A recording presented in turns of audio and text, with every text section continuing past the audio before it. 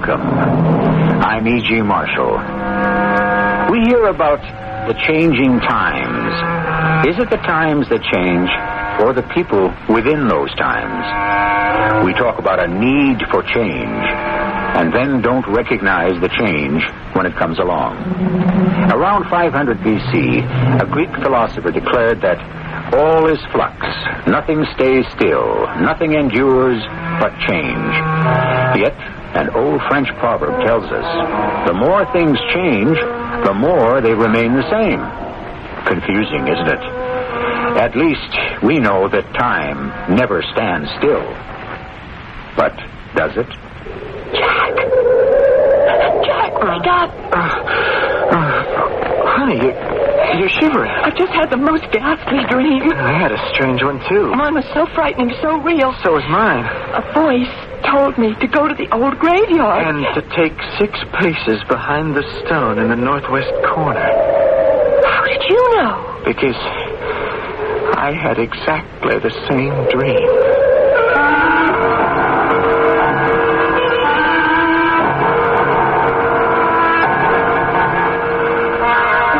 Mystery drama, Too Early, Too Late, was written especially for the Mystery Theater by Elizabeth Pennell and stars Russell Horton and Marion Seldes.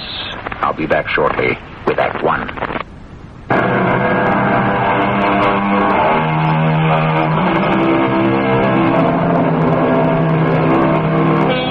Jack and Ruth Peterson felt themselves lucky to inherit a ramshackle old house in Connecticut where his grandparents had once lived. The place was closed for a long time until last summer when the couple began fixing it up. They recalled past holidays there and decided it would be a great place to spend New Year's Eve. They have invited a friend from childhood to join them. Ah, good dinner, Ruth. Sorry Dave didn't get here in time to eat with us. You should have been here by now. I just didn't realize how late it is.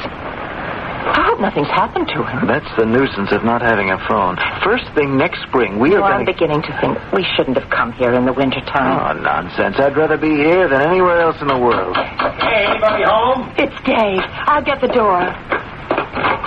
Dave, come in. We were worried. Oh, welcome, old buddy. Where have you been? Oh, I've been lost. You're kidding. You know this area better than we do. Well, it's wilder than it used to be. It's so dark. You know, I'm accustomed to city lights. And now the road's slippery. I couldn't make it up your driveway. Have you had anything to eat? Not a thing. I'm starved. Oh, I hope there's a spark left in that wretched stove. And while Ruth stirs up the coals, I'm going to get you a drink. I feel better now. Back on those icy roads, your reunion in the woods sounded like a crazy idea. I had this sudden urge to go back to the old days. You remember, Dave, when we were kids, the 3 of us swore we'd be friends forever. Yeah, I remember how the 3 of us used to leave the other kids there and go off to the old graveyard. And just sit there quietly. I never did let on how scared I was. Of ghosts? I felt that all those dead eyes were looking at me. The old folks disapprovingly, and the children begging me to help them. Honey, I thought you liked the old graveyard. Oh, I did, in a creepy sort of way, but those ancestors of ours seemed almost too real. Hey, do you suppose the inscriptions on those stones are still readable today? Of course, we checked up this past summer. Oh, I don't know. That place is terribly overgrown now. The bushes are just tangled everywhere. Well, I'd like to go back to that old graveyard and take a look. Hey, how about tomorrow? Sheer ice underfoot. Honey, let's try. It might not be so bad. You two, just count me up. Uh-oh, the storm's back. I should have fixed that broken shutter. This house is like a sieve when the wind blows. It just sends chills into every corner. Is it okay if I throw another log on the fire?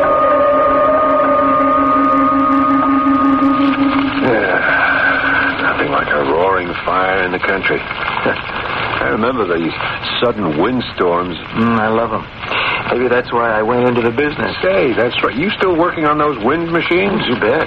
We're making real progress. I can tell you right now, you're on the wrong track. What do you mean? I mean, that old-fashioned stuff is out, completely out. Our ancestors tried it. You, know something better? Yeah, darn right I do. Don't you realize we're in a nuclear age? Yes, and it's much too dangerous. No, not the way I'm working at it. We're almost ready to conquer nature. Who needs your nuclear power? That's what the wind can Jack, do. close the door. Oh, Lord, the lights have gone out.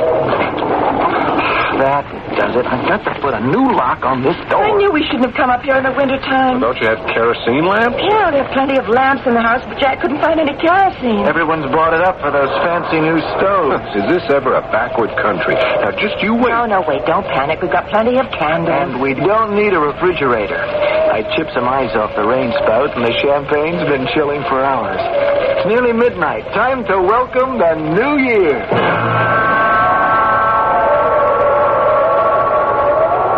Here's to us, and to a wind that blows everyone good. Well, let's conquer that wind. Here's to nuclear energy. Oh, wait a minute, you guys. While we're drinking champagne, millions of people are starving. I drink to a better chance for survival for everyone. Yeah, that's what we all want. A happier new year.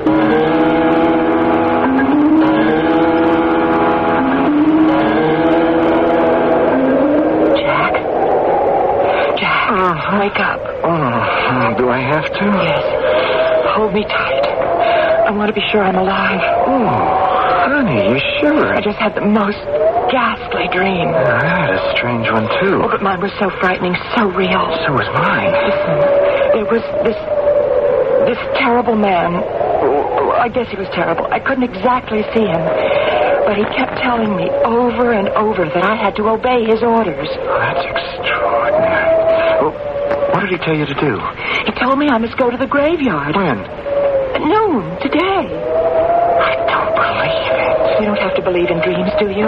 Now listen, there's more. The voice told you to go exactly 6 paces behind the furthest gravestone in the northwest corner. How did you know? Because I had exactly the same dream. But that's impossible. Is it? What was the next step? To dig a hole? To the depth of 2 feet? Yes, that's what he said, and then we uncover something that might change the whole course of the next decade. It's weird. You and I agree on a lot of things, but we were never any good at ESP. Wait till Dave hears about this.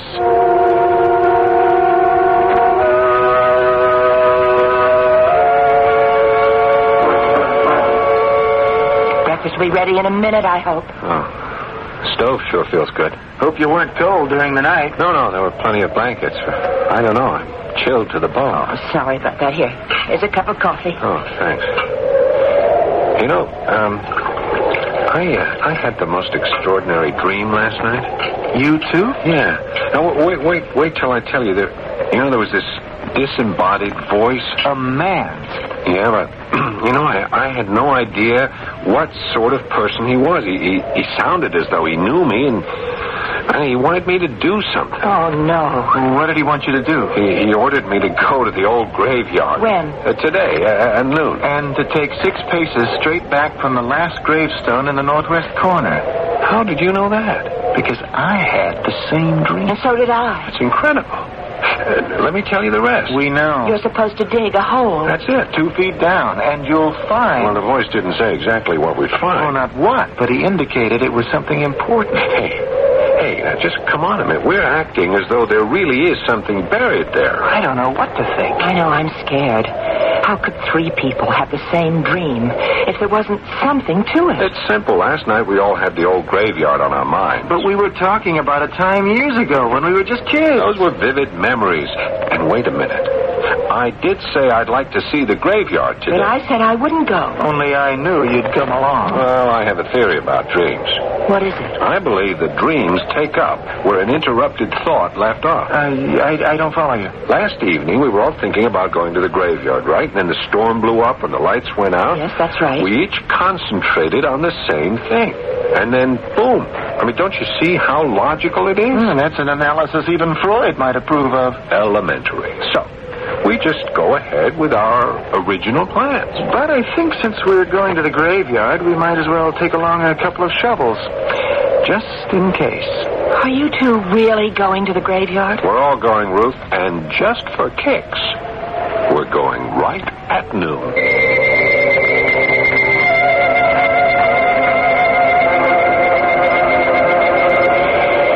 Look.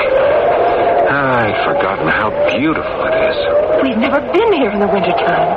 It looks like an ice palace. Hey, this one's my great-great-great-grandfather. He lived to a ripe old age. Why did they carve such an awful skull thing with wings? Oh, that's the traditional angel of death. The person who lies under here was drowned in Lake Ontario. How'd you know that? It says so. Hey, listen. A church bell. But there hasn't been a church around here in 100 years.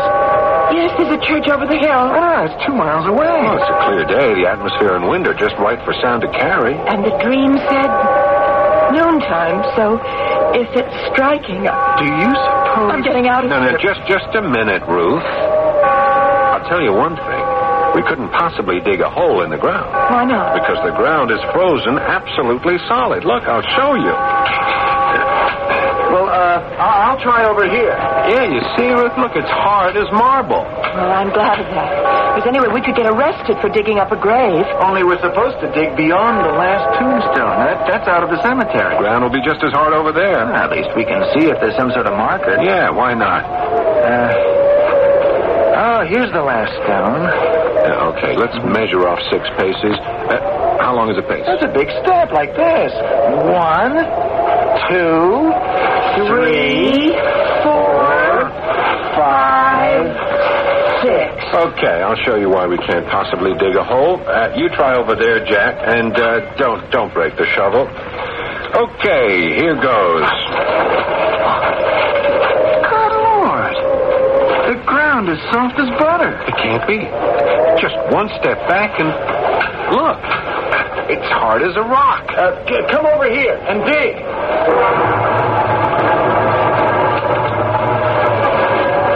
I'm not going to watch. I don't like the sight of old bones. 2 feet down. We're almost there, Jack. I found something. Here, scrape the dirt away. Be careful. Well, I'll be. Look. Ruth.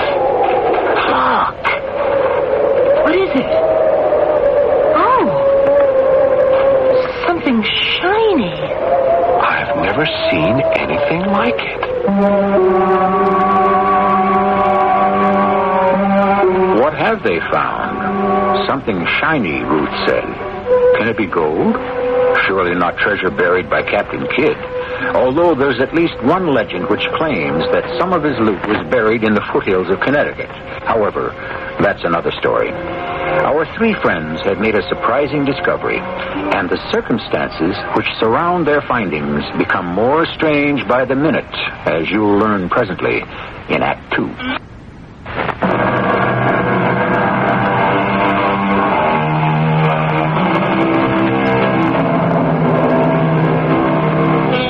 What is the fabric of dreams? Are they fashioned of fragments from the past, or do they portend the future? Something remarkable has just taken place. 3 people have had the same dream. Moreover, this dream has led them to an old graveyard on the first day of a new year in the 1980s. They have just dug a hole in the ground, roughly coffin-shaped. And what they uncovered has left them stunned. How can this be? Jack, don't touch it. I think it's some kind of a bomb. Can't be a bomb. It's encased in glass. No, it's not glass. I struck it hard with a spade. Plastic? No, I don't think so. Plastic doesn't gleam like that. It's made of a substance I've never seen before. But what is it? I'd say it's a time capsule. Oh, Lord, storm coming. 1 more minute, we'll be drenched. There's not a cloud in the sky. Wind. Hang on to me, Jack. I can't stand up. Hey, get down on the ground, everybody. No need to behave like that. Get up. That voice. It's his. Whose voice? The man in our dream. Don't let your imagination run away with you. I knew you'd come. Greetings. Isn't it his voice? Where's it coming from? Over there, by that last tombstone. That's where one of my ancestors is buried. He died in 1790. You're so right. It can't be a voice from the dead. Right again. Someone is playing tricks. They planted a tape recorder. Wrong about that. Tape recorders went out of use years ago. But you came from there, from the grave of... You must be my great... Nonsense. Do I look like a man from the 18th century? No, you're dressed just like us. Of course. Then you must be a descendant of one of the people buried here. That would make you a distant cousin. Sorry to disappoint you. I'm no blood relative, but I do know all these people. I know them very well. Let's stop this nonsense. You're a joker. You were crouching behind that stone. And it's time to tell us what this charade is all about. I don't play charades. This has to be some sort of game. Surely you haven't forgotten your dream. Who are you? That, dear lady, is of little importance. What does matter is who you are and what you're going to do about it. Would you stop talking in riddles and tell us what you're driving at? In due course. Right now, we must all get down to business. So far, you have obeyed instructions and uncovered what we sent you to find. Tell us what that thing in the ground is. You were right in calling it a time capsule. I suppose, in a way, that's what it is. No ancestor of mine ever buried an object that looks like that. I don't think anyone thought about time capsules back in the 1780s. Exactly. So, if it's just been buried, who wants to open it? We know everything that's going on today. Who said anything about today? This capsule contains the future. Oh, then I'm going to break into it. Not so fast. Here's the spade. Let's dig it up. No need for that. Put the spade down. Okay, then help us get this thing out of the ground. It's very simple. Stand back. The capsule will come out right over there. Do you see what I have in my hand? Well, sure, it's a flashlight. What an antiquated idea. This is a beamer. A what? I focus the beam like this, and... The capsule's coming out of the ground. We'll track it over here where there's space for us all to gather around. Hey, it's bigger than I thought. Must be nearly 4 feet long. The last one we buried was much bigger. We've come a long way in the past century. Well, for Pete's sake, open it. Why don't you do it? It's very easy. Just lift off the shell. Here, Dave, I'll help you. You see how light it is? It's like something out of science fiction. There is no fiction about these scientific instruments. Unbelievable. Computers? Scanners? What strange-looking bottles. Why, that's a miniature space module. They've put too much in here. I told them there would be only 3. By 3, do you mean Ruth and Dave and me? Are you talking about us? Of course. Why do you think you've been summoned here? We haven't the slightest idea. Well, you'd better find out. How stupid can you be? But no one has explained... I know. And the young lady is shivering. Well, it's the 1st of January. It's cold. We'll fix that. We'll start a fire. Oh, come on. This frozen wood will never burn. Who needs wood? This nuclear pellet will do. Nuclear pellet? You want to blast us all out of this world? Oh, what a lot you have to learn. 1 small pellet from this bottle, and this is just the spot. There. Let's get away, Jack. There'll be an explosion. Sure is. If this crazy man is really playing around with a neutron. Calm yourselves, my friends. How do we know we can trust you? You have no alternative. We're all here together for a purpose. Look, Mr. Whoever you are, you'd better get to that purpose right now. We've had enough of these magic tricks. Warm yourselves by the fire while I get your material from the capsule. Then I'll give the proper instructions to each of you, one at a time.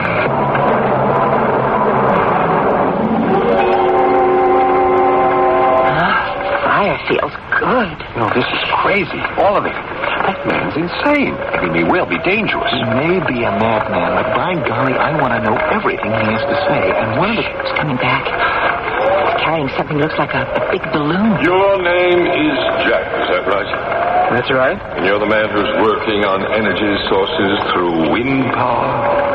Well, I don't know how you know that, but it's true. Hang on to this inflated bag. It's filled with wind power. The bag's so light it can't be filled with anything but wind. Oh, no, you're quite wrong. It contains instruments which weigh at least 100 pounds. Well, how can that be? Pay attention. First, tell me who lies under this stone. That's the grave of my ancestor, Samuel Peterson. Did you know he was one of the first to build a windmill in this part of the country? Oh, that's very interesting. It could have been, but it wasn't. Why? Didn't it work? He tried, but all he ever got was a trickle of water. We offered to help him, but he was too busy to listen. Well, that was 2 centuries ago. If I could just show you what we're doing today... You can show me nothing. Open that bag. Well, these things couldn't have come from that lightweight bag. When will you learn how easy it is to carry heavy objects when they're floated in hydrogen? No, that can't be. The slightest friction and everything would go up in flames. I'd forgotten you've not yet figured how to make hydrogen decombustible. But no matter. I'll give Jack 1 minute to look over the contents of the bag. And there's everything here that I've been working on. Much more. There's a computer, because I have one of those. Not like this one. All these other things. How wonderful. A rotor, the new vertical blades, an electronic driving shaft. All in miniature. I've never seen such perfect scale models. Those are not scale models. Of course they are. Your cumbersome equipment is out of date. That small piece of machinery in your hand can power turbines to light a city or to move a 747. I don't believe it. You will when you learn how. But it's time to open the next bag. I'll get it. He's mad, you know. That stuff is a bunch of junk. How can I tell without testing it? Your name is Ruth. Yes.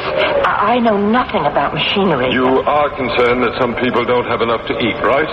You have no idea how many people are dying of starvation. Open the bag. Filled with bottles and seed packets and chemical retorts. Enough there to feed the world many times over. You're joking. Those seeds can be treated to germinate within minutes rather than weeks. Oh, how wonderful if that would be true. And then what are these pills? Each one contains more nutrients than a full-course meal. Then why haven't we heard about them? I try to keep up with all the literature. That's why I'm here, to help you. With a bag full of seeds and pills? How do I know these things aren't poison? Is there no trust left in the world? You're a woman with a brain. Use it. The formula is there. Find out for yourself. He's gone for the 3rd bag. This one has to be for you. And your name is David. You consider yourself an expert on nuclear power. On certain aspects of it, yeah. Well, that's the whole point, those aspects. Open the bag. Another bag of tricks. I'm not interested in the scale model of a reactor. Our problem is getting rid of hazardous wastes. On the right track. You're darn right we are. We're reprocessing uranium and plutonium, leaving no more than 10% radiation. That's too much. I suppose you know how to get rid of it. Read the instructions and you'll find the way to end all thermal pollution. That'll be the day. It will, if you want it to be. Fire's going out. It's getting so dark. I think there's going to be a snowstorm. Only a passing cloud, but I must be on my way. I'll inflate the bag so you can carry your precious materials home. You mean we can keep these things? Only if you make proper use of them. Well, come with us, then. There are a lot of questions I want to ask. Oh, no. No, you're on your own. If you 3 are doing more for humanity than the people buried under these stones, then prove it. Well, what do you expect us to do? You will use the information I have given you to help solve the problems of a troubled world. That's a big order. We don't expect it to happen overnight, so you will have 1 month in which to make progress. Who's calling the shots? That's out of your hands and mine. But I'll meet you here 1 month from today at noon on February 1st to find out how you're doing. Good luck.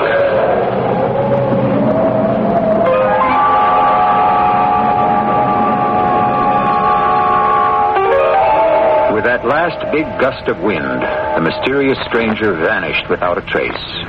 Then the three bewildered people returned to the country house with what they called their bags of tricks. If you are skeptical, so were they. That strange presence had appealed to each of them individually on matters which concerned them deeply. If nothing else, they are consumed with curiosity. We hope you are too. Act 3 will begin presently.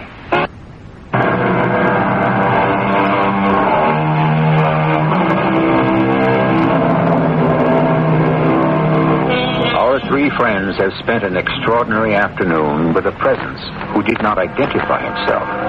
They have been challenged to show what progress can be made in important fields of human endeavor. Baffled by the circumstances, they are compelled to examine the materials which have been placed in their hands. Several hours have passed, and their absorption has been complete. It all makes sense, Ruth. Every page of it. The combination of ingredients used in these pellets is fantastic.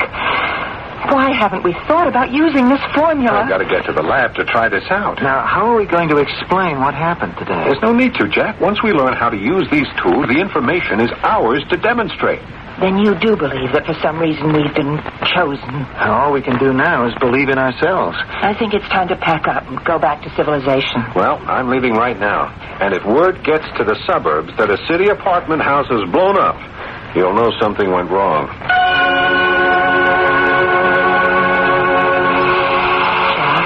You must come to bed. You've been working on the car every night this week with almost no sleep. It's nearly ready for testing. I am getting close, very close. How do you feel? Oh, I never felt better. Why? I just feel guilty about not cooking dinner. Well, it's time for dinner with so much to do. Yes, but we can't use up the food pills until I learn how to make more. Yeah, that does it. Now, I'll just turn on the ignition. It works. By heaven, Ruth, it works. What's so unusual about starting the motor? How'd you like to drive this car without ever buying another drop of gasoline? Jack, come into my office. Glad you called me, sir. I have something very important to show you. Now, Jack, what's this I hear about you not attending the WPNA meeting? We're too busy, sir. And who do you think you're working for? I never believed so completely in wind power as I do right now. Now, let me show you my car. What the devil do I care about your car? Please, when you see it, you'll know what I've been working on all week. Well, you can drive me to the plant. 3 o'clock this afternoon.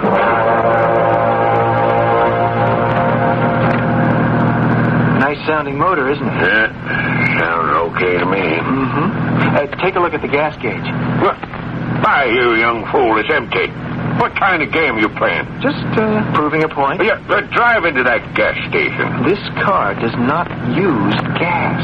Oh, I suppose it's running on thin air. Exactly. I'm using wind power. You're out of your mind. Now, I'll pull up over there and open the hood so you can see for yourself. You hooked that tiny vertical bladed motor to the generator. That's right. At what speed? Well, I've only tested it up to 70 miles an hour. How far will it go without being regenerated? I've only driven 250 miles, but it regenerates itself. Jack, drive me back to the office at once. Jack, you must realize we have a tiger by the tail. Now, how many people know about this invention of yours? Well, you're the first one I've come to. Good. So until the details can be worked out, this must be kept an absolute secret. Oh. No, that's not the point. If we go into production immediately, we can lick the energy crowd. Now, first of all, Wind Power Associates must have an exclusive contract. But this is for everybody. We'll take out a patent in your name, of course. And, Jack, From now on, you're a vice president and stockholder in the company. Well, I don't want a patent or a title. All I want is for you to back me up with a public demonstration. Tomorrow. Tomorrow? You're madder than I thought. For your own protection, Jack, I'm not throwing you to the wolves.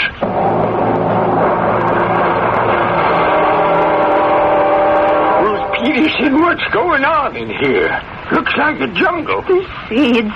There's just never been anything like them. Now, look, it's almost ready to be harvested. That whole side is wheat. And over here, it's rye. And the tub, that's full of rice. Well, how did all that stuff get in here? The storeroom was empty just a couple of days ago. That's why I called you. I've been given a formula with which I treated these seeds. And you pour some water in that bowl, and I'll just show you what happens. That'll be good. Now, I'll sprinkle some of these seeds in the bowl. Now, watch. Well, I'll be Well, you're opening up like those magic flower things we had as kids. They just start sprouting immediately. And when they're planted, well, there are the results. We can feed the world. Ruth, come into the conference room and make a report. Mr. Bascom, you say you've come up with something that limits radiation? Well, yes, sir. I'd like to show it to you. I'm a very busy man. Can't you sketch in the details? No, sir. It's all set up in the testing room. I thought you'd been given instructions that no more nuclear devices were... Sir, this experiment is different. It's like nothing you've ever seen. Is everything sealed? Yes, sir. Sealed tight. Put on your face mask. The light will be bright. Here goes. Well, you had your explosion, and according to the Geiger reading, there's a high radiation count. I installed a container which will open with the heat and pour its contents over the contaminated area. Watch, sir. It's working. By George, the counter has stopped. Yes, sir. That means all contamination has been eliminated. David, if what you've just done can be proved, we must contact the Pentagon immediately.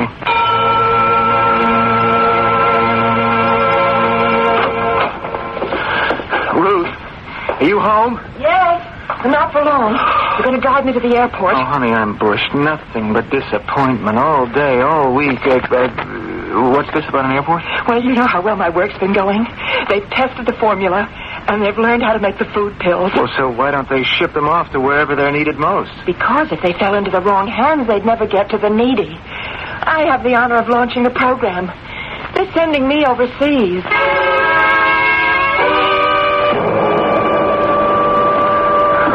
Pentagon. I'll never learn my way around this place. Just a minute, sir. Yes, Sign here. Look, ma'am, I've been here 5 times in the last couple of days. Sign here. I've signed in duplicate and triplicate. I've even been fingerprinted. Look, please, could you tell me which way to room 1405? Down the hall to the left, then turn right. Mr. Bascom, we're deeply impressed by the documentation on your experiment. Please, sir, would you untangle me from all this red tape so we can go to work on the disposal of hazardous waste? All in due time. You have given us what can be a clean bomb. Now, wait a minute. I want nothing to do with bombs. But if we had a missile which was truly clean, imagine the possibilities. My information must not be used for making weapons. I am concerned with saving lives, not destruction. Now, look, I want those documents back. I should have gone straight to the Nuclear Energy Commission. We work directly with them, of course. I know they'll be interested. Okay, then give me my papers and let me go. These have now become government property. Okay, I'll go to the president. Well, I'm sure that eventually he will want to see you. I mean right now. Naturally, you'll be living in Washington. We will provide security. A man with your information must be protected at all times.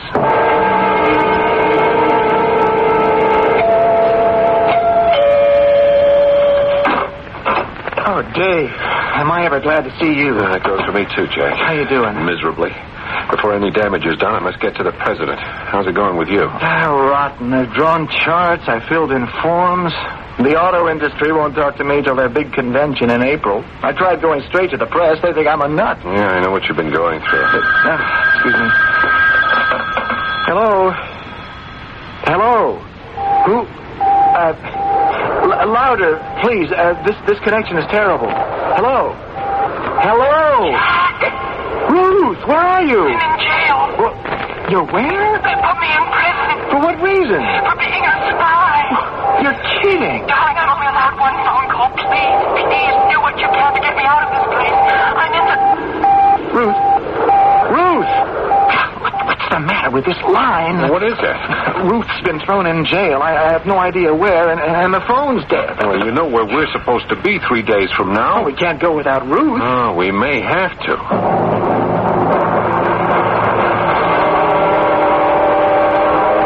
This house is colder than ever.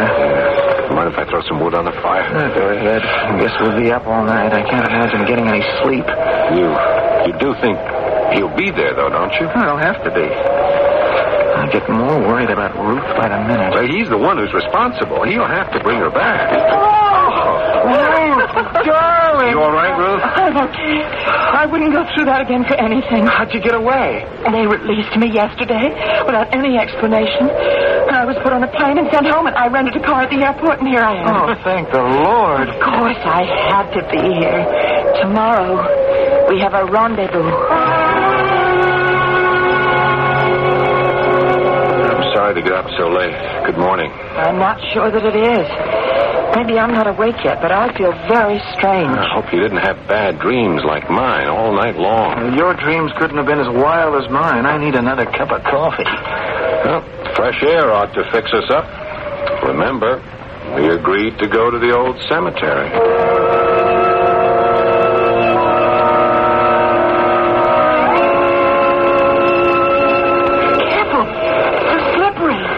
Looks very different this time of year. I'd forgotten the place was so deep in the woods. Greetings, all of you. You're right on time.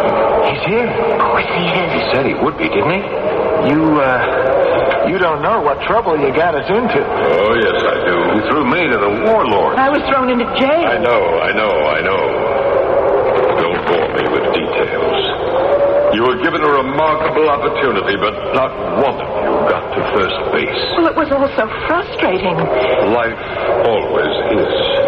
And so are dreams. Well, how would you handle a situation where everything has to be checked and double-checked? I wouldn't stand for it. Well, you'd have to, unless you were a dictator. Your ancestors under this ground came here to be free. They acted for themselves, did things in their own way. And how many died young? You just read the dates on these gravestones. That's irrelevant. Irrelevant that we've learned to prevent the diseases they died from? If you think it's progress to extend the span of human life, why are you working to wipe out your entire universe in one instant? That's not our intention. It's too early to pass judgment on what we can do in the future. Too late, I'd say. In view of the way you've already bungled things. Yeah, but now with the tools you've given us, we'll get things on the right track. You never had any tools. It was quite clear from the beginning that our experiment would be too much for you to handle. You brought us the capsule. I brought you a time capsule only. Often a very useful tool for stretching the mind. Well, then help us to use it. Oh, no. No, that's up to you. Too early, too late. Anything's possible in the time machine. And right now, it's time to go back. He's gone. Yeah, I've had enough of this old graveyard. Let's get out of here. Race you down the hill. Not me. I feel very tired all of a sudden. I have a headache. I'll see you at the car.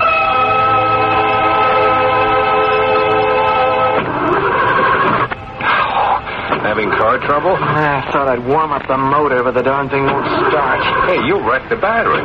Jack, look at the gas gauge. Well, it's empty. I swear we filled it yesterday. Didn't we, Ruth? It sounds crazy, but I don't Remember. It's quite a hike to the nearest gas station. But the summer station is closed in February. What did you say? I said the station is closed in... I'm all mixed up. What day is today? Well, I'm not working, so it must be a holiday. I feel as though I've been away for a month.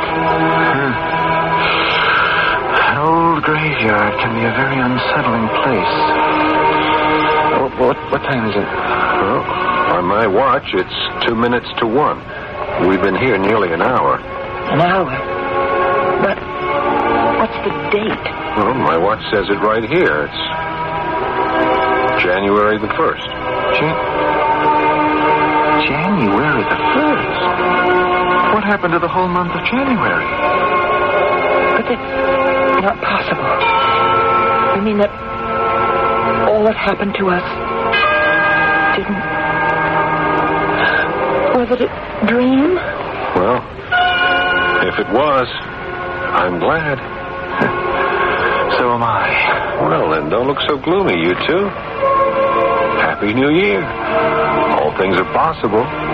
It's really just the beginning. Minutes, hours, days, a month. The major events of a lifetime can pass through the human mind within a matter of seconds. And what do we mean by progress? I'm inclined to believe the 1980s are a good deal better than many people say they are. Perhaps, to use Shakespeare's phrase, time is always out of joint. In their struggle for existence, those early American settlers were forced to move slowly. Today, the frightening part about heading into the future is not speed. It's the direction we are taking. I'll be back shortly.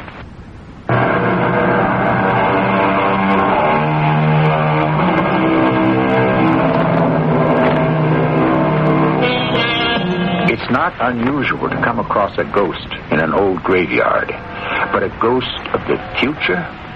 Our ghost, if that's what it was, offered some tantalizing possibilities. At least he indicated there are better things ahead. Author George Orwell painted a far gloomier picture, but we're so close to 1984 that some of Orwell's predictions can't possibly come true. Or can they? We are forced to revert to that well-worn cliche, only time will tell. Our cast included Russell Horton, Marion Seldes, Paul Hecht, and Arnold Moss. The entire production was under the direction of Hyman Brown. Radio Mystery Theater was sponsored in part by Raven House Paperback Mysteries. This is E.G. Marshall inviting you to return to our Mystery Theater for another adventure in the macabre. Until next time, pleasant dreams.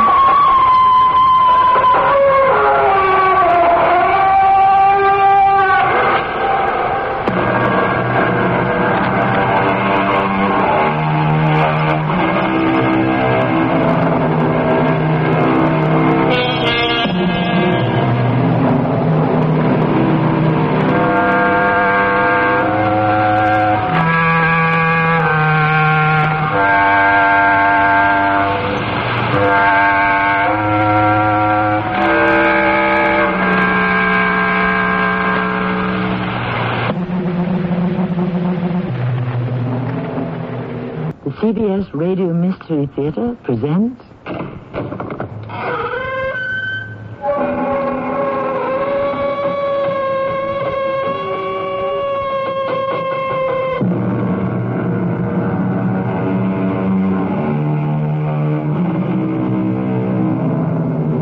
Come in. Welcome. I'm Tammy Grimes. I think we all know the meaning of the word bargain. It could be a good deal or a bad bargain. Exactly what we hope for or not what we bargain for. On today's presentation of the Mystery Theater, we ring up the curtain on an incredible compact which could have only one result. Death. Hello? Is this Miss Gloria Granville? Yes, who's this? A friend. How did you get my number? It's unlisted. Just listen, lady, and don't say anything. I have information that somebody's after you. So be careful. Lock your doors at night. Watch where you're going. The world is full of bad people that you gotta watch out for, so you take care, kid. Goodbye.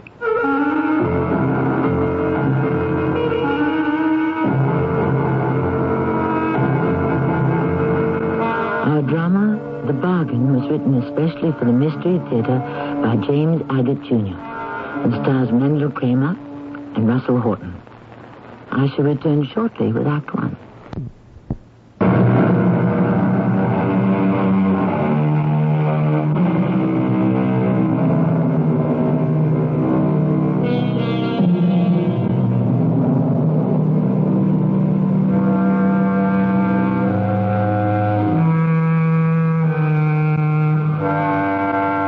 I used to go to the track whenever I could to watch the car races. Without a doubt, one of the most hazardous and thrilling sports going, dating back 100 years to when automobiles first spun their wheels. However, today, there's always the chance the thunder of the engines and the roar of the crowd could give way to this sound. I don't know if he's gonna make it. Well, he sure didn't look too good when we picked him up. These racing drivers take awful chances. Who is he? You know him? Yeah, sure, it's Pete Marvin. Well, he's won a lot of races. But this is the first time he's gonna lose one. Oh, that was some crack-up. Hey, let's get him to emergency on the double.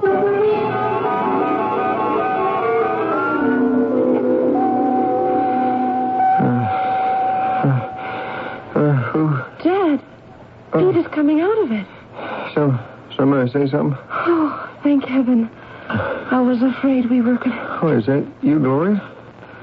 How come I can't focus? Something wrong with my eyes. Among other things.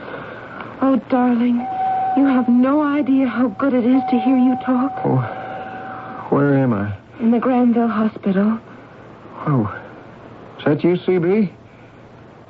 Sitting way over there? It sure is, son. Oh, that was a mean spill. Yeah, I got wiped out. Peter, you're the best driver there is. Always were. But this year, luck's been against you. Dad, I don't think we ought to talk about that now. Pete's going to get well. We've plenty of time to think about next year. You mean it'll take me that long to get back into shape? Well, the bone crackers have a lot to do yet. All I remember is on the fourth lap, somebody bumped me and I spun. I remember hitting the wall and then nothing. Well, you started sliding back onto the track and Al Darrell hit you. Al? Is he all right? Oh, not a scratch. You started burning and the fireman got you out. So it's not only my neck, but my hands and legs. I thought I was carrying a lot of bandages. Yeah, you had a run of real bad luck, son. A broken cable on the last 500. And before that, the front sneaker blown. Dad, I wish you'd be quiet. Pete knows what happened in the last 7 races. Yeah, but he doesn't know the odds. At least he doesn't realize it. What are you guys talking about? Don't you know what day it is today? Are you kidding? What week is it? Darling, it's your birthday. It is? Today? How about that? Congratulations. Yeah, you bet. Happy birthday to me. And it's your 45th. And maybe you've had one crack-up too many. Oh, you're always in such a cheery mood. Only when you visit hospitals. Dad, I think you've said enough. You haven't said it in the right way, and you haven't said it at the right time. Gloria, I love Peter like a son. For his own good, I'm saying... Dad, please. I've got a much better job lined up for him, and you know it, Gloria. That's all I want to say. Okay. Dad, will you open this bottle of champagne? And the glasses are in the box with the cake. Pete, my love, I want you to take a good look at this cake, baked with my own oil-stained hands. And only one candle, because it's going to be the first year of a new life for you.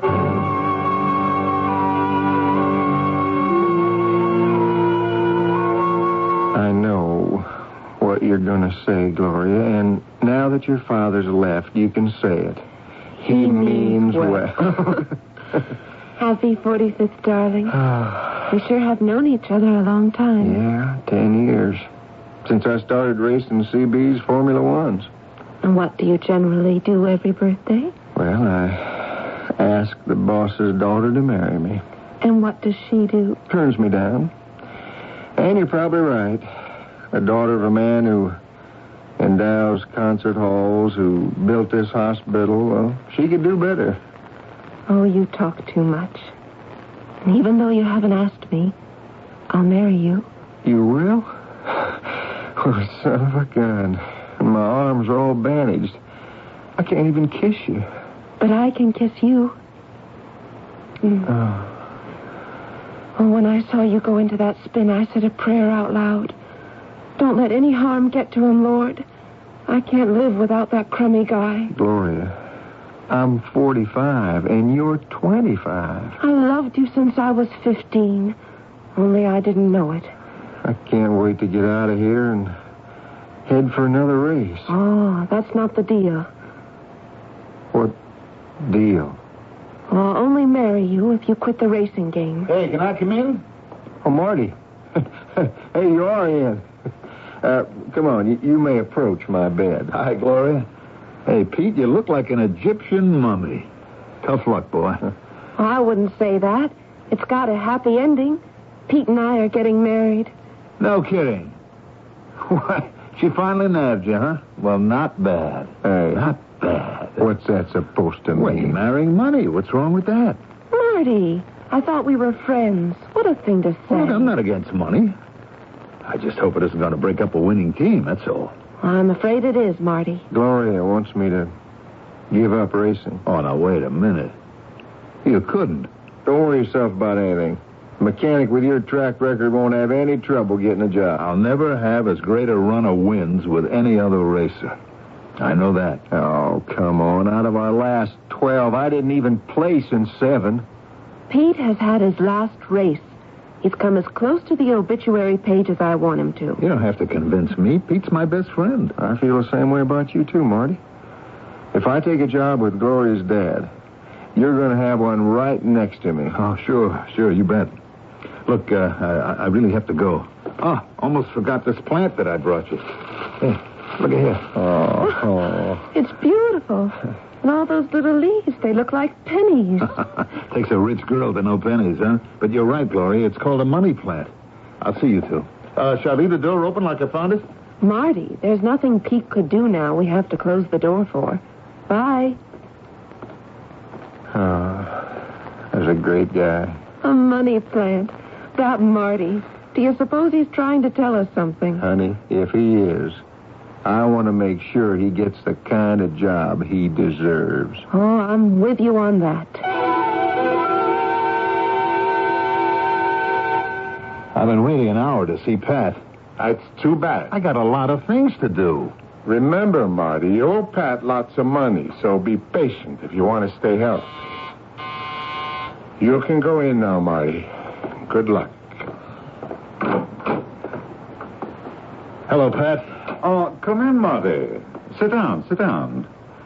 Well, let's get to business right away. How's our racing boy, Pete Marvin? He's doing all right, I guess. You guess? Yeah, I was just at the hospital.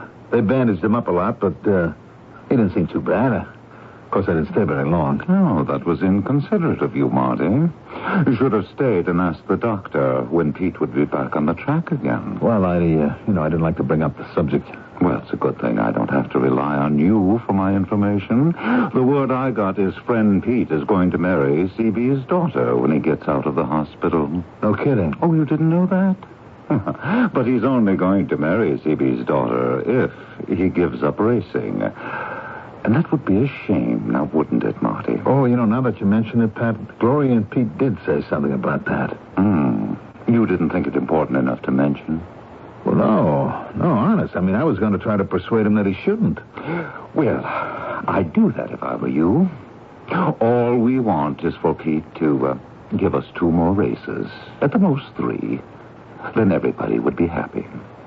3 races, hmm? I'm doing all this for you, Marty. I never forget a friend. I wouldn't want to see you hurt, you know.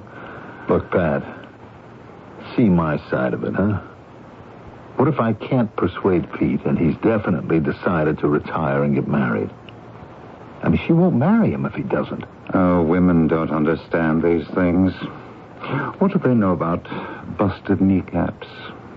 Look, what I'm trying to say is, how will you get your $50,000 back if you cripple me? $53,650. A debt is a debt, Marty. We had a business arrangement. You fix Pete's car so he doesn't finish. Our group bets against him, and we make money. Your trouble, Marty, was you didn't think that what we gave you was enough. So you borrowed from us to make side bets. Only those you lost. It would be a cinch if Gloria wasn't in the picture. That's why he's retiring, to marry her. Haven't we mentioned that? Or are you saying that maybe we should get rid of the girl? Oh, no. I wouldn't hurt her. She's a good kid. She doesn't act like a good kid to me. She's interfering with my business. How am I going to explain to my accountant a bad debt of $53,650?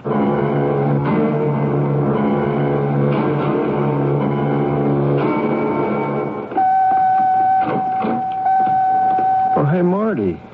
Oh, it's good to see you again. Hi, Pete. Hey, you look fine. They took a lot of your bandages off, huh? What did the doctor say?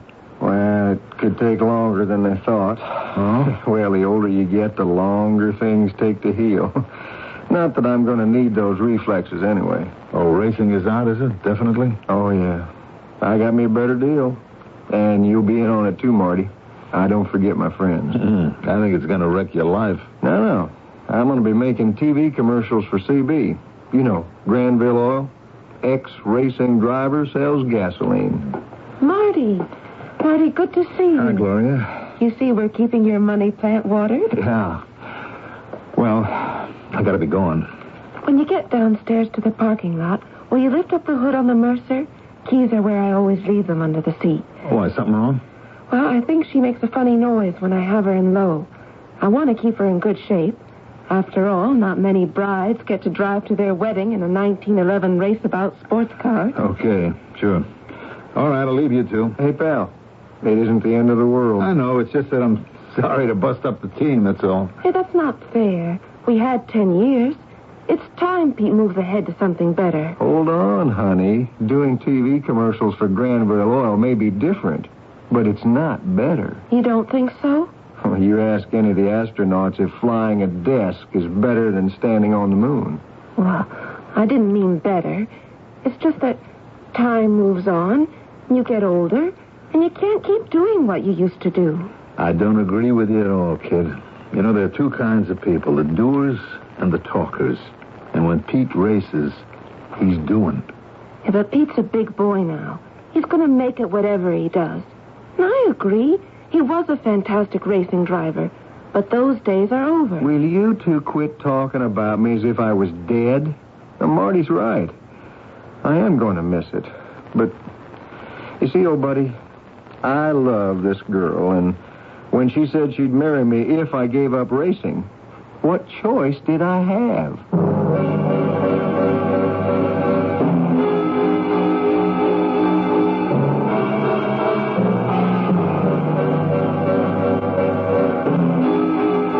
So ends Act 1 of The Bargain. I've been at the track when a car smashed on a practice run, seen turbo motors overheat, or bad skids on a patch of oil.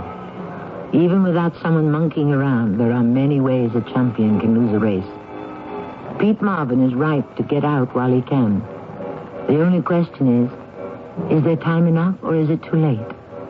I'll return shortly with Act 2.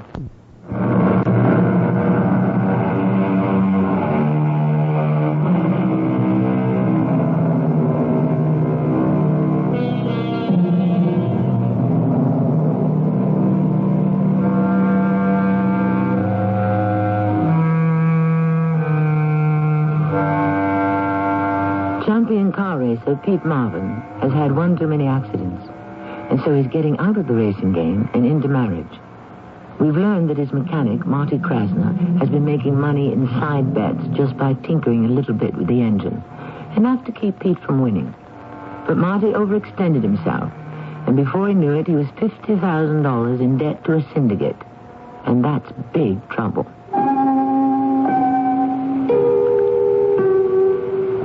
I didn't see any way out of the mess I was in. I had no way of repaying the $50,000. Tuesday, I had lunch at the Green Flag, a club for races. It was raining, so I wore my fancy English raincoat. But when I got home, I found out that I'd taken someone else's by mistake. Hello? Is this Marty Krasner, Mr. Krasner? Yes, who's this? Well, you don't know me. You were at the Green Flag today? Who is this? My name's Roger Ferris. Well, yes, I was eating there. What's the problem? Well, I've got your coat. Oh, well, I just found out that I had the wrong one. Yeah. Well, can we meet tomorrow and exchange coats? Sure, you just name the time and place. Okay, well, if it's not raining, how about Granville Park? Meet by the fountain. Well, I'd like some other place. Okay, how about the downtown bus terminal? Okay, that's fine. By the candy stand, okay? Great, 10 o'clock in the morning. You got it.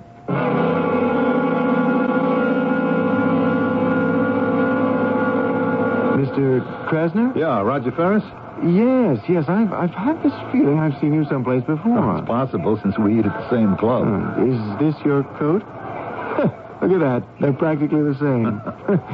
Hey, you don't see many of these around. You put your name and address inside. Yeah. That's how I knew. Well, you have to, when you do as much traveling as I do. How about a drink? Why not? There's a bar right behind the baggage check counter.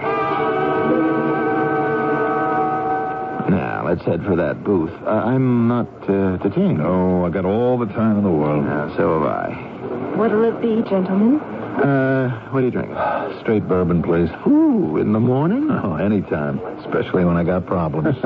I got problems, too. Make mine scotch on the rocks. In a minute.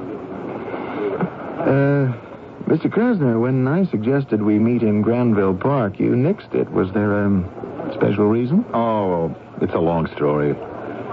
I used to work for Pete Marvin, and CB Granville is the money behind him. I know. Pete Marvin, the racing driver? Mm-hmm. Oh, now, sure. That's where I've seen you, in the pit stop when he rolls in. Well, he's in the hospital now, I read he's going to marry CB's daughter. Yeah. Pete's given up racing. How come? Not because she's got money. Pete must be worth a bundle. She's been around the track since she was a teenager. She's always had an eye out on Pete, I guess. Anyway, she got him to quit. I'm not so sure, nice kid she may be, that she's right for him. For one thing, everything has to be her way or no way. You know what I mean? She makes the rules. You could be describing my Uncle Charles. My folks died in a car accident. They had money. I was a teenager. All their money was in a trust for me with Uncle Charles, the trustee. And I don't get a penny of it while he lives, except what he wants to give me. That could be in 50 years. It's my money, and I can't touch it.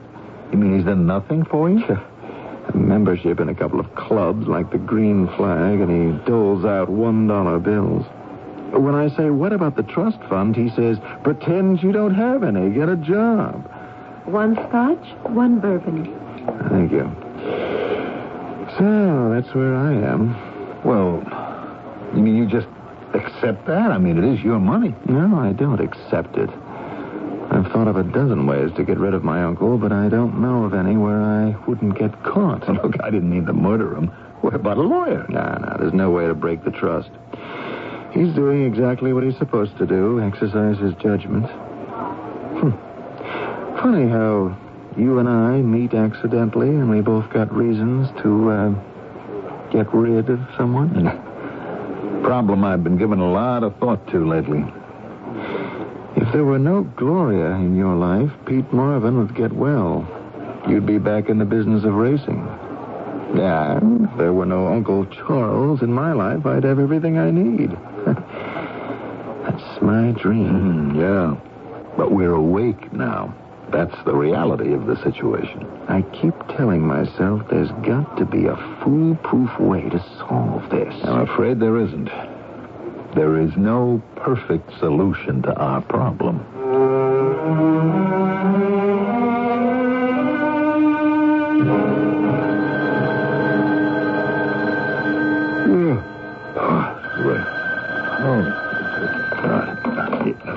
Hello? Marty, I've got it. Who is this? It's me. It's Roger. Don't you remember Roger? Yeah, you know what time it is? Look, I had to call you. I couldn't... It's 4 o'clock in the morning. I was sound asleep. I've been awake all night thinking about it, and it came to me all of a sudden. Look, will you knock it off, Roger? I'm hanging up. I'm going back to bed. Marty, listen. Now, this is important.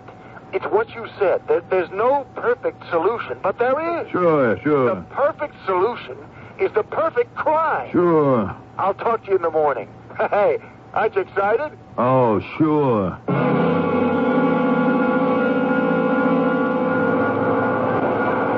Roger, why'd you want to meet back here in this bus terminal? It's smelly, it's noisy. Because we can't be seen together. There's little chance we'll be noticed. Look, you gave me back my raincoat. I gave you yours. Why don't we just let it go at that? We can't. Not now. This is too good. It's perfect. Look, Roger, I don't know what you're talking about. And I want you to stop calling me in the middle of the night. I got plenty to worry about when I'm awake. And I need my sleep. That's why my plan is so perfect. You won't have to worry about anything anymore, and neither will I. Okay. What's on your mind? Like you said yesterday, the perfect solution. And I said, it's the perfect crime. And I said there is no such thing. Yes, there is. Why is it the murderer generally gets caught? I'll tell you why. Because he has something to gain from the party murdered, right? Something to gain. But what murders are rarely solved, The senseless murder. A brick falls from a building. A man gets hit on the head. A bullet happens to hit an innocent bystander. There are dozens like that. So what makes it a perfect crime? Oh, no, that's not perfect. That's accidental. The perfect crime is when there's no apparent reason that connects the victim to the murderer. So, you and I both have reasons to do away with someone. You'd like to get rid of Gloria. I want to get rid of my uncle. An accidental exchange of raincoats brought us together.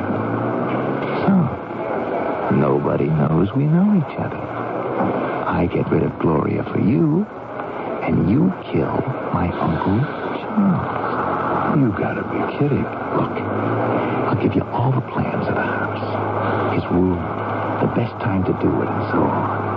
I'll get an untraceable gun, and you do the same for me. Gloria's habits, where she goes, what time she's alone, and so on. You don't want Gloria killed. Well, you're not killing her, I am. You want her out of the way, don't you? So, some burglar, some intruder comes into her room one night. Who knows? And it's done. You see? Where you had a problem, now you got no problem. It's not gonna work. It is. It is. It's perfect. Look, I'll call you. We'll set up another meeting. You think about it, Marty. You'll see I'm right. It's the perfect solution. The perfect crime.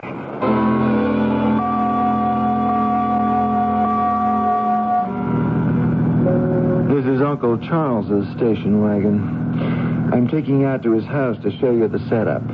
Now, I've made a detailed plan of the house. Stairs, his room, where the bed is, so you can get it down pat. Now, listen, I never agreed to anything. Don't you see the beauty of it? You walk in. I'm miles away with friends, airtight alibi. You shoot Uncle Charles and beat it. There's not a thing in the world that connects either one of us with a crime. Listen, I thought it over. And I've decided I don't want any part of it. Oh, yeah? Well, you can't get out of it now, Marty. We're doing you a big favor. We? Don't you know who? Pat Brower? The Associates, his group? Mm-hmm. I happened to mention to a friend of mine that I wanted a contract on Uncle Charles, and I met some fellas, and the deal was set up. Quid pro quo. You know what that means. You owe Pat $53,000. You take care of my uncle. I take care of Gloria Granville. Your boss, the racing driver, gets a little more sand in his gearbox. You can pay up what you owe, and we all make a little extra money betting on the races. You mean you're part of this? Pat owed me a favor, and you're going to do it. There was no accident in me getting the wrong coat, huh? Marty, you're catching on. Had to go all over town to find something pretty identical. All planned. What are you going to do to her, to Gloria? Well, she drives an old Mercer with straps around the hood, doesn't she? Now, there's a pretty steep hill down from the Granville place. Maybe one night something goes wrong with the brakes. Who knows? Now, here, you take these plans of my uncle's house. Study them. And then one day I'll get you closer. And Marty, don't you think you can renege on this? I'd started something I didn't know how to stop. If I went to the police, even if they believed me, I'd end up dead in an alley. Then Roger called. He was going ahead and dispose of Gloria. I could take care of his uncle afterwards. I knew it had all gone too far. I had to warn Gloria. So I called her, disguising my voice so she wouldn't know who I was, but would get the message. Hello? Is this Miss Gloria Granville? Yes, who's this? This is a friend. How did you get my number? It's unlisted. Just listen, lady, and don't say anything. I have information that somebody's after you. So be careful. Lock your doors at night and watch where you're going. The world is full of bad people that you got to watch out for. Is this you, Pete? Is this a joke or something? It's no joke. Goodbye. Take care, kid.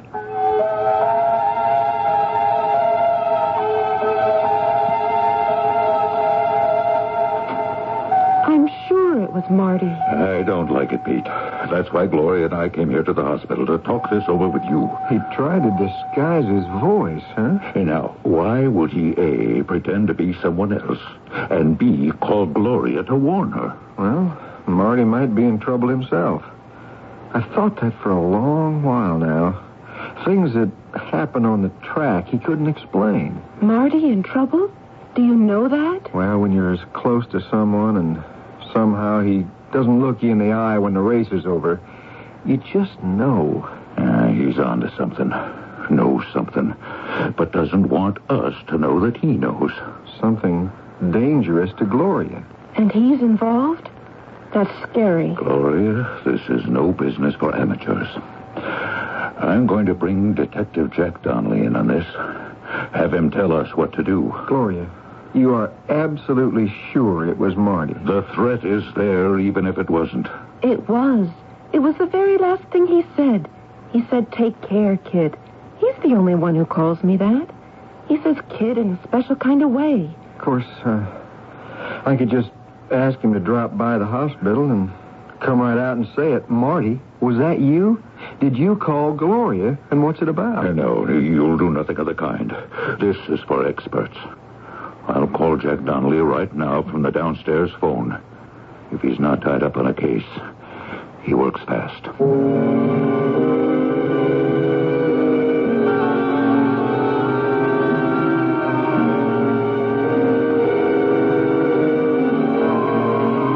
Over the years, I've noticed one particular quality in destructive forces.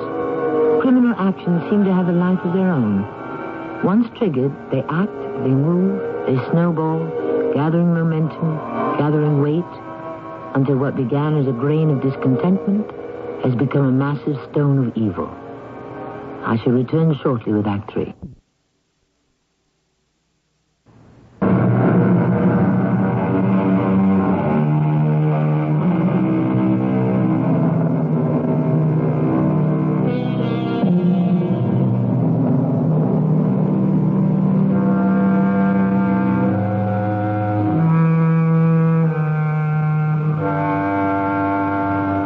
Here's some more on the inside track.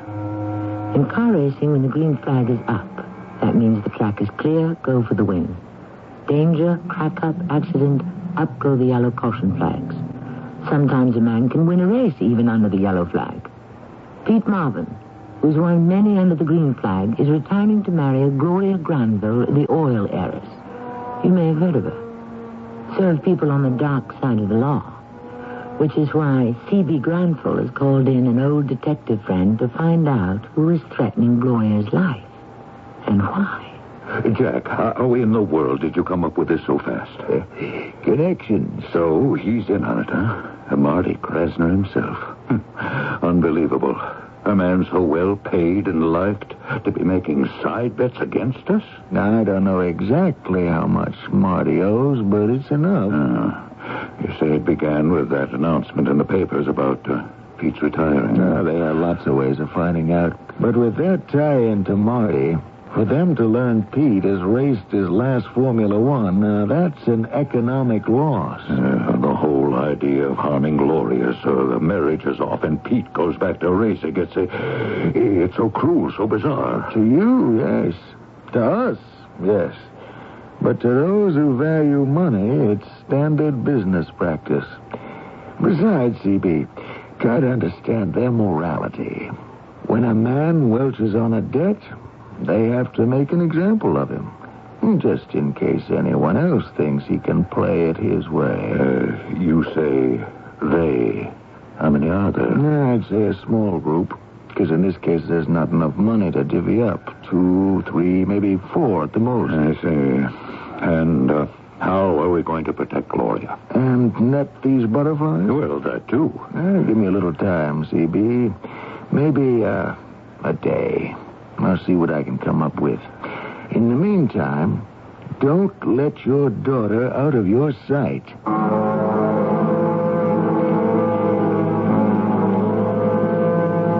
I was way in over my head and time was running out. That's why I'd phoned Gloria trying to warn her. But suppose she thought it was a prank. Not serious. And if anything happened to that girl...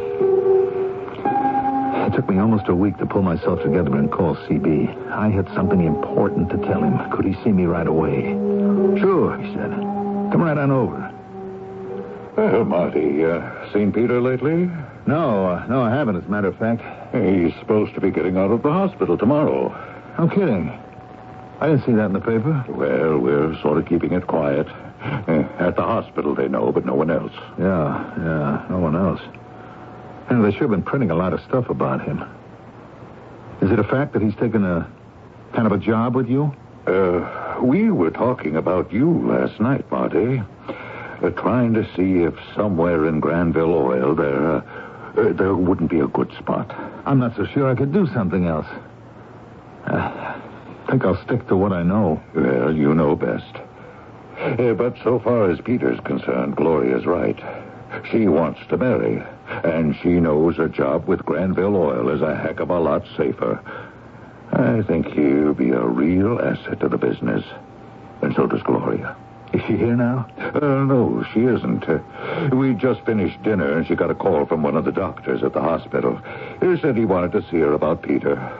Well, isn't he all right? You said he was going home tomorrow. Maybe just some instructions to a future wife how to take care of a future husband, don't you know? She left just a couple of minutes before you got here. What was the name of the doctor? She didn't say. She went alone? Well, sure, why not? Look, you mind if I make a call, CB? Not at all. You don't happen to know the hospital's number? Yes, I do. Picked it out myself. You just dial Granville. Granville, huh? That's pretty neat, you know. Having a telephone number spell out your own name. Granville Hospital. Can you connect me with Pete Marvin's room? I just want to make sure, CB, that's all. Uh-huh. Hello? Oh, Pete, it's Marty. Oh, hi, Marty. Hey, they tell me I can leave here tomorrow. What's up? Pete, was there a doctor in your room 15, 20 minutes ago? No. Why? A doctor didn't make a call from your room asking Gloria to come on over, huh? No, not at all. No one's been in here since they took away the dinner tray at 6:30. What's this about Gloria coming over? Oh, I was just checking, Pete. Look, I won't keep you. Maybe I'll stop by after you get out of the hospital. Okay, Marty. Hope everything's okay. Yeah, me too. Bye now. Did I understand right? One of Pete's doctors didn't call? That's what he said. I guess maybe the doctor could have called from his office. CB, do you remember which car she took? No, I don't. I didn't see her go. It could have been the old Mercer. She always drives that. Wish I could be sure. I'll take a run down to our garage and have a look. If the Mercer isn't there, Gloria took it out. Oh, answer that, will you, Marty? Oh, sure. I'll have to be sure which car she took. Hello? I'd like to speak to Mr. Granville. He just stepped out of the room. Can I take a message? Who is this? Detective Donnelly. Who am I talking to? My name is Krasner, Marty Krasner. I'm Mr. Granville's chief racing mechanic. Marty Krasner. Yes, I think we've met on the track. Jack Donnelly. Yeah, well, look, I'm sure CB will be back in just a few minutes. Well, I'm leaving this phone right now. Perhaps I'd better give you the news first, and then if Mr. Granville wants any details, he can reach me after midnight. I'll be back at headquarters then. What news do you mean? Well, there's been a serious accident. Very serious. Where? To who? CB's daughter. Oh, no. We got a call about a crash out your way, and we found the wreck about halfway down from Mr. Granville's house. Oh, no. We're investigating right now. In the meantime, tell CB how very sorry I am. Will you do that? Oh, good Lord. Marty? Marty, you hear me? I'll be in touch first thing tomorrow. Marty? It's too late. I'm too late. Hello, Jack. It's CB. I'm calling from the house. I heard him. He just hung up. It went off without a hitch. I had to make him believe it was all over with Gloria. That way, he doesn't know if this Roger character was responsible for monkeying with the car. And Roger doesn't know if Marty didn't do it. How is Gloria? Oh, she's fine. She's hiding out just like we arranged. Well, I'd better hang up now, Jack. Keep me posted. I can't say I like this one bit. We're protecting the life of your daughter. Never forget that.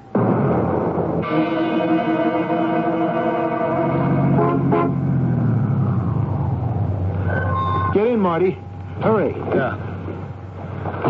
I've been around this block 10 times. Where were you? Listen, I'm crazy to meet you at all. What's the matter with you? I've been calling you all week. You don't answer your phone? No, I don't. Look, I can't talk to anyone, Roger. Okay.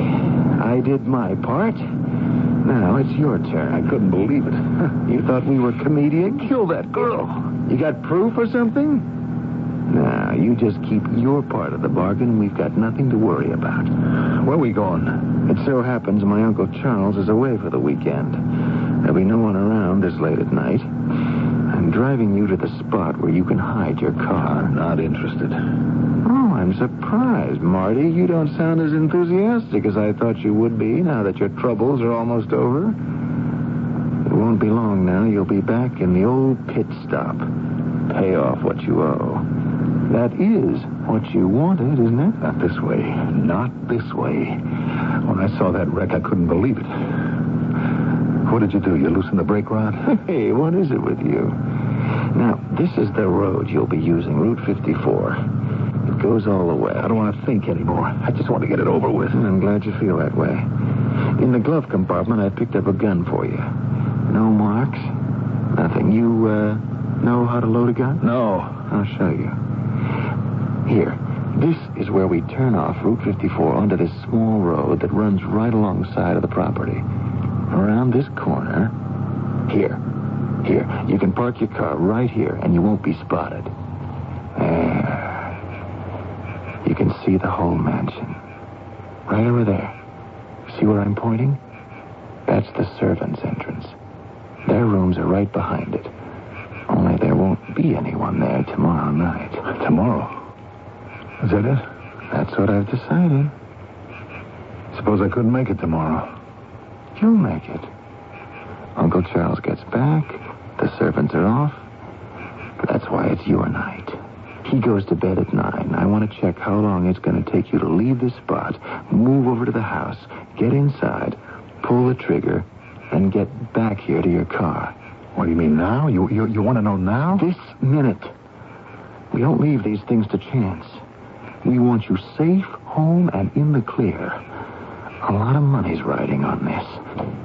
Hey, aren't you forgetting something? As they say, this is a full dress rehearsal. You'll be using this gun. Take it. It's 10:35 on the button.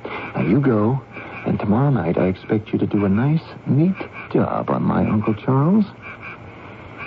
Marty, what do you think you're doing pointing that at me? I've had enough of you. What are you doing? I told you it was empty. You think I'd hand you a loaded gun?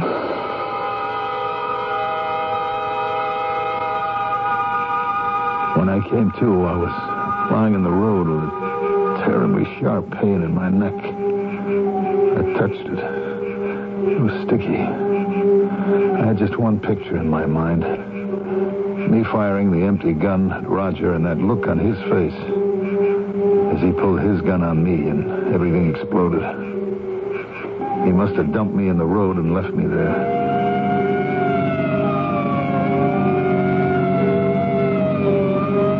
I don't know if he's going to make it. We got to get him to emergency on the double.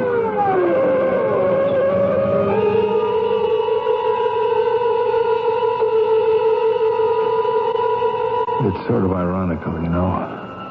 I should be headed for the same emergency room where they wheeled in Pete. How many weeks ago was it? I was the reason he cracked up. I guess he's the reason I'm here now. If I could only get up enough strength to sit up and say, hey, it's me, Marty Krasner. I didn't mean all this to happen. I'm sorry. Can you forgive me? Pete? Gloria?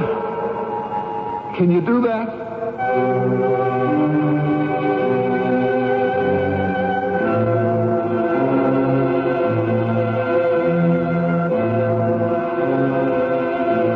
Marty recovered. No doubt what helped him heal fast was learning that Gloria was very much alive. She'd been stashed out of the way. Jack Donnelly caught up with every single one of the men who used conniving and bribery to make money out of an honest sport. As for Pete and Gloria and GB, they went one way. Marty went another. No charges were ever pressed against him.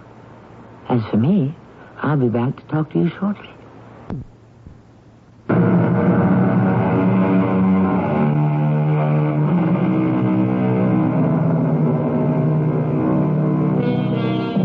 Thing about money, I don't go along with the idea that it's the root of all evil, for you can do a lot of good with it.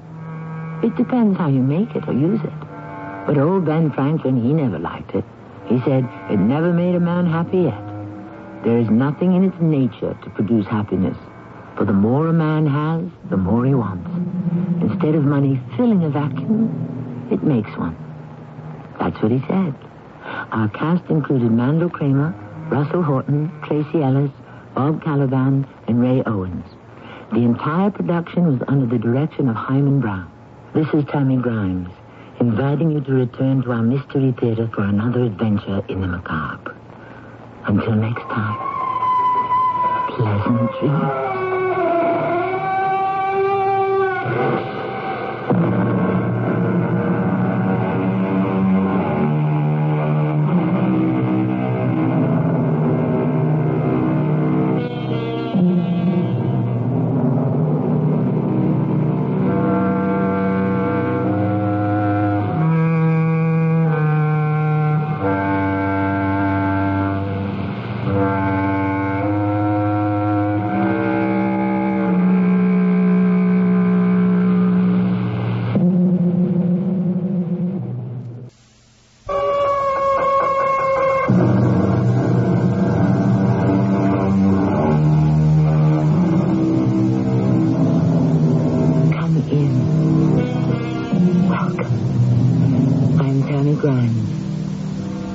Going to present for your edification a story about voodooism.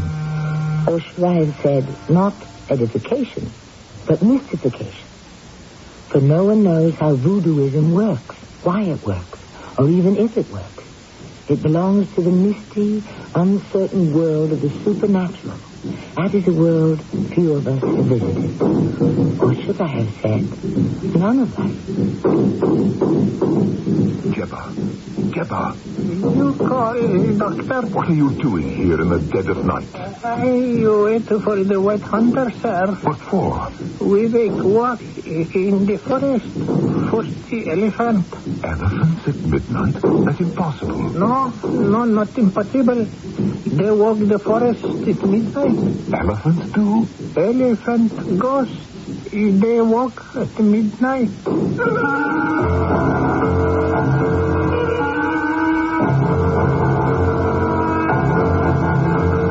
Our mystery drama, Death at a Distance, was written especially for the Mystery Theater by Elspeth Eric and stars Norman Rose. I'll be back shortly with Act One.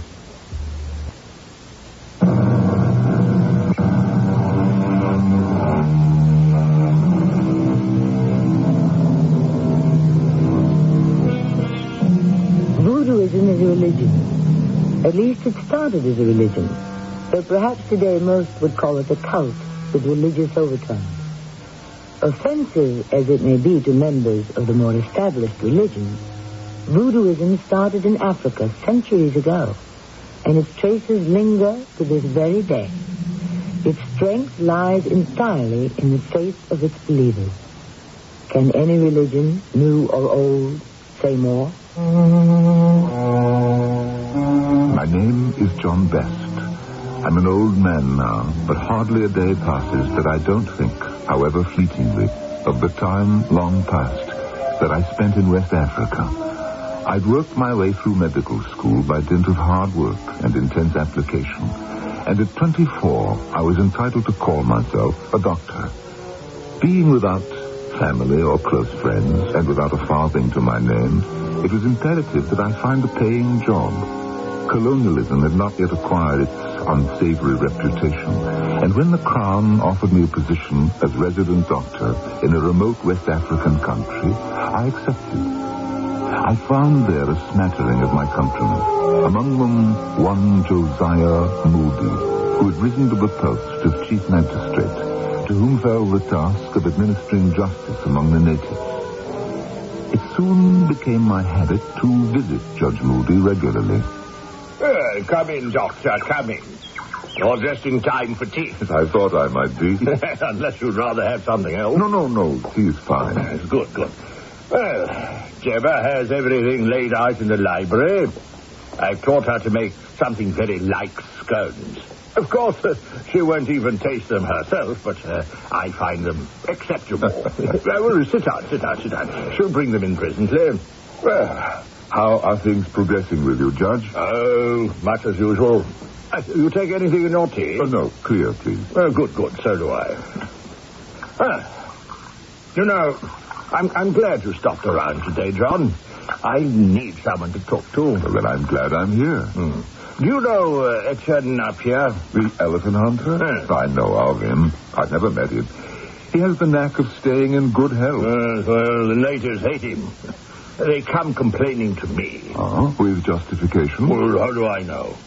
Napier denies everything, of course. What's their complaint? Well, that he pays them less for the elephant tusks than he's promised them.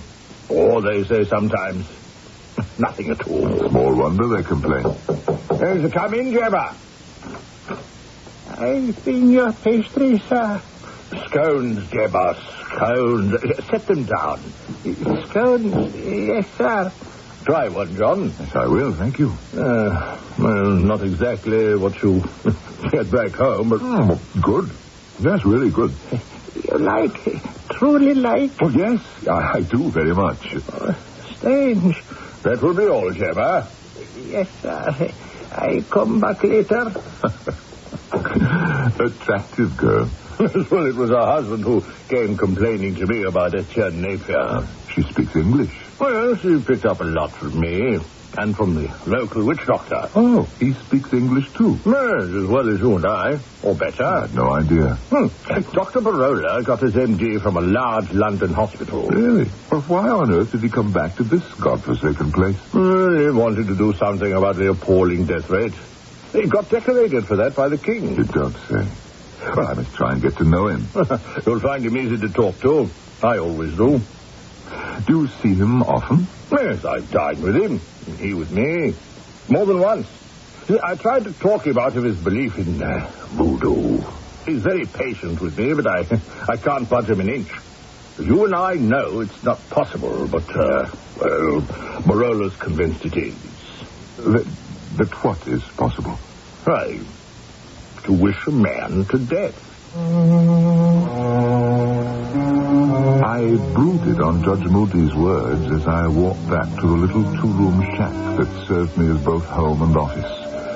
My first impulse was to seek out Dr. Barola, the African witch doctor who had been graduated from a London hospital. I confess I stood in some awe of the man. Was it because he was at the very least my equal in knowledge? Or was it because he had knowledge that was beyond my understanding, knowledge that perhaps I feared? At any rate, when I reached my office, a patient was waiting for me, a new one. You are the doctor here? I'm Dr. John Best. I've been waiting an hour. Sorry. I was paying a short call on Judge Moody. Now, what can I do for you? I need something for a headache. And do not tell me take an aspirin. I've tried that.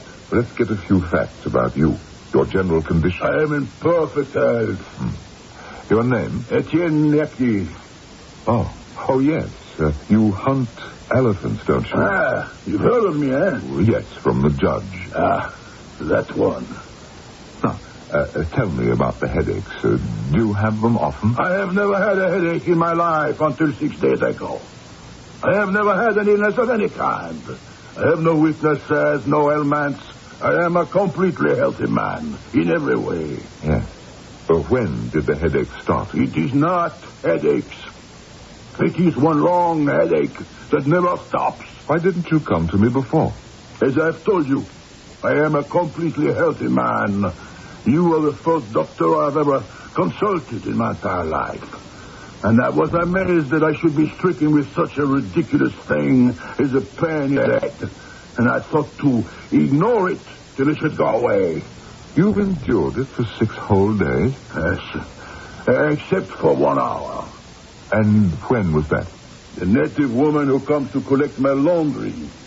She saw my suffering. They can be very perceptive, these savages. And she offered to massage my throbbing head. I was desperate, and I permitted it. And in a minute or two, the headache disappeared, and I fell asleep. And when you woke? I was myself again. I called for my barrels and my trackers, and we started on the hunt. But not 10 feet into the forest, the headache returned, worse than before. Worse than it had ever been. I had to call off the hunt. And that was when I decided I must of necessity come to see you. Now, if you will be so kind as to give me some remedy, I will be much obliged. I didn't like the man. People who demand instant cures for whatever ails them can be very irritating to a physician. I told Monsieur Etienne Napier that I would be glad to make as thorough an examination of his anatomy as my limited equipment permitted, but he was unwilling to allow me even to take his blood pressure. I could have given him a sugar pill or some other placebo and trust to luck that his headache would cease. But frankly, I so disliked him I was unwilling even to do that. I wanted nothing but to forget him. A few days later, I found time to visit the thatched hut of the person I really wanted to meet, Dr. Barola, the medicine man. You are the white doctor, I believe. Dr. John Best. Is that not your name? Yes. And you're Dr. Barola. I am delighted, sir. Come in. My humble abode is open to you. Thank you. Judge Moody has been telling me about you, how you went to medical school in London. 40 years ago, yes. But you chose to come back here. You chose to be a witch doctor. Oh, you're frowning. I, sir, am a doctor, pure and simple. But you do use somewhat unorthodox methods. When the occasion demands, yes. Dr. Barola, I'm going to ask you something straight out. Please do. Naturally, you needn't answer if you'd rather not. No, please ask. Is it true, is it possible, using your unorthodox methods, can you kill a man at a distance? Of course. I mean, cause a man's death simply by wishing him dead? Certainly. Oh. Could you explain how it works, if it does? Oh, it does. How is a more complicated matter. I'm not sure I understand it myself. Well, try, will you? I really want to understand if I can. I suppose it has some connection with hypnosis. But you can't hypnotize someone at a distance. Would you feel better if I called it mental suggestion? But what if the victim doesn't want to be hypnotized? Is suggestible. How can you affect his health, even his life, at a distance? How can I explain to you something I do not fully comprehend myself? Do you like the phrase psychic poison waves? Does that stir something in your brain? Psychic poison waves? Yes. Let us say a man can summon up in his own brain and body certain poisons of hostility and hate, and transfer them across large distances of the brain and body of another. Don't expect me to believe that. To you it sounds like hocus-pocus, humbug, charlatanism, trickery. Dear Dr. Best, do not think I blame you. I have had the same feelings about voodooism, that it was mere flim-flam. There are still moments when I feel that way, except that it works. I have seen it work. Dr. Barola. Oh, Jebba, come in. This is Dr. John Best from England. Yes, I saw Jebba at Judge Moody's house. How are you, Jebba? Did you enjoy the scones, sir? Oh, yes, I did. I enjoyed them very much. They were very good. What do you have for me, Jebba? What you asked for. They are in this little sack. Put it down there, on the table. Yes, sir. Is there anything else you require of me? Not at the moment. If the need arises, I will let you know. Yes, sir. Send for me at any time.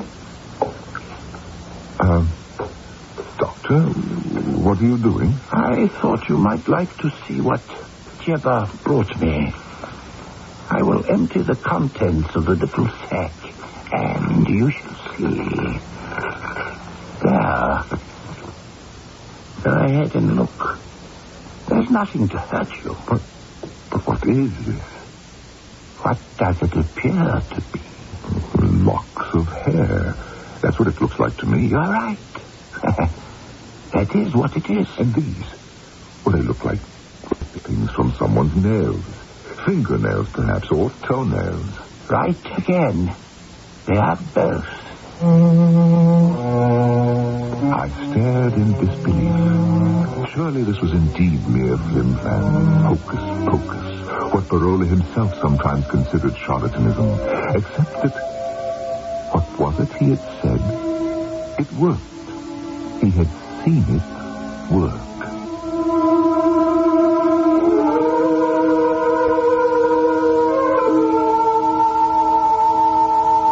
As so very often happens, when we are at a loss for words to explain the inexplicable, we must fall back upon that greatest of writers in English, William Shakespeare.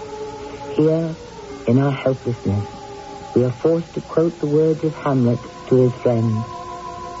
There are more things in heaven and earth, Horatio, than I dreamt of in your philosophy. I shall be back shortly with Act 2.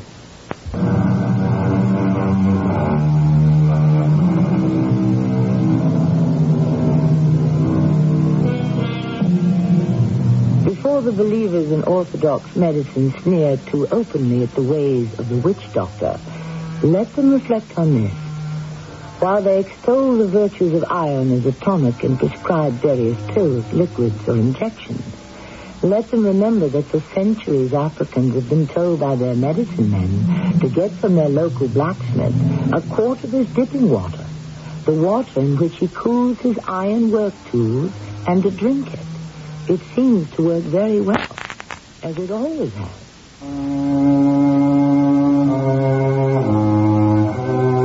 Clearly there must be more to this business of voodooism than I had ever suspected.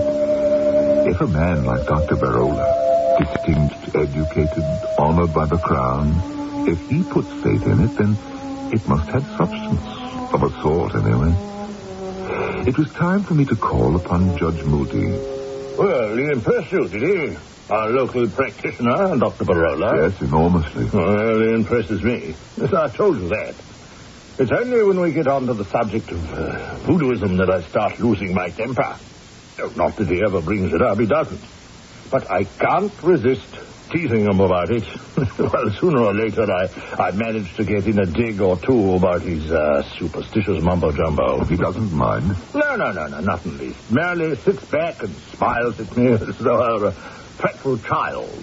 He says he doesn't know how it works, merely that it does work. Well, they think it works. You know the saying, if you believe you can, you can. Oh, there's no doubt that belief helps.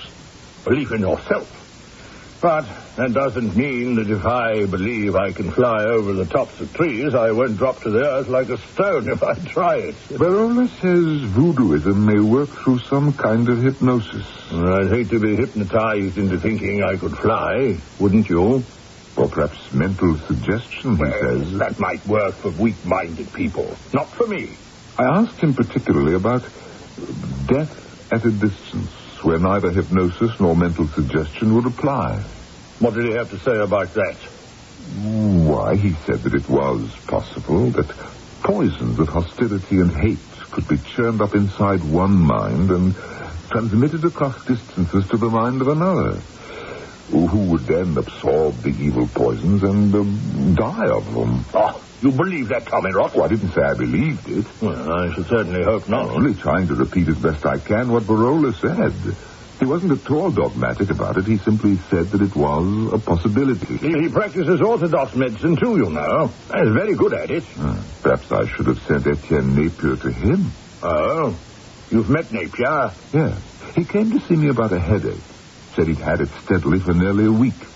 I offered to give him a complete physical examination, but he wouldn't permit it. I have to tell you, I didn't like the man at all. Arrogant, self-satisfied. Well, I'm still trying to get evidence that he's been cheating the natives on the ivory business. But, of course, they have nothing in writing. I'll wager the man's guilty. Oh? Prove it. Oh, I can't. And it's extremely arrogant of me to say such a thing. It's very prejudiced. But he was so conceited, so smug. Well, I told you I didn't like him. Actually, I hated him. Isn't that ridiculous? I only saw him for 10 minutes or so, and I really hated him. Poisons of hostility churning within your mind? Well, you could say that. Poisons that could be transmitted across a distance? Oh, well, now. Poisons that could kill him. Oh, come, Judge, you're teasing me. Actually, I have nothing against the man. Yes, except that you hate him. I should make allowances. A man who's had a headache steadily for 6 days, bound to make him edgy. Well, it would make me edgy. Actually, he did have relief for an hour or so. Oh? And how did that come about? Well, it seems his laundress, a native woman, noticed his suffering and offered to massage his head for him. He submitted to that. And the massage worked? He says the headache went away in a minute or two and he fell asleep. He woke up feeling quite well and decided to go hunting for elephants. But a short distance into the forest, the headache came back, worse than ever. Now, that is when he decided to consult me. Not that it did him any good. He wanted some sort of magic pill that would work instantly. I don't have any such pill, nor does anyone else. Well, it's what we all prefer, isn't it? A magic pill that gives us happiness, enlightenment, and peace of mind, all at once. Well, I don't have any such pill either, but I could offer you a spot of tea. Jebba, are you there? Oh, by the way, did I tell you that I saw Jebba again after I met her here? No, you didn't. Yes. Jebba! She was at Dr. Barola's. She came in with something for him. It was a little sack made of antelope skin or something very like. Dr. Barola thanked her and she left. And then the doctor asked me would I like to see what was in the sack. Naturally, I said yes, and he poured the contents out on the table. You'll never guess what they were. Well, what were they? They were nail parings. Nail parings? Yes. They looked to have been cut from both fingers and toes. How very odd. No, wait, that's not all. There were snippets of hair. Human hair? They looked to be. What color? I beg your pardon? What color was the hair? Well, it was brown, a light brown. Not a dark brown. Almost black. No. Just a nondescript light brown. Then it couldn't have been my hair. My hair is very dark. It never entered my head that it might be your hair. But on the other hand, your hair is light. A sort of nondescript light brown, isn't it? I didn't stay for tea. I improvised some excuse and left. Was it possible that Judge Moody, that stern realist, that uncompromising champion of the provable, with his legalistic mind infected with a sneaking belief in voodoo and a fear of it as well? I went home and was reading my Materia Medica well into the night when suddenly a scream, a loud, anguished scream. Why did I know at once it was Etienne Napier who said it? I ran from my house to his and found him just outside it, wild-eyed and frantic. We're in there! All of them! Napier! They hate me, and they want to kill me! Napier, it's Dr. The forest is full of them! Look at me, man! They're after me! They won't leave me alone till they kill me! Don't you recognize me? Don't you know me? One of them touched me! Now, let me take you into the house. Now, come now. The others were all around me. They were all around me. Hundreds of them. Let's go inside Some now. were back of me. Some were hiding behind trees. They were watching. Here we are now. The biggest one of all. He touched me. Where did he touch you? My ankle. All right, now just lie down on the couch and let me have a look. The forest was full of them. They didn't make a sound. Just walked beside me, in front of me and back of me.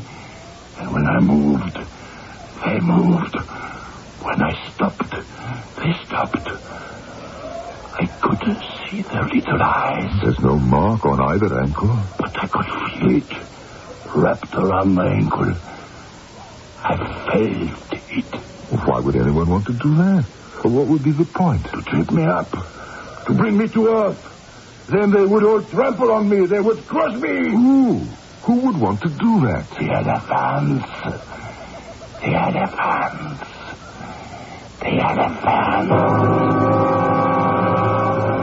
I sat with the poor demented man. He raved for a time about the elephants. How their tusks had shone in the moonlight. How they followed him without a sound. At last he was quiet. More from exhaustion than anything else. And I left. By now, the sun was up, and I couldn't think of going back to my own empty house. So I went to the one place where I might be welcome. Come here, dear Dr. Best. Do come in. Oh, thank you, Dr. Barola. I know it's an early hour to be calling. Please, no excuses.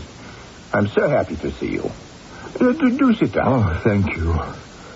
You look quite exhausted. Yes, I am. I've been with Etienne Napier. And how is Monsieur Napier? Well, didn't you hear him scream? Scream? When was that? In the middle of the night. A terrible, excruciating scream. You didn't hear it? My dear Dr. Best, here on the edge of the jungle, there are many terrifying sounds in the middle of the night. One learns to sleep through them. But I heard it. And? I knew at once, at least I sensed it, that it was Napier. I ran to his house, and there he was, just outside at the edge of the clearing, raving, hysterical. Dear. What about? Well, he'd gone for a walk in the forest. Why at that time of night, I'd no idea. And there in the forest, there they were, he said, all round him, in back and front beside him, some hiding behind trees, their eyes shining, waiting for him to fall down so that they might trample him to death. Surely you didn't think that anyone around here, any of us... Well, I confess to you at first, I I did think so. I thought that his alleged shady dealings with your people, I thought they were taking their revenge. Oh, dear, no. They would never do that. It seems he was talking about elephants. He even said that one big bull elephant reached out and wrapped its trunk round his ankle. Jimmy. I examined his ankle, both of them. And this was before I knew he was talking about elephants. And, of course, there was no mark on either. No? Did you think there would be? One never knows. Do you think there actually were elephants in the forest? Watching, following him? Hundreds of them? Elephant? Ghosts? Perhaps. Oh, Dr. Barola, really? You go too far. Perhaps I do. On the other hand, perhaps I do not go far enough. Perhaps elephants were real. Oh, come now. Monsieur Napier has killed many of their kind.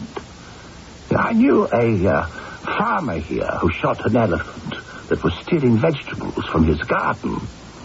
He left the dead animal lying there, and in the morning, the body was gone. Are you saying? And the elephant's friends came in the night and carried the body away? Yes, I am saying that. There is loyalty and humanity among elephants. All the same. Wait. You have not heard it all. A few days later, 2 thigh bones of an elephant were found by the farmer on the exact spot where the beast had fallen. Reproach? A reminder? A warning? Who can say? Not I, certainly. Can you? Dr. Barola, may I come in? Come in, Jebba, come in. Thank you, sir. I brought for you what you asked. The shirt? Yes, the shirt. Hand it over. Now, will you both excuse me for a minute? I have something that must be attended to. Jebba, that shirt belongs to Monsieur Napier, doesn't it? Yes, doctor. Jebba, Monsieur Napier told me that a woman of the tribe did some work for him, some laundry. He said this woman had remarkable powers, that she could massage him and make his headache go away, and that the eerie relief he'd had in 6 days came from this woman. Jebba, are you that woman? You are, aren't you? Never mind, I know you are. And you went to his house this evening, too, didn't you? And he asked you to relieve his headache again, didn't he? And you did. And after you left, he went into the forest. Now tell me, Jebba, when you were massaging him, did you suggest to him that the elephants were waiting for him there? Did you hypnotize him? Did you put a spell on him? You must have done something before you left the house with this shirt, the one you just gave to Dr. Barola. Am I right, Jebba? Forgive my rudeness, won't you? It was very important that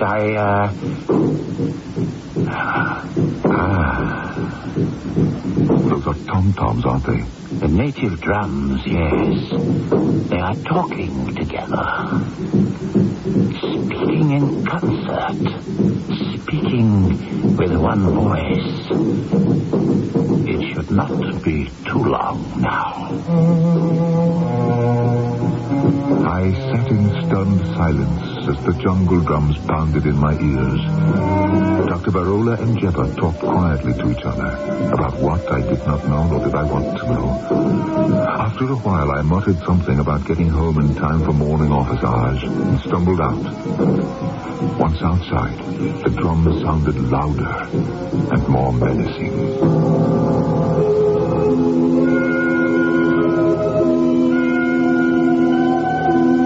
Does it seem to you?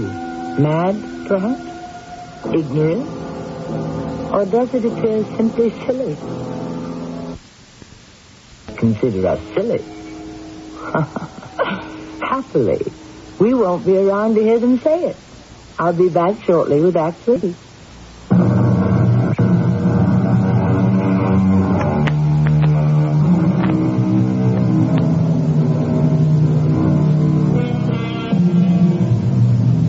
We would all agree, I suppose, that voodooism belongs to the world of the supernatural.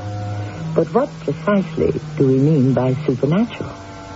We mean beyond the laws of nature, do we not? But do we know what all the laws of nature are?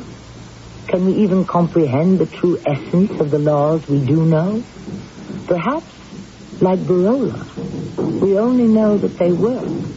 But why they work remains a mystery. The tom-toms sounded all day. Their monotonous beat at first disturbed me, and then lulled me into some sort of restless sleep. I was wakened by a native messenger who came to tell me that Judge Moody wished to see me. Of course, I hastened to comply. The judge was waiting for me outside his house. John, Napier's here. Oh, how is he? He's very agitated, very angry. He's come to me with some wild story about seeing elephants in the forest. Yes, I know. In the dead of night, for heaven's sake. I know. Is the man losing his mind, do you think? It is possible. And I was hoping you could, give him something to calm him down. I brought my bag with me. Then for goodness sakes, give him something. He's unmanageable. If he'll let me. Drums are getting on his nerves. I don't wonder. Well, they can be disturbing, I must admit. But they don't mean anything. I hope not. Just the natives letting off steam. Oh, look. I should tell you, I've asked Dr. Barola to stop by, too. Not that I don't trust you completely. I just thought he might be able to contribute something. I think you were very wise to call him in. Moody! Judge! Come here! Coming right away, Monsieur Napier. Contain yourself. Someone has got to do something. Someone is going to do something. Here. You see? Now, here's Dr. Best. He's going to give you a sedative. Calm you down, make you feel better. I don't want him to give me something. I want those drums to stop.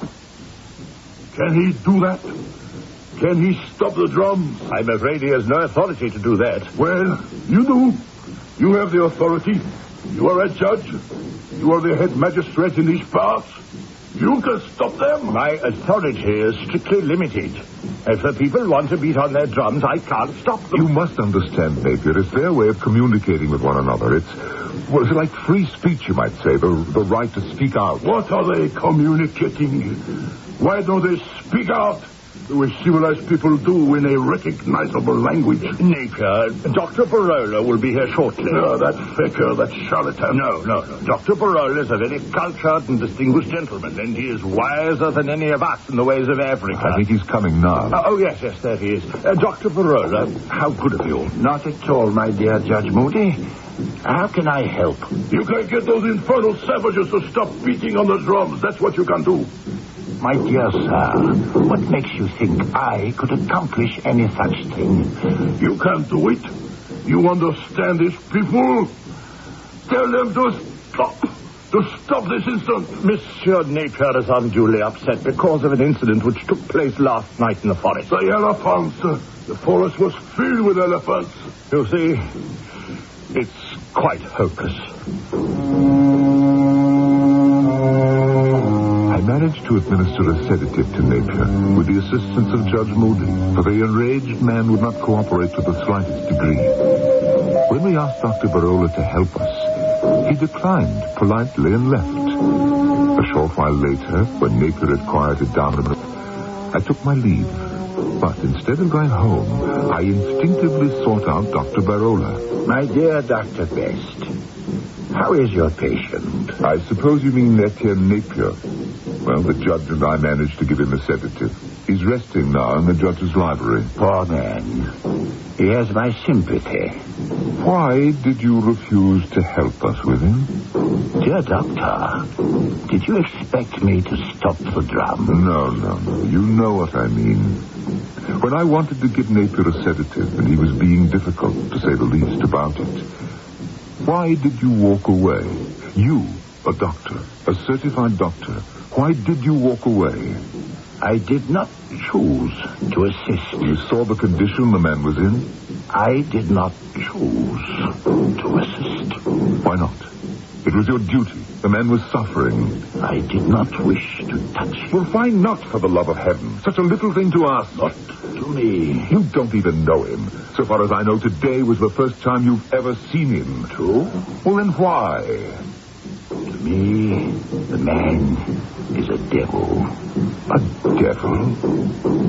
Dr. Barola, you're not going to preach voodooism at me again, are you? Have I ever preached to you about voodoo or anything else? No, but... Come with me.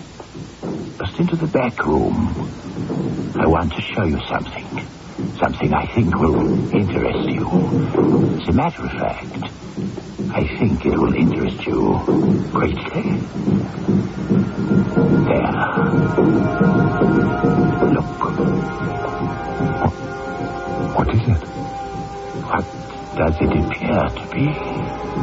Why, it's nothing but a doll. A big doll. Quite so. A doll the size of a man. Quite so. It's quite complete. With feet and hands. Quite so. And fingernails. Good Lord, Barola. The doll has fingernails and toenails. Just so. What is that he's wearing? I mean, what is the doll wearing? It's a shirt.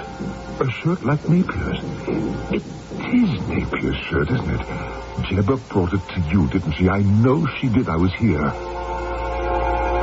Oh, wait. Listen. What is it, Doctor? The drums have stopped. So they have. What does it mean? Why have they stopped? Their conversation has come to an end. But why? What were they saying? Tell me, what were they saying? Dr. Barola, sir, if you please. Yes, Jebba. What is it? The judge say to tell you, man is dead. You mean Monsieur Napier? Yes. He be dead. Just now. He be dead. It did not surprise me that I was called in by Judge Moody that same day. Needless to say, I responded to the summons immediately.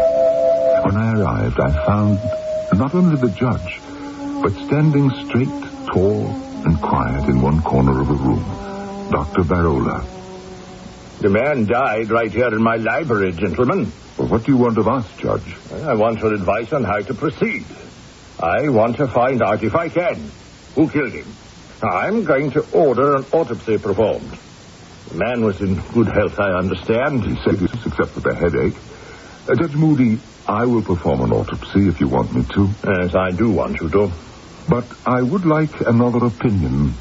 You don't mean Barola here, do you? Yes, if he will. No, I will not. Well, it's not that you're under suspicion, Barola. Yes, it is. Therefore, I insist on not just a second opinion, but a third and a fourth. There is a Dr. Messenger from Lobengula. Well, we'll have as many doctors as you like.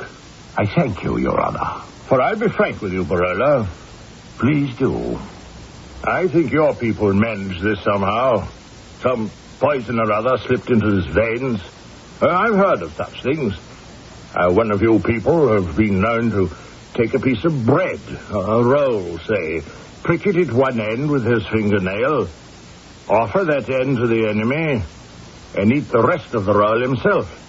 But under that fingernail was concealed a small amount of deadly poison. Now, you people know about poisons, I'm sure you do.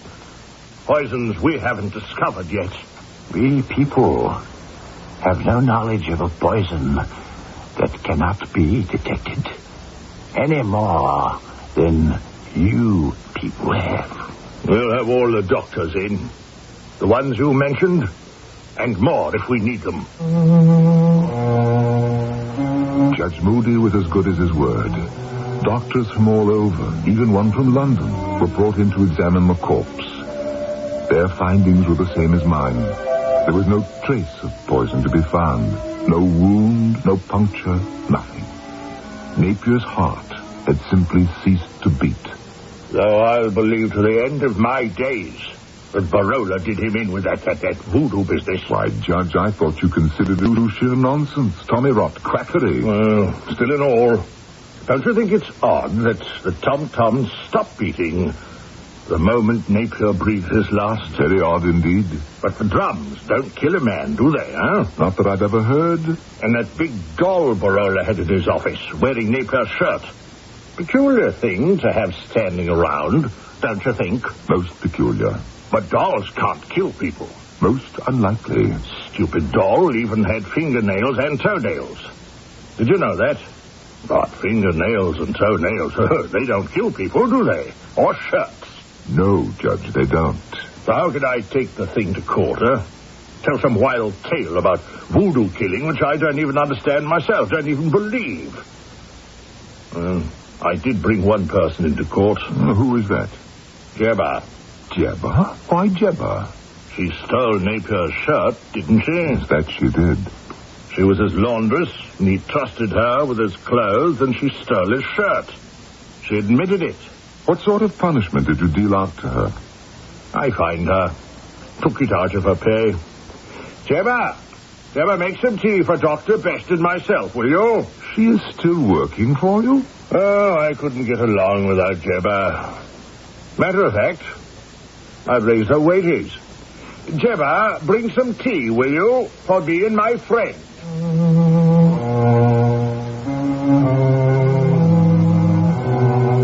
As I said at the start, I'm an old man now, and many things have changed. I suppose the greatest change of all is in our attitude toward the power of the mind over the body. I've tried to keep up with all the developments, and there's no doubt that it's a great new field of endeavor. I'm too far along in years to start delving into such things, but I've read a lot on the subject. All very interesting, very intriguing. But one thing they haven't even started to explain. Death at a distance.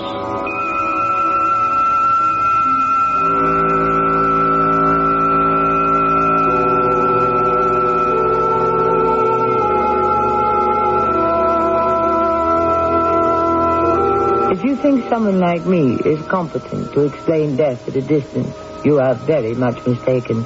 I wouldn't even try. I don't understand it at all. If you want the truth, I don't even believe it's possible. I think it's tommy rot, humbug. But then, what do I know? I shall be back shortly. To Larry, another reader, or is it victim of Ravenhouse Mysteries? I was at the bus stop, reading the latest Ravenhouse paperback, when a lady walked by. She seemed familiar, like I knew her from somewhere. I followed her. She started to run, and I lost her in the crowd. The next day, I saw her again in the supermarket. Our eyes met over the lettuce. I said, "Sarah, you're supposed to be dead." Ravenhouse mysteries are so engrossing, you can't help but let the mystery take over your life.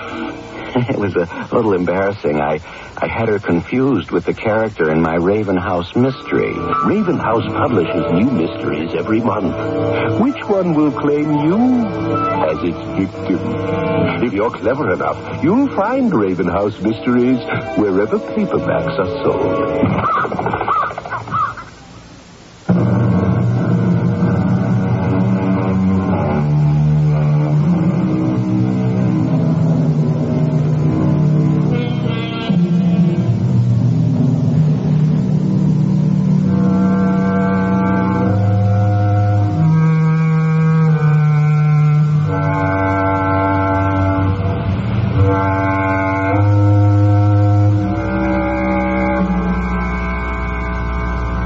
Voodooism originated in Africa.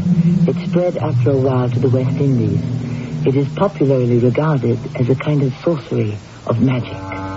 But it has its roots in a deeply felt religion, and its adherents are as fervent and devoted as we are to whatever religion we cling to.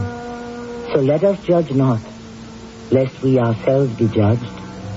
Our cast included Norman Rose, Bernard Grant, and Earl Hammond. The entire production was under the direction of Hyman Brown. Radio Mystery Theater was sponsored in part by Ravenhouse Paperback Mysteries. This is Tommy Grimes.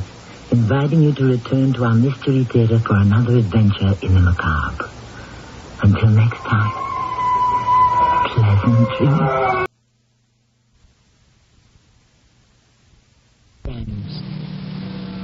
The race is not always to the swift, nor the battle to the strong. The operative word, of course, is always. Most of the time, however, the swift finish first and the strong prevail. I know all about David and Goliath, but people who bet on form insist, and the record bears them out, that a good big man will usually beat a good little man, all things being equal. There's another operative word. Equal. But this is madness, my queen. Perhaps. Then you admit it? Yes. I cannot understand. I tell you, we cannot meet the Roman army in the open field. We are asking for certain defeat. I believe that victory or defeat must follow the will or even the caprice of the immortal gods. I cannot accept that. That is because you are not a barbarian.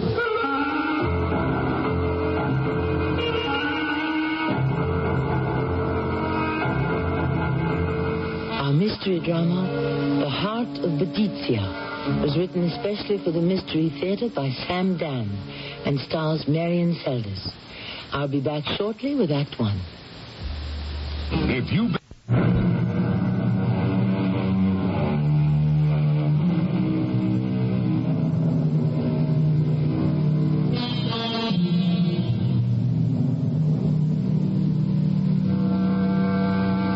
The time, almost 2,000 years ago. The place, a clearing in a dense, almost primeval forest near what is now the city of Colchester in England. This is a holy place amidst a grove of sacred oaks. In the center is an altar. Kneeling before it, a tall, auburn-haired woman, a warrior woman, for she is wearing armor. But the armor is pierced and broken and blood-stained. Standing above her is an old man with a white beard and flowing white hair. He is dressed in black. He is Sinwin, the High Druid. Boudicca, Queen of the Iceni, why have you come to this sacred grove? Sinwin, Archdruid, holiest of mortal men, living voice of the immortal gods. I have come here to die. Musicians, wake the gods, so that they may hear the plea of Boudicca.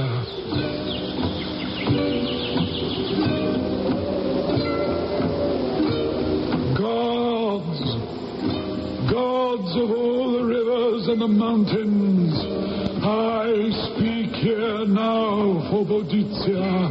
Listen then to the story of Boudicca. Let it be told, so that you may bestow upon it your blessing or your curse, that you may pardon or condemn. Listen, O gods. Speak quickly, white-haired old windbag, for you are nobody and you speak to no one. Oh, Sinwin, you are a lie, and your gods are lies, and it is you who have brought me here to the silver cup of poison, and our great Celtic people to their death and destruction. Smell the fires, Sinwin, and hear the screams of our immolated sons and our violated daughters. What has brought me here, to the sacred grove, to the holiest of oak trees? In but a few moments I shall drain the poison from the silver cup, and Boudicca be no more. When did it begin? It began, I know now, as he lay dying, my husband, Prosopagos, king of the Iceni. And with the will he made on his deathbed. Boudicca. Yes, my lord. I have caused the will to be written. The will, my lord? Yes, my queen. But, my lord, what need is there of a will?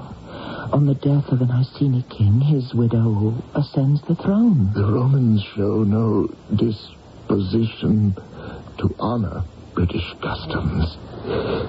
Therefore, I have been advised to leave half of my estate to the Emperor Nero. The Roman Emperor Nero? Why? My love, you must realize half a kingdom is better than none. This way, he will accept the legality, and you and our daughters will have something. But if Nero wants this kingdom, he'll take it at any event. There will be bloodshed, but in the end, he will take it. No. The Romans love the byplay of legality. And we already have the imperial assurance from Nero himself that he will be satisfied with the arrangement.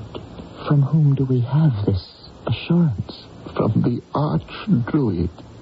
Is it so, Semiramis? Yes, it is so. How? We have been told.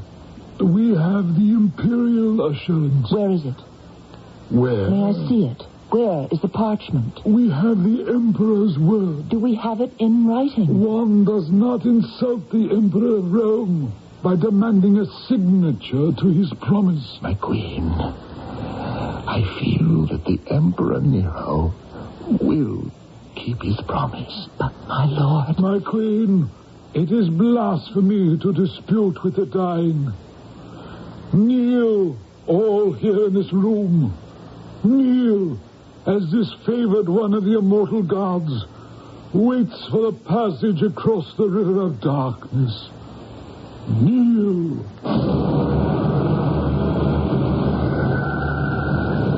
My husband, the king, had not long to wait till his eyes closed for the last time. And I had not long to wait for the arrival of Cato, the Roman procurator of Britain. A big, bulky, fleshy man. He rode into the royal palace with a cohort of cavalry clattering behind him. Halt! Halt! Welcome, Cato Decinius. Welcome?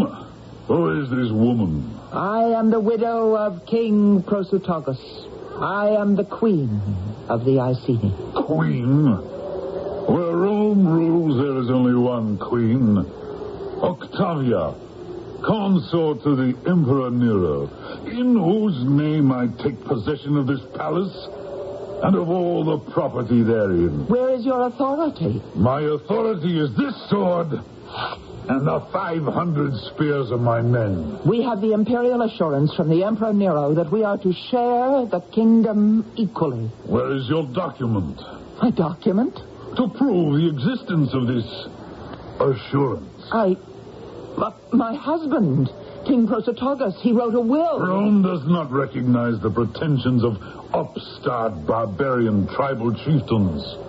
Leave this place, woman. Woman? I'm Queen Boudicca. Remove her from our prisons. Don't you dare touch me. I'm a queen. You're nothing but petty, thieving scoundrel. Shut her mouth. And now leave. Leave while you are still free to do so. I protest is illegal. Again, Paulinus. No, you cannot silence me. Tie her to the post. Give her the whip. Oh, and who are these? Your daughters? No! Let them spend the night in the tents of the centurion. No!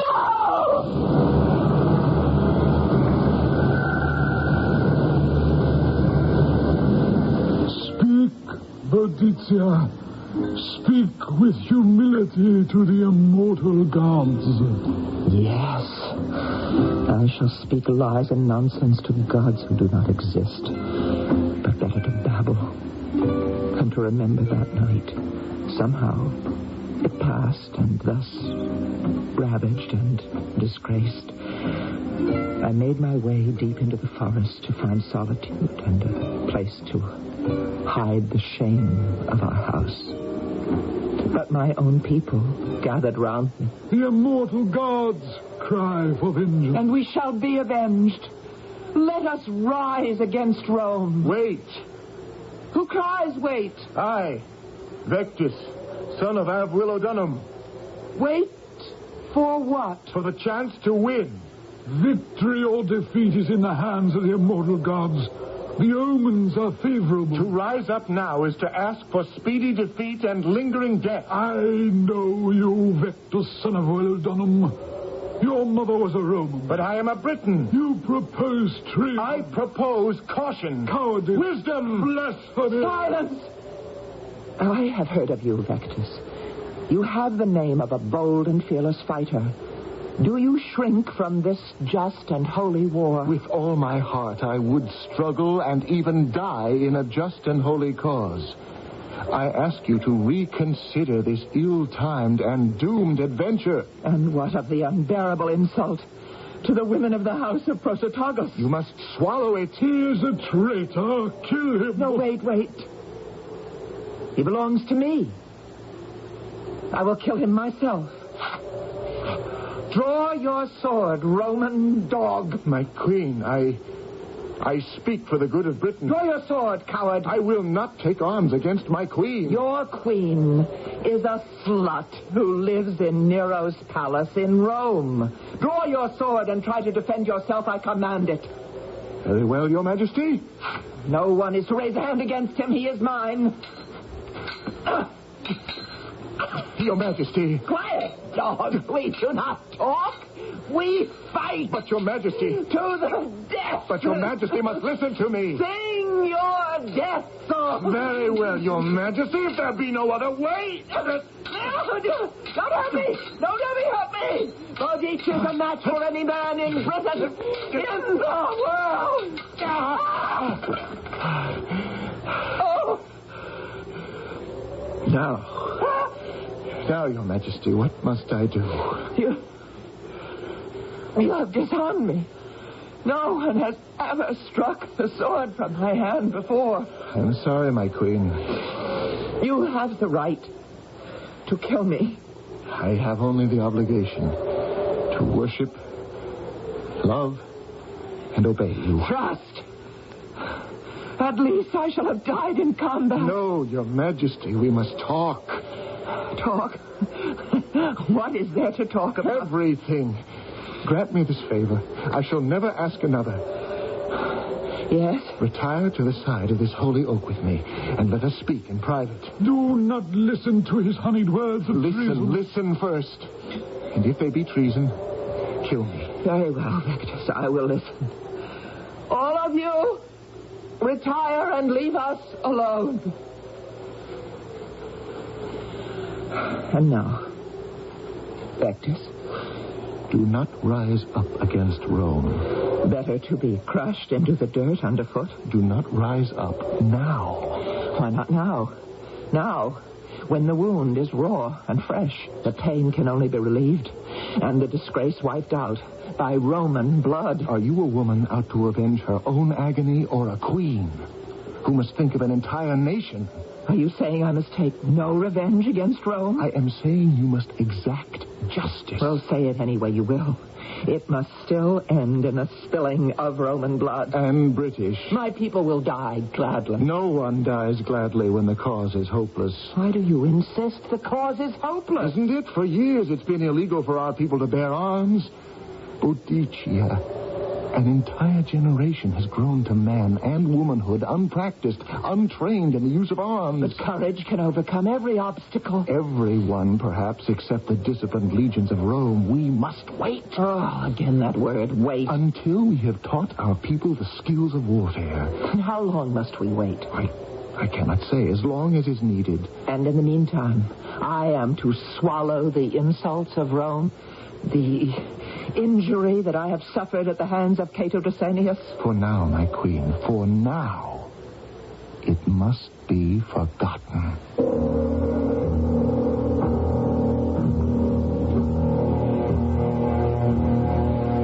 As you can tell by now, this is going to be a war story. And it might be interesting to note that in these days, While we in this country are debating the combat role of women in the armed forces, almost 1/3 of the Celtic Britons were warrior women who fought with swords and spears side by side with the men. I shall return shortly with Act 2. Before weeds and pests threaten to ruin your garden, trees, or foliage, True Value Hardware stores suggest you take preventive measures. Hi, Pat Summerall to say you can start by arming yourself with Ortho lawn and garden products like 7 Garden Dust, now just $2.99 for a 1-pound canister.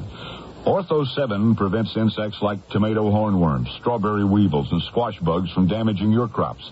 And you'll find other Ortho products.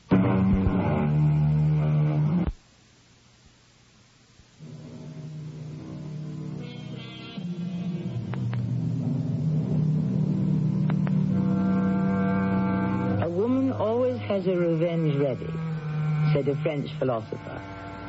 And when that woman happens to be a queen who commands an eager army, the chances for peace are slim indeed.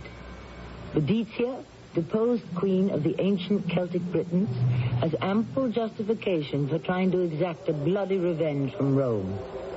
But as one of her counselors tries to caution her, Rome has the finest, the most highly disciplined army in the world. And what are we? A horde of unskilled barbarians. Barbarians? My lady, we are no match for Rome. Then we must die. No. We must live. As slaves? No, as men and women who shall carefully prepare for the moment of victory. And forget what Rome has done to us? No, remember. And let that remembrance bring wisdom, not anger. How can Rome be defeated? Not by force in the open field, but by cunning. That was wise counsel given to me by Victus. But he did not consider the power of the arch-druid. For we are, and always have been, a religious people. You counsel delay, do you, Victus? Yes, Holy One. Our gods speak. They speak through omens and signs. They speak when there is a reddish glow about the moon. Behold, the moon, Boudicca. What is the color that surrounds the moon? Red. What is the color of blood?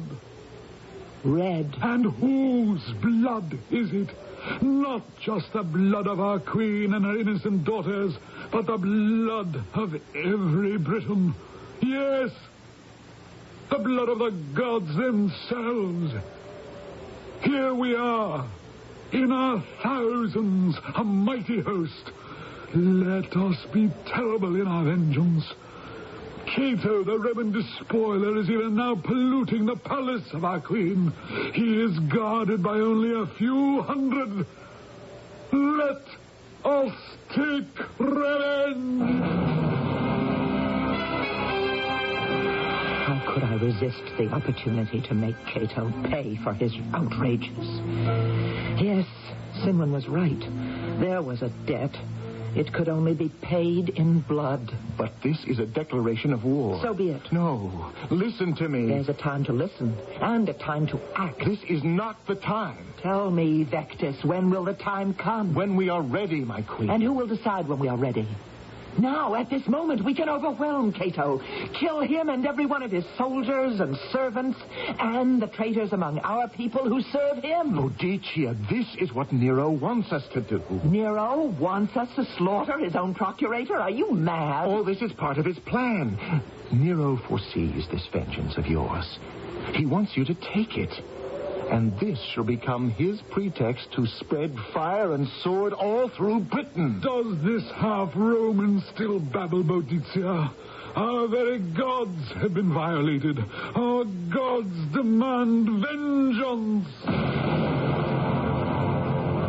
I could no longer hear the calm voice of Victus. I could only see the ugly, leering face of Cato the Roman. I could feel the pain of the whip biting into my body. I could feel the shame of the outrage searing my soul. I was mad with the desire for revenge. No one, nothing, could prevent me from spilling the blood of Cato. If it is to be done, let it at least be done successfully. All here recognize your superior skill in warfare, Victus. Shall you lead the army? No, my queen. Not the army, not this huge, unwieldy horde. I want 1,000 of the older men. Veterans. Men who have wet their swords before. At the head of 1,000 picked men, Vectis and I made our way back to what had once been the palace of the Iceni kings. I will kill the first man who makes a sound. Quietly. Walk quietly. If you encounter a Roman, dispatch him quietly. Let no one live to give the alarm. Slowly, silently, we entered the town. No one expected an attack. The few sentries were either asleep or drunk. They died quickly. Now we stood before the ancient palace. Cato was feasting with his officers in what had recently been the council room of the Iceni kings. It was a roaring, drunken revel. We entered the hall, unseen by any within. The Roman weapons were stacked against the wall. Quickly, we picked them up. Roman carrion! Dogs! What is this? Why, why, it's the widow. What is it you want here? Another lesson? Polonus! Polonus, you scoundrel, where is the whip? I hold the whip here in my hand, Cato. Oh, you must be mad. Tie him to the post. What, you dare to lay hands on an official of Rome? Polonus, step forward. Come here, dog. Take this whip and now do to your master what you have done to me. No, Polonus. Let us see twice the zeal that you practiced on me, Polonus, and you shall be rewarded by a quick and merciful death. Begin now. No! Not a Roman survived the vengeance of that night. And all over Britain, the tribes rose up in their fury. Everywhere the tale was the same. Death to all who were Romans. What have you to say now, my bold Vectis? Ilea iacta est. What is that? Latin. What does it mean? The die is cast. Must you say it in the Roman tongue? Yes, my queen. It is necessary to be able to think in their tongue, to try to understand what they intend to do now. What is the difference? We proved tonight that we're more than a match for them. Yes, we're more than a match for elderly veterans, for raw reserves. But soon we shall be facing hardened, battle-tested legions. And that will tell another story. We shall sweep them into the sea. My queen, we must avoid an open fight. How can we win unless we smash them in the field? We cannot smash them. No? We must bleed them. Look at me. Look at yourself. We both wear Roman breastplates, stripped from some poor dead devils. We both carry Roman javelins. See how much better and stronger they are than our own? And their tactics, far superior. But I don't understand you, Vectis. You forget. Our history is the will of our gods. Yes. But the Romans also have their gods. Ours shall prevail. Only if we fight on ground where our gods are strongest. And where is this ground? Here. Here in the forest. The Romans cannot fight in the dense, closely packed woods. They need the open plains to maneuver, to take advantage of their weapons and tactics. But what can we do in the forest? Stay here and wait for the Romans to come in after us, as they must. We shall bleed them. A man here, a man there, and soon their armies shall have melted away. But who has the patience for this merchant's warfare? We must develop it. Let us pause here, Boudicca. Why? To talk to the gods. Only Sinwin the Archdruid may speak with the gods. Sinwin is an old fraud. Blasphemy! Is it? You must know that Sinwin is only interested in saving his own skin. Here, let us dismount. But why? I've already told you. So that we may hear the voices of the gods. Come, walk with me. Do you feel the presence of the gods? Yes. Yes. I had no idea that this was a holy place. Every forest is a holy place for the immortal gods. Ask them, Boudicca. Ask them what they would say to you. Ask. Gods? Immortal gods? Do you speak through me?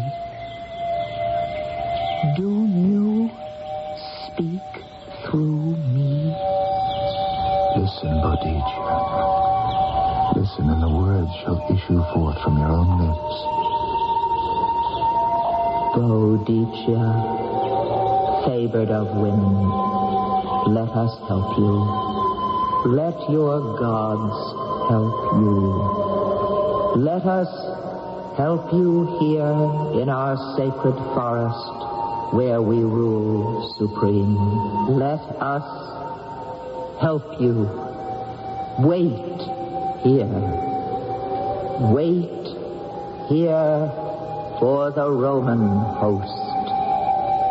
Wait here and prevail. Screaming. Did you hear them? Yes. This is a place of wonder, Vector. Have such wonders as mankind has never seen. For a moment, I'd forgotten that I was a woman. I've never forgotten that you are a woman. What are you saying? I have said too much. No, perhaps you've not said enough. I have always loved you. I know. You know? It is obvious in the way you look at me. The way you speak to me. Then you must forgive my presumption. Love cannot be presumptuous, especially when it is returned. You love me, then, my queen? Yes, Vector. I've always loved you.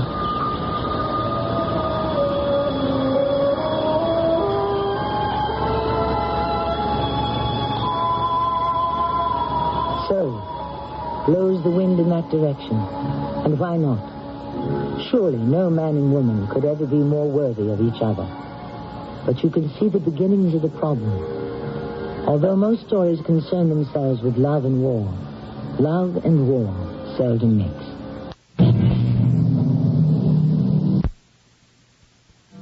Our final hour is marked, said Napoleon, and no one can claim a moment beyond his foreordained time. But the problem is we can only learn the allotted times as they apply to the others in the past.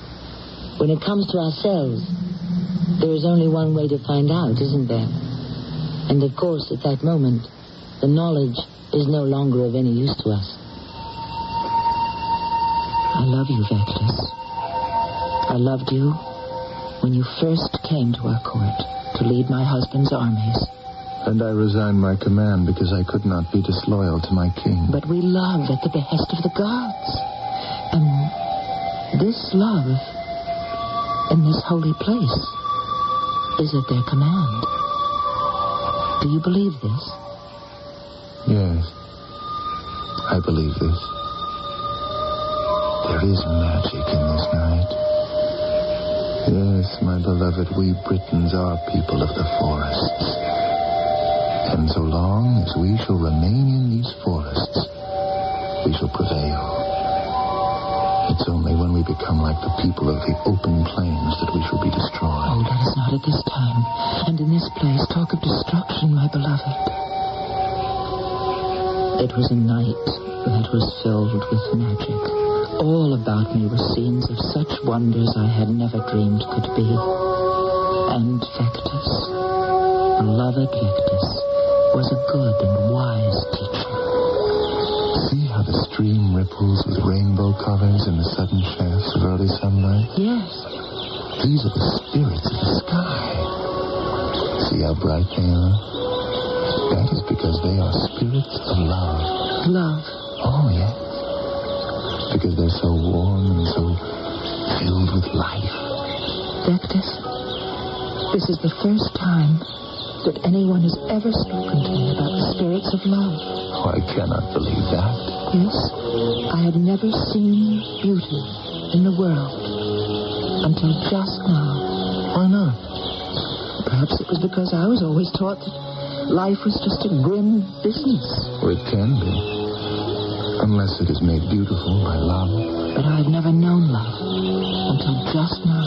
But surely you loved your husband? He was an old man. The match was arranged. I spent my years learning to be a queen.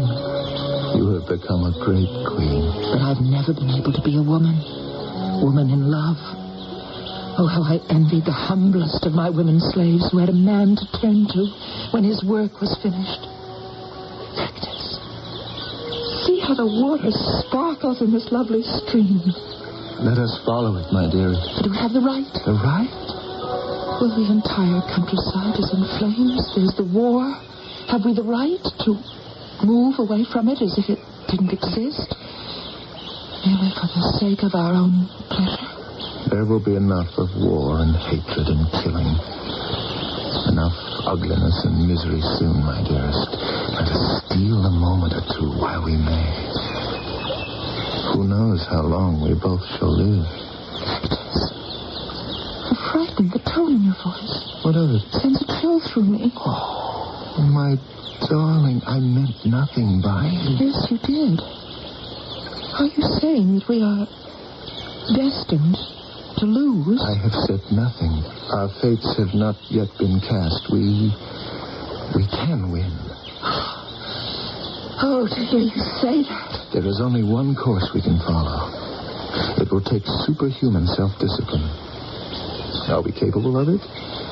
But let us not think of that now, no. Now let us steal a moment which shall be even sweeter for having been stolen. Yes, my love.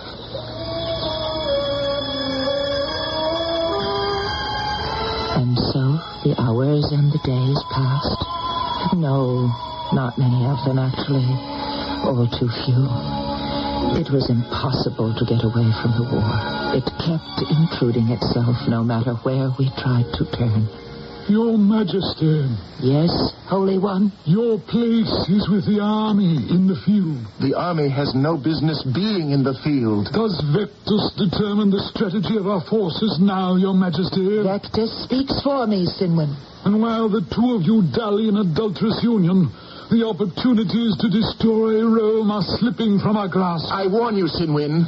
Your priestly robe does not give you license to insult the Queen or myself. You dare to raise a hand to the Archdruid of Britain? I will cut off the head of the Archdruid if he does not learn to control his tongue. The gods will punish this blasphemy. Silence!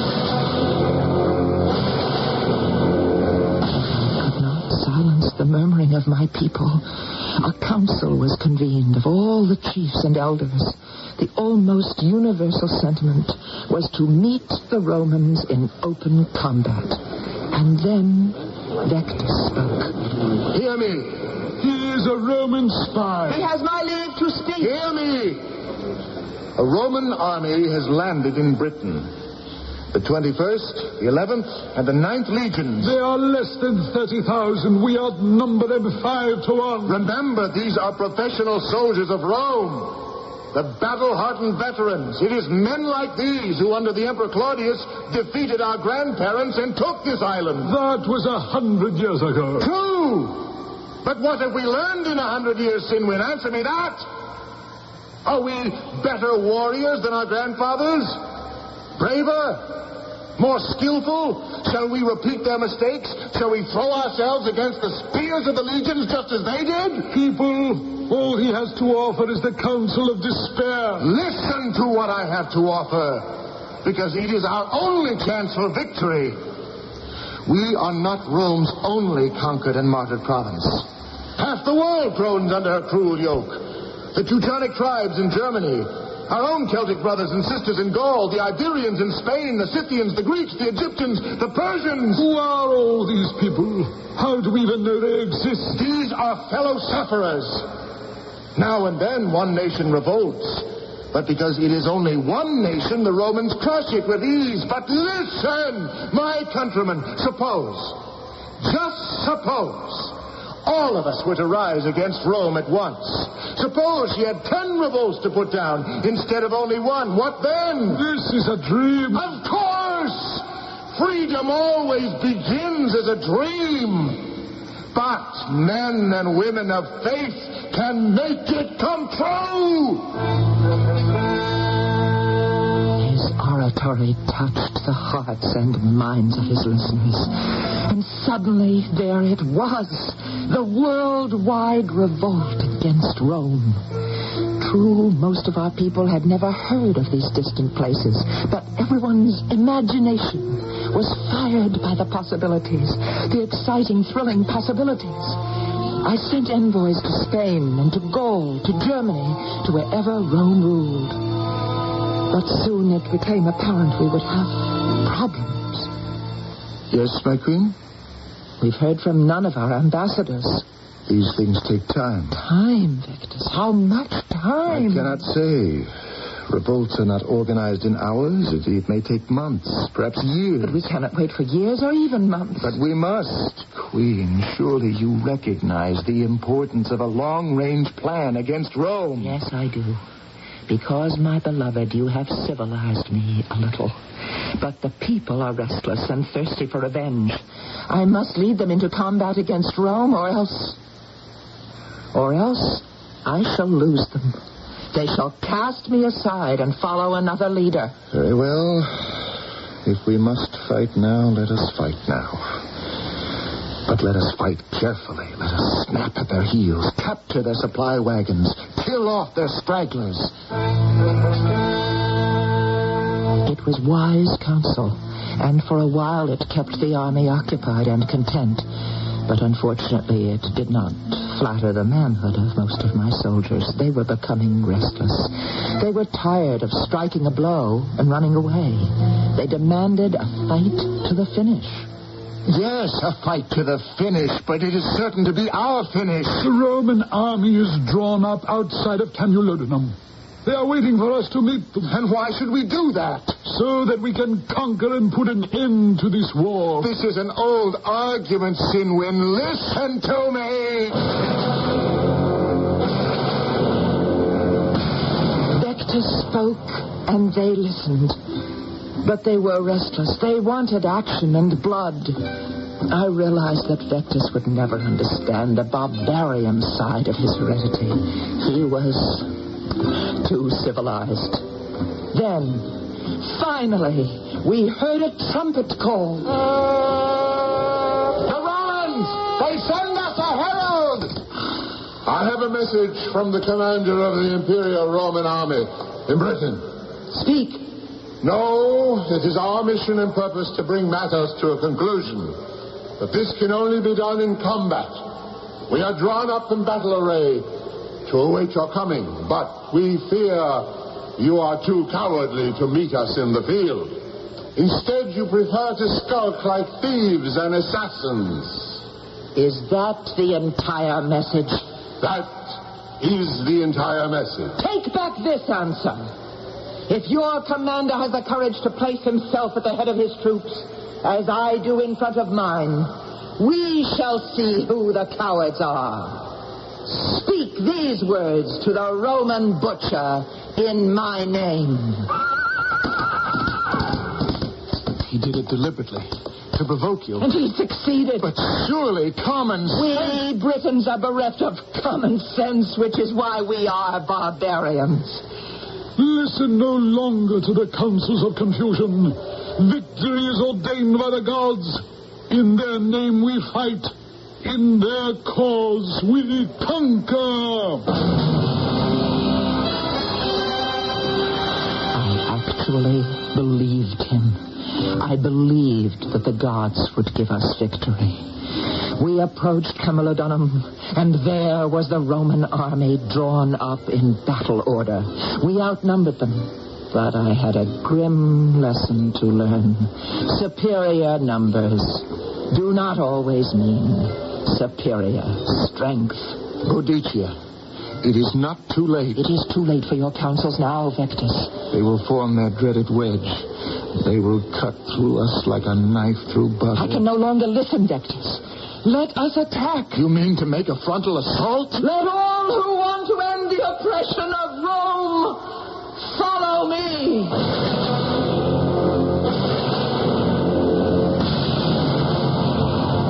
He followed me, and so did the rest of the army. And soon it was all over. I cannot believe there could be so much devastation in so short a time. The Romans stood their ground and then formed the terrible wedges that Vectis had spoken of. Soon we were fleeing in disarray. The Romans followed and the fields turned red with blood. The blood of Britons. We were being slaughtered like cattle. I fought as long and as hard as I could. And then my horse went down. Suddenly I was seized by strong hands. It was Vectis. He lifted me into his saddle. Where are we going? We must save your life. No, let me die here. You must live. What? To fight another day. You know as well as I do there cannot be another day. We can reach the forest. We shall be saved. Look, we're being pursued. They're gaining. Boudicca, neither of us must be taken alive. What are you doing? You ride on. I'll stand here and delay them. No! Go! Vectis, my beloved.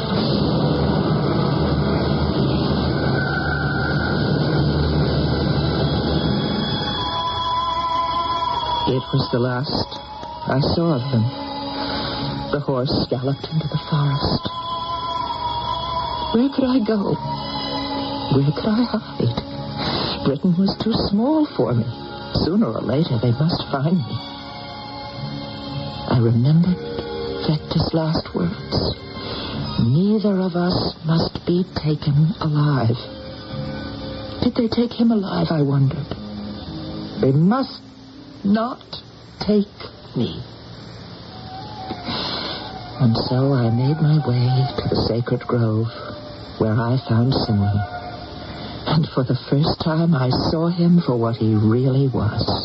An old fraud. Remarkable. Vectis had known it all along. But I am a barbarian. And the barbarians are no match for Rome. So I will raise the cup. The silver cup of poison. To my lips and drain it.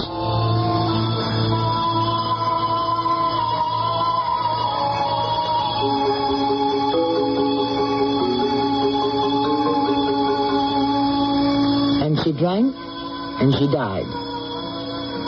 What happened to Vectis, we cannot say. But she was a great queen. She knew how to live, and she knew how to end her life. But she was wrong about one thing. She said that the barbarians were no match for Rome. The fact is, some 400 years later, it was the barbarians who finally brought down the Roman Empire. What had been impossible in the year 62 AD was accomplished with relative ease in the 5th century. It's all a matter of timing, isn't it? So much depends not so much on what we do, but when we do it. I shall return shortly. It is true the ancient Celtic peoples were cruel and violent, but there was no malice in their behavior. They simply didn't know better. How can we account for the cruelty and violence of the so-called civilized Romans? The answer, and it holds good to this day, is that people who should know better should be judged more strictly. Our cast included Marion Seldes, Russell Horton, and Lloyd Battista. The entire production was under the direction of Hyman Brown.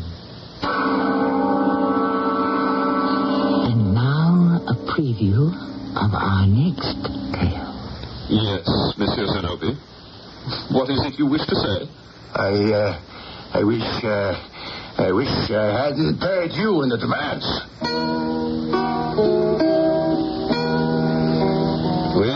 one encounter like this one practically every day. And then, suddenly, one afternoon, something happened. Eureka! Eureka, Mona Lisa! Are you speaking to me, Mr. Yes, Eureka! What does that mean? It means I have found it. You found what? The key. The secret of the smile. With a few strokes of the brush, I have discovered immortality. What does that mean? It means, my dear Mona Lisa, that we shall live forever. Radio Mystery Theater was sponsored in part by White Westinghouse Appliance Company. This is Tammy Grimes, inviting you to return to our Mystery Theater for another adventure in the macabre. Until next time, pleasant dreams.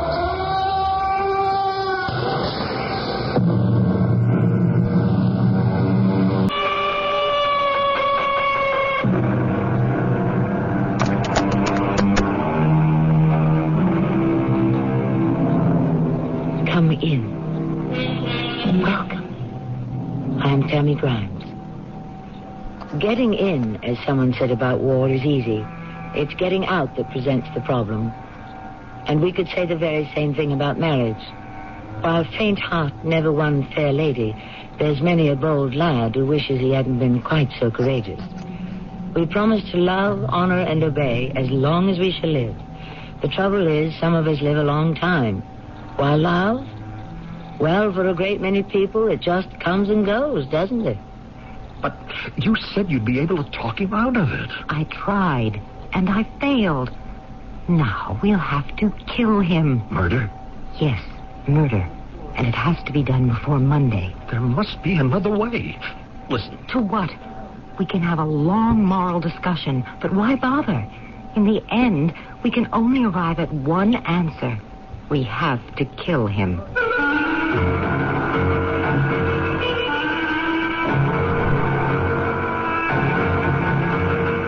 Our mystery drama, Tippecanoe and Tyler 2, was written especially for the Mystery Theater by Sam Dam and stars Carol Teitel and Cynthia Harris. I'll be back shortly with Act 1. Hey, everybody, how can you top an Armour hot dog? Hot dogs.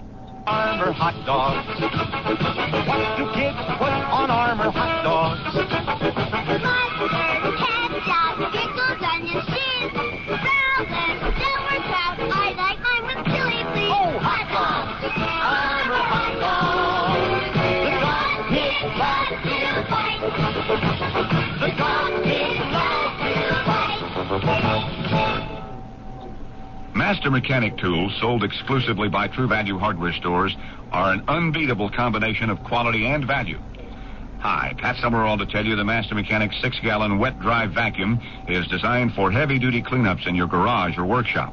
It picks up water as well as nails, ashes, and other debris, and comes complete with accessories, all for just $52.28. Plus, it's backed by the Master Mechanic promise of satisfaction or free replacement at participating True Value hardware stores and home centers. This is the sound of trouble. Problems in your vegetable garden. Insects and disease that can take a big bite out of tomatoes and other garden vegetables. But you can fight back with Ortho Tomato Vegetable Dust. Now you can wipe out worms, annihilate aphids, banish beetles and thrips, and defend against disease. With Ortho Tomato Vegetable Dust. Convenient, ready to use, Ortho Tomato Vegetable Dust is tough on insects and disease, but won't harm plants. Just dust it on right from the container. The exclusive new container only from Ortho that lets you spray up, down, all around without clumping or clogging. So you can get at insects and disease wherever they occur, quickly and easily, with no mess, no waste. Is the sound of success. A healthy harvest of delicious vegetables. At Ortho, our concern for gardens is always growing.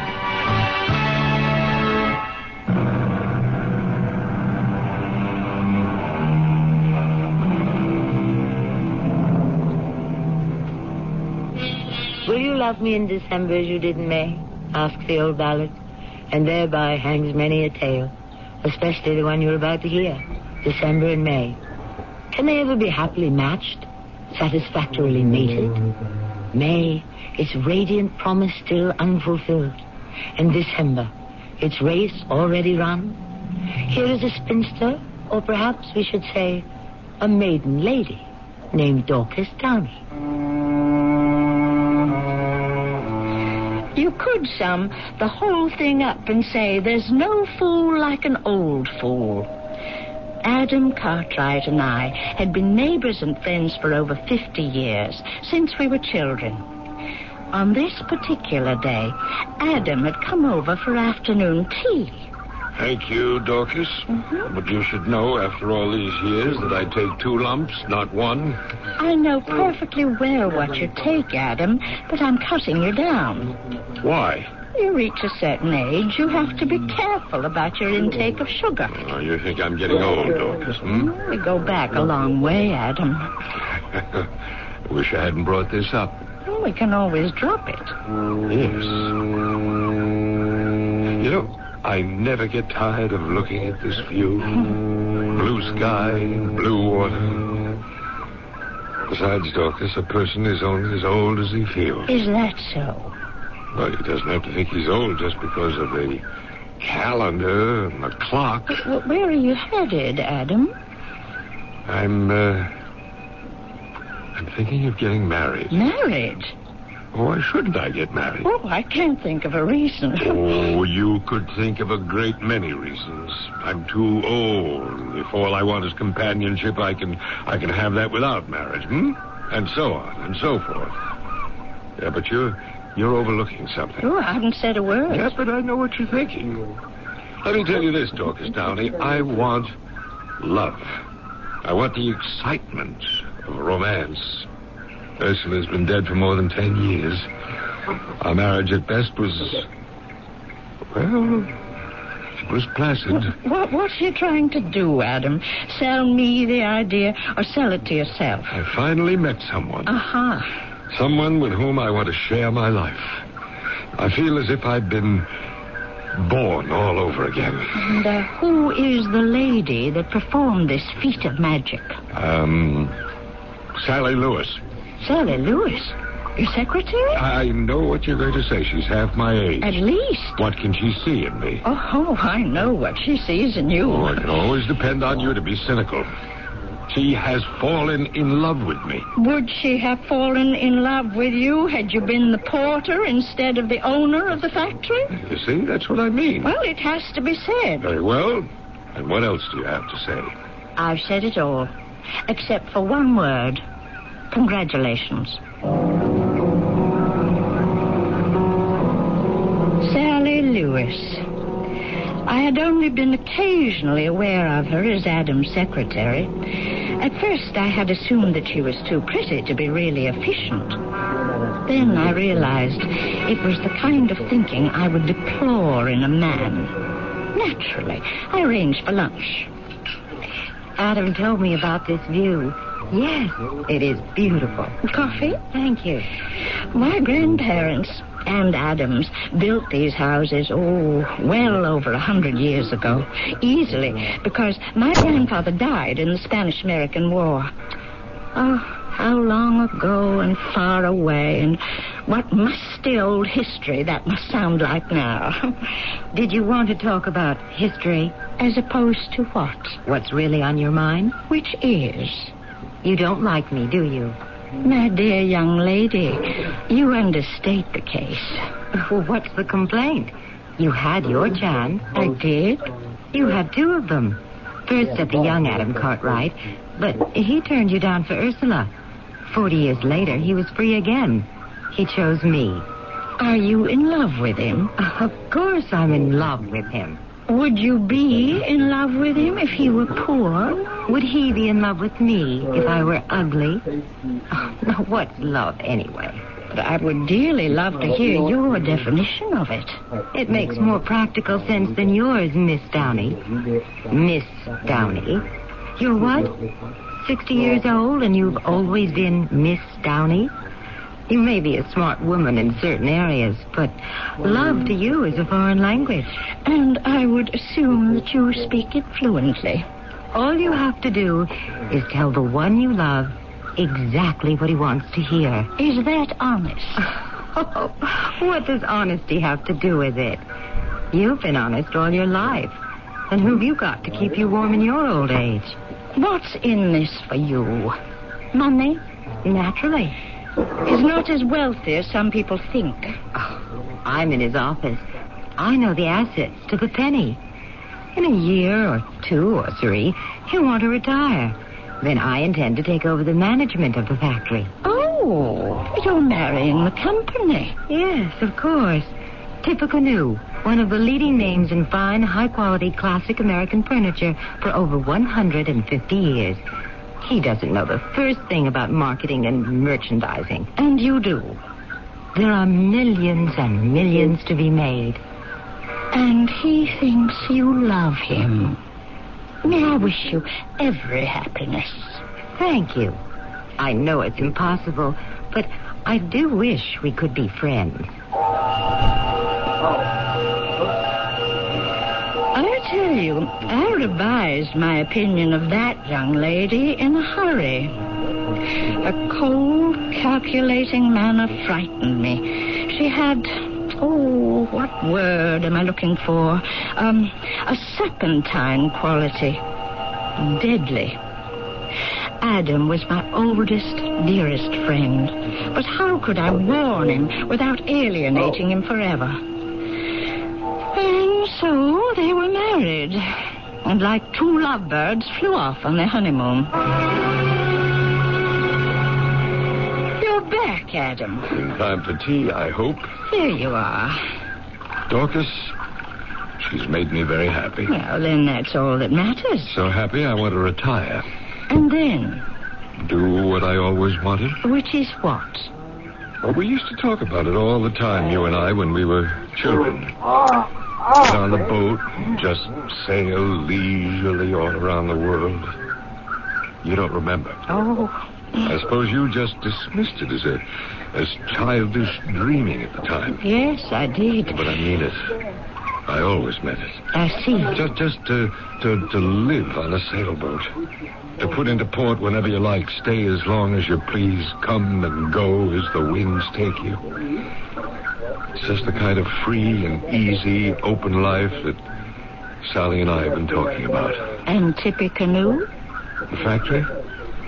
Well, you know I always hated it. But it's the family tradition. Well, no one ever asked me did I want to go into the furniture business.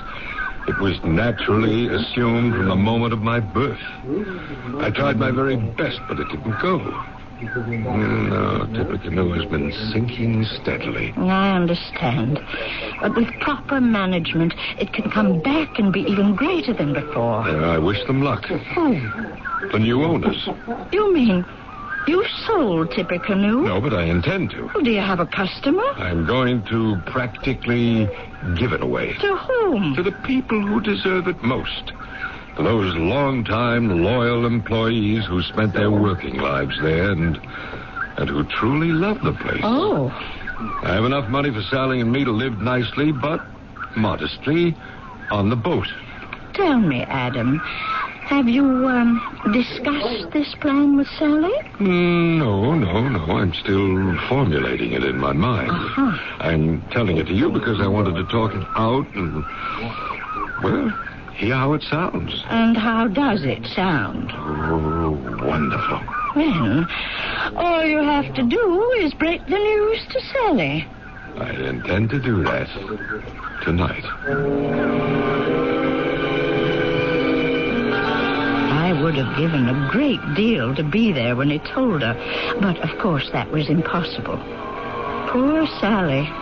There was her whole, what do they call it today? Game plan. Down the tubes. You're what, darling? I'm getting rid of Tippecanoe. Well, yes, but why? Because, my dearest, I have neither the head nor the heart for the furniture business. Yes, Angel, but Tippecanoe has the name, the acceptance to become the most wealthy and powerful company in the industry. Yes, I know. And you're just going to give it away? Why? Because of you, darling. Me? Yes. You gave me the courage. To do what? To risk being poor. but... You inspire me to live for the important things, the eternal things. Suddenly, I feel we can do this together. Roam the world free, unfettered. Oh, but sweetheart, what happens to tip a canoe? Who cares? Oh, but the family tradition. Not all family traditions are worth maintaining. Now, we'll take the open sea and the open sky. Or wouldn't you like that better? Oh, darling, you're absolutely right. You really think so? My silly Adam. Would I say so if I didn't?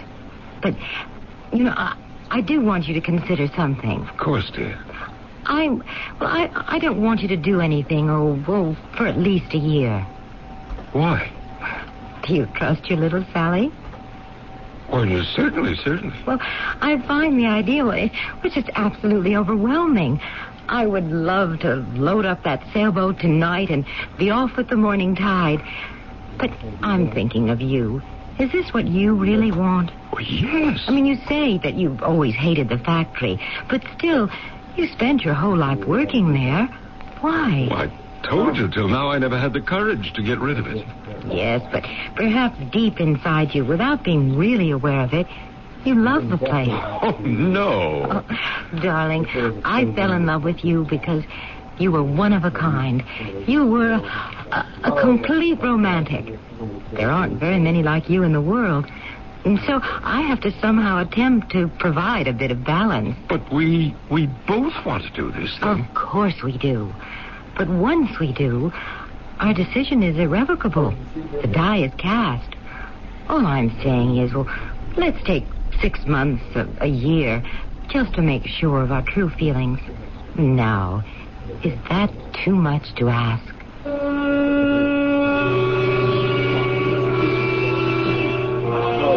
How do you like the way she fielded that one?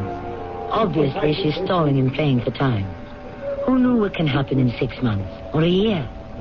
Maybe she can get him to change his mind. Maybe something might befall him. An accident of some kind. Who knows? We have all sorts of options to explore when I return shortly with Act 2. What's as beautiful as a summer sunrise and delicious besides? Summer fruits, it wouldn't be summer without them. Fresh plums and nectarines are here at last. Fresh from the tree, taste them and see. So sweet and juicy. California summer fruits taste as good as summer feels. Nature's way of smiling. Sunshine on the tree, delicious naturally. Fresh plums and nectarines. Sponsored by the growers of California summer fruits. Here's how to tell Skyhawk, the new smaller Buick, with your eyes closed. The doors, for instance, sound like this. Unless you get the sedan, then it's like this. Similarly, the hood and the trunk shut with a satisfyingly solid... The new Skyhawk, you see, is very precisely built and inspected hundreds of times in hundreds of places, so everything fits like... Excepting, of course, where people sit. There, the fit is more like... The new Buick Skyhawk. Everything fits beautifully, including you. That's nice.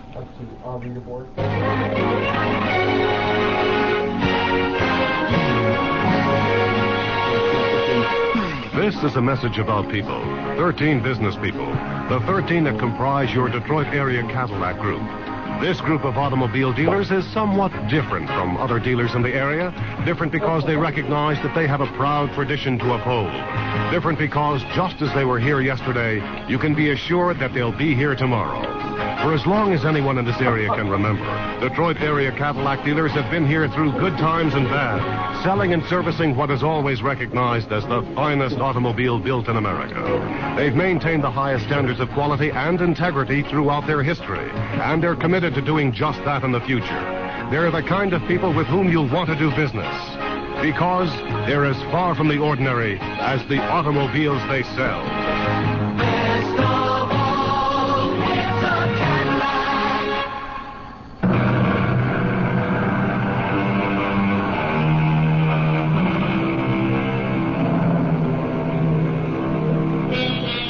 Life is filled with all sorts of unexpected ironies, little twists and turns of fate. For instance, you marry a man for his money, but you convince him that you've married him for love. You convince him so completely and thoroughly that he actually believes it and says, in effect, who needs money? Let's give it away and just live on love.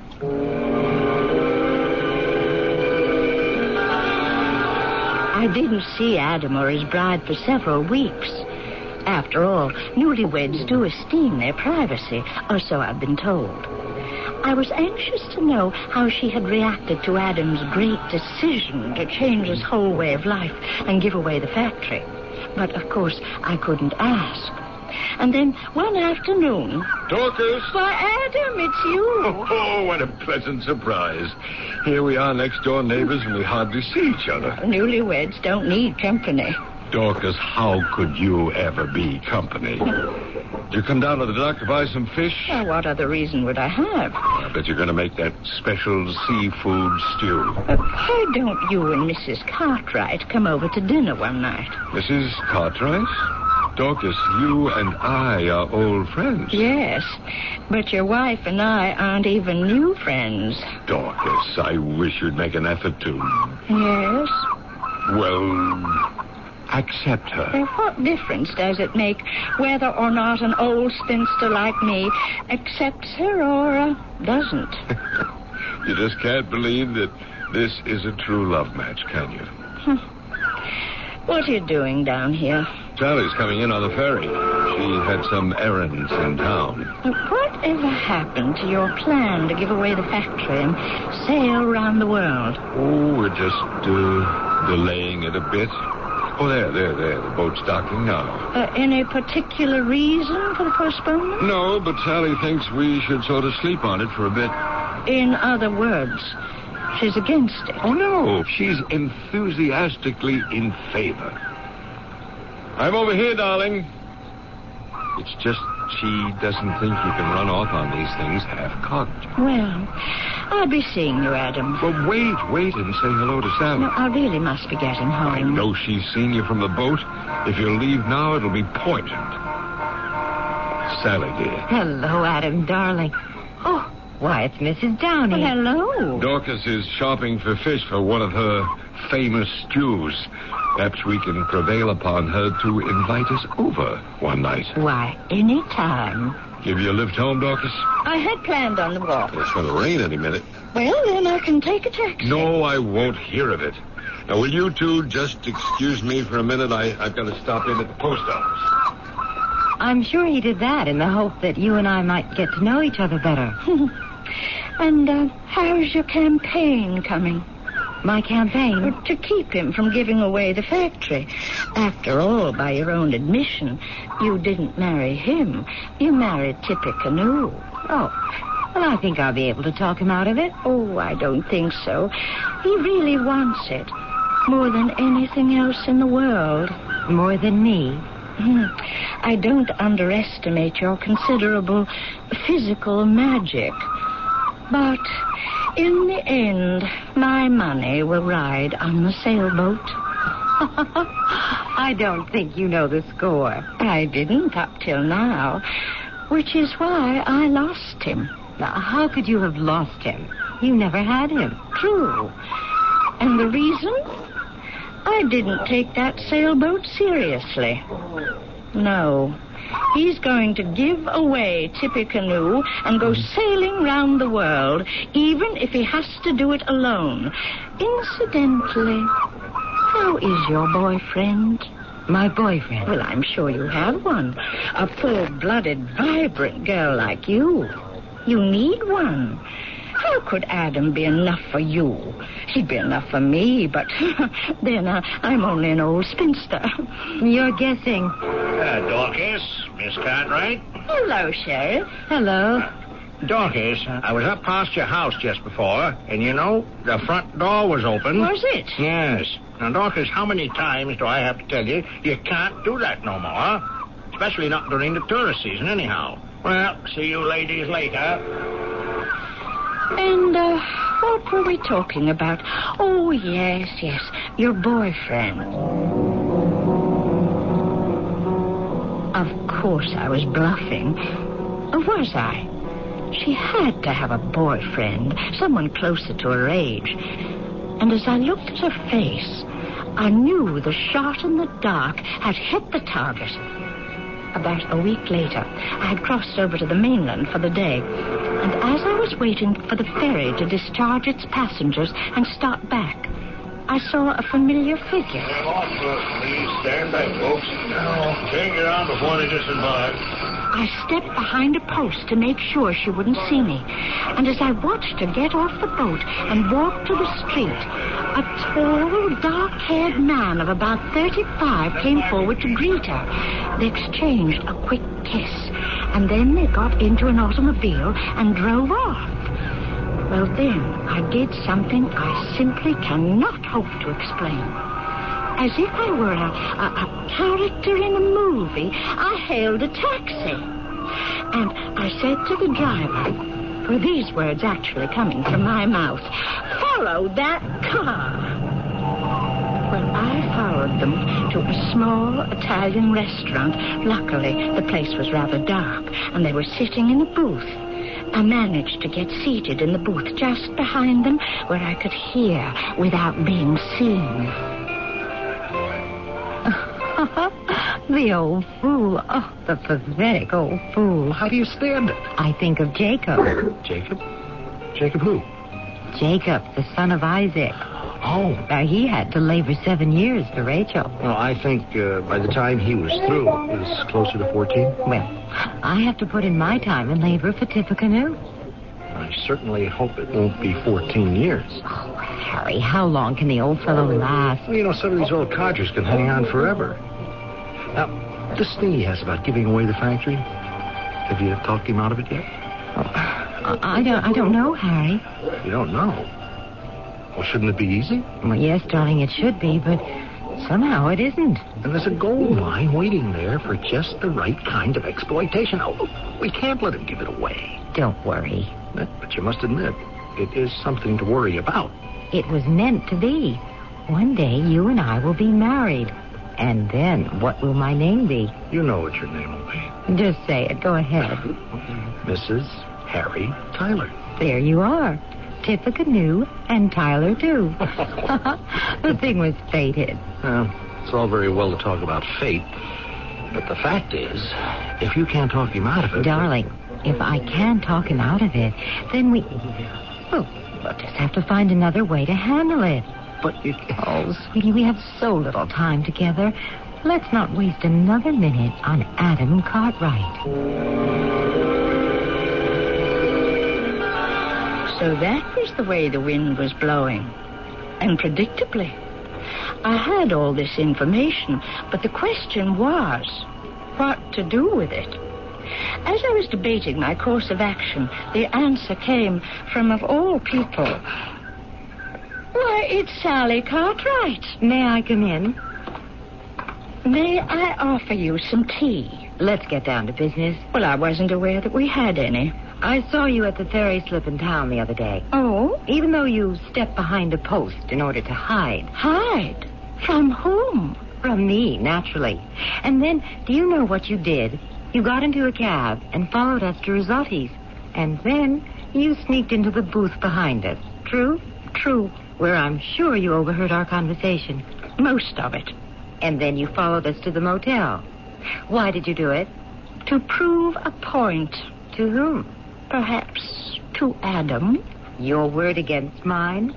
A jealous, bitter spinster? I could present proof. People have seen you together in the restaurant, the motel. Oh, what makes you think Adam needs proof?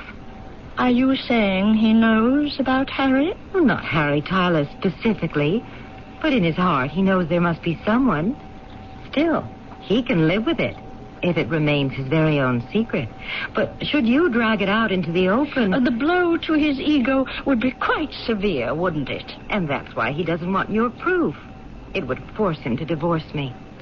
Then, there you are, out in the cold. And so are you. He would hate you for the rest of his life. You would be the serpent who destroyed his little paradise. So if you think you can gain something for yourself, you'll wind up the biggest loser. If you're doing it for him, you'll only make him hopelessly miserable. Well, I'm so glad we could have this little chat.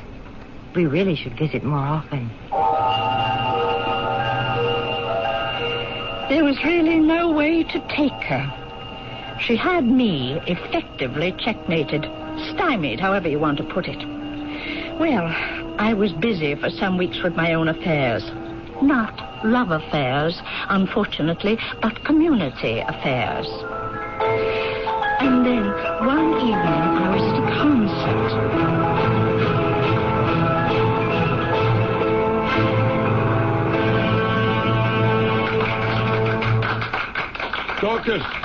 Dorcas! Why, Adam, it's you. Did you enjoy it? Well, you know me. I'm tone deaf. I just show up for the looks of the thing. Let me walk home with you, Oh, isn't Sally here? No, she's spending the evening in town. College friend had a baby she wanted to visit. Oh, yes. It's a lovely night, isn't it? You see the silvery reflection of the moon on the water. Oh, to be out on the open sea under a moon like that. Especially with someone you love. When are you giving away the factory and starting off on your trip around the world, Adam? Or has that been cancelled? Why would it be canceled? Oh, it's just that I hadn't heard anything about it lately. Well, I don't want to say too much until I'm just about ready to sign the papers and take off. And when will that be? Soon. I'm getting restless. No later than September 1st. Oh, that's 2 months from now. 2 months. And then I shall be free forever. Is, Sally aware of this September 1 departure date? We're certainly going to discuss it tomorrow when she comes home. She came home the following morning. I could see them from my place, sitting on their veranda having coffee. And was it my imagination, or was her face actually clouding over? Finally, he left. I felt I simply had to walk over there. Well, how's Harry Tyler? If you don't mind, I'm in no mood for company. Oh, then Adam has told you. Told me what? D-Day is the 1st of September. That's what he thinks. He's not going to give away the factory. My dear, I'm afraid we shall never have a modern version of Tippecanoe and Tyler 2. Adam will get rid of the business and set sail into the sunset or sunrise. I won't permit it. Oh? And how do you intend to stop him? There are ways.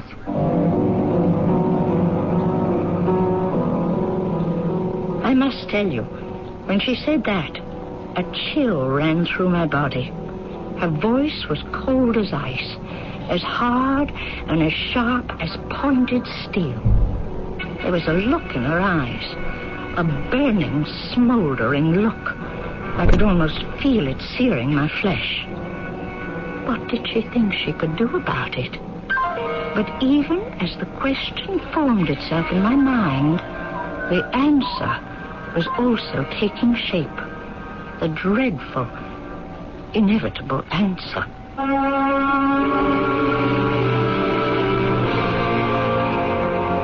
I'm sure by now we have all figured out what that answer will be. Suddenly the game turns deadly. But you expected it from the beginning, of course. We all know that when December marries May, something, somewhere, has to give. Give me just a few minutes, and I shall return with Act 3. What do doctors recommend to avoid constipation? These days, doctors stress the importance of dietary fiber to help the system regulate itself naturally. Metamucil is the laxative made from natural fiber. No chemical stimulants. That's why doctors recommend Metamucil more often than any other laxative. Try Metamucil powder or pre-measured packets of Metamucil instant mix in regular or orange flavor and save 50 cents. Look for the coupon in June's Reader's Digest. Read label and follow directions.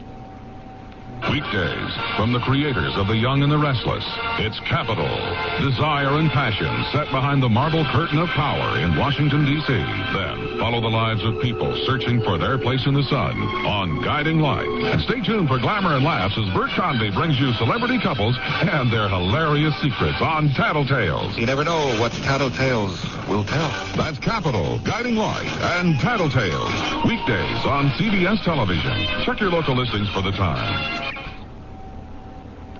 I'm Lorette Rupi, Director of Peace Corps. In 60 countries around the world, Peace Corps volunteers are sharing their skills and knowledge with people who really need them. But we need more volunteers, and we need them now.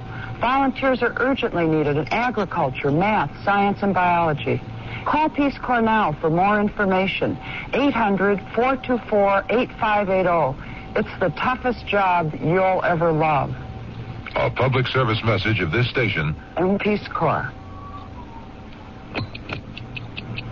Countdown to Cure. Bill Bixby with a message from the Leukemia Society of America.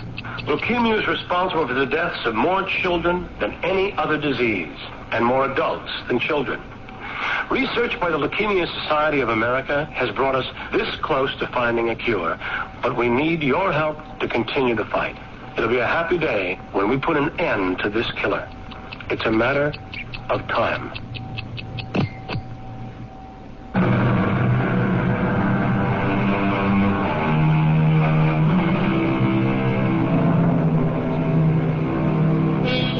It was Mrs. Browning who wrote, "How do I love thee? Let me count the ways."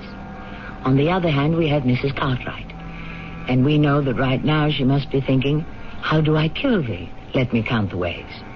At least this is what Miss Dorcas Downey believes she is thinking.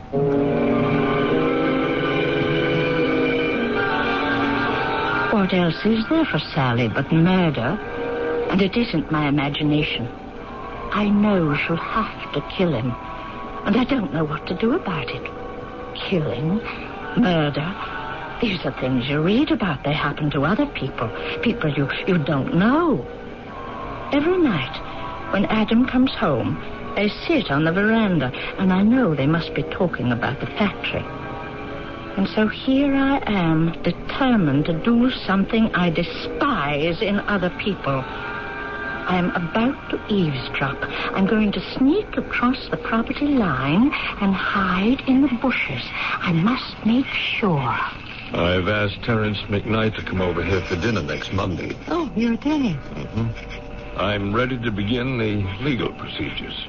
Adam, I hope you've considered this from every angle. Well, there are no angles, darling. It's something I wanted to do all my life. Yes, but... Well, what did you want to say? Tippecanoe is a potential. The opportunities for profits are unlimited. I'm past all that, my dear. I was once very rich, and I found it wasn't all that it's cracked up to be. Since you were never wealthy, you'll never miss it. The moon and the stars in the southern Pacific. I was there in the Navy during the war. It's a sight you'll never forget. You're determined to do it, then? Why do you ask? You'll know. Well, someone has to be the one to say, go slowly. Yes, go slowly till you find the way, and then it's full speed ahead. Now, my mind's made up. How about you? Yes, Adam. My mind's made up, too. The following morning, I saw her leave the house. She was dressed for the city. She had a grim look on her face. I was picking some wild beach plums as she passed me by. Oh, good morning. Good morning. Bound for town, I see. Had any luck? Luck? With Adam. Suppose you let me worry about Adam. September 1st. It's the start of some wonderful sailing weather. Goodbye, Miss Downey. Give my regards to Mr. Tyler. I shouldn't have spoken to her like that, not in her state of mind. But I'm only human. I've had very few victories to savor in my lifetime. Although, what kind of victory is this? I knew she was going to see Harry Tyler, nerve him up for what she wanted him to do. He was a handsome man with a weak chin. She would have to be the forceful one. Lady Macbeth. We have to talk, Harry. His attorney is coming for dinner Monday night. That's in 6 days. And we can say goodbye to the factory, to Tippecanoe. But I thought you said you could talk him out of it. I said I would try. I tried and I failed. Now we have to do something else. What else is there? We'll have to kill him. Sally, what are you saying? You know what I'm saying, Harry. We talk around it. But we have to kill him. Murder? Oh, yes. Murder. It has to be done before Monday while I can still inherit the factory. I don't know. You know, Harry. You're playing this little game with yourself. But there's no other way if we want to get rich with Tippecanoe. Sally, listen. Oh, Harry, to what? We can have a long, soul-searching discussion, but why bother? In the end, there can only be one answer. We have to kill him.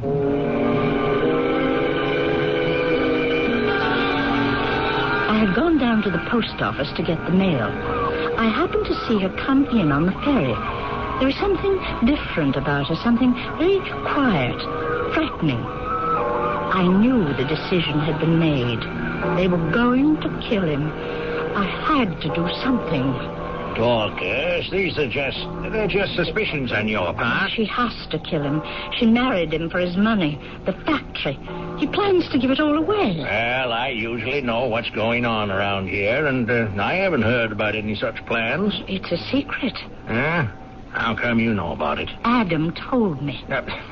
Do you expect me to believe that Adam Cartwright would give away a going concern like Tippecanoe and go sailing around the world in that boat at his age? Sheriff, you must believe me. Dorcas, why don't you go home and get a good night's rest? What could I do? Go to Adam? I could just imagine what he would say to me. Well, did it matter? I would have to try to convince him to save himself, somehow. Hello, Dorcas. Oh, I thought I'd drop in for a cup of tea. Good idea. Sally isn't home. Oh? Now, she had to go to the city. Lots of shopping to do. We have to get ready for the cruise. Oh, that's still on. Oh, yes. Terence is coming over on Monday, and that's when I intend to break the news about the factory. Adam, I don't know how to say this. Are you sure Sally wants to, that she wants the same things you do out of life? Oh, yes. We've talked the whole thing out. We two are like one. Well, look at it from her point of view. She's 30 and you're 67. No, I'm only 65. You are talking to me, Adam. Well, I'm an unusually vigorous 67. In 10 years, you'll be 77. She'll be just about 40. What are we starting to talk about here, Dorcas? She'll have to spend a great many years of her life without you, Adam. She'll be no longer young or pretty. I know you, Dorcas. You're driving at something. Well, there's only one way to say it, I suppose. Say what? Your wife is having an affair. Well, that's a lie. Why is it a lie? Consider. She's half your age. Well, you don't know what she's really like. She's different. Oh, it gets worse. No, I just don't want to hear anymore. She and her lover are planning to kill you. Oh, this is monstrous. Well, it's true. How vindictive, how venomous of you, Dorcas. Now, please, leave. Please leave before I forget that I was raised a gentleman. If I had deliberately set out to make a mess of things, could I have done better? I sat in my kitchen. I made myself a cup of tea. A murder was about to be committed, and there was absolutely nothing I could do about it. I never felt so helpless, so frustrated. What was that? A shot. Of course, it had to be a shot. And it came from the direction of Adam's house. No, I wasn't dreaming. No, I didn't imagine it. I heard a shot. Had they killed him already? Had they killed him? Of course. Sheriff Neary. Sheriff, it's Dorcas Downey. Yes, Dorcas. I just heard a shot. at this hour? Sheriff, I know a shot when I hear one. It came from Adam Cartwright's house. Now, Dorcas, we went through this whole business this afternoon. I am telling you, Sheriff, I had a shot, and you'd better get right up there.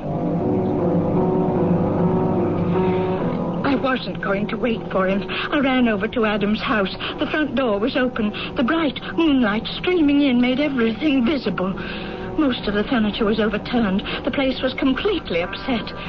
And sitting, slumped in his armchair, was Adam Cartwright. I could see the bullet hole in his head. I was so frightened, I wanted to run right out of the house. Then I heard footsteps approaching and voices. I'd better hide. I stepped back into the kitchen, hoping no one would see me. Sally, maybe we're... He's probably fallen asleep in his armchair, as usual. But that nosy neighbor, she'll hear the shot. How can she hear the shot? The gun has a silencer. Look, he's sleeping. Now, don't think about anything. Just do it, and it's all over. And then we'll turn the place upside down, and they'll think it was a burglar. But you don't... Hurry. Do it. Do it. Just aim it. And now... pull the trigger. See? See? Now let's just make a mess of it in here and... Wait. Sally. What is it? Sally, look at this room. It's been ransacked.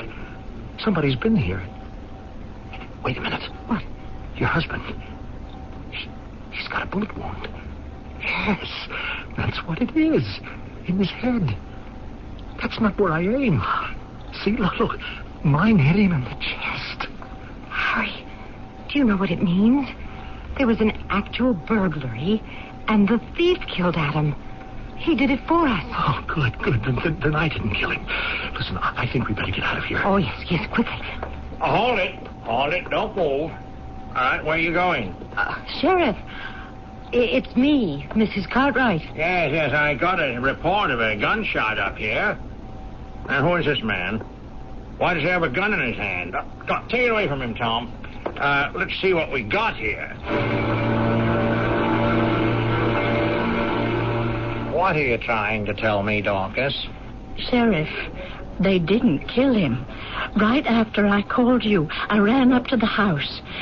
What they had planned to do, shoot at him, and then make it look as if the place had been ransacked, had already been done for them by a real burglar. Adam was dead when I arrived, and then almost immediately after, they showed up. Harry Tyler shot Adam without realizing poor Adam was already dead. I saw the whole thing. You did, eh? Well, Dorcas, you're making a generous but a misguided effort to help her. Oh, but Sheriff, They're obviously lovers. Now, we can prove it. She was married to an old man who had to be in the way. Case is open and shut. State's attorney wants to go to trial. And I guarantee you he'll get a conviction. And there's nothing you can do about it. Well, I tried. If there's nothing I can do about it, I suppose that will just have to be the end of it.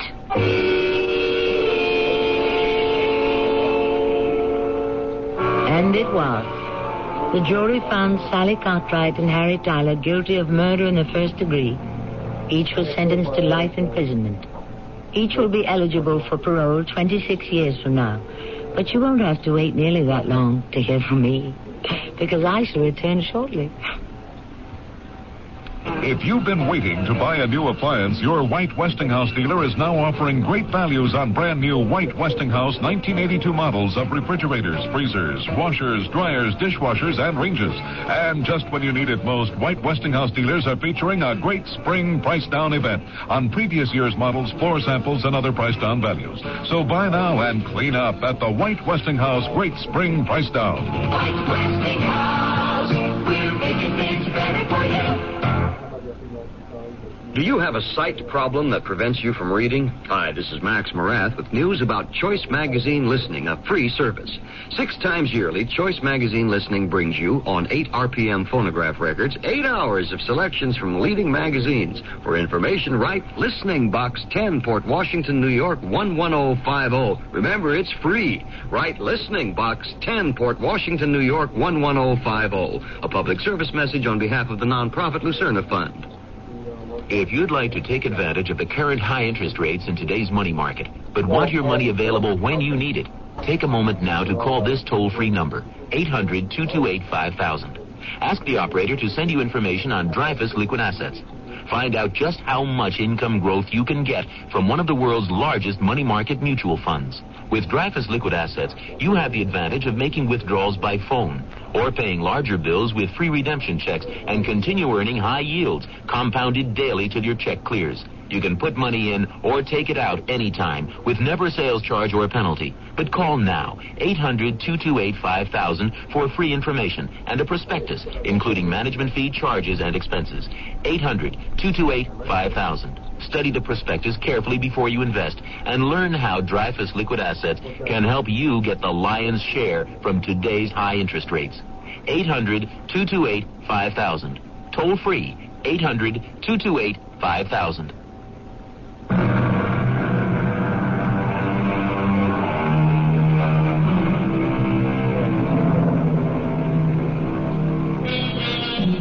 The game goes on. It's played all around us every day. The game of life and love and death. The game is played according to the rules. And one of the rules, even if it's an unwritten rule, is that May and December cannot long live together. For December must pretend to be warm and May to be cold. Sooner or later, something must snap and break and die, as we have seen, and shall see again and again, as long as vanity, foolishness, and greed remain in this world. Our cast included Carol Teitel, Cynthia Harris, Arnold Moss, and Earl Hammond. The entire production was under the direction of Hyman Brown.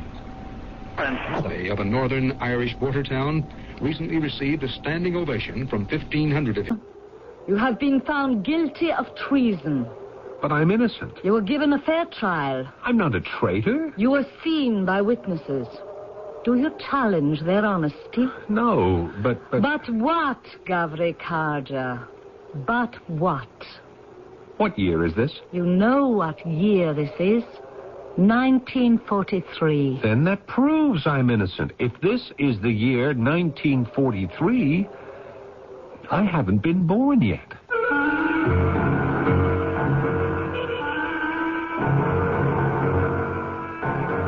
Our mystery drama, The Old Country, was written especially for the Mystery Theater by Sam Dan and stars Paul Hecht. I'll be back shortly with Act One. If there are chores or do-it-yourself projects you avoid because they seem like too much work, maybe it's because your tools don't do enough. Hi, Pat Summerall to say True Value Hardware stores offer hard-working tools like the rugged Homelight 16-inch gas chainsaw. Its powerful engine handles big cutting jobs with ease, and the safety tip prevents kickback. You don't have to avoid tough jobs like cutting trees or lumber when you have the Homelight gas chainsaw, now just $189.95 at participating True Value Hardware stores. You're working hard, you keep on trying. You want to break, there's no denying. So get the taste that's satisfying. Maxwell House is you. Get that good to the last drop of feeling. The Maxwell House, only Maxwell House. A taste of feeling like no other coffee. Always good to the last drop. Maxwell. It's a whole lot more than saving. It's a whole lot more than price. And it's more than friendly service that makes Kmart really nice. Oh, with everything all together in one great saving place. Your saving place makes saving nice with quality and a Kmart price. It's that time again, time for the Kmart Colorful White Sale. You'll find big once-a-year savings on almost every item in the department. For example, no iron twin sheets in flat and fitted sizes, just $1.99 each. Blended of comfortable cotton polyester. They're available in your choice of soft pastel colors. Limit 2 while quantities last. Check your newspaper for other fabulous bargains during the big Kmart White Sale now through Saturday at Kmart.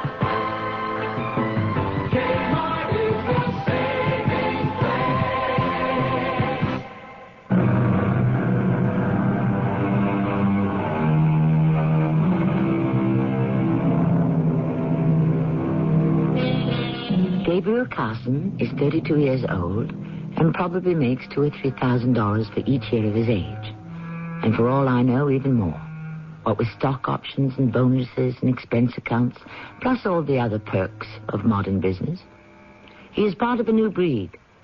Or maybe a contemporary aspect of an old one. Sharp, adaptable, perceptive, and predatory.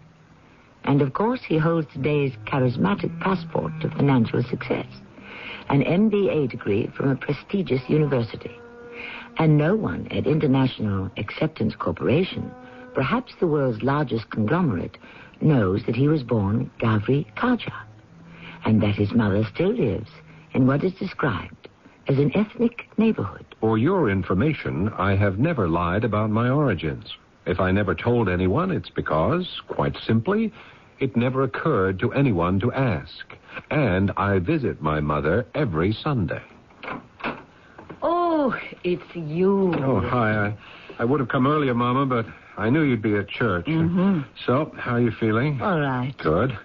I'd feel better if I had a son who would come early on a Sunday and take his mother to Mass. Mama, as soon as I get a chance, I'll do that. So do it next Sunday. Oh, sorry, I can't next Sunday. Uh-huh. And this time, what's the excuse? Well, they're sending me to Europe. Why? What do you know about Europe? The company has opened a branch in Trieste. Trieste? Well, it's only 200 miles from your father's village. Oh, listen, Gavri, why Mama, don't Mama, you... please, it's a business trip. I really have no time. But it would have made your father so happy. Mama, I have absolutely no interest in or curiosity about the old country. Oh, Gavri, I wish I could tell you how wonderful... If it was so wonderful, why did you leave it? Yeah, now that I think about it, maybe you never did leave it. I mean, this neighborhood, it's like part of the old country, and you married a young man who lived next door? You're saying I shouldn't have married your papa? I'm saying this neighborhood has been your whole life. You never left it. And why should I leave it? All my friends, all the people from my old village are here. Here, come, sit down at the table. Look, I have your dinner almost ready. Mama, when you eat at noon, it's called lunch. Besides, I'm not hungry. Just give me a glass of water so I can take this pill. Ah, pills again. For what this time? First you take a pill that will make you sleep. Then you take a pill to keep you awake. In the old country, who ever heard of pills? A man was a man. He liked to eat, to drink, play music, dance, enjoy life. Tell me, Gavri, do you enjoy life? Sure, I enjoy life. So how can you enjoy life if you don't have a family? Mama, please, I'm really too busy. What do you do that you should be so busy? No, why can't I see the busy? Your papa, when he was busy, I could see it. He was building a house. What do you do? I create situations. But where is the house? The pair of shoes? Mom, I'm not a carpenter. I'm not a shoemaker. What are you? I'm a strategic planner. Well, whatever that is, you don't look happy. A mother knows, and the mother knows why. You don't have a woman of your own. Mom, I could have a dozen women. Ah, those are women who could belong to anybody. I mean a woman who belongs to you. Modern women don't want to belong to a man. I understand. Therefore, you should marry an old-fashioned woman. Please, Mama. A girl from the old country. And I found her for you. Now, look. Now, she came here a few years ago. She's even been to college, just like you. Now, look, Mama. And it hasn't spoiled her. She teaches school. And here she is now. Neda, come in, my child. Uncle Milan said you wanted these shoes right away, so I... Oh. And Neda, I want you to meet my son, Gavri. Gavri, this is Neda Benko. How do you do? How do you do, Mr. Karja? No, that is not his name. What is it you call yourself, Gavri? Carson. Mr. Carson. Neda, come. Please, sit down. You have some dinner with us? Oh, I have to prepare lunch for Uncle Milan. It was nice meeting you, Mr. Carson. Miss Benko? Goodbye. Mama, did you tell that girl I would be here? Why should I tell her? Did I tell you? You placed both of us in an extremely embarrassing situation. I did it for a reason. I wanted you to fall in love. I simply don't understand you. Sometimes when two people meet without warning, see each other for the first time, it's as if lightning strikes. Mama, She fell in love with you. I could tell by the way she turned color. Oh, and there was a look in her eyes. She has beautiful blue eyes, no? You see, she's very modest, and that is why she ran away. Did you fall in love with her? Of course not. Are you sure? Look, Ma, I objected to this old country custom of parents arranging a match. You know a better way? Oh, we've had this argument before. I am not going to marry Miss Benko, and that's the end of it. Maybe. You say you're going to Trieste?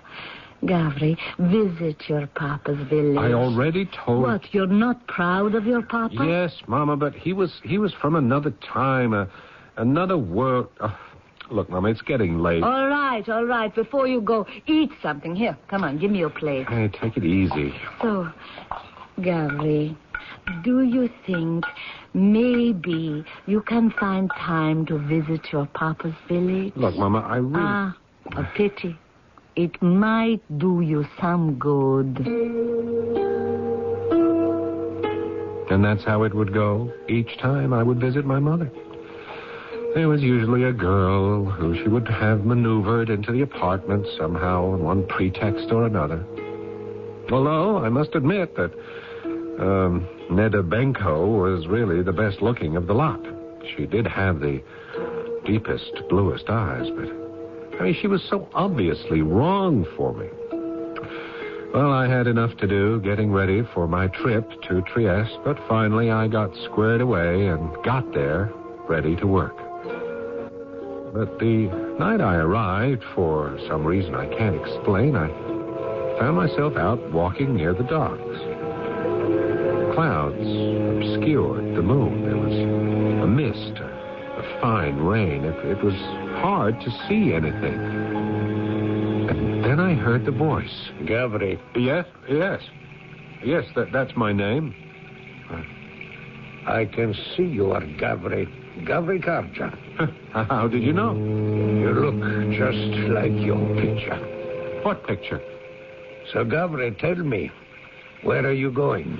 Well, you tell me, why is it your affair? It is my affair because my name is Vok. And I'm concerned with these things. Also because with this revolver, I can kill you in the blink of an eye. Oh, is this a robbery? The word came from Gorvan that you might be here. Gorvan? What? That's the village. It's my father's village. And his father's before him, and his father. And back for more than 1,000 years. Yes, but what about Gorvan? Walk in front of me quietly. Yeah, but... Carefully. Patrols are out. Patrol? Perhaps you'd better explain. Be still. You're making too much noise as it is. Turn here, to your left. Listen. A patrol. What? Silence. Flatten yourself against the wall. In this fog, they may not see us. Remember, make a single sound, and I'll be able to make sure of you. Heinz! Friedrich! Come here! Schnell! What language was that? What language do you think? German? Yes, that's what it sounded like. But why would there be German soldiers here in Trieste? Are you sure you're all right? Yeah, who are you? I'm Vok. Vok? Suddenly, I heard a loud burst of music. It blared at me from the open door of a waterfront cafe. The rain had stopped. The pavement was dry. The mist had disappeared as if by magic. All about me were bright lights and laughter, music, and crowds of people. I mean, where was the man who had somehow materialized out of the fog? The man who called himself Roke. He was nowhere to be seen. Who was he? Had I imagined it? Probably. Well, the next morning I was in our office with our local manager, Francesca Danilo. I hope you're satisfied with our progress here, Mr. Carson. And my report on the whole is favorable. I know that with the proper supervision, you could very well become our outstanding overseas branch. Well, thank you, Mr. Carson. Yes, I must say I hadn't expected to find a woman branch manager. It's probably due to the war, Mr. Carson. The war? I mean, that was such a long time ago. So many men were killed, especially in this part of the world. It became necessary and natural for women to take over. Yes, of course. I'll be leaving for home the day after tomorrow. Shall I have my secretary make the travel arrangement? Oh, thank you. It's no trouble at all. Yeah. Tell me, Miss Danilo, have you ever heard of a town called Gorvan? Gorvan? No. I mean, it's in the Kostendil Valley. Oh, yes. There was very heavy fighting there during the war. Yes, and have you ever heard of a man called Gavri Karja? Oh, yes. He was quite a legendary hero. Are you interested in the history of this part of the world, Mr. Carson? Well, we're in business here. It's good to know as much as possible about the people, the customs, so forth. Wouldn't you agree? Oh, yes. Yeah. About this Gavri Karja. The Germans set a trap for him, but he escaped somehow. He later went to the United States, where he married and raised a family, I believe. I understand he died some years ago. I could find out more if you're interested. No, thank you. I was just mildly curious. The next night was my last in Trieste. I had some reports to complete, and I was ready for bed before midnight. I had an early plane. I closed my eyes. I had just fallen asleep when...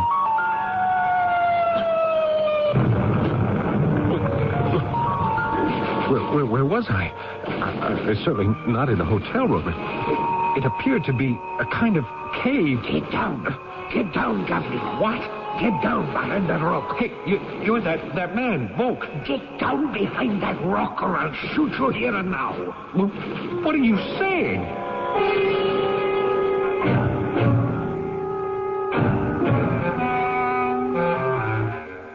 What he's saying is clear as crystal and just as sharp. If Gabriel doesn't do as he's told, he's as good or as bad as dead. Something is happening to Mr. Gabriel Carson, or Gavri Kaja. He seems to be moving in and out of an extremely strange situation. He's a strategic planner by profession, but he certainly hasn't planned on anything like this. The second act shortly. I told the guy at the garage I wanted a wheel alignment. He says, you got it. Said I wanted it done right. He says, you got it. Said I wanted it guaranteed. He says, you don't got it.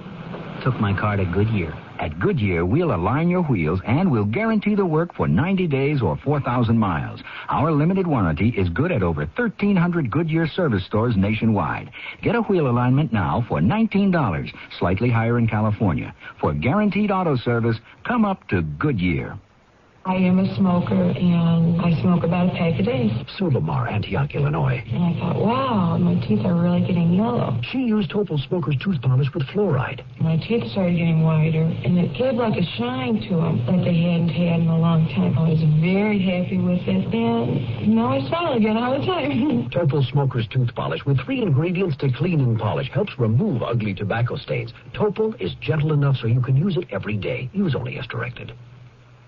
Hello, this is Max Moran. Do you have a sight problem that prevents you from reading? I've got good news for you about Choice Magazine Listening, a free service. Every other month, Choice Magazine Listening will send you, free, on phonograph records, 8 hours of selections from leading magazines featuring writers like William Styron, Joyce Carol Oates, John McPhee, Kurt Vonnegut, Art Buchwald, many others. So if you are blind or unable to read regular print, or if you know someone with this problem, write to Listening, Box 10, Port Washington, New York, 11050.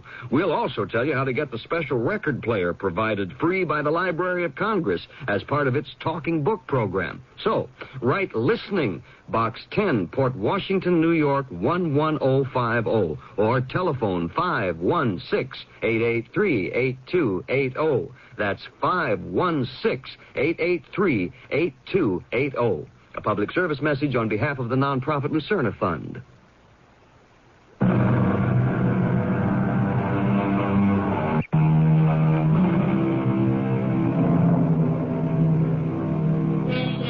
Life Begins at 40 was the title of a popular book of a generation ago. And why not? When life begins, there's always been a matter for speculation and debate. However, looking at it a certain way, it may be said that our lives began long, long before we were born. Our lives began when life itself appeared on this planet. In each of us, whether or not we may be aware of it, are racial memories that go back to the dim and long-forgotten dawning of mankind. Where are we? Who are you? Quiet. They'll hear you. Who's going to hear me? Shut up. You want to get us both killed? Killed? By whom? Now, crawl forward slowly. Now, would you just wait a minute? Do you want me to shoot you now? What do you mean, shoot me now? Crawl forward. Don't try to call out. Where are we going? You know where we're going. No, I don't. It won't help you to pretend. Look, where are we going? To Gorvan.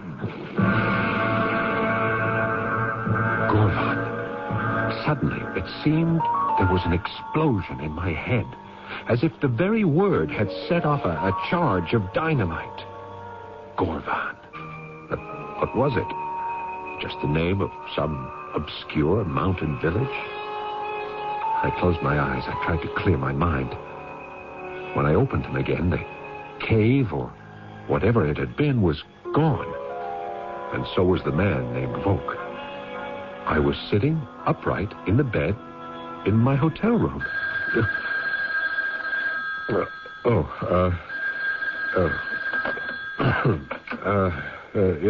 Hello? Mr. Carson? Yes. This is Mr. Nilo. Oh, Mr. Nilo? Oh, yes, Mr. Nilo. Are you all right, Mr. Carson? Am I all right? Well, you said you'd be by this morning to pick up the reports on your way to the airport. Yes, that's right, I did. Well, it's almost noon.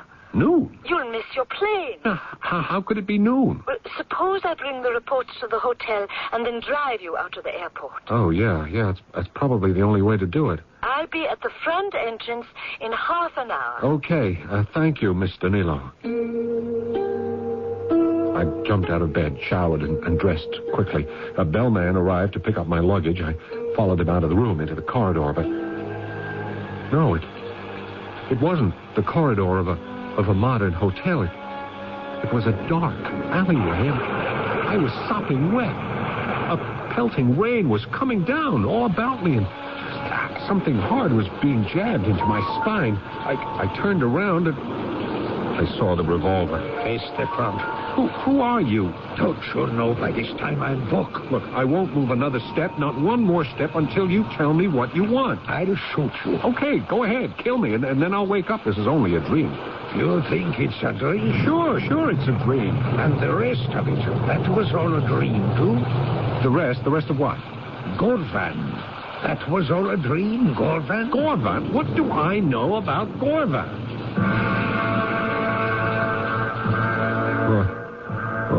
What do I know about Gorvan? Mr. Carson, Mr. Carson. What? Mr. Carson, are you all right? What happened? What am I doing back here in my hotel room? Well, you were supposed to meet me at the front entrance. Yeah. But you weren't there. I waited. I had them call your room, but there was no answer. So I came up to see it. Yes.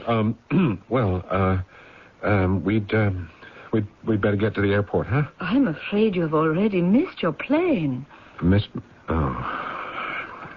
Carson, you're obviously not feeling well. Obviously. You're quite pale. You're shaking. And you're standing there just muttering, Gorvan. What do I know about Gorvan? Yes. Gorvan. I seem to recall. That name came up the other day. Wasn't it the name of some remote village? Yeah, that's right.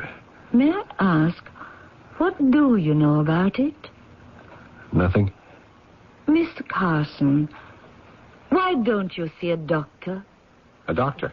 Something is bothering you. No. I'm not sick. Oh, but it doesn't necessarily have to be physical. Oh, you mean that kind of doctor? Well, perhaps you need a sedative of some kind. No, I won't go to a psychiatrist. I don't know how these things are viewed in your country, but in America, for people in management positions, seeing a psychiatrist could be interpreted as a sign of weakness or incompetence. I understand. Therefore, might it not be best for you to see a psychiatrist here, far from home? Yes. Something is happening to me. I don't know. It began as soon as I arrived here. Can you be sure of that? Well, it never happened before. Perhaps it was something that was bound to happen at any time. A very good friend of mine has his office not far from here. I'm sure you could see him at once. I knew I was being handled, maneuvered, and, well, I don't take to that sort of thing, but it seemed as if I had no will to resist. And I was feeling terribly confused. So she telephoned her friend, and I went over to his office. Mr. Carson, I am Dr. Zaro. No, wait a minute. You're not. I know you. You're Volk. Who? Volk. A man named Volk. Who is Volk? That man, with the gun. Obviously, I am unarmed. Yeah, but he waits for me in the dark. But it's light in here. There's gunfire going on all around us. I don't hear the sound of shooting. Do you? No, but you are Volk. Why do you insist? Well, it's the same voice, the same face. I am Dr. Zaro, Dr. Isvan Zaro. Who is Mr. Volk? I don't know. You don't know? No. And what does he want of you? Well, he wants me to go back with him to Gorvan. Gorvan? Yeah, it's a small village high in the hills. And how would you, an American, know about it? Well, it was my father's village. And his name was Carson? No, it was Karja. Gavri Karja. I see. What do you see? Your name is also Karja. No, it isn't. Karja was the name that was given to me, but Carson is the name I took. Why? Well, because I wanted to get somewhere. It'd be easier, simpler if my name were Carson. And, well, that's all there is to it. Continue. With what? Your story. Well, I've told you the whole story. A man I don't know who calls himself Volk wants me to go back to Gorvan with him. That's all he wants? Yes. Well, if that's all, why don't you go? Because I don't have the time. I'm quite busy. You don't have a day or two? When was the last time you were in Gorvan? Well, I've never been there. Well, then, how do you account for Mr. Volk? I can't account for Mr. Volk. That's why I'm here, to see if you have the answer. You're the one who has the answer. After all, you created him. You're saying he's a creature of my imagination? Are you saying he's real? Well, he seems very real. How many times have you seen him? 3, 4. What are your plans now? Well, I should be on a plane for home tomorrow morning. And Mr. Volk? Well, I hope I can just leave him here where he belongs. What if you see him again? Doctor, we seem to have lost sight of my purpose for this visit. And What is that? I had hoped, I had expected that you would tell me how I could avoid seeing him again. Ah, but you will see him again. Now, look, Doctor, I was hoping you could help me. Well, unfortunately, there is no pill or medication. You will have to help yourself. All right. Tell me how. Go to Gorvan. But why? Because that's where the answer is. If there is an answer.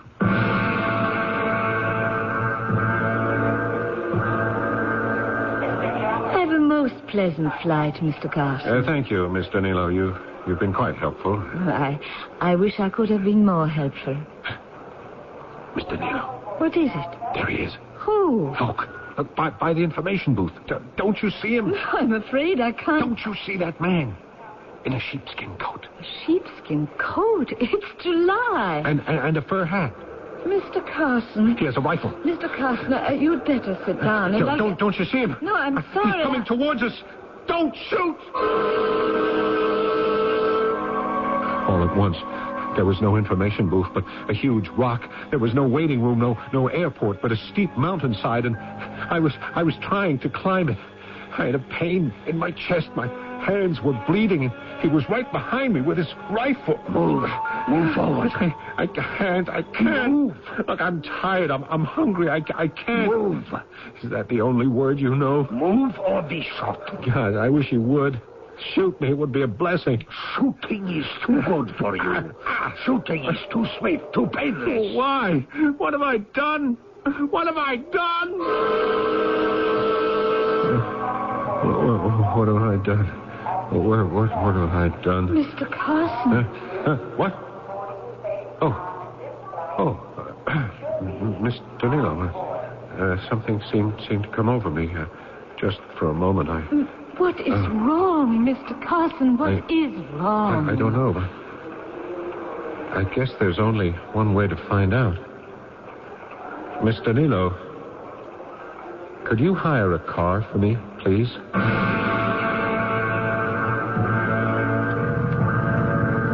Gorvan was not on any map, but it overlooked the Castendil Valley.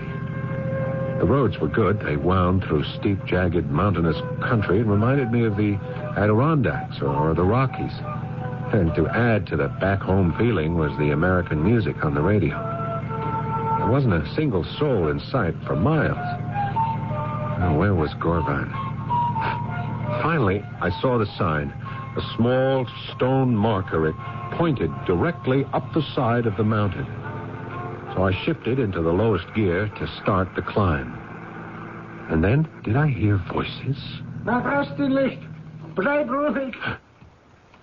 Germans. Yes, they are Germans. Be quiet. Soldiers? Yes, they are soldiers. Vuk, it's you. What are you doing here? Where's my car? What am I doing here? And those Germans, what are they doing here? You know what they're doing here, Gavrikarja. Look, I swear to you. Gavrikarja, they're waiting for you. For me? Why? To show them the way. The way? To where? Gorvan. Why? So they can kill every man, woman, and child in the village.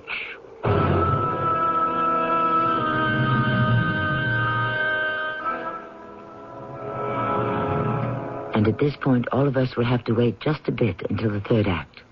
Mr. Gabriel Carson, or Gavrik Kaja, has evidently blundered into a situation which he can neither understand nor control.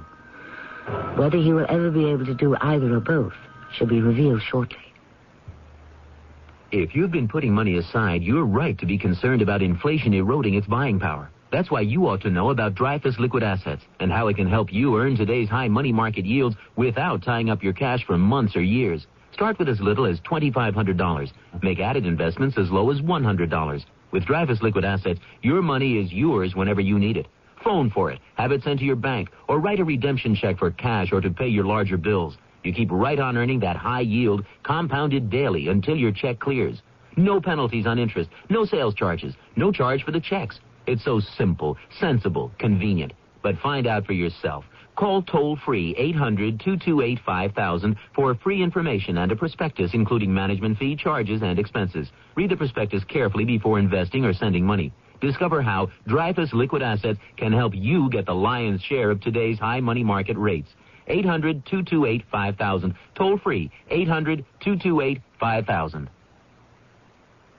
Hi, I'm Landon Saunders. This is Heartbeat. Are you depressed? Is it hard to get out of bed in the morning? Do you look forward to, well, nothing? Perhaps some chain of events, something you couldn't control, has affected your life. Maybe you've lost your job or experienced the death of a family member or a friend. Whatever the cause, you're depressed. You're not able to shake the feeling of gloom that hangs over your head. Well, I've got news for you, and it's good news. There's a way to handle your depression. And here's one idea. Decide that you have the ability to decide what your life is going to be like and how you're going to feel about life.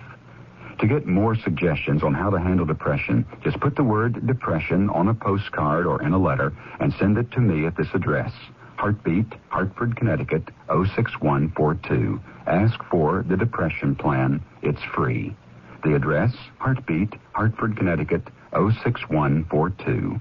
This is Heartbeat.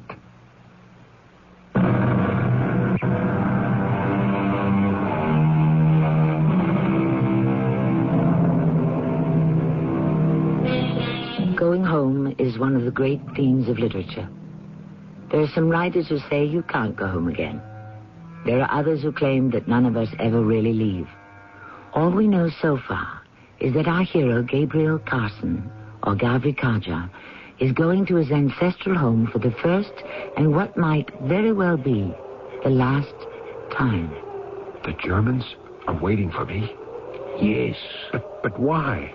So that you can show them where the people of Govan are hiding. No, look, believe me. Believe you, a traitor? Now be silent. If you try to call out to your friends, you're a dead man. My friends? You don't understand.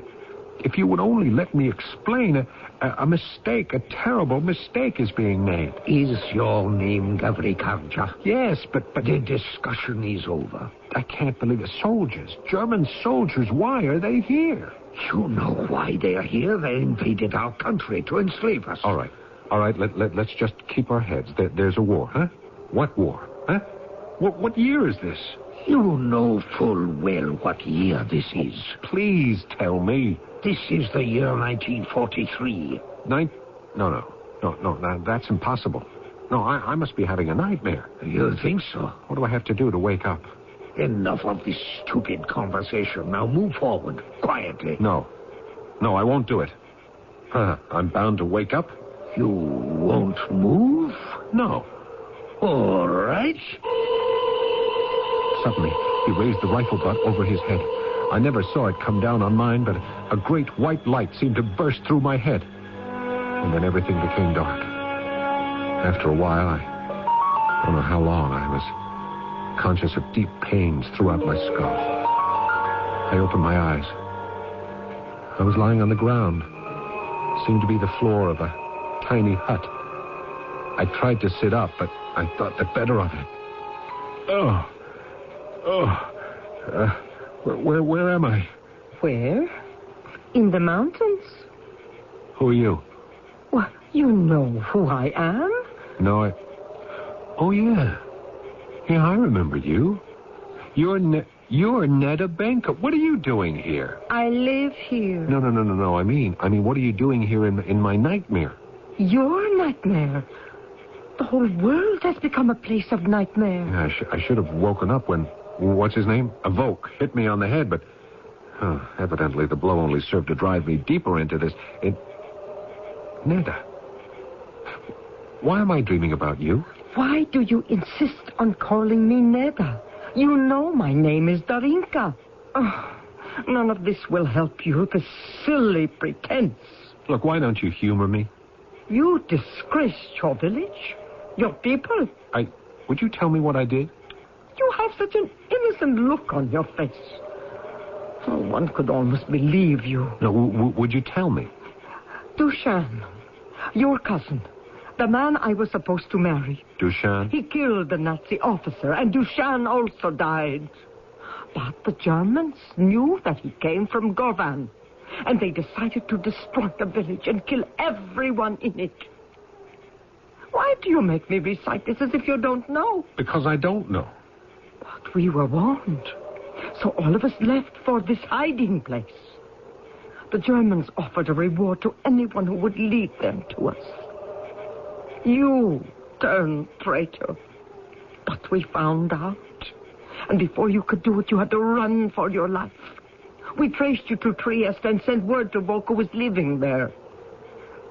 Now, what else do you want me to tell you? It isn't true. It isn't true that you agreed to betray us to the Germans? No, it isn't. It isn't true that even now they're waiting for you at Sorbush Valley to show them the way? Do you want to listen to me? No. Now, look, in all fairness... You can talk at your trial. But... The people are gathering now. In an hour, it will be all over. With that, she walked out of the hut. I tried to get up, but now I could feel the pains shooting into every part of my body. What was I going to do? With every passing minute, it seemed to be less and less of a nightmare, but if it wasn't a nightmare, what could it be? Gavri Karja, your fellow villagers have asked me to preside as judge at your trial. Wait, it's Miss Danilo. As the mother of Dusan Brankovic, our martyr, I, Elena Brankovic, accept that honor. No. You're Miss Danilo, Miss Francesca Danilo. You know me. Then tell these people who I am. Well, tell them. Who brings the charge? I do. I, Darinka. State the charge. He was seen entering the headquarters of the Nazi regiment in the town of Kaljus. I never... Silence! You shall have your chance. He was seen by witnesses. I listened to the charge. I was fascinated. The way a bird might be fascinated by a snake. I was seen entering the Nazi headquarters. I was seen leaving. Gavri Karja, what do you have to say in your defense? I'm sick of it. I'm tired of it. It's a dream. It's gone on too long. All I want to do is end it. But how? Since you won't speak in your own behalf, is there anyone who will speak for you? I will. Look. Yes. It's been such a hard life for all of us. We freeze in the winter, we starve all the year. And so sometimes the temptation to give up the fight is almost too much for our human strength to withstand. Let us not shoot him. What are you saying, Vuk? Hasn't there been enough killing? Haven't they killed too many of us already? If we don't kill him, how can he be punished? He's already been given the greatest punishment a man can know. He has lost the friendship, the esteem of his village. From now on, he's an outcast. What woman will have him as a husband? What man will have him as a friend?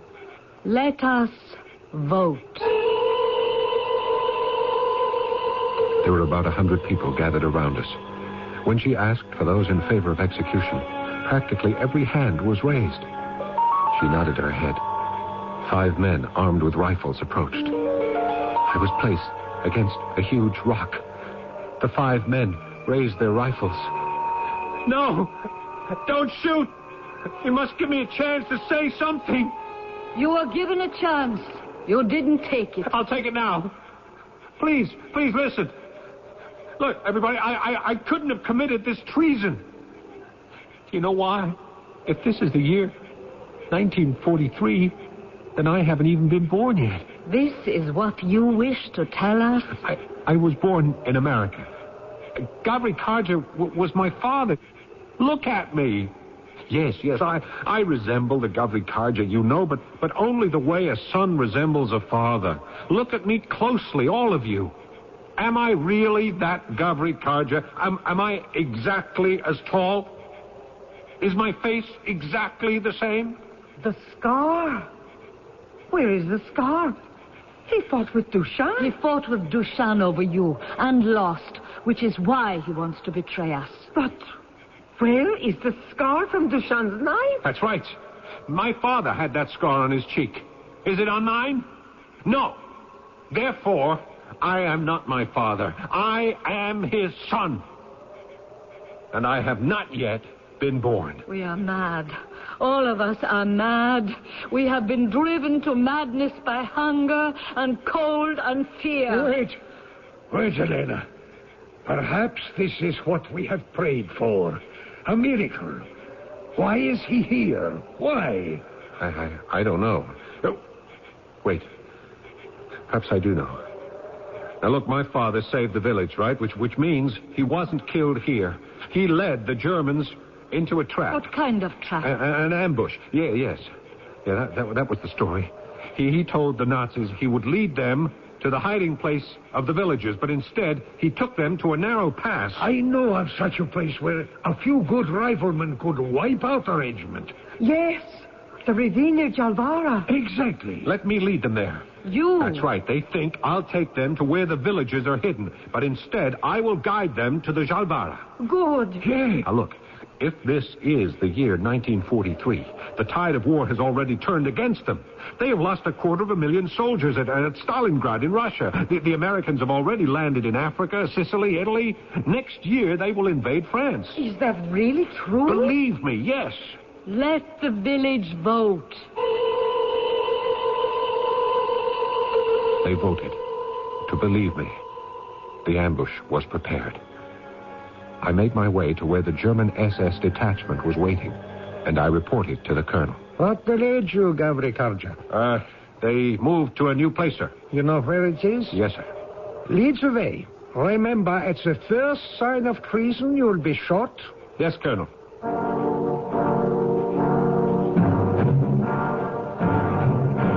How much further? It's just beyond this ravine. Now, move quickly. I don't care for narrow places. Down, Gavri! Behind the rock!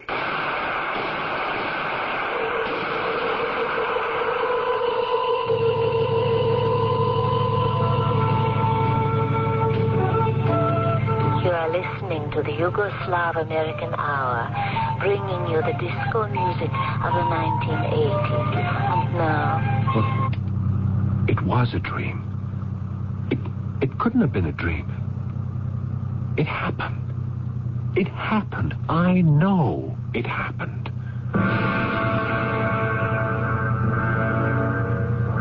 I managed to get up the mountain. There was a small, trim, neat-looking house. Beyond it, a few others, a church, a school, a few shops. This was Gorvan. I stopped the car, walked to the house, knocked on the door. A woman opened it. She was rather attractive, although no longer young. But there could be no mistake. You are Darinka? Yes. And, Elena, is she still alive? Elena? No, she died last year. But who are you? How do you know me? Why do you ask for Elena? Who am I? Well, you seem familiar. I'm sure I know you. Well, I have come to visit my father's village. Oh, you are Gavri. Gavri Karja. Oh, come in, sit down. I'll tell everyone you're here. Oh, we will have a celebration tonight. Your father, he saved us all. You know about that, I'm sure. Yes. You look exactly like him, except for the scar. Oh, that scar, he got it because of me. He fought a man named Duchan. But the truth, I wasn't in love with either of them. You don't look a day older. Older than what? I'm 60. Will Neda look like you at 60, I wonder? Neda? Who is Neda? Well, something tells me she is the girl I'm going to marry. Good. And of course you will name the first boy Gavri. Yes, of course. Gavri Karja. son of Gavrikaja. After all these years, you have finally come home. Yes, Darinka, I have finally come home. As Mr. Stevenson said, home is the sailor, home from the sea, and the hunter home from the hills. All things come home at eventide. There is no place like home. This is a theme that has entranced the poet since time began. Home, be it ever so humble, the magic is still there. And for all of us, it is the greatest magic in our lives. I shall return shortly. Weekdays on CBS television. Wake up to comedy with One Day at a You Time. really think you're hot stuff, don't you, Schneider? Ladies in this building, don't call me super for nothing. Then, keep laughing as Mel lays down the law on Alice. There is only one rule in the restaurant business, Vera. Get them to swallow it. And to The Price is Right with the priceless Bob Barker. That's One Day at a Time. Alice and The Price is Right. Weekdays on CBS television. Check your local listings for the time. Lots of friends are dropping by, summer fun's in store. With picnic time and camping time, it's country time for sure. Before you all get thirsty, here's a tip that should be made. Get a drink that tastes like good old-fashioned lemonade. Country time, country time. Get down to your store for plenty of Country Time lemonade flavored drink. Look for the Country Time coupon in this Sunday's paper. Tastes like good old-fashioned lemonade.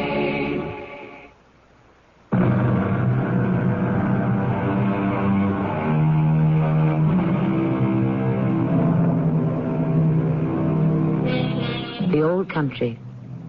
For everyone, there is an old country, a place that exists somewhere else. All of us are immigrants, no matter how long we have been in residence. And the memories of that old country, that other country, remain with us forever. Nothing, no one, remains fixed in one spot for eternity. One day, our descendants shall pick themselves up and leave, just as our ancestors did. And this country shall exist in fond recollection as the old country. Our cast included Paul Hecht, Carol Teitel, Court Benson, and Joan Shea. The entire production... He was acquired by the Pistons last winter and averaged about 7. Read and follow labels.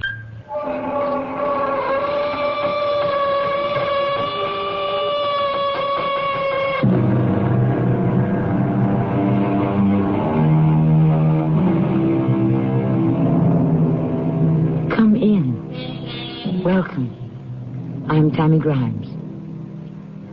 From the very beginning, in almost every civilization, there has come a time when the troubles of a people become so great that in desperation, they seek just about any means to ease their hopelessness. So often in the past, they have turned to a single person to lead them out of their misery and confusion. Sometimes that man has acted for the good of his people. Almost as frequently, he's brought them to their own destruction. Upon these hands I bear the curse of my child's blood. Oh, gods, what dirge can I sing? What funeral song, what lamentation as I rock back and forth, cradling my dead son here in my arms. You gods, be merciful to a miserable, unhappy woman who should be in her grave.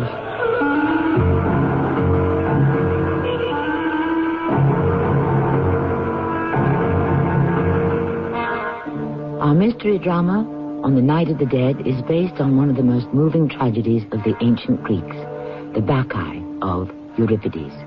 It was especially written for the Mystery Theater by Arnold Moss. It stars John Vickery and Marion Seldes. I'll be back in a moment with Act One. Lots of friends are dropping by, summer fun's in store.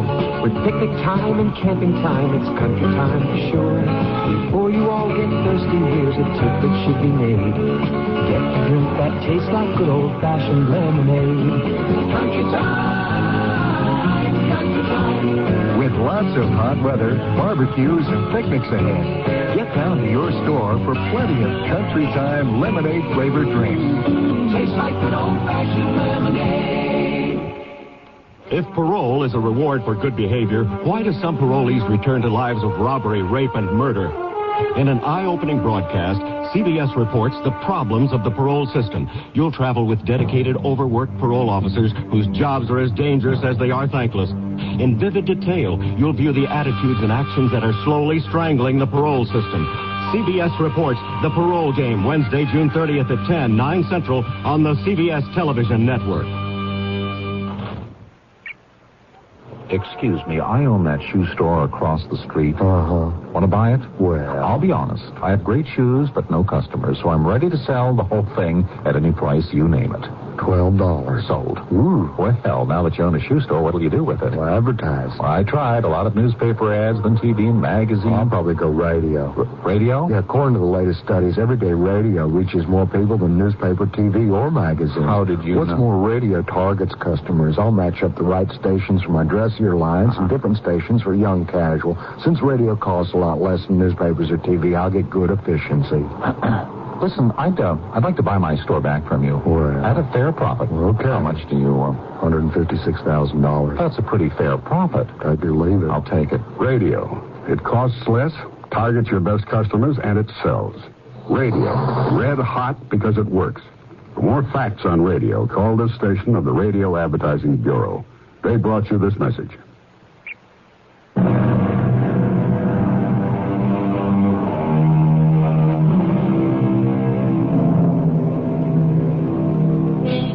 Long, long ago, a tiny privateer sailing under the flag of no nation drops anchor and discharges its passengers on an uninhabited, desolate island lapped by the warm waters of the South Atlantic.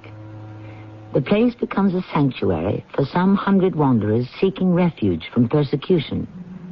A place where they can practice, without being molested, their belief in more than a single God. 100 years go by. The island's population has found a way to tear a day-to-day existence out of the barren, unwilling earth. Until one particular summer, in his crude palace, the island's young governor, Pentheus, listens to the words of his old and trusted advisor, Cadmus. Your Excellence, my governor, you must listen. Stop pacing like some wild and untamed beast. I listen, Cadmus. For 2 months now I listen. The time for talk is ended. We now must act.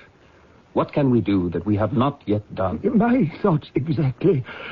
But I dare not say, Your Honor. Say, speak freely, Cadmus. You have my promise. I shall not punish you. We know our island is dying.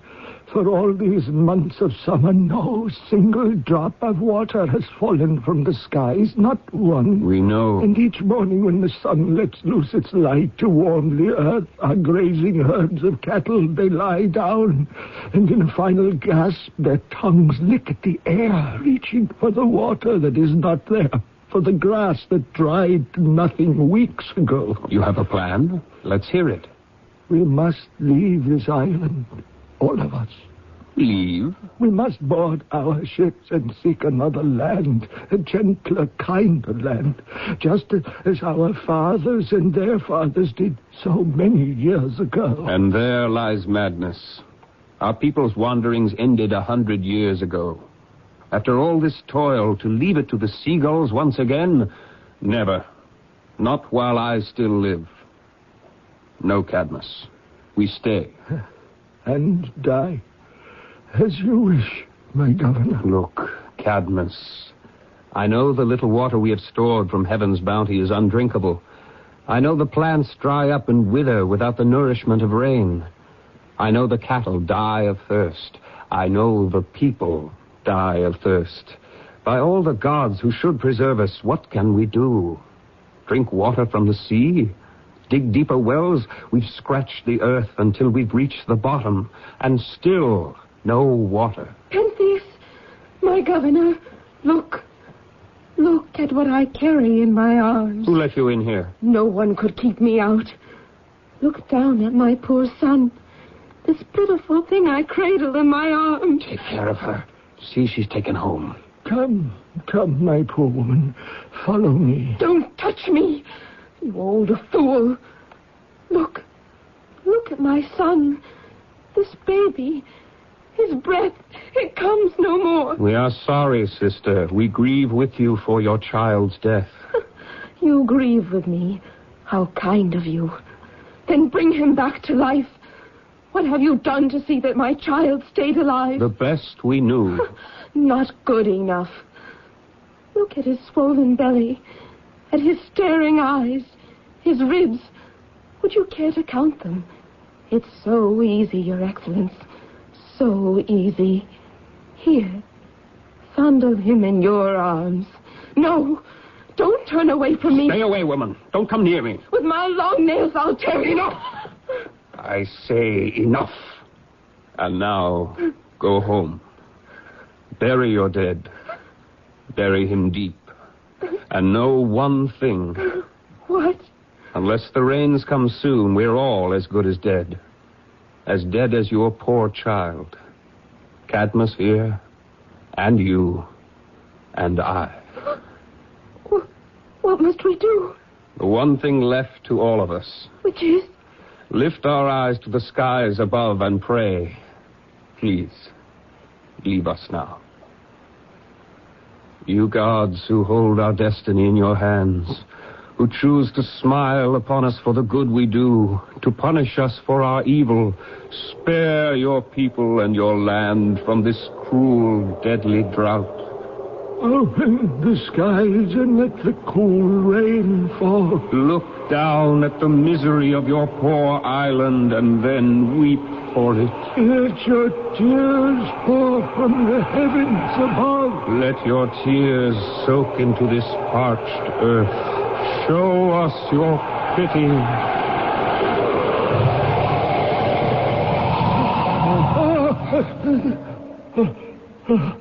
Cadmus? Are you all right? Are you hurt?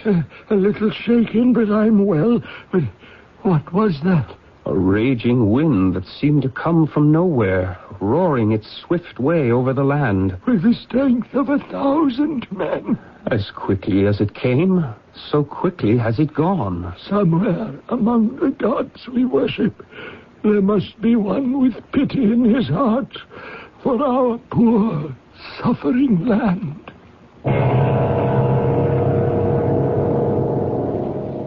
Pendius, my son, I bring great news. Agave, my mother, what is it? We're saved. Our land is saved. At last our prayers are to be answered. What are you saying, Mother? The drought is about to end. How can that be, Agave? The sky's turned blue. No single drop of rain has fallen. We'll no longer need the rain. What nonsense are you speaking, Mother? A god has come to our island. A god has seen our anguish and our heartache. A god has come to answer our prayers. Nonsense. Who is this god? Or better, this one you call a god. He is beautiful. He's so beautiful. Who is he? We do not trifle with divinity, Agave. We are the heirs of customs and traditions hallowed by age and handed down to us by our fathers. What has he done, this god of yours, that makes you so sure this cursed drought will end? First, he passed the goatskins out among us. Goatskin? Filled with wine. They were sweet wine. I touched the wine. I felt it on my lips. This was no trick. By what name does this street magician call himself? From what city, from what land has he come here? Xenos, he calls himself. Xenos, the stranger. What land? What city? My son. He has come to us from heaven. I see. Cadmus? Your Excellence. Whoever this Xenos, this stranger is, we must get rid of him at once. He threatens trouble. Great trouble for us all. We've grief enough without this mischief maker.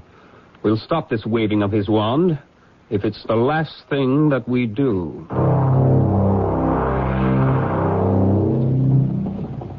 Come, young woman, join the rest of us. You too must celebrate the happy coming of a god. I am too deep in sorrow, Agave. Oh, put down that child of yours. Let the living comfort you. That's better. Now come and sing his praises with the rest of us. Blessed are those who know the mysteries of this God. Blessed are those who sanctify their lives in worshiping this God. Come now, you young woman. Blessed are those whose heads are crowned with ivy. Now together. Blessed are they. Hail, Zenos, hail, born of the gods on high. Hail, Zenos. Let the dance begin. Let our songs of praise ring loud. Zenos, speak to us. Women of this island, drink more of the wine I've given you. I am Zenos, the stranger, come to your suffering land in answer to your prayers, to a land whose people cry to me in anguish, whose people call to me for help. I am Agave, mother of our governor, Pentheus. Welcome, mother. We need you, Zenos. Now, you young woman, let him hear your voice. How can you help us? Tell us what we must do. Believe in me. Believe. We believe. We know you are a god whose pity reaches out to all of us. We believe. You know that only I can end the drought that sucked this island dry. That only I can give you all the water you need. We know, my lord. Zenos, hear my voice. This bundle that I carried in my arms, that was my infant son. Go, take him. With your own mouth, breathe life into him again. That's, alas, I cannot do. How then can I have faith in you? How can I believe that you have powers greater than any other man who walks the earth? I promise you that deaths like this will come no more to you. How? How will you do that? I lift my staff and strike it so against this rock. Flames burst from my staff and see. A fountain of cool water comes bubbling from the earth. Have faith in me, and it will grow into a mighty stream, pouring its rich blessings from the mountaintops. Now I strike this other rock, and lo, a spring of wine, of good red wine, comes spratting from the ground. Come, all of you, drink of the wine, this holy wine. And last, I touch the soil here, gently with my staff. You young woman, scratch the sod with your bare fingers. Tell me what you see. Milk. Sweet white milk comes welling from the ground. Blessed is he who brings us all these wonders. Holiness, angel of heaven. Holiness, gliding on golden wings. There is no greater God than Zenos. Wait, out of the way, women, all of you. Scatter yourselves. A wild and raging bull stands, glaring at us, his eyes aflame. His hoofs tear up the earth beneath. Run for your lives. We'll all be torn to pieces on his horns, or else trampled to death by his sharp hoofs. Stay where you are, women. Stand your ground. He will not harm you. Here he comes. Heaven help us. Stay, my friend, stay. You glare at me, do you? I strike you with my staff. So! The bull has toppled to its knees. Its eyes are glazed. Its tongue hangs from its mouth. The sweat drips off its body. It rolls on its back. The beast is dead. Down on your knees, women of the island. Sing out with songs of thanks for your deliverance. Sing to the God who has rescued you. Women of our island, I've come to order you back to your homes, each one of you. You're acting as if all of you were mad. Oh, call it what you like, Pentheus, my son. The drought is over. I see water pouring down the mountainsides. I see the wine, the milk, the drops of honey. Mother, listen, these are the crafty games of a trickster of the street.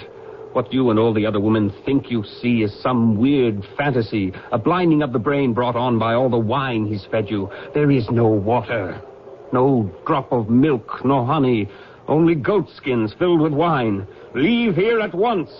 Go to your homes. I order you. Well, what have I done, my lord, that you should be so angry? good women of our island have gone lunatic, and you have driven them to this. You've corrupted their minds, you've poisoned their souls, and this I will permit no longer. Well, what do you plan to do, my governor? I've warned you. Warn all you like. I am a god born in a stroke of lightning, carried here on a powerful wind. Then let that wind carry you back to where you came. Make yourself to disappear. If not, what will you do? Don't press me, Xenos. I have a few tricks of my own. As Pentheus confronts the stranger with an ultimatum, the powers of civilized order and routine are pitted against the most primitive and disruptive forces of nature.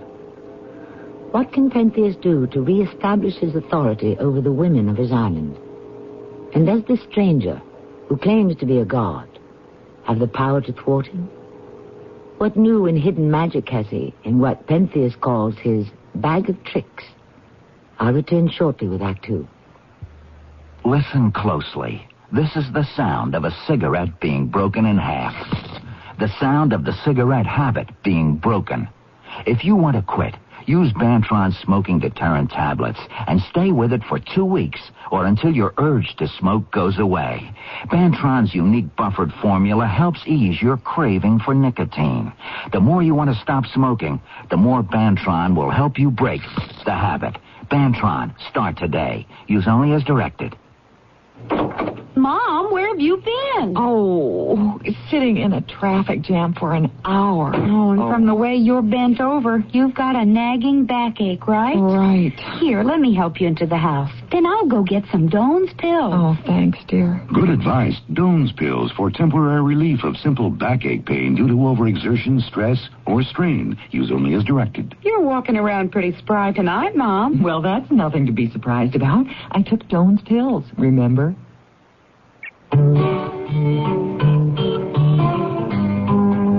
At a restaurant in Louisville, Kentucky, blind people don't have to ask what's on the menu. They can read it themselves in Braille. The Braille menus are there because a group of local people thought it would be a good idea. They got together and made it happen. In fact, all across America, both disabled and non-disabled people are participating in similar community programs. In Vernon Parish, Louisiana, they're modifying disabled people's homes to make them more accessible. And in Champaign, Illinois, disabled children are able to share a playground because a group of volunteers got involved. This is the National Year of Disabled Persons. Is this the year you get involved? Call the office of your mayor or county commissioner for more information. A public service on behalf of the National Office on Disability from the Ad Council and this station.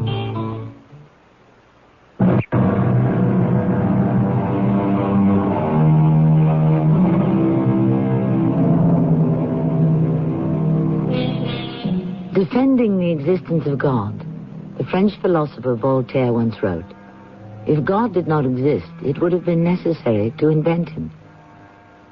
Is the Zenus of our story a true divinity among these people who believe in many gods?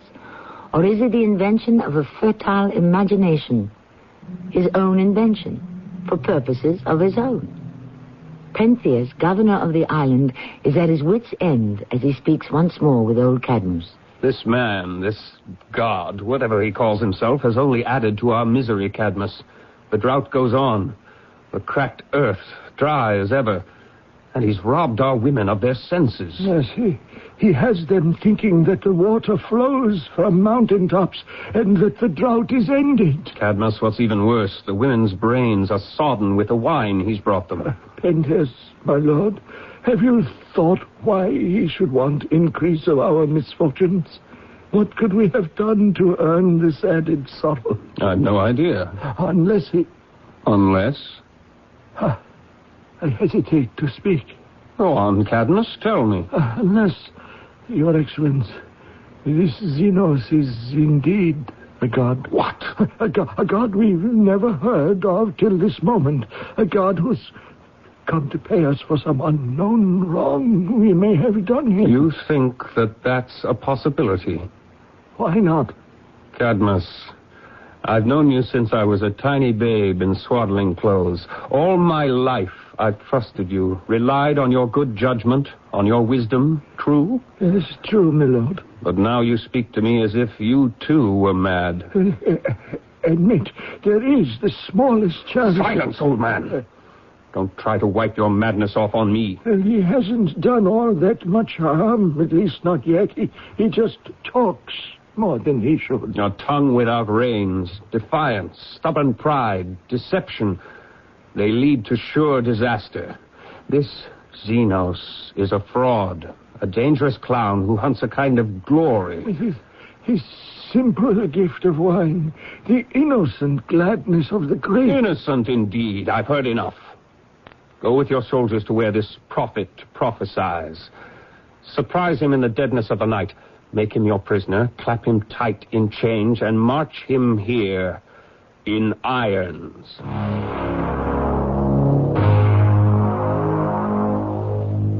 My son, what brings you to this part of the palace? You come so seldom to the women's quarters. I must speak with you. Well, it won't disturb you if I go on with my work. I'm almost finished. Work? I'm putting a new tight skin, the skin of a sheep, over the ring of this tambourine. I struck it hard last night when dancing on the mountaintops. So hard it split. Now, Pentheus, why have you come to see me? I ask you what you think you're doing.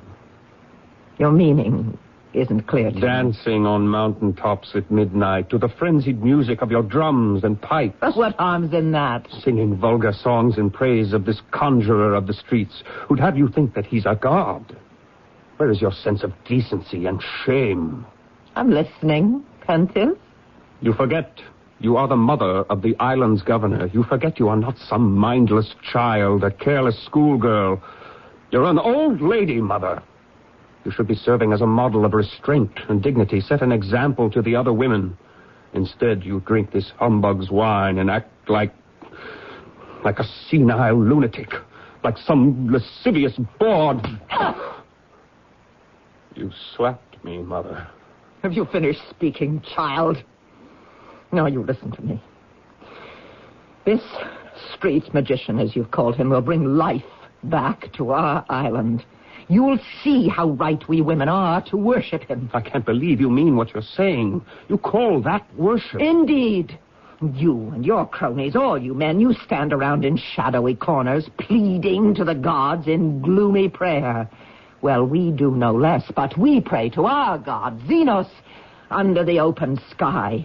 We pray with joy and gladness, and he makes the blood warm and tingle in our veins like the spring sap in the trees. And sooner or later, he will make the rain to fall.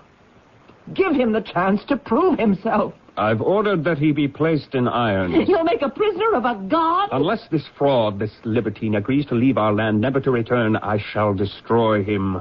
Have him stoned to death.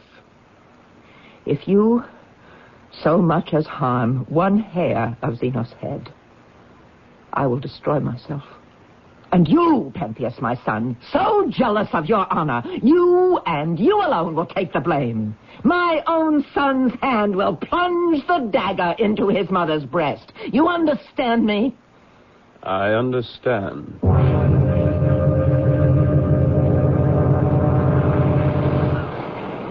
Be careful, Cadmus.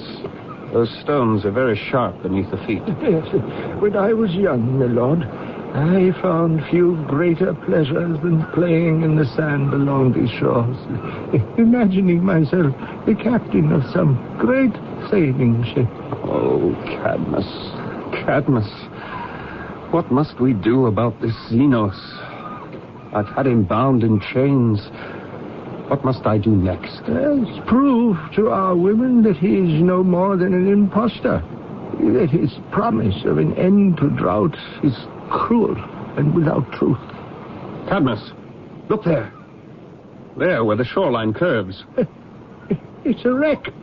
The ship's been wrecked, smashed all to pieces on the jagged rock. Its sails, they're torn to ribbons. Its lines ripped to shreds. It must have blown onto the rocks and crashed when the great wind came tearing out of nowhere. And the crew, the sailors. No sign of living souls. They must have drowned, all of them, drowned beneath the waters of the roiling sea. Wait.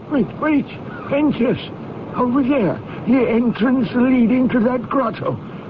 One of the sailors, perhaps more than one, must have escaped the wreck. You see, there's a boat. Let's look. If maybe we can find some little trace of life. I don't believe it. From stem to stern, from one end to the other, the boat is filled with goat skins. And filled, each one of them, with wine. The very goat skins, the same one. That supply the wine that Xenos is providing to our women. We now have all the proof we'll ever need. I don't understand. This rogue must be the sole survivor of the ship that foundered. He came ashore in this boat here. The goatskins floated on the water to the shore. He gathered them. And this is what he's using to persuade our ladies that he is a god. Hand me one of them, Cadmus. Now we have our proof. But why, Lord Pentheus, would he do this? We can only guess. He's an adventurer, albeit a very shrewd one. He saw this as an opportunity for self-aggrandizement, to puff up his importance, to live in glory for an hour or two. So now, you know what step to take? I do.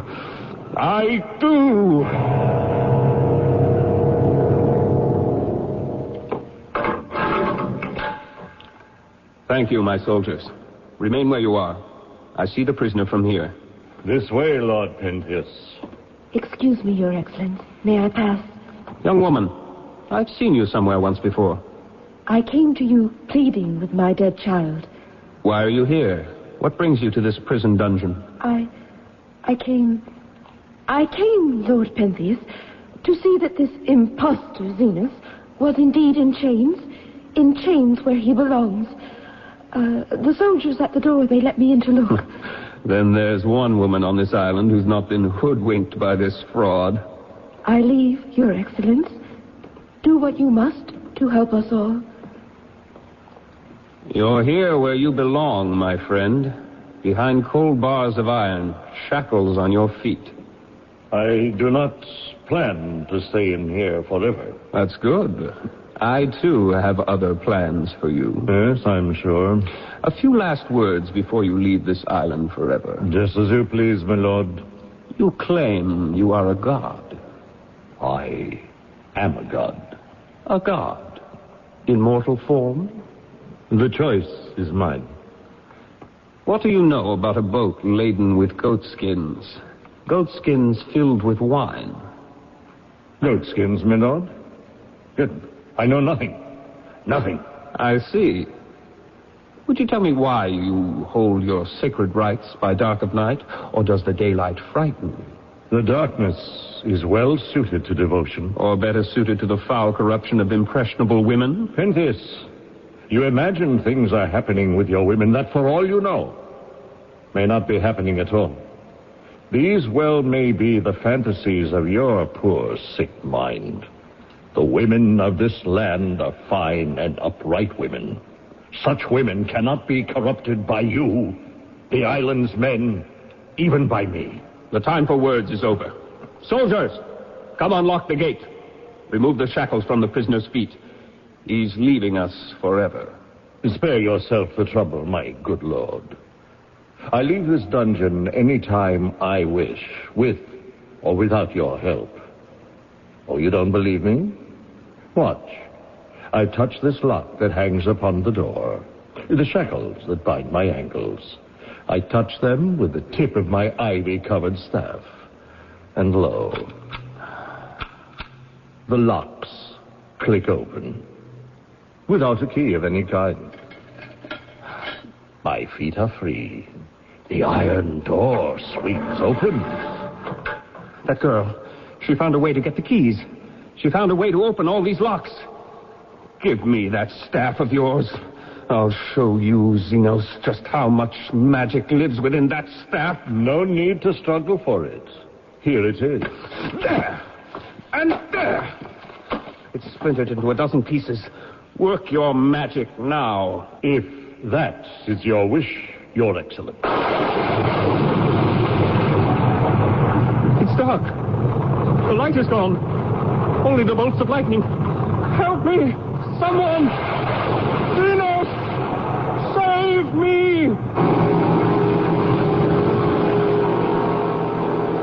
Faith was once described as an illogical belief in the occurrence of the improbable, a firm trust that would seem to make no sense in the face of the impossible.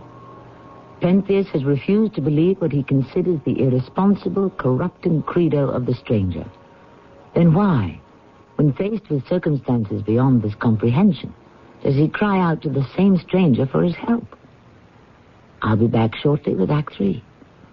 Lots of friends are dropping by, summer fun's in store. With picnic time and camping time, it's country time for sure. Before you all get thirsty, here's a tip that should be made. Get a drink that tastes like good old-fashioned lemonade. Country time, country time. With lots of hot weather, barbecues, and picnics ahead, get down to your store for plenty of country time lemonade-flavored drinks. Tastes like good old-fashioned lemonade. Countdown to Cure. Bill Bixby with a message from the Leukemia Society of America. Leukemia is responsible for the deaths of more children than any other disease, and more adults than children. Research by the Leukemia Society of America has brought us this close to finding a cure, but we need your help to continue the fight. It'll be a happy day when we put an end to this killer. It's a matter of time.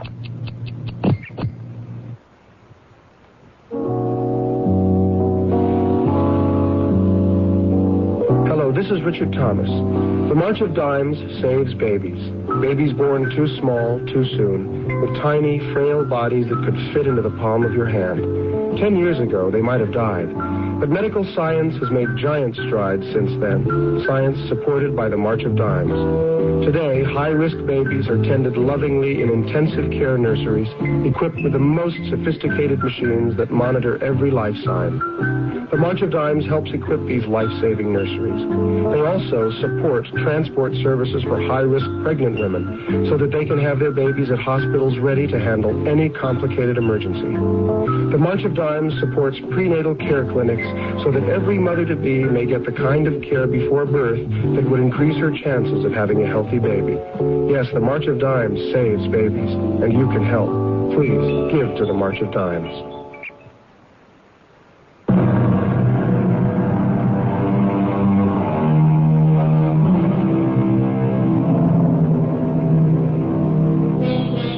Today in our country, we are not unfamiliar with the growth of cultism, a sacred ideology and a set of rites around certain symbols. We have had instances of young women blindly following and killing for a man they call their leader, of hordes of young people slavishly beating the drum for a man who has convinced them that he is an important means for their salvation. Faith can sometimes be a curious thing. As Pentheus recovers from the shock of this last experience with Zenos, Zenos says to him, "You are not hurt, Lord Pentheus?" No, Zenos. I'm all right. I think. What happened? What was that? That shattering sound, that blinding light. You splintered my good staff and challenged me. Work your magic, you commanded. And I did. Now, tell me something. Yes? When the earth seemed to burst from out its skin and we were lost in darkness, was not that your voice I heard, crying desperately for my help, begging for me to save you? It was? Help from me? Me, whom you call a fraud, an impostor, a street magician, a master of hocus pocus? Or is it possible that you, along with the women you claim I have corrupted, are at last beginning to believe in my divinity? I ask the questions. Tell me, how did you get free? The prison door was locked. The iron chains that fettered you were strong. It was that girl who helped you. Am I right? The girl is innocent, Pentheus. A god can do such things. My Lord Pentheus, I am so glad I found you. What is it, Cadmus? What is this one doing here? I thought he'd been arrested, put in chains. He has been freed. Why are you here, Cadmus? You're needed, Pentheus. Since this one was condemned to jail, the women have gone absolutely mad. They tear up trees, beat animals to death with sticks, pillage the villages, and successfully fight off anyone who dare oppose them. Go down, Cadmus, to the city gates. Order the infantry to duty. The javelin throwers and the archers. And this, I warn you, do not take arms against them. Your soldiers will be routed. The women's wands will even beat back shields of bronze. A god inspires them. Can anything on earth make you to hold your tongue? One thing, my lord. And that is? See for yourself what Cadmus calls the revelry on the mountaintop. Come with me tonight at midnight. See how innocent it is. Innocent indeed. Come, convince yourself. But you must come disguised. Why so? Well, if they discover someone spying on their sacred rites, great harm might come of it. There might be bloodshed. What disguise? I have a mountain lion skin, complete from head to tail. You'll fasten it about you.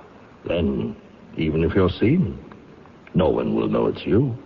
Where do we meet? At the foot of the mountain, just before midnight. I shall be there. Come, Cadmus.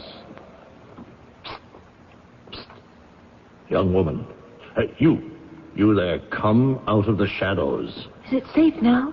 Have they gone? Until 12 tonight, my little one. He's fallen for the trap and thrashes in the net I've thrown for him. Blessed is he who escapes a storm at sea, who comes home to his harbor. Blessed is he who gathers day by day the good things of his life. Blessed is he. Blessed is Dinos. Do you see them, Pentheus? Not very well, but I hear them. There's Agave, your excellence mother. I can hardly see her. From where I lie here in the grass, the brush obscures my vision. Lower your voice or they'll discover you. No. Don't try to stand. How then can I see? I've an idea. It may be if you climb that towering fir tree that overhangs the banks, then you could see them better. The tree is too high. Watch what I'm about to do. I reach for a high branch of this tall fir, and I bend it down to the dark earth, quietly so no one can hear. What are you up to? Now hang on tightly to the highest tip. Hold fast as I release it slowly, inch by inch. Are you all right up there, Lord Pentheus? Do you see all? I'm fine. I see everything. That's good. And I see that you lied. You told me they'd be winding stalks of ivy on the wands they carry. Their hands busily moving in their quiet tasks. You lied, Zenos. Old Cadmus spoke the truth. Women of the island, a wild, bloodthirsty beast sits cowering in the branches of this tree. Shower it with stones, hurl javelins, draw bows, and shoot your arrows straight into its heart. Here, you Zenos, we do what you have asked. More, shoot straight! Unless you kill this beast, he'll pounce upon you from the tree, and with sharp claws and pointed fangs, he'll tear you all to pieces. Good, you have found your mark. You've brought the evil creature to the ground, but it still breathes. It is still gasping for its life. I'll stop that with my javelin, Zenos. Do it, Agave. Jab your spear between its bloody ribs. And... Stop! Mother! Stop! Whose voice is that? The wine has confused me. It's Pentheus, your son. Pity me. Spare me, Mother. Hold back your hand. Since when have wild beasts learned to talk? Strike! Strike with your javelin! Strike one last telling blow! There! The creature's dead. At your brave hands, Agave. The mountain lion's dead, Agave. Slaughtered by you alone. How proud you must be. I'll bring more wine so we can celebrate. I shan't be long. Where's my son? I must tell him what I have done. Find me Pentheus. Let Pentheus see. He'll be proud of me, won't he? He'll nail the head of this wild lion against a high wall somewhere as a trophy to my skill. He'll do that, won't he? Won't he do that? What happened here, you women? Where is Pentheus? It sounds like Cadmus' voice. It is Cadmus. I fear for Pentheus' safety. Cadmus, look at the mountain lion I just killed in the dark. With my own hands, I killed it. Oh, what have you done, Agave? This body lying at your feet, bathed in its own blood. It is no mountain lion. It is not? See, I pulled the animal's skin away. And there lies... Who is it, Cadmus? Let me look. Your own son, Pentheus. Oh. Your own flesh and blood. He is what you've killed, Agave. You murdered your own son. No. My own son? No. No. Oh, my son. Oh, my son. Let me lift you to my breast. I weep with you, Agave. What is this that I hold in my arms and clasp against my bosom? Oh, my son, my son. What happened to you? Why do I hold you so? Tell me, Cadmus, tell me. Your son is dead. He cannot answer you. The crime is mine, Cadmus, mine alone. I see it clearly now. The fumes have lifted from my brain. The prize I thought to carry home with such great pride is my destruction. Upon these hands I bear the curse of my child's blood. Oh, gods, what dirge can I sing? What funeral song? What lamentation? As I rock back and forth, cradling my dead child here in my arms. Oh, you gods, be merciful to a miserable, unhappy woman who should be in her grave. Enough, no more. You cannot bring your dead son back to life. Give me a shroud, a cover for his corpse. Oh, dearest face, oh, pretty boyish mouth, I place this last kiss on your dead lips. Now with this veil I shroud your head, gathering with loving care these mangled limbs. This flesh I brought to birth. Here is the wine. The goat skins overflow. Now we can celebrate. What brings you here, old man? I came to see what happened to my master. He is dead. I am old, but I am not blind. Dead in his mother's arms. Dead by his mother's hand, guided to its fatal mark by you. And God, oh no, God, you will pay for this. You'll not escape this time. Go away, old man, before you come to that same fate. This man has found the death that he deserved. He defied a god. I stay. Then watch what happens next. This is what happens next. False god! This! You tried to kill me with the weapon that you used to spare your son? You're mad, old woman. No one can kill a god. A god is murdered only by himself and no one else. But I am not pitiless, not unforgiving. For all of you, one final draught of wine. For old time's sake, then I'll drink with you. Here, pass the goat skins out among you. Now, drink. Drink deep. Each one of you. I do not drink with murderers. The pleasure is theirs, old fool, and mine. To the living and the dead. What is happening? What's happening to the women? They're dying, Cadmus. In a moment, they'll be corpses. The wine? Shot through with a quick and deadly poison. But a kindly poison. Though they die peacefully, you can see without a bit of pain. Xenos! Xenos! Oh, now my turn comes.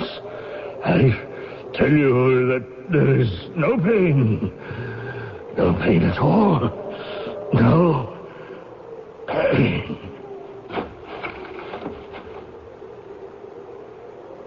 Dead. All dead. Oh, pity on you, gods. Take pity on us all.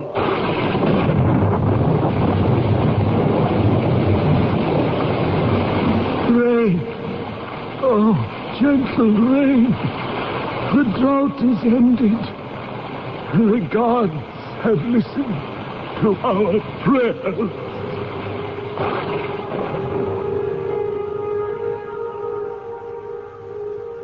As the blessed rains soak into the parched earth of the island, the men are left to weep for the tragic death of their young governor, of their wives, their mothers, their sisters, and their daughters. And you may ask, who is this Venus? That depends upon your faith, on what you would like to believe. I'll be back shortly. What do doctors recommend to avoid constipation? These days, doctors stress the importance of fiber in the diet. Food fiber that helps the system regulate itself naturally. Metamucil is the laxative made from natural fiber, no chemical stimulants. So for occasional constipation, doctors recommend Metamucil more often than any other laxative. Try Metamucil powder or pre-measured packets of Metamucil instant mix, regular or orange flavor. Read label and follow directions. This is Gene King for your Better Business Bureau. If you receive merchandise in the mail that you didn't order, then you can keep it and consider it as a free gift. Under the law, you don't have to pay for it, and it's illegal for the company to bill you. Only clearly marked free samples and merchandise mailed by charitable groups asking for a contribution can be mailed to you in the first place without your prior consent. And even in these cases, you can consider the merchandise as a gift. A tip from your Better Business Bureau. If you've been reading about wise money management in your favorite publications, you've undoubtedly heard about Dreyfus Liquid Assets, one of the world's largest money market funds, and about the big yields you can get on your money right now. Start with as little as $2,500. Make added investments as low as $100. With Dreyfus Liquid Assets, your money is yours whenever you need it. Phone for it, have it sent to your bank, or write a redemption check for cash or to pay your larger bills. You keep right on earning that high yield, compounded daily until your check clears. No penalties on interest, no sales charge, no charge for the checks. It's so simple, sensible, convenient. But find out for yourself. Call toll-free 800-228-5000 for free information and a prospectus, including management fee, charges, and expenses. Read the prospectus carefully before investing or sending money. Discover how Dreyfus Liquid Assets can help you get the lion's share of today's high money market rates. 800-228-5000. Toll-free 800-228-5000.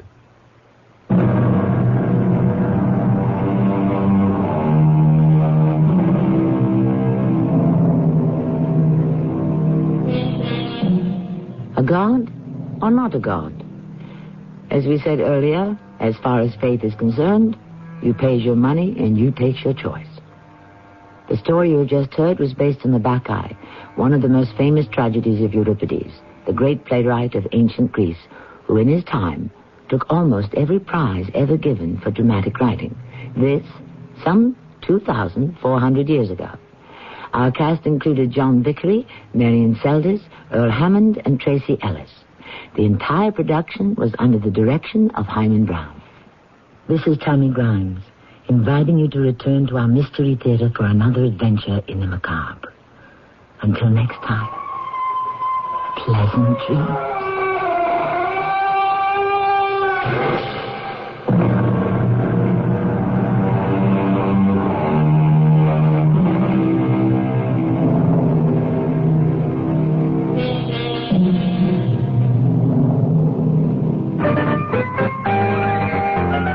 Good Good evening, everyone. This is your news and information station, WWJ, and here are just a few of the many top stories we'll be following for you this morning. A Detroit fire official is out of a job because of an alleged conflict of interest. WWJ's Gary Baumgarten will have a report. Detroit police report an armed robbery at a Detroit gasoline station last night. The big three automakers should pay a larger portion of Michigan's unemployment fund debt. That from a Democratic candidate for governor. I'm Tim Skubik, a report coming up. Israel warns that the PLO must leave Beirut. That story coming up next from CBS News. Good morning, everyone. For News Radio 95, I'm Alan James. Auto report with Al Fleming just ahead also. And Weather Command says cooler with highs in the mid-70s today. Right now it's 65 degrees. News Radio 95.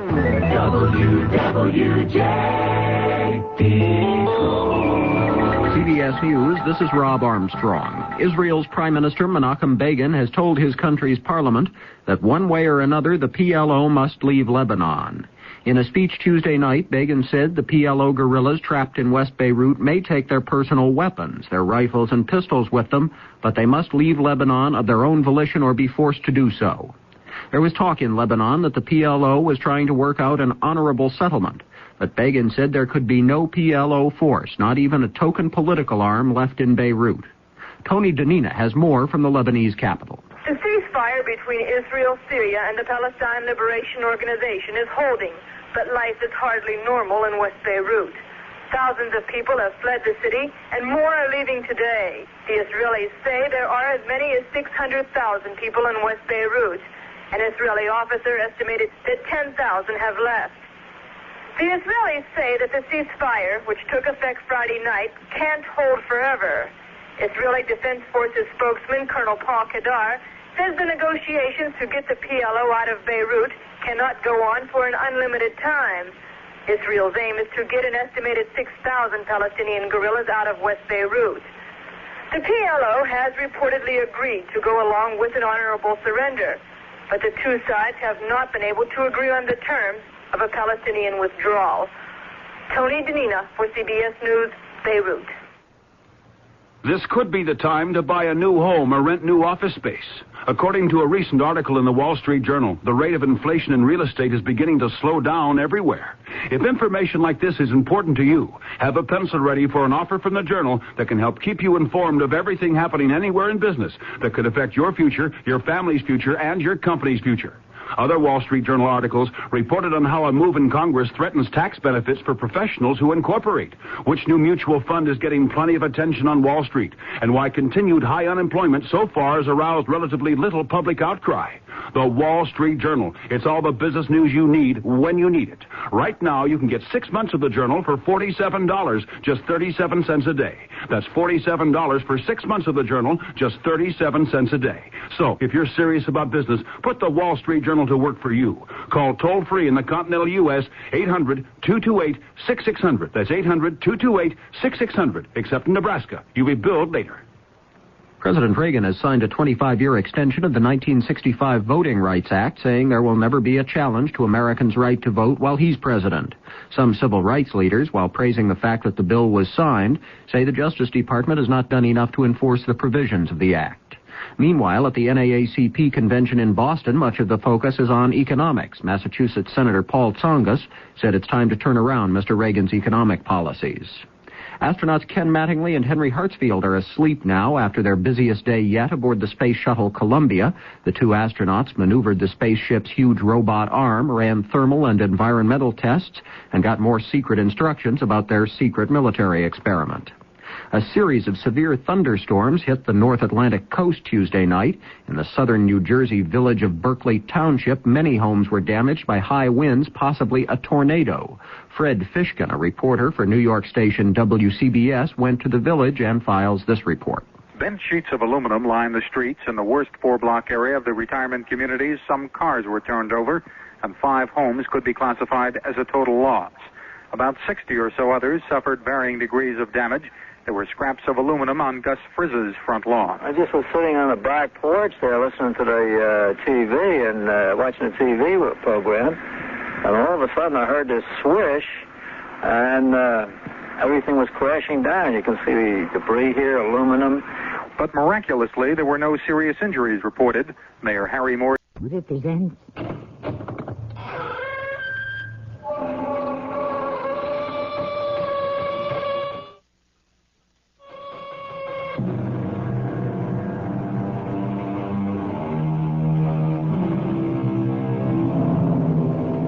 Come in. Welcome. I am Tammy Grimes. Mystery fans have often speculated on how the world's greatest detective, Sherlock Holmes, would have fared against 20th century criminals. Sir Arthur Conan Doyle has told us that Holmes lived up to and possibly through World War I and then retired. And now, for the listening delight of our Mystery Theater audience, we present a story which brings Holmes out of retirement to attempt the solution of a baffling and perilous crime. Hello? Mr. Sherlock Holmes. Yes? Go back to your bees and your roses in Sussex, old man. I intend to. After I bring this case to a successful conclusion. You're in over your head, Holmes. This is a different world. And if you want to smell your roses again, you'll quit right now.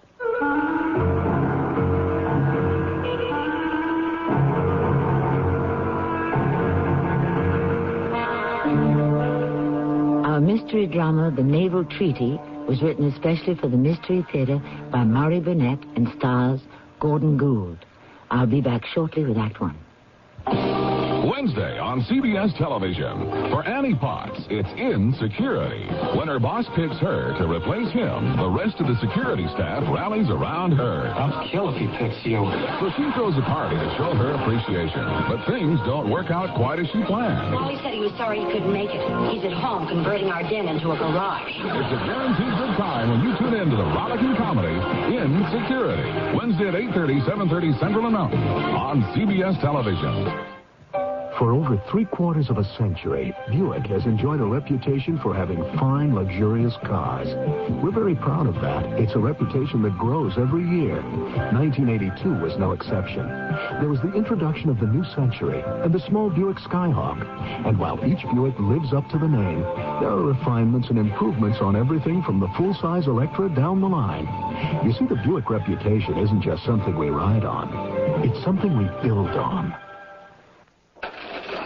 They say their product is the highest quality. But how can I be sure? Well, they say it's a great value. Well, how will I know until I try it, and then it'll be too late? Well, there is another way. A way to stop buying blind and start buying smart.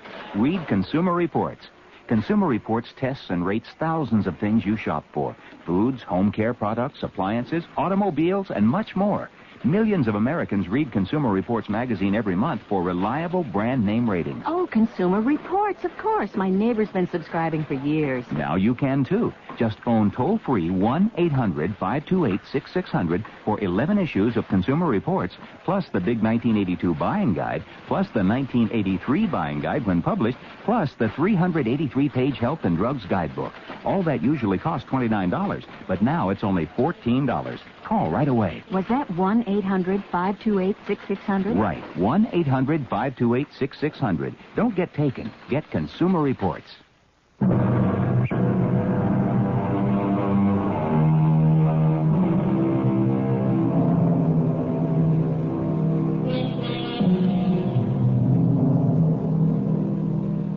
Retirement is a much discussed topic today. At what age should a person retire? Opinions vary, but facts don't lie. Winston Churchill was in his 70s when he led England through World War II. Thomas Edison was advisor and consultant to the United States Navy during World War I when he was 75 years old. And Casey Stengel led the New York Yankees to 4 straight World Series triumphs when he was in his 70s. It seems that the answer to the question depends on the individual, and Dr. Watson would agree with me. Holmes! Watson, my dear old friend. It's a delight to see you after so many years. Come in, come in. Thank you. Did you enjoy your nap on the train? Holmes, how in the world did you know I napped? Simplicity itself, my dear chap. Tell me, was the cushion you use as a headrest comfortable? No, Holmes, this is too much. You must have spoken to someone who travelled with me. Watson, we've been separated far too long. Now, you're a man who is always meticulously groomed. Yet I perceive that the hair on the right side of your head is disarranged and indented. There are also a few red threads which are certainly not your hair. Now, since I know you came down on the Brighton Belle first class, you leaned your head against the window. Probably finding that uncomfortable, you took one of the red velvet cushions and used that as a headrest. Right? Amazing. Elementary, Watson. You know, Holmes, I'm very glad to see that you're the old Holmes, as brilliant and as alert as ever. You expected to find a doddering old man? Come now, Watson. All you had to do was look in the mirror. You're hale and hearty enough. Now, why the haste? You remember Sanford Phelps? Your old schoolmate, Sandy? Of course. Is he in some kind of trouble? No, not he. But his son is in a frightful mess. His whole career at the Foreign Office is going down the drain. Sandy is desperate. Scotland Yard and even MI5 are completely baffled. Sandy asked me to see you and ask you to give him a hand. I'm enjoying my retirement, Watson. But if you'd like me to undertake this task, I'm your man.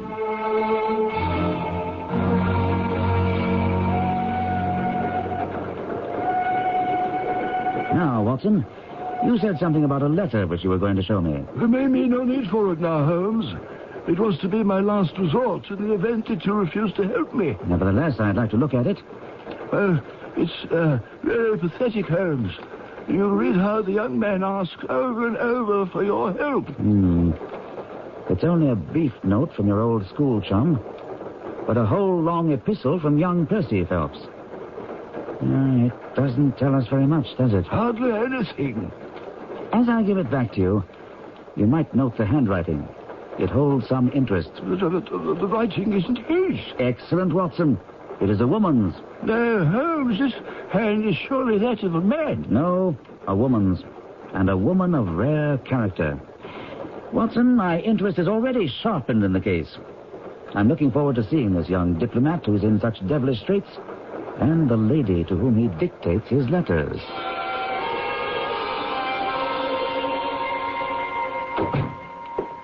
Mr. Holmes and Mr. Watson, I'm so glad you've come.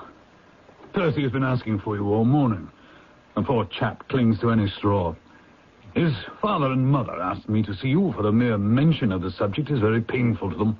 We've had no details yet, but I see that you yourself are not a member of the family. What? Oh. Yes, you saw the J.H. monogram on my shirt. Of course. For a moment, I thought you'd done something extremely clever. Joseph Harrison is my name. And as Percy is to marry my sister Anne, I shall at least be a relation by marriage. I see. You'll find my sister in his room. Now, she has nursed him day and night these past 3 weeks. Perhaps we'd better go in at once. I know how impatient he is. Step this way. Oh, Mr. Holmes and Mr. Watson. I should recognize you two anywhere. I do hope you can help me. We shall try. I'll leave then. Shall I go also, Percy? Oh, no, Anne. I want you to stay if you can bear to hear the whole thing over again. Oh, I can bear anything. Anything that will help. I suppose I'd better start at the beginning, Mr. Holmes. It would save time in the long run. Well, Watson may have told you I'm in the Foreign Office. Through the influence of my uncle, Lord Holdhurst, I rose rapidly. When my uncle became Foreign Minister, prospects looked even brighter. I became engaged to my lovely Anne here, and 3 weeks ago, I'll never forget the date, the 23rd of May, my uncle called me into his office. I can recall every word of that conversation, every detail. Percy, my boy, you've handled every matter I've entrusted to you with the utmost discretion, but this is by far the most important matter you've yet to deal with. This is an agreement between our country, and you will see the name of the other country when you copy the document. The agreement would never leave my office if it weren't absolutely necessary to be copied. I regret to say that some rumors have already leaked to the press. You have a safe in your office? Oh, yes, sir. Then take the agreement and lock it up inside there. You may have to work late tonight. I want no one in the office while you're doing the copying. Understood? I do. I cannot risk anyone catching a glimpse of it. I understand. Now, when you have finished copying, replace both the original and the copy in the safe and hand them both over to me personally tomorrow morning. Yes, sir. Then you may lock them in your safe now. I shan't rest easy until the original and your copy are back in my possession. So, Mr. Holmes, I took the document. I did exactly as my uncle instructed. When the others had all gone, I took the document from the safe and began work. Without going into details, I saw at once that it was of such importance that at least 3 of the large powers would have paid fortunes to get their hands on it. I worked as quickly as I could, but it contained 26 separate articles, and by 9 o'clock I was feeling tired. A cup of coffee would help, so I rang the bell for the night watchman, who has a little room at the foot of the stairs and makes coffee for any of us who work overtime. Is that the only bell in your office? Oh, no, there are a number of them to different offices, but I rang the night watchman's bell. To my surprise, it was a woman who came to my office. You rang, sir. Oh, well, where's the night watchman? He's not too well, sir. So I climbed the stairs for him. And who are you? Well, I'm his wife, sir, and I'm also one of the cleaning women. Is there anything you want? Well, yes, I'd like some coffee, please. Well, I'll see to it that my Sam gets it for you, sir. And that was the last I saw of her, Mr. Holmes, until much later. You had never seen this woman before? Oh, never. Interesting. Proceed. What happened with the coffee? But nothing. I continued to work until, feeling more tired than ever, I decided to go down myself and see what was keeping the night watchman. So I descended the stairs, passing the landing where another set of stairs runs at right angles to the main curving staircase. Leading to where? A side door opening on Charles Street. Ah? This door is kept locked, and only a few of us have a key. You have one? Yes, but I rarely use it. Oh, Mr. Holmes, if only I hadn't gone down for that stupid coffee. I should have stayed in my office. I should have stayed and finished. I should have stayed, or I should have taken more care. Go on. You were on the stairs on your way to the office of the night watchman. Wake up, man. Wake up. The coffee's boiling over. No. What? Oh, Mr. Phelps, sir, I'm sorry. I was boiling the kettle and I must have dozed off. Dozed? You were dead to the world. If you are here, sir, then who's ringing the bell? A bell? What bell is it? The bell in the room you were working in. Your room, sir. Mr. Holmes, a cold hand seemed to close around my heart. I ran like a madman up the stairs, the watchman following me. Well, there was no one in the corridor. No one in the room. Everything was exactly as I left it, except that only the copy I was writing remained. The original trade agreement had vanished. A most intriguing problem. What did you do then? Well, I think I literally went berserk. I was convinced, because such a short time had elapsed, that energetic action on my part would recover the document. I raced downstairs and out to the side door to Charles Street. I knew the thief must have used the side stairs, else I surely would have seen him. You said that door was always kept locked. Well, it was open. I presume you told that to Scotland Yard? Oh, I don't know. I think so. I must have. And what did they make of it? Nothing. Go on. It was a warm spring rain falling, and Charles Street was deserted. But when I rounded the corner into Whitehall Street, there was plenty of bustle. I saw a constable standing on the corner, and I asked him if anyone had passed that way. He replied that he'd been standing there for 15 minutes and that only one woman had passed, tall and elderly, wearing a paisley shawl. As we stood there, I heard the nearby church tower strike 3 times. I'd forgotten the watchman had followed me, but had been unable to keep up with me. Mr. Phelps! Mr. Phelps! We must go the other way. The woman who the constable saw pass this way was my wife. The constable said she seemed to be in a great hurry. She wants to get home, out of the rain. Oh, I suppose that could be. You're only wasting your time, sir. Every minute counts. Take my word, my old woman has nothing to do with it. Let's move down to the other end of the street. No, wait, I must think. If you won't, I will. Hold on there. Where do you live? 16 Ivy Lane, Brixton. But don't let yourself be drawn away on a false scent. Come with me to the other end of the street. I was obsessed with the thought of retrieving the document, but I allowed him to persuade me. We found nothing. We returned to my office, searched together. Again, nothing. But you did visit the watchman's home. Well, after our search proved fruitless, we took a cab and reached his home in Brixton. Imagine my surprise to find his wife was not there yet. Well, he had no explanation. Then when we heard a key turning the lock and the front door opening, that's when I think I made my mistake. I let him go to the door. Sarah, there's a gentleman waiting to see you. If it isn't Mr. Phelps, what you doing here? I think you stole a paper from my office, and I'm calling Scotland Yard. And did you stay with her and her husband until the men came from the yard? Yes, Mr. Holmes. She was under my eye all the time until they took her to the yard and searched her. And found nothing? Had nothing on her husband, or anywhere in the kitchen either. Oh, that's when the full extent of the nightmare hit, and that was when I collapsed. If it's any help to you, Mr. Holmes, Percy was brought here directly in an ambulance. I was so concerned that I wouldn't allow them to take Percy to his bedroom, but insisted that Joseph vacate this room at once. And my poor brother has been in an upstairs sitting room ever since. Oh, tell me, please, Mr. Holmes, do you see any hope? Darling, you must remember that Mr. Holmes has been inactive for some years now, and times have changed. The best minds at Scotland Yard and military intelligence have been baffled. Yes, but that's just the kind of case where Holmes succeeds, Miss Harrison. That's why Percy's father asked me to get in touch with him. Thank you, Watson, for the vote of confidence. But there are a few dark corners here that will have to be illuminated before I can answer Percy's question.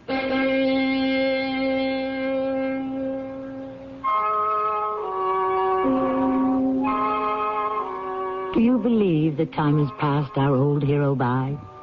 That the powers of Sherlock Holmes, the pure deductive reasoning, the microscope, and the encyclopedic knowledge are no match for the more modern criminals?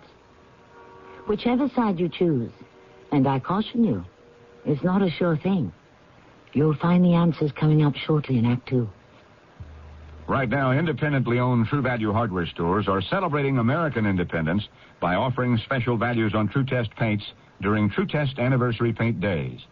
Hi, Pat Summerall to say, until July 11th, Weatherall latex flat house paint in 26 colors, black and white, is just $11.98 a gallon, with custom colors slightly higher. And give siding, shutters, and trim all-season protection with new Weatherall satin or gloss finish, both value-priced, exclusively at participating True Value hardware stores and home centers. Hotel coupon and discount offers are confusing and limited. That's why the world's largest lodging chain invites you to call Best Western before you call anyone else. Chances are you'll find the Best Western just where you need it most at a price you'll want to pay. No strings attached. Call 1-800-528-1234. Best Western. 1-800-528-1234. Best Western. When you turn on the 11 o'clock news tonight, you'd like to think that what you're watching is the best newscast in Detroit, especially if it's the only newscast you've had a chance to watch all day. You want reporters who'll give you the best possible coverage of news, weather, and sports, reports that are up-to-date, exacting, uncompromising. News 4 Tonight at 11 gives you just that, but not only just that. It gives you special features and reports that gives it an edge over other newscasts. Information that could translate into an added edge for you. A consumer tip that might alter your shopping list. A warning about that latest Hollywood blockbuster destined to bomb at the box office. It's this kind of complete reporting that qualifies News 4 at 11 as the best late-night newscast you can watch in Detroit. And it's this kind of reporting that won it this year's Emmy Award for Excellence. So tonight, don't settle for anything less than the award winner. News 4 Tonight at 11. Thousands have already switched. Now the one we want is you.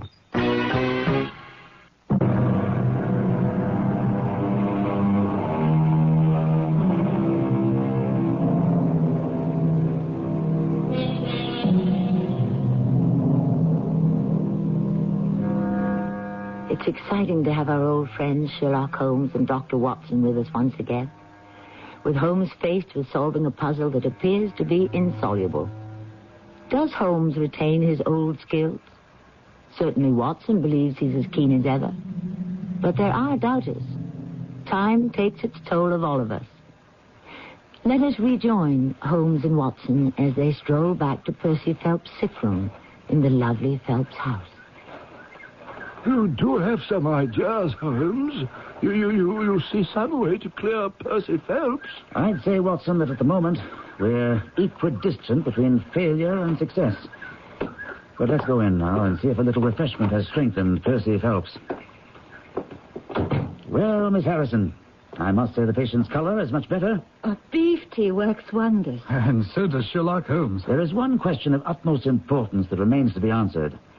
Did you tell anyone that you had this special task to perform? Oh, no one. And I'm sure the Yard went into the night watchman's background. Oh, yes. He's an old soldier. I believe he was in the Coldstream Guards. Mr. Phelps, I've been noticing your roses are lovely. The moss rose in particular. We know that roses are your speciality, Mr. Holmes, but Percy was hoping for something on the mystery, which will ruin him. Do you see any clue? You furnished me with several, but of course I must test them before I can evaluate them. You suspect someone? I suspect myself. What? Of coming to conclusions too rapidly. Then go to London and test your conclusion. Excellent advice. Watson, come along. And Miss Harrison, I see what excellent nursing care you've given Mr. Phelps. May I urge that you continue it? I need no urging, Mr. Holmes. Since I'm not offering you hope, I thought at least I'd give you advice.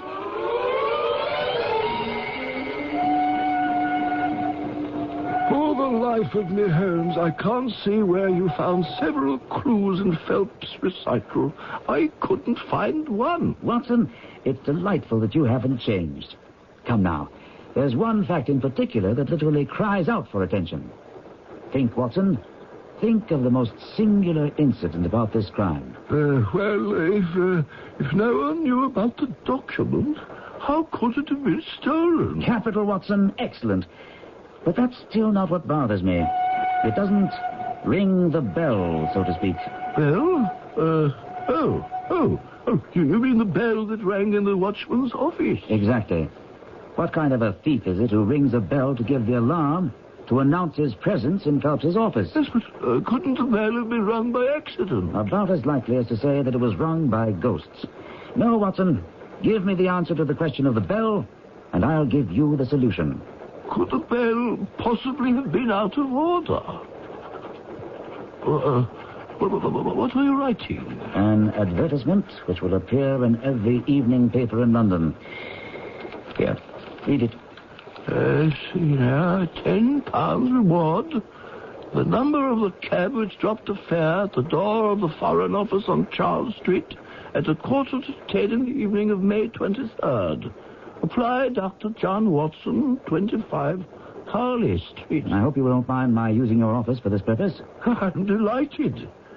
But what makes you confident that the thief came in a cab? If we believe, Phelps, that there's no hiding place in either the room or the corridor, the person must have come from outside and yet left no trace of damp boots anywhere, we may safely deduce a cab.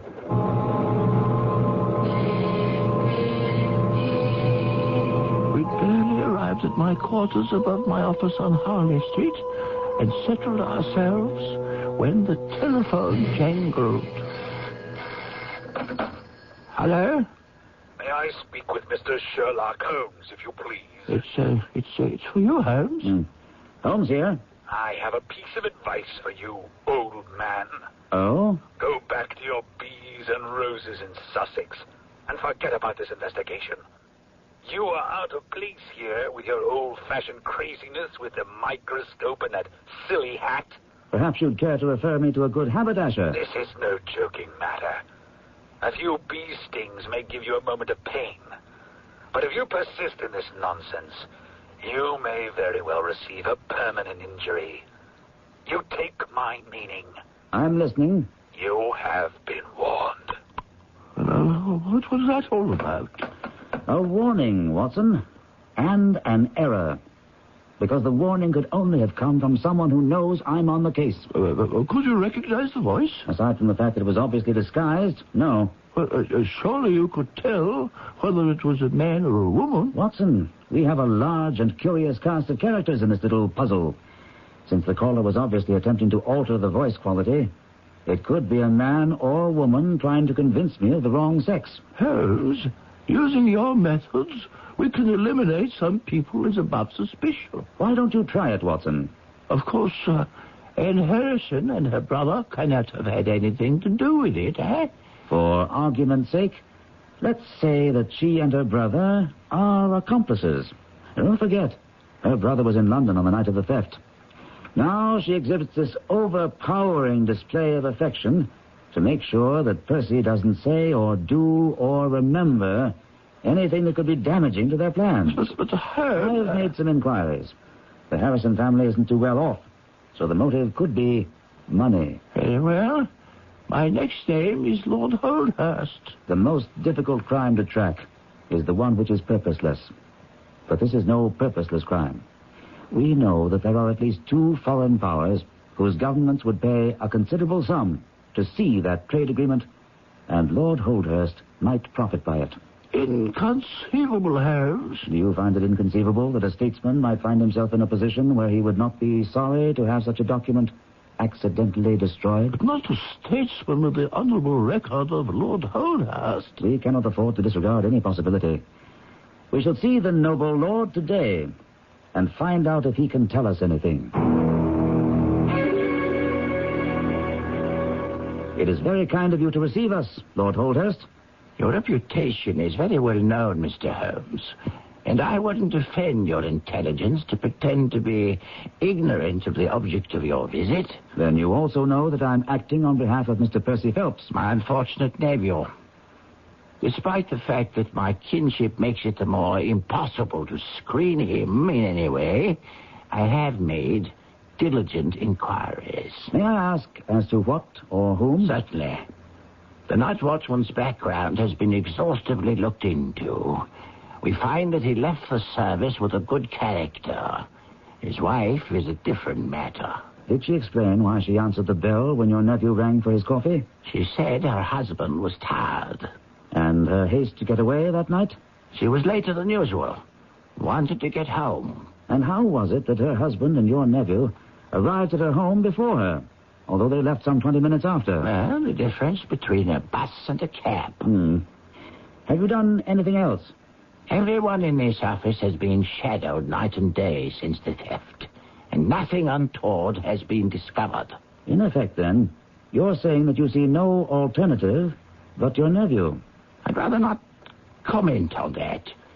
Isn't that your territory? But suppose the document were found. At this point, that seems most unlikely. But if the document were found, it would make a great difference. And now, Mr. Holmes, unless you have some further... Just a few minutes more, Your Lordship. Did you ever mention to anyone that you were having the document copied? Never. You're certain of that? Absolutely. Then it follows that since neither you nor your nephew ever mentioned the matter, the thief's presence in the room was purely accidental. He saw his chance, and he took it. Once again, that is your province, Mr. Holmes, not mine. Have you looked into the matter of the bell ringing at all? I wouldn't know what to make of it. Seems very strange, indeed. One more point, if you please. I understand that you feared very grave results might follow if the details of this document became known. Very grave, indeed. Have any such events occurred? Not yet. Since nearly 3 weeks have elapsed, would it be fair to assume that the document has not reached them? We can hardly assume that the thief took the document in order to frame and hang it. But then why has he not sold it? Do you have any explanation for that? None. Unless you suppose that the culprit had suddenly been taken ill. With a nervous breakdown, perhaps? I didn't say that. Now, really, Mr. Holmes, I have pressing matters waiting. I wish you every success in your investigation, no matter who the criminal may be. Well, Holmes, isn't Lord Holdhurst a fine fellow? Oh, yes. But he has to struggle to keep up his position. He's far from rich. Why don't you say that? Didn't you notice that his boots had been resoled? No. But, surely, Holmes, it's unthinkable. Watson, I have a line of inquiry I must pursue on my own. But I'd appreciate it if you'd meet me tomorrow on the same train we took to Woking yesterday. Because, unless I'm badly mistaken, that is where the next action will occur.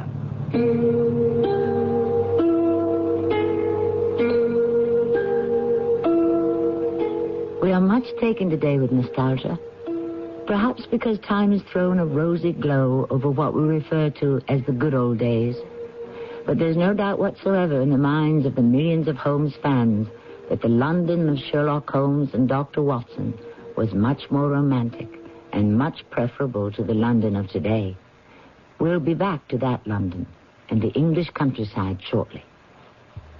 If you've been reading about wise money management in your favorite publications, you've undoubtedly heard about Dreyfus Liquid Assets, one of the world's largest money market funds, and about the big yields you can get on your money right now. Start with as little as $2,500. Make added investments as low as $100. With Dreyfus Liquid Assets, your money is yours whenever you need it. Phone for it, have it sent to your bank, or write a redemption check for cash or to pay your larger bills. You keep right on earning that high yield, compounded daily until your check clears. No penalties on interest, no sales charge, no charge for the checks. It's so simple, sensible, convenient. But find out for yourself. Call toll-free 800-228-5000 for free information and a prospectus, including management fee, charges, and expenses. Read the prospectus carefully before investing or sending money. Discover how Dreyfus Liquid Assets can help you get the lion's share of today's high money market rates. 800-228-5000. Toll-free 800-228-5000. 5,000. Excuse me, I own that shoe store across the street. Want to buy it? Well, I'll be honest. I have great shoes, but no customers, so I'm ready to sell the whole thing at any price you name it. $12. Sold. Ooh, well, now that you own a shoe store, what'll you do with it? Well, advertise. Well, I tried. A lot of newspaper ads, then TV and magazines. I'll probably go radio. Radio? Yeah, according to the latest studies, everyday radio reaches more people than newspaper, TV, or magazines. How did you know? What's more, radio targets customers. I'll match up the right stations for my dressier lines and different stations for young casual. Since radio costs a lot less than newspapers or TV, I'll get good efficiency. Listen, I'd like to buy my store back from you. Well, at a fair profit. Okay. How much do you $156,000. That's a pretty fair profit. Take it or leave it. I'll take it. Radio. It costs less, targets your best customers, and it sells. Radio. Red hot because it works. For more facts on radio, call this station of the Radio Advertising Bureau. They brought you this message.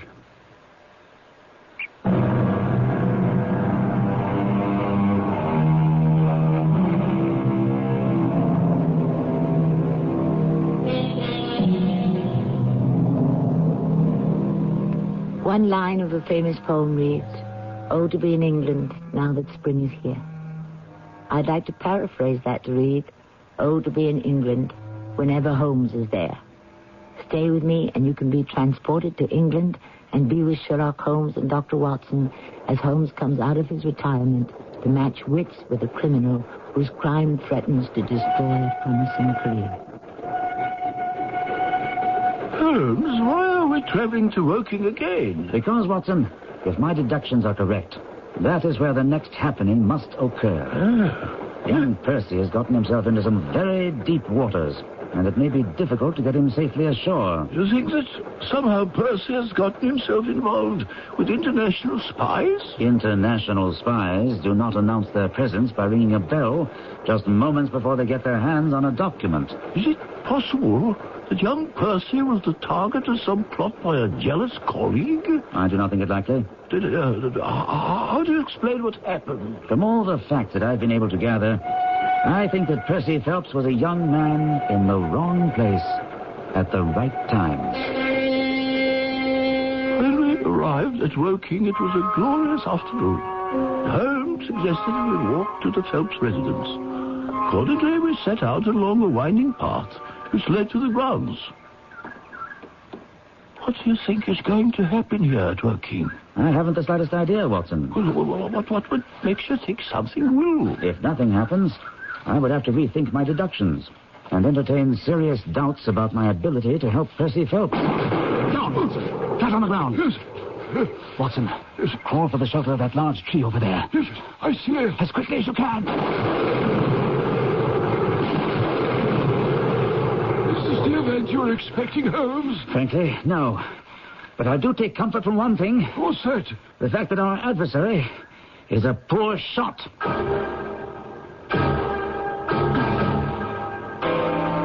Come in, Mr. Holmes. Percy's been asking for you every 5 minutes. I've made a perfect nuisance of myself, Mr. Holmes.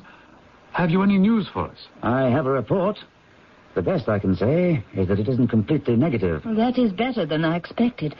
Could we hear the positive aspects right away? You may not view it in the same light as I, but I have been warned to get off the case. Once over the telephone, and... And somebody took some pot shots at us on our way here. That's terrible. On the contrary, someone is worried, and that should give us heart. Mr. Holmes, I'm beginning to believe that my life, as well as my honor, is threatened. What makes you say that? What happened last night? The very first night I slept alone, without my dear Anne nearby. About 2 a.m, I was awakened. I knew someone was opening the window. For a moment, I was frozen. Then I leaped out of bed, rushed to the window, flung back the shutters. You there! What are you doing? Joseph! Anne! There's someone trying to get in my room!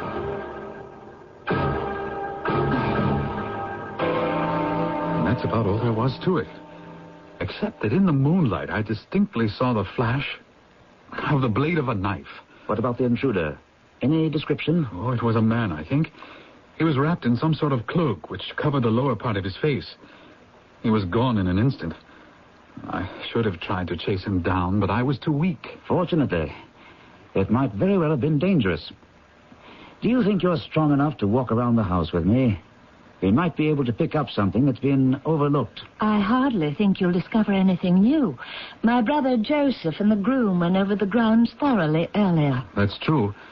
They did find some marks in the flower bed outside the window, but the weather's been so dry lately that it was hopeless to follow the trail across the grass. Nevertheless, I'll ask you to humor me.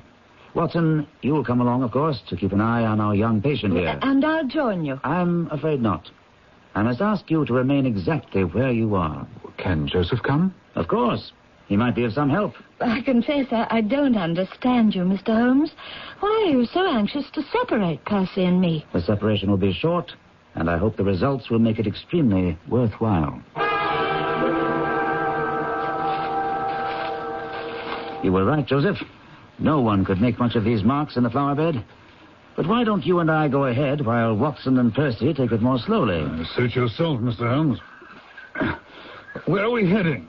Around the house, to see if we can discover why that room and Percy should have been the particular target if it was a burglar.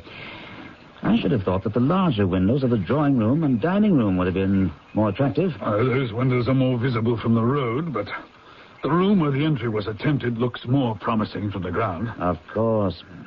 By the way, Percy said you found some place where the intruder scaled the fence. Right over there. Let's have a look at it. Here it is. Right here. Well, you can see where a fragment of wood is hanging down. Do you think this was done last night? Doesn't it look rather old for that? Well, possibly so. And there are no marks on either side of anyone jumping down. I don't think there's anything to be gained here. Why don't you rejoin your brother-in-law and Dr. Watson while I go back to the bedroom and talk the matter over? With my sister? I believe she's the only person there. What do you want with Anne? Miss Harrison, what I have to say is of the utmost importance. Well, you discovered something after all. You must stay here in this room all day. Why? What do you... Trust me, it's vital. You mustn't move from this room. Have your meals brought here. I don't understand, but I'll do it. And when you go to bed tonight, lock the door of this room on the inside and keep the key. But Percy, what about Percy? He'll come to London with me. And I'm to remain here? It's for his sake. You can help him. Your promise. Do I have it? Well, yes, but... Good. Now let me break the news to Percy. I see that he and the others are approaching. Well, Mr. Holmes, I quite enjoyed the walk in the sunshine. What do you propose now? It would be a very great help to me if you would come up to London with us. Oh, immediately? As soon as you conveniently can. Say, in an hour? Well, I feel strong enough if you feel I can really be of help. The greatest possible. Perhaps you'd like me to stay in London tonight. I was just going to propose it. I think I see what's behind your plan, Mr. Holmes. You do? Yes. If my friend of last night should make another visit, he'll find the bird has flown. Perhaps you'd like Joseph to come to look after me. Not necessary. My friend Dr. Watson is a medical man, and he'll look after you. If you'll be so kind as to give us lunch here, we three shall all set off for town together.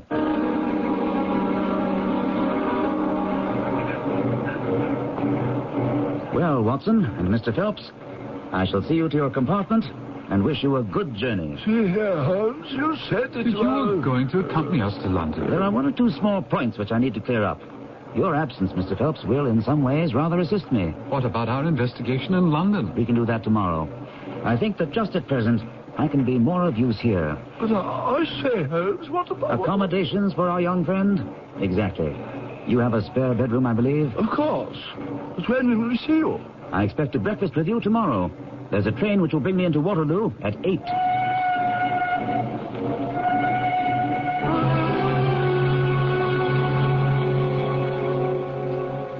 I should apologize, Doctor. I'm afraid I kept you up rather late last night. Nonsense, young man. I just felt that you should have had more sleep. I didn't sleep a wink. And where is Holmes? It's not much past 8. He'll be here. You have implicit faith in Holmes. I've seen him do remarkable things. Do you think he expects success? You can ask him yourself. If you will come to the window, you'll see he's getting out of the cab now. What's the matter with his hand? Why is it bandaged like that? I haven't the slightest idea. Oh, he looks like a beaten man. And I had hoped for so much upon his return. Good morning, gentlemen. Holmes, you're not wounded. Tut, it's only a scratch due my own clumsiness. This case of yours, Mr. Phelps, it's been a remarkable experience. That bandage, Holmes, tells of adventures. What happened? After breakfast, Watson. Remember, I've breathed 30 miles of Surrey air this morning, and I'm ravenous. I see you've done well with the sideboard. What's under here? Ham and eggs. Good. Mr. Phelps, please join me and help yourself. Will you have curried fowl or eggs? Oh, nothing, thank you. I cannot eat. Well, then, I suppose you'd have no objection to raising the lid and helping me? Not at all. I don't believe my eyes. It can't be. I cannot be. Catch him, Watson. And I think after we get him in a chair, a little brandy. Oh, is it... It really is the trade agreement. It is. I owe you an apology for bringing you the news in this fashion. But Watson here will tell you I never could resist a touch of the dramatic. Apologize? Oh, Mr. Holmes, you've saved my career, my whole life. Oh, I owe everything to you. There's no need for an apology. But I'm dying of curiosity. How did you get it? Where was it? I've already confessed my fondness for the dramatic, so allow me to reconstruct my activities of last night. It was exactly 9 o'clock when I climbed the fence and jumped into the grounds. I placed myself carefully behind a rhododendron bush. The night was fine, but it was still a long, weary vigil. A little after 2, the peaceful country sounds were broken by the sound of a bolt being thrown back. And a moment later, a door creaked open, and Mr. Joseph Harrison stepped out into the moonlight. Joseph? My brother-in-law? Joseph, you're about to be brother-in-law, and also a merciless scoundrel who took advantage of you and your hospitality and very nearly ruined you. But why? What had he to gain? Money. A great deal of money, which my inquiries show he badly needed. Joseph was a gambler. Oh, never anything large, Mr. Holmes. That's what he told you and Anne. But he was and is so deeply in debt that he faced criminal charges. He was desperate. I still find it hard to believe that Joseph is a villain and a thief. Holmes, you haven't finished. Why is your hand bandaged? He must have sustained that injury when he accosted Joseph on the lawn. Not quite, Mr. Phelps. I wanted him to lead me to where he'd hidden the document. And once again, you'll have to put up with my theatrics. I stole to the window and peered in. He was lifting up some baseboards. As soon as I saw the document in his hand, I slipped through the open door and said, "I'll take that, Mr. Harrison." You meddling fool, I warned you to stay out of this. Now you'll pay for it. Drop the knife. Oh, drop it, or I'll break your arm. Now, Mr. Harrison, if you're as clever as you are vicious, you won't make me use this revolver. The document, please. Thank you. What are you going to do with me? Nothing. Now that I have the document, you're free to go. But I doubt that Scotland Yard will let you off so easily. You let him go? I wired full particulars to the Yard this morning. I expect they'll find Harrison has fled, and rather suspect that you, Mr. Phelps, and Lord Holdhurst would be just as happy if this matter never came to court. Oh, the newspapers would have a Roman holiday. Exactly. But Holmes, what made you suspect Joseph in the first place? The science of deduction and the bell, Watson. The answer to what kind of a thief rings a bell is no thief. If not a thief, then who? A friend who'd come to visit and decided to steal. In short, Joseph Harrison was in London. He was to meet at the train with Phelps. It seemed logical that Harrison might be early, and so he drops in on Percy. No one is in the office. Not knowing where Percy might be, he rings all the bells, including the one in the watchman's office. While doing this, he sees the document, realizes its value, and in a flash is down the stairs and away. Once back at Woking, he secretes the trade agreement in his room, and is stunned when you evict him that same night. All this was deductive theory, which was proved when he made the attempt to enter your room the very first night you were alone. Well, you don't think he had any murderous intentions? The knife was to be used only as a tool. Perhaps. I can only say that Joseph Harrison is a gentleman to whose mercy I should be extremely unwilling to trust.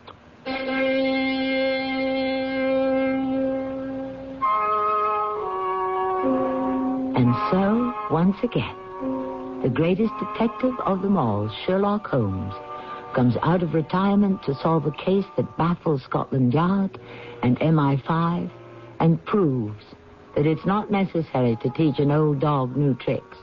The old ones are more than good enough. I'll be back shortly to discuss the question of the actual age of Sherlock Holmes. When you get Itchy red skin. get Kool-Aid, when you get Darn bug. get Kool-Aid, when you get Oh, touch of poison ivy. get Kool-Aid.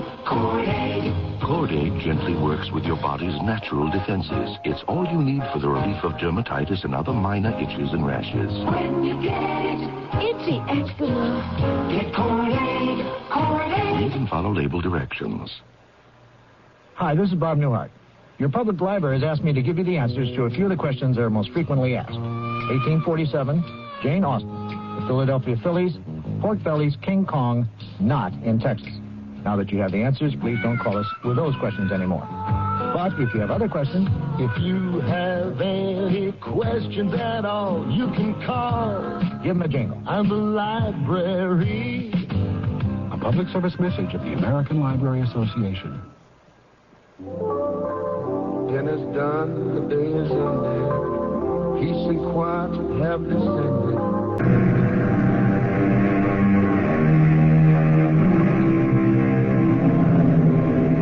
Come in. Welcome. I am Tammy Grimes.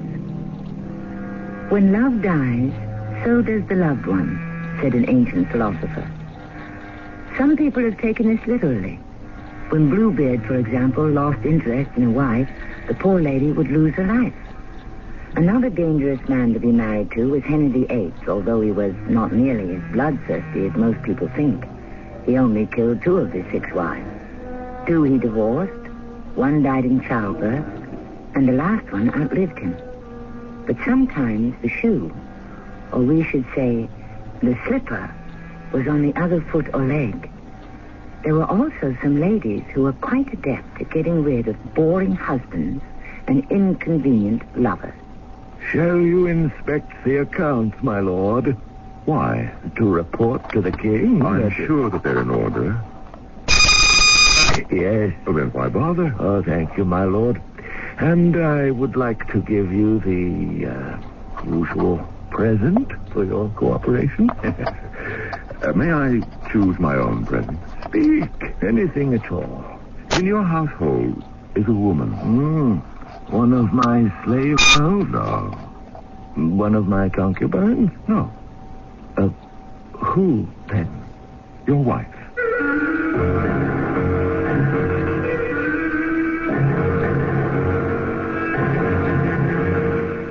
Our mystery drama, Only a Woman, was written especially for the Mystery Theater by Sam Dan and stars Russell Horton and Marion Seldes.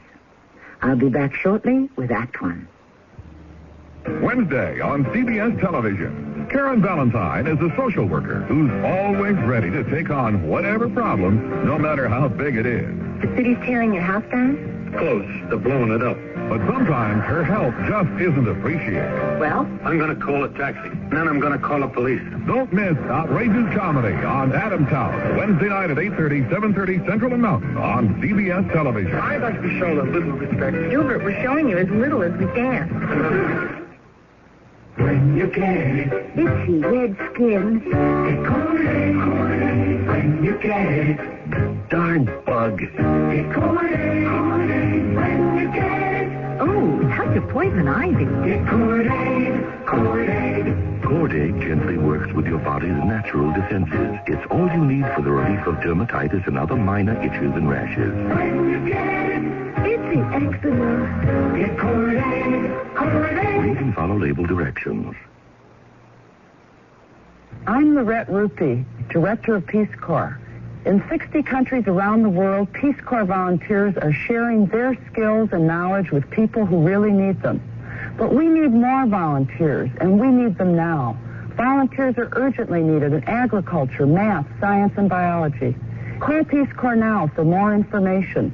800-424-8580. It's the toughest job you'll ever love. A public service message of this station And Peace Corps. Countdown to Cure. Bill Bixby with a message from the Leukemia Society of America. Leukemia is responsible for the deaths of more children than any other disease, and more adults than children. Research by the Leukemia Society of America has brought us this close to finding a cure, but we need your help to continue the fight. It'll be a happy day when we put an end to this killer. It's a matter of time.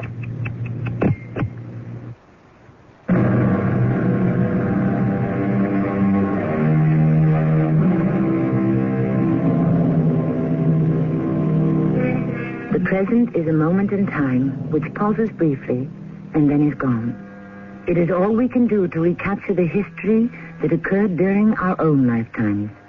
History which is amply documented and to which we have been eyewitness. How then can we make sense of those people, times, and events when myth was the basis for fact, and history was written by the hired scribes of the mighty? But are things that much different today? Many thousands of years ago, there was an Assyrian scribe named Adamalek. He was summoned to the palace of the mightiest queen in history, Semiramis. My name is Adamalek. I curse the day I learned how to write. I could have followed my father into the counting house, or my brother into the army, but no, I had to learn to... Well, I'm not dead yet, Everyone says I'm honored to be chosen as scribe by the mighty queen.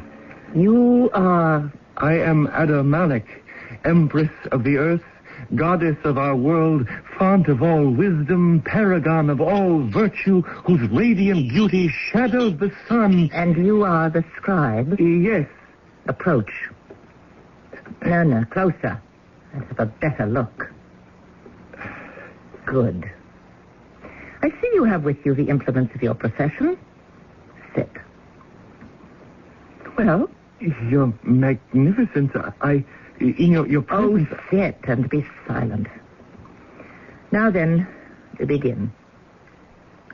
Semiramis, great and powerful queen of Assyria, Babylon, and all the regions, appointed ruler of the greatest gods, guardian of right, lover of justice, maker of peace.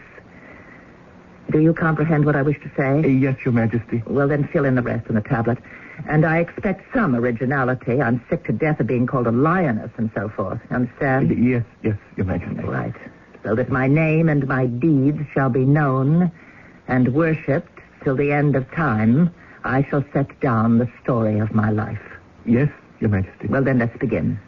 Write as I instruct.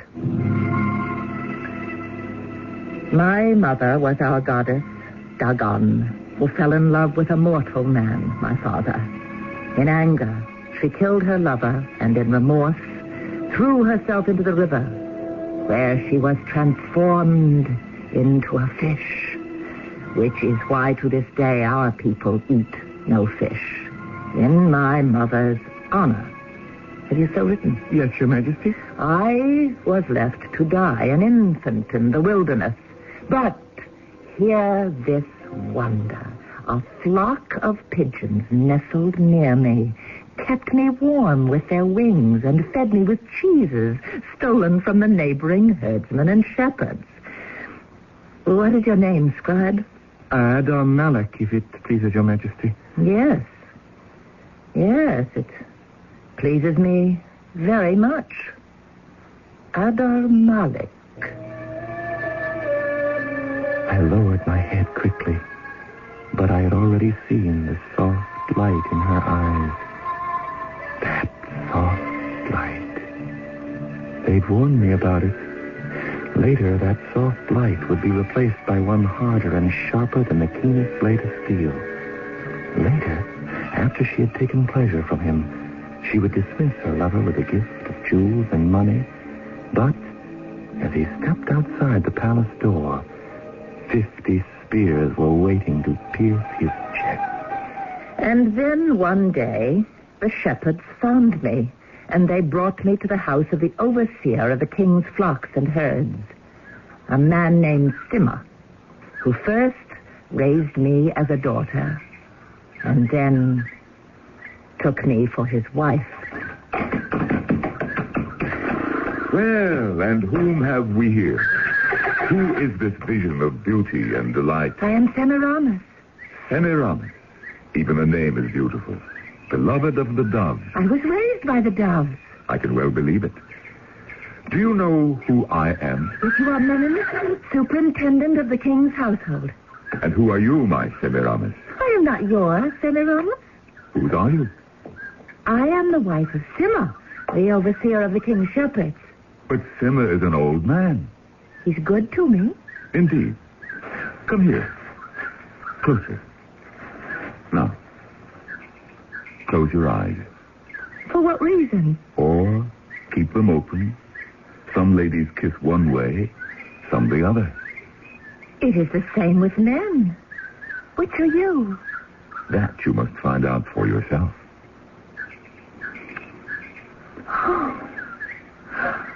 Is your husband that good to you? No. Were your eyes open or closed? Didn't you notice? I forgot. So did I. I shall prepare my husband for your arrival. Gently. I am always gentle. Some wine, great Menon. Thank you. Shall you pour, my dearest? At once, my darling. Now, I shall have the tablets brought in. The tablets? The accounts. You have come here to review my stewardship of the king's flocks and herds. Of course. Unless you would rather see them in the morning. I would rather not see them at all. But you have come all this distance. Why must I be subjected to tablet after tiresome tablet filled with all sorts of bothersome figures?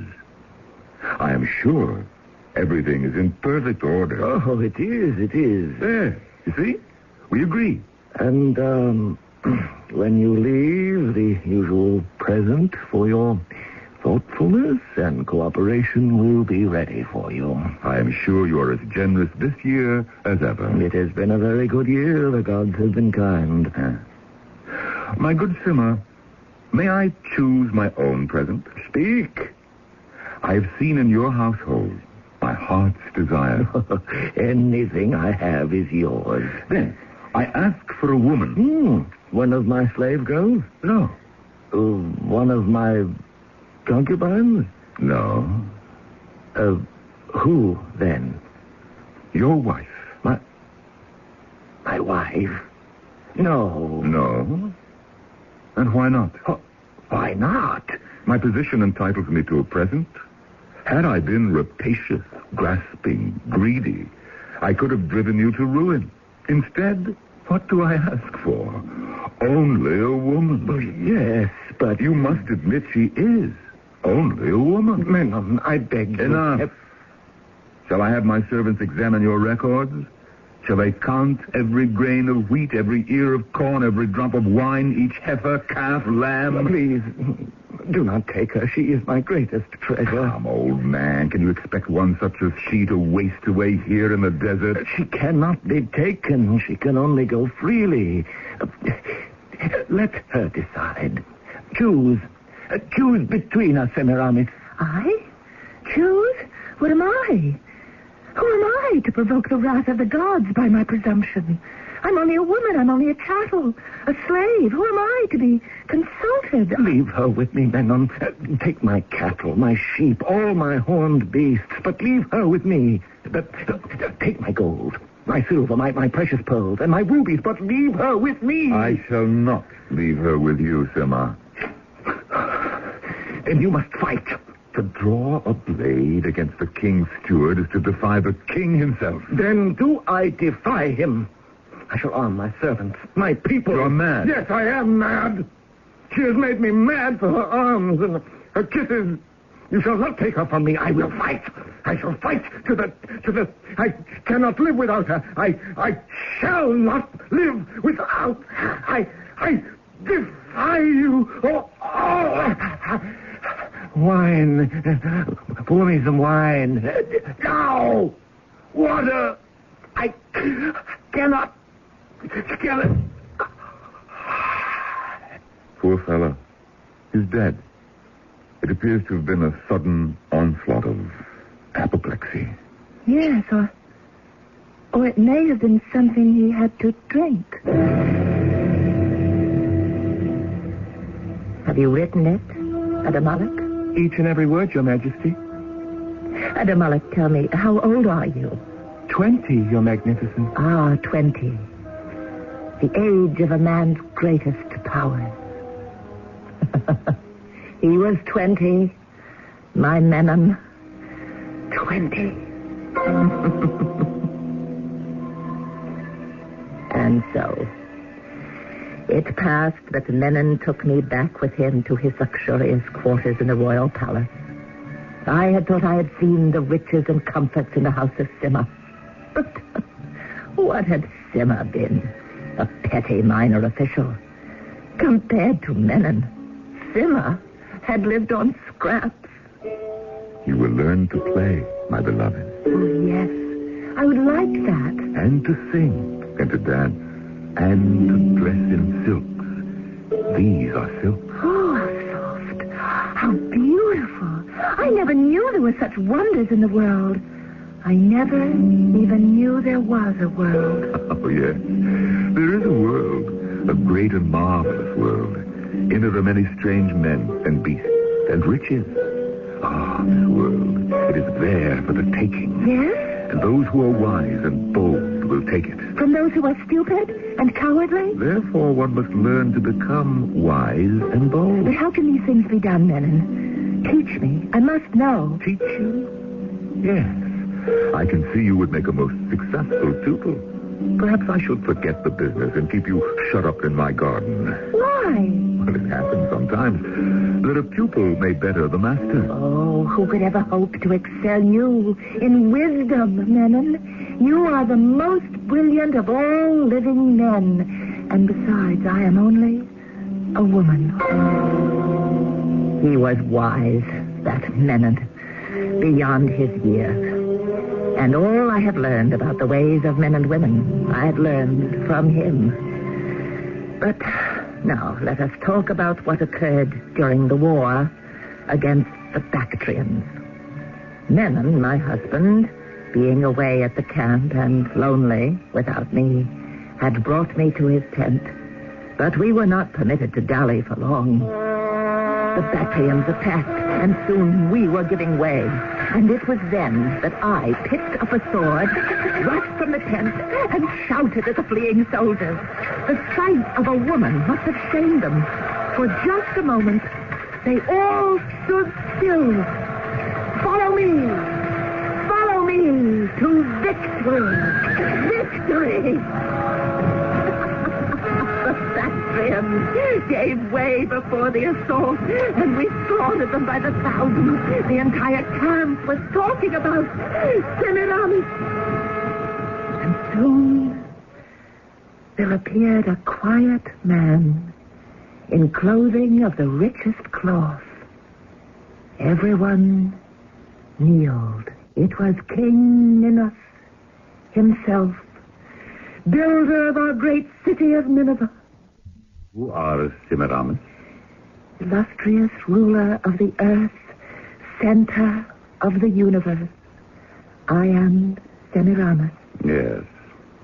I was told that a warrior goddess appeared at just the right moment to save the day for my army.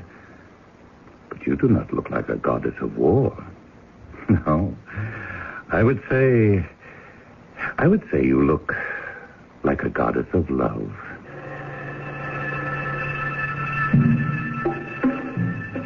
And I would say that history may just about be getting ready to repeat itself. A trick that history does all the time. Although some claim it is not history that repeats itself, it is we who repeat ourselves. However the mechanics of the thing, there is really very little that's new under the sun. And we may have another change of partners as early as Act 2.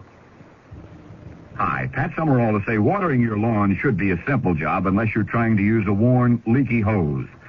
So True Value hardware stores suggest you replace it with one of their dependable quality True Value hoses. If you want one that's lightweight and economical, get their 50-foot vinyl hose for only $288. Or to cover a large area, choose the nylon-reinforced 75-foot size. They're just two of the quality True Value garden hoses featured exclusively at participating True Value hardware stores and home centers, where you'll find values in every department. Hotel coupon and discount offers are confusing and limited. That's why the world's largest lodging chain invites you to call Best Western before you call anyone else. Chances are you'll find the Best Western just where you need it most at a price you'll want to pay. No strings attached. 1-800-528-1234. Best Western. 1-800-528-1234. Best Western. This is Gene King for your Better Business Bureau. If your idea of summer fun is camping out, whether you sleep in the luxury of a recreational vehicle or rough it on the ground with only the stars above you, there's one piece of gear that's a must, and that's a good sleeping bag. A well-made, lightweight summer bag is a good first choice for novices and for those who aren't planning to do too much cool weather camping. But if you're heading for the mountains or planning to take a trip in the spring or fall, a 3-season bag will be a better choice. Now, these bags are warmer and more expensive, but they'll keep you comfortable at near freezing temperatures. But when you go out to shop, compare bags carefully. Make sure to check the quality of the zipper to find out if the bag is easy to roll up and store. if it's the right size for comfort, and if it's constructed so that the filler won't come out. A tip from your Better Business Bureau.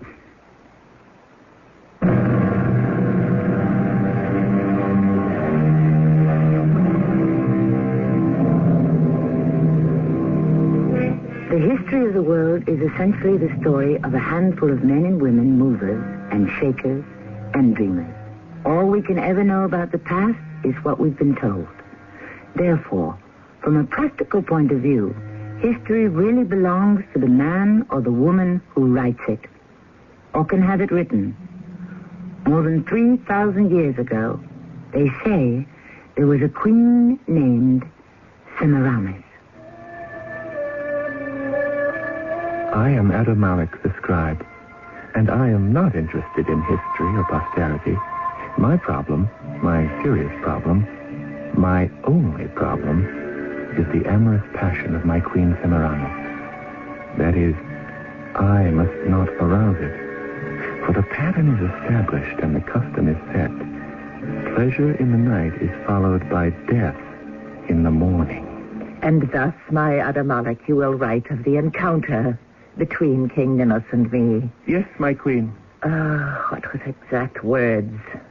Yes, I remember now. He said... Were you sent here by Ishtar herself to grace our camp? Oh, no, illustrious ruler of the universe. I was brought here by my husband. Oh, there is a husband. Whom have the gods blessed with such a gift of beauty and delight? Menon. Menon? Superintendent of the mighty king's household. My steward, Menon. He never told me he'd taken a new wife. Although, who can blame the scoundrel? Had I such a mate, I, too, would keep her to myself. Let Menon come forward. Lord of the world. Tell us, where did you find this pearl beyond price? In the desert, illustrious majesty. Impossible. How can there be desert where this divine one walks? The light of her smile makes flowers bloom and sparkling waters spring forth from the rocks. And so after that speech, King Ninus waited. Do you know what he waited for, my Adam Malik? Well, speak. You have a beautiful voice. I'm charmed by it. Do you know what the king waited for? No, most magnificent queen. For the proper gesture on Menon's part. Because you see, little one, when the king gives extravagant praise to one of your possessions, it is the sign that he wants it. Or her. And so Menon was thus obligated to say, Your Majesty, take her. She is yours. But he stood silent and said nothing. And I wondered what Ninus would do. There are kings who would have signaled their spearmen to skewer Menon on the spot. But Ninus was a man of great kindness. And after a few more silent moments, he said, You say you found her in the desert, Menon? Yes, King of Kings. Are there any more like her in that same place? I do not know, Your Majesty. Well, then, you must go and find out. If another such exists, bring her to me. Your Majesty, I... return to that desert. Seek. Inquire. But, sire, we're at war. My place is here on the field of battle. Your place is wherever your king may send you. Go. Fortunate Menon. Well, then did King Ninus speak to me as we drank wine together in the magnificent imperial quarter. I have never met anyone like you before. I'm only a woman. You are also a goddess. My mother was a goddess. I have never seen my army fight so valiantly before. You have given the army something new. Spirit. With you by my side, I could conquer the world. But Assyria has already conquered the world. The world? The world is without end. Well, surely it must end somewhere. Perhaps. But it would take forever to get there. Forever? It is so far away that if one were to start walking from here to the edge of the world, one would have to live forever. A goddess lives forever. I also want to live forever. Well, for that gift, one must ask the gods. Now, I don't know any of the gods, so I can't ask them. But I can ask you. Me? Yes, Semiramis. You. How? Immortalize me with your love. My love? Yes. Only love endures. Love me, Semiramis. Together, we shall lead conquering armies to the very edge of the world. Where is the edge of the world? Who can say? None have gone there and returned.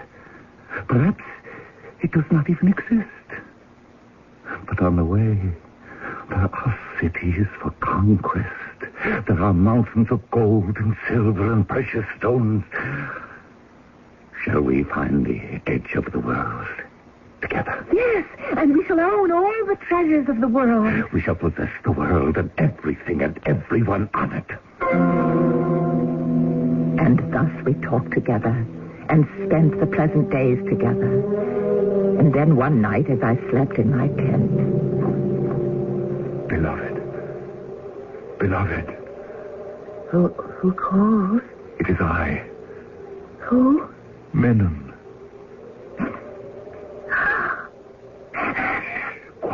Quietly. You've returned. Yes. What news have you for the king? None. Well, then what will you say to him? Nothing. Then why did you... Oh, then surely you understand. He meant for you The king does not know, and he must not know that I have returned. Then why are you here? I have come back for you. Me? The king wants you. He means to have you. He'll take you from me just as I took you from Sima. Surely you understand this. Yes. But you love me, Semiramis. Say you love me. I love you. Then you must come with me. Where? To a place where the king will not be able to find us. Is there such a place? If you stay here, you will belong to the king. I know. But you just said that you loved me. I do. Then how can you go with the king? I also love the king. You cannot love both of us. Why not? Didn't I also love Sima? I love all three of you. Each of you had something to give me, to teach me. A woman can only love one man. I am a goddess. I can love all men. No. Let us put an end to this nonsense. You are flesh and blood. You are human. You are a mortal woman. You are not a goddess. I shall become a goddess. You cannot, because there are no goddesses. There are no gods. They exist only in the minds of men. Oh, my poor men. We built their statues, but that's all they are. Figures, lifeless lumps of stone. You have become mad. Yes. This love for you has driven me to madness. For love of you, I will defy my king. I love you, Menon, and therefore I will save your life. Leave here. You will be overheard, and the king shall be told you have returned. Leave, now. We shall leave together. I shall take you away. Yes, Menon, but first, sit. Let us leave now, while the king sleeps. No, sit here beside me. You've been away so long, and you haven't even embraced me yet. Oh, Semiramis, my beloved. You see, it's been such a difficult journey, and you're tired and you're worn. Here. Drink. You must be thirsty. Oh, yes. There. I have found a place for you and me in the desert. The desert? Where none shall ever find us. The two of us, just the two of us, shall be alone forever. Alone in the desert. The empty desert. Oh, no, Menon, I've spent all my life in the desert, and I know the magic spell that can be woven by the moon and the stars and the stillness. But after, the spell is gone, and one becomes bored. So bored. No, we shall stay here. But we cannot stay here. Yes, we can, if we accept reality, which is that I must become the wife of the king.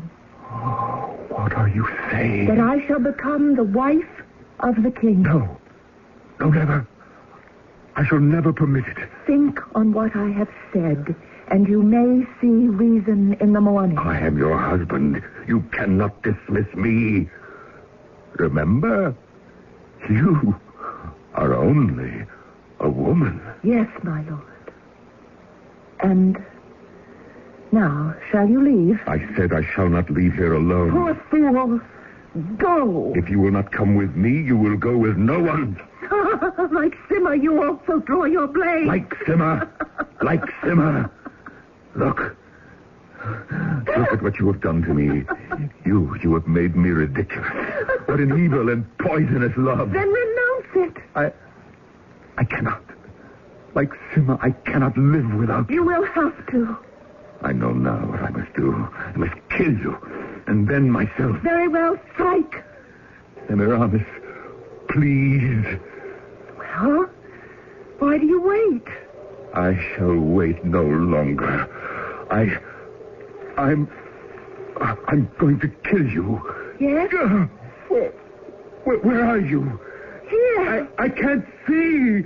My head, it's on fire. Oh, my eyes. Where are you? Give me a drink. Wine. Water. Quickly. Oh, I'm on fire, Semiramis. On fire. Semiramis, I heard a noise in here. Oh, it was nothing. Nothing at all, my beloved Minos. Why, it's Menon. Yes, Lord, it's Menon. He's returned? No, he's gone away. Oh. I see. Poor Menon. Yes, poor Menon. His face is red. There's foam still on his mouth. He must have died of epilepsy. Or it may have been something he had to drink. The literary term for it is déjà vu. It's when you get the feeling you've been there before. And we have. From all indications, we may be going there again. After all, there is a third act. And at the rate this lady goes through lovers, anything and everything can happen. What do doctors recommend to avoid constipation? These days, doctors stress the importance of fiber in the diet. Food fiber that helps the system regulate itself naturally. Metamucil is the laxative made from natural fiber, no chemical stimulants. So for occasional constipation, doctors recommend Metamucil more often than any other laxative. Try Metamucil powder or pre-measured packets of Metamucil instant mix, regular or orange flavor. Read label and follow directions. It's athletes versus MS. Meet Jim Hart of the St. Louis Cardinals football team. Football's a game where you learn fast about teamwork. You can't win a game by yourself. That's why I believe in athletes versus MS. Athletes from every sport, Billie Jean King, Muhammad Ali, Stan Musial, have teamed together to ask everyone to join and help win the fight against multiple sclerosis, the great crippler of young adults. There's no cure yet, but there's hope through research. Support your local chapter of the National Multiple Sclerosis Society. Thank you. I'm lost and lonely, scared and sad, trembling at the thought of making you mad. My love is yours, but at times you're so cold. If life like this, take me before I go. This song about child abuse was written by a man who had served time in a state prison. It tells how he felt growing up as an abused child. Many of the social problems in America today spring directly from child abuse. Yet, with enough knowledge and enough money, child abuse can be prevented. Help us get to the heart of the problem. Write Prevent Child Abuse, Box 2866, Chicago, Illinois, 60690.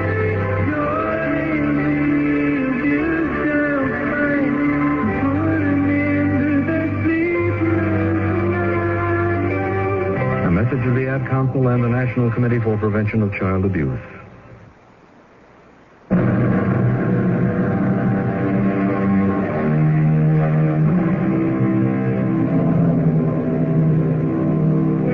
We look at those massive statues of stone which were carved thousands of years ago in another time, in another world, by people long dead and gone. How many forgotten empires, how many lost cities have there been since the beginning of time?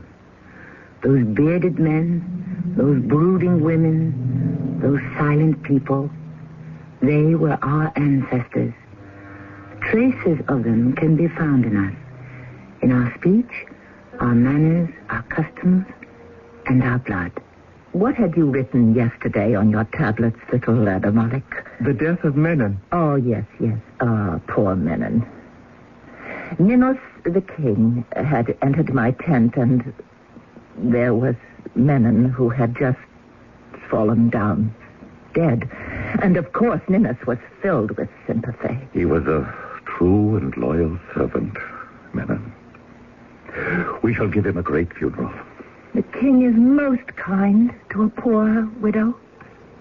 You shall not remain a widow long. And indeed, I did not. There was great feasting and games and celebration at my marriage to Nineveh. Never had the city of Nineveh beheld such splendor. And thus I became, at last, a queen. One day I said to my king Nineveh, "We must talk, my lord." Of course, my beloved. Concerning the army. Is something amiss with the army? It is not nearly large enough. My dearest, we have ample soldiers to defend the frontiers. But, beloved, there are not supposed to be any frontiers. Every nation must have frontiers. Not ours. We were going to march to the very edge of the world, conquering all the people in our path. Remember? Oh, yes. So the army must be increased, and it must be trained, and it must be equipped. Well, that's quite a task. I agree. And that is why we must begin as soon as possible. And we shall. Well, there's no moment like the present. There's no time like today. But today, the sky is so blue, the sun so warm, the breeze is so cool. Come, let us stay in each other's arms, and I shall send for wine and music. Day after day went by, and all of them were spent in amorous dalliance. Then, finally, it occurred to me that if the army were to be raised and trained and equipped, I would have to raise and train and equip it myself. Halt! Did the saddle slip? No, mighty queen. Good. It's the double thickness of the leather. All right, let us now test the metal of the new swords. Spear throwers, the new iron heads are heavier than the bronze, so you must draw your arms back further. Release the catapult. Come to turn. The signal to the charge. Day by day I trained the army, and day by day it became a better, stronger fighting force. And soon I said to King Ninus, my husband, "We are ready to march." March? I remember, my lord, you said to me, "With you by my side, I could conquer the world." Do you remember? Yes. I also remember I said the world is without end. It would take forever to march to the edge of it. And I said, "A goddess lives forever." But you are not a goddess. You're only a woman. I'm more than a woman. Isn't it enough to be just a woman? To know love, to enjoy all the fruits of the earth, everything money can buy, that power can command? But you said we would go to the edge of the world. What will we find at the edge of the world that we do not have here? Gold, silver. We already have more gold and silver than we can ever spend, than we can even count. Why must we talk of such things when the moon is so bright, the air so fragrant? Yes, we must consider the military situation. Later. Later? Now, let us send for music and dancers and wine. But we are in danger. Do not trouble your head with danger, my beloved. After all, you're only a woman. And so my King Ninus had changed toward me. From his goddess, I had become his concubine. His first, his favorite, his most beloved. But still, his concubine. Are all these words written, Adamalik? Just as you have spoken them, mighty queen. No. I shall expect you to have written them better than that. Take the tablet home with you, and then tomorrow, let us see how cleverly you have used your own words. Tomorrow, Adamalik, I am eagerly awaiting tomorrow.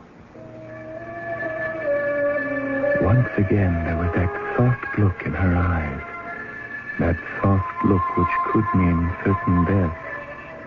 I realized that tomorrow was the day she planned to make love to me. I must not come here tomorrow. But how could I disobey my queen? Where could I go? Where could I hide? Her soldiers could follow me to the very edge of the earth. And so for weeks, months, I waited, and the army waited, and finally I spoke. My king and army must be used. These men will be used. When? Sooner or later, we shall be attacked. Our wealth has made us many enemies. There are the Egyptians to the south, the wild desert tribes all around us, and to the north, a new race of marauders who call themselves Greeks. Oh, have no fear. Our army will not go to waste. But we must not wait. And my dearest, I love you.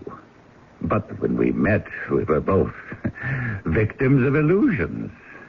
Now I've come to my senses. Oh, you are still haunted by dreams. And I must say it is beginning to make you somewhat tiresome. It was at this very moment that suddenly I saw what had to be done. My position as queen, even my life, depended on it. I no longer held him in my powers. What I want you to write at this point, Adamalik, is that my mother, the goddess Dagon, appeared to me and inspired me. You understand? Yes, magnificent queen. That night, he did not come to my quarters in the palace. Was he visiting someone else? I could find out easily enough, but it didn't matter.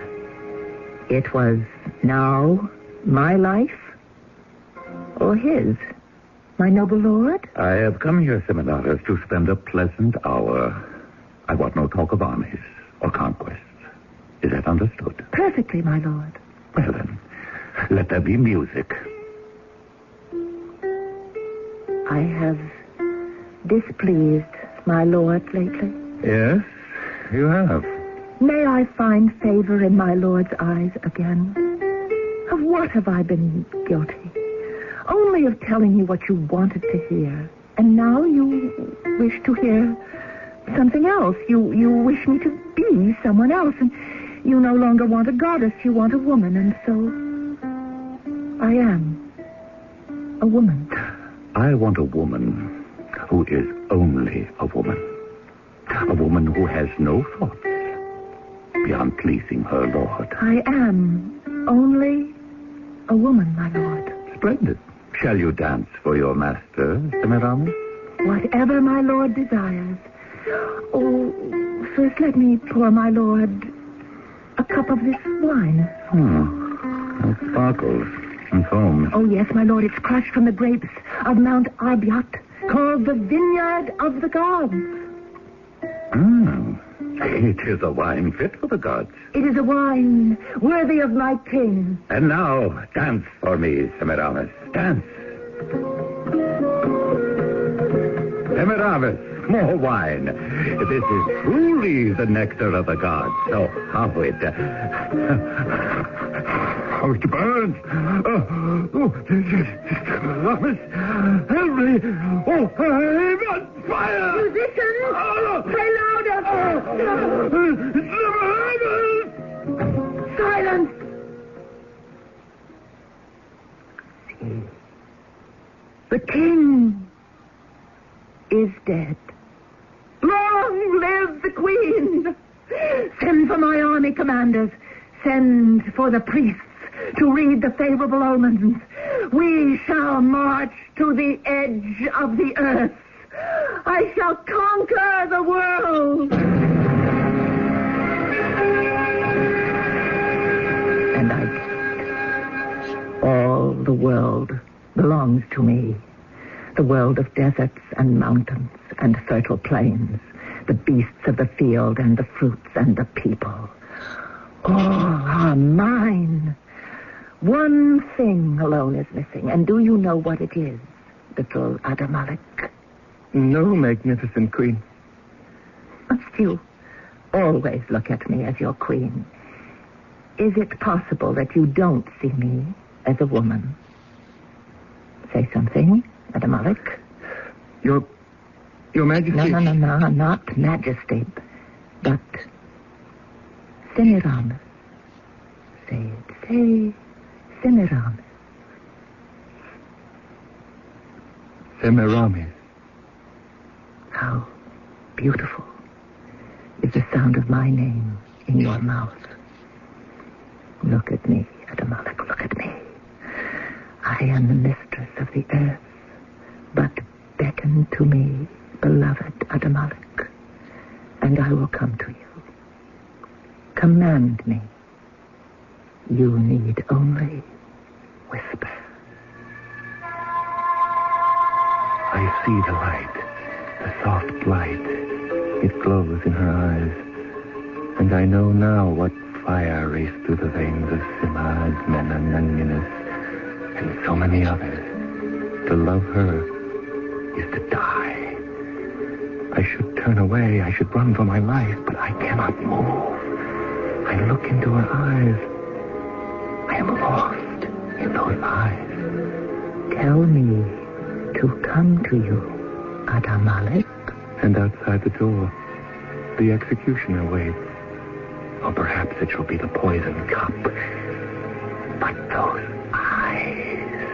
Tell me to come to you, beloved. Tell me to come to you. Come to me, Semiramis. Come to me.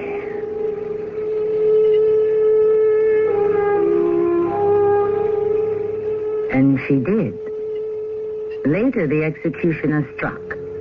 Or perhaps it was the wine. We only know that the story ends here. For this has all been written on a cylinder of stone called the Stella of Adamalik. And this is where his narrative ends. But my story doesn't end quite yet. I shall return shortly. If you've been reading about wise money management in your favorite publications, you've undoubtedly heard about Dreyfus Liquid Assets, one of the world's largest money market funds, and about the big yields you can get on your money right now. Start with as little as $2,500. Make added investments as low as $100. With Dreyfus Liquid Assets, your money is yours whenever you need it. Phone for it, have it sent to your bank, or write a redemption check for cash or to pay your larger bills. You keep right on earning that high yield, compounded daily until your check clears. No penalties on interest, no sales charge, no charge for the checks. It's so simple, sensible, convenient. But find out for yourself. Call toll-free 800-228-5000 for free information and a prospectus, including management fee, charges, and expenses. Read the prospectus carefully before investing or sending money. Discover how Dreyfus Liquid Assets can help you get the lion's share of today's high money market rates. 800-228-5000. Toll-free 800-228-5000. Dinner's done, the day is ended. Peace and quiet have descended. Night's just to you and your Maxwell house. For a cup of George flavor, from my West News. Spend some precious time together, Maxwell house. Get that good, let's stop feeling. With Maxwell house, only Maxwell house. You good to the last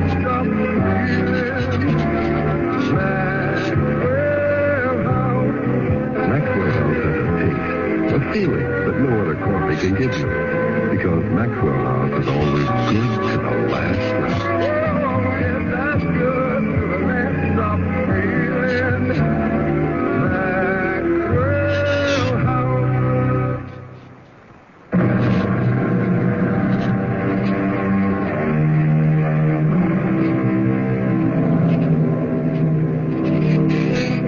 Whenever we dramatize an historical event, the question is bound to arise.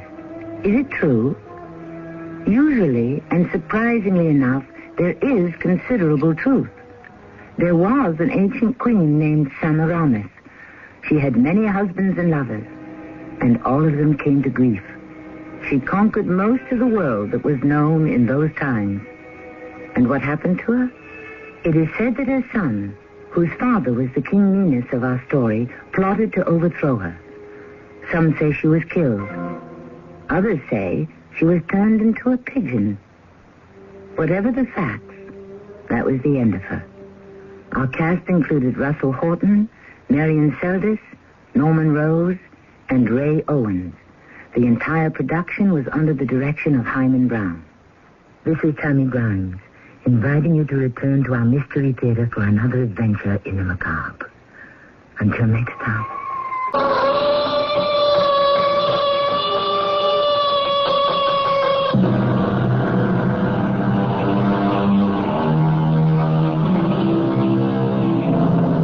Come in.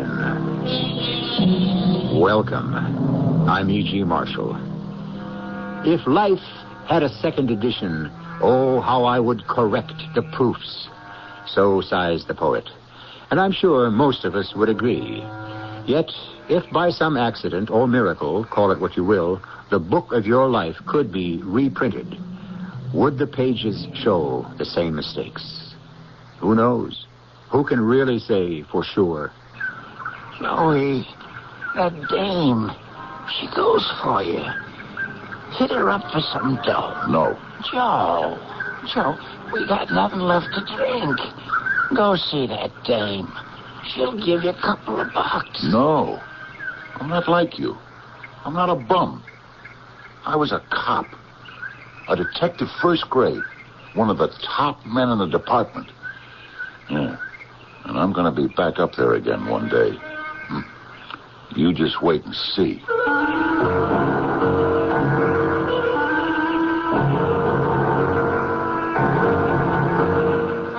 Our mystery drama, Gate 27, was written especially for the Mystery Theater by Sam Dan and stars Fred Gwynne. I'll be back shortly with Act 1. Working hard, there's no denying. Do your best, you keep on trying. So take a break, that's satisfying. You and Maxwell House. So pour a cup, enjoy the flavor. The taste is always true. Relax and get yourself together. Maxwell House in you. Get that good, the last drop in. With Maxwell House, only Maxwell House gives you good to the last drop in. Maxwell House. Maxwell House has a taste, a feeling that no other coffee can give you. Because Maxwell House is always good to the last drop. Get that good to the last drop in. Maxwell House.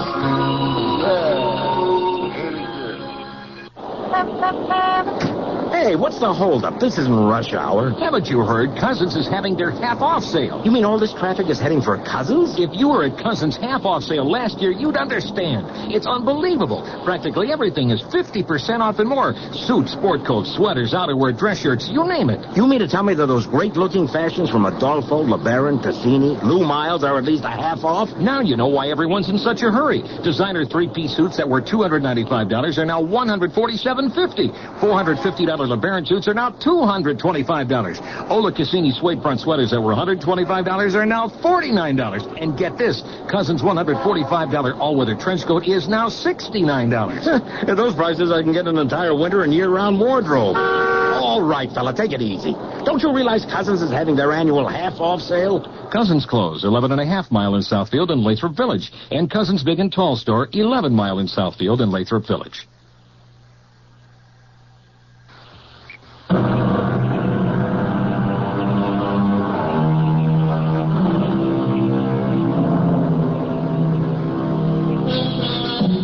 What did the philosopher say? He that is not handsome at 20, strong at 30, rich at 40, nor wise at 50, shall then never be handsome, strong, wise, or rich. Our story will tell of Joe Driscoll, who has just arrived at his 50th birthday, and at this point has none of those attributes. However, let the tale be told by a man who knows Joe Driscoll better than anyone else, Detective Lieutenant Frank Ruhlbach. The fact is, at the time you're discussing there, Joe Driscoll was a bum. A down-and-out drunk who just drifted around. Every morning you'd see him in Grand Central Station, here in New York, at the height of the commuter rush hour. And he'd usually shape up in front of Gate 27 on the upper level. The railway cops were always ready to give him the bum's rush. Hey, you. Keep moving. I'm not doing anything. Start walking. I guess you could say it's the standard morning ritual. Both of them know it. After a while, the cop has other fish to fry, and Joe is left in relative peace. But by now, most of the incoming crowd has already walked away from Gate 27. Only a few stragglers are coming up the stairs. One is an elderly, grim-looking, hatchet-faced man. A most unpromising prospect. But beggars can't be choosers. Mister, could you spare a phone? Get lost, you filthy animal. And now there's only one more person coming up the stairway. A lady. As a rule, Joe is not a mall buzzer. That's a guy who works on women. With some of them, all you have to do is open your mouth and they scream. But this one looks to be somewhere in her 40s, nicely dressed in a blue suit, and she has a smile on her face. Excuse me, ma'am. Yes? What is it? Could you spare 50 cents for a cup of coffee? 50 cents for a cup of coffee? Never realized how inflation must be hitting your business, too. Coffee, I remember it used to be a dime, even a nickel. What could a nickel possibly buy today, do you think?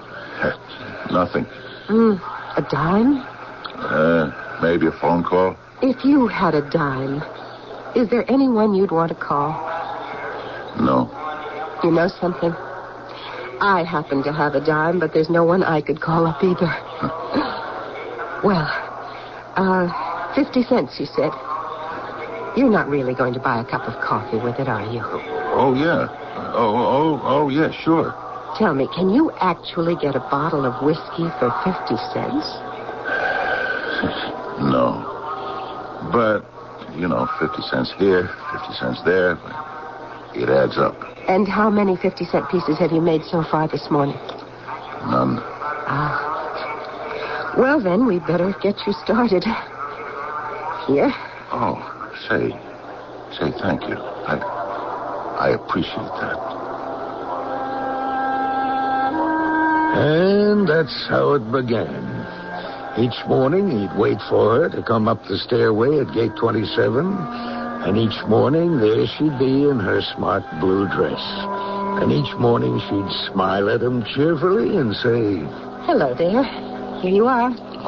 Say thank you. I appreciate that. She'd hand him something, change or a dollar bill, and she'd walk away. And that was the extent of it. She never asked him his name or why he was on the bum. She never suggested that he try to reform. She just smiled and handed over the money. Later in the day, he'd be sitting in the park with a crony. They'd be drinking, and something was happening inside him. Something that he thought had been long dead. Here you are, Joe. Huh? What's that? It's your turn. Oh.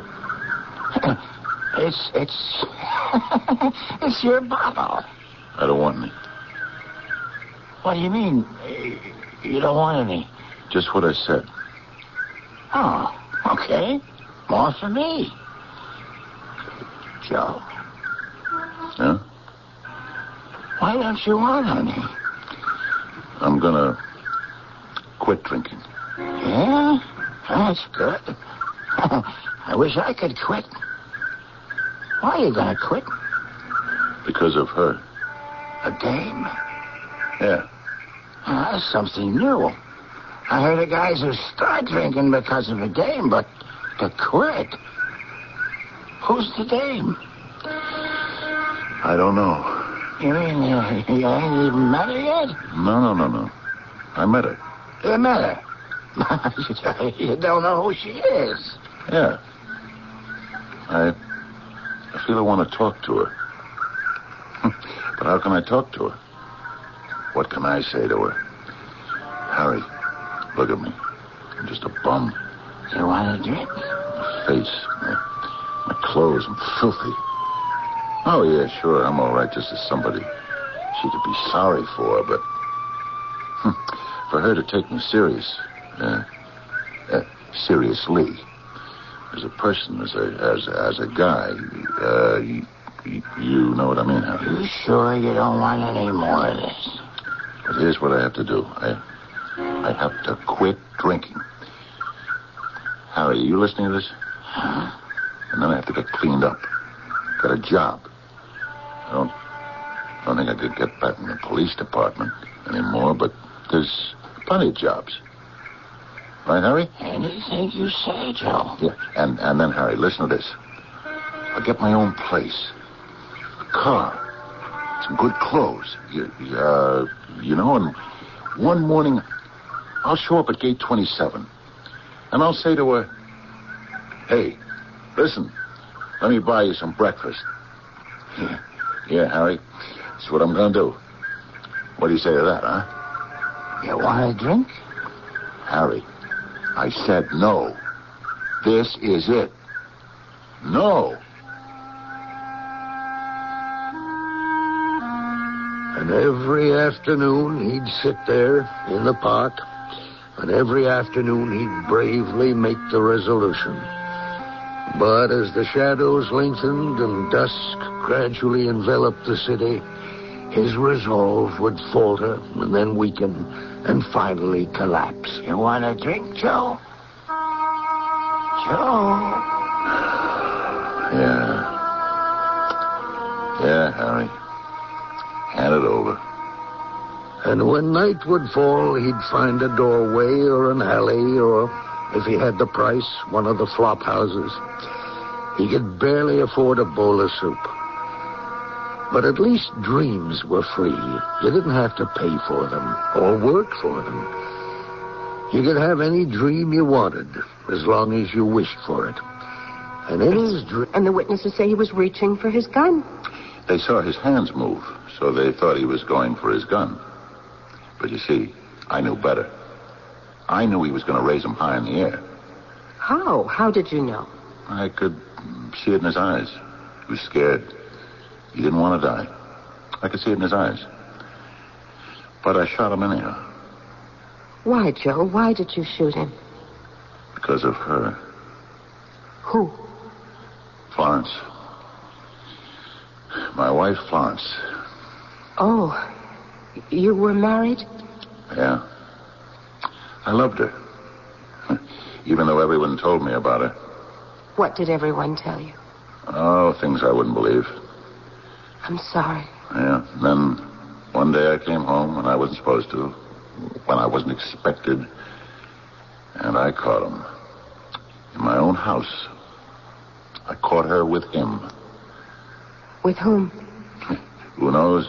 If I'd come home earlier a different day, it would have been somebody else. Well, I turned around, walked out of the room, out of the house. You did the right thing. No, it was wrong. I should have killed her. Why? Well, because I had to kill somebody. I had to get rid of all that anger. Well, that night I ran into Lou Follette. I said to myself, somebody has to pay for this. And you're going to pay for it, Lou Follett. That's why I killed him. Because I was afraid to kill her. Florence. I was afraid to kill my wife, Florence. But everyone said you had no choice but to shoot Lou Follett. I don't care what everyone said. All I know is that night I went out and I started to drink, and I didn't stop for 5 years. That is until I met you. Now I don't have to drink anymore. Because I met you. And I love you. You love me? Yes. I love you. I knew it the moment we met. So did I. But when I think of what I must have looked like... I didn't notice any of that. How could you miss it? I looked into your eyes. I fell in love with your eyes. I love you.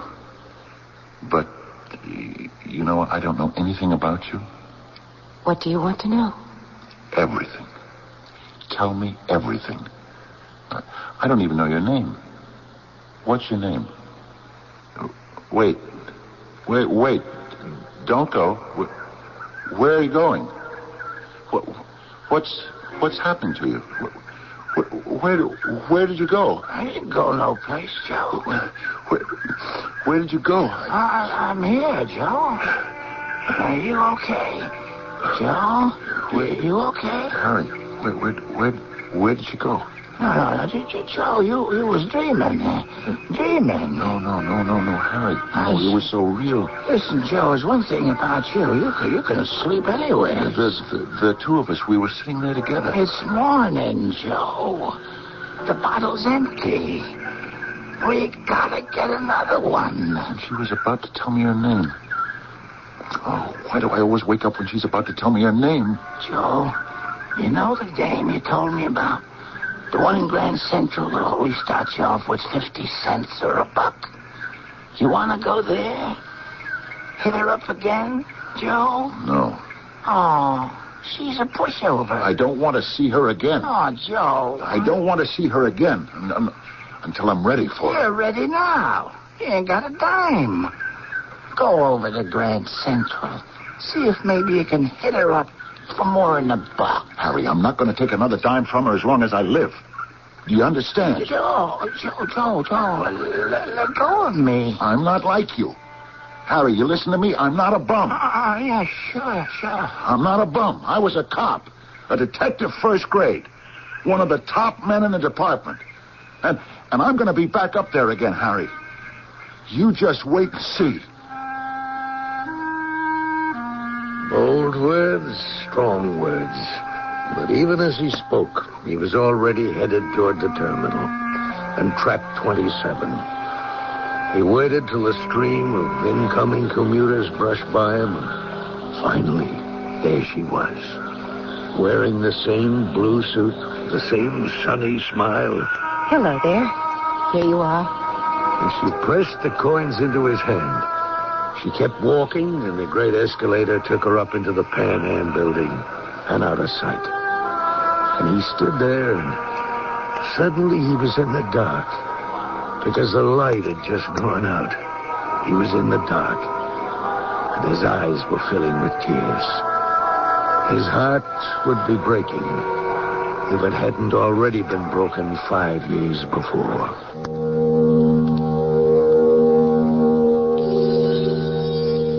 Where does a man move when he has no place to go? When the light of hope is finally gone out and he is surrounded by the eternal darkness? Well, if he's a character in one of our stories, he can move on to the second act, where it is to be hoped things will get better. Can't see the difference between the letters B and D. He won't stop talking for 5 minutes. Why won't she behave at school? He won't sit still. My child tries so hard, why can't he learn? He can't distinguish his right hand from his left. Why can't she remember how to tie her shoes? He's impossible to live with. This is Pat Collins for the Foundation for Children with Learning Disabilities. These frequent complaints of parents can actually be symptoms of a child with learning disability. Problems in language and math, Lack of coordination, disorganization, and hyperactivity are just a few indications of this problem. The keys to helping a child with a learning disability are early detection and special teaching. For further information on recognizing learning disabilities and to receive a free copy of Their World, a publication of FCLD, write LD, Box 2929, Grand Central Station, New York, 10163.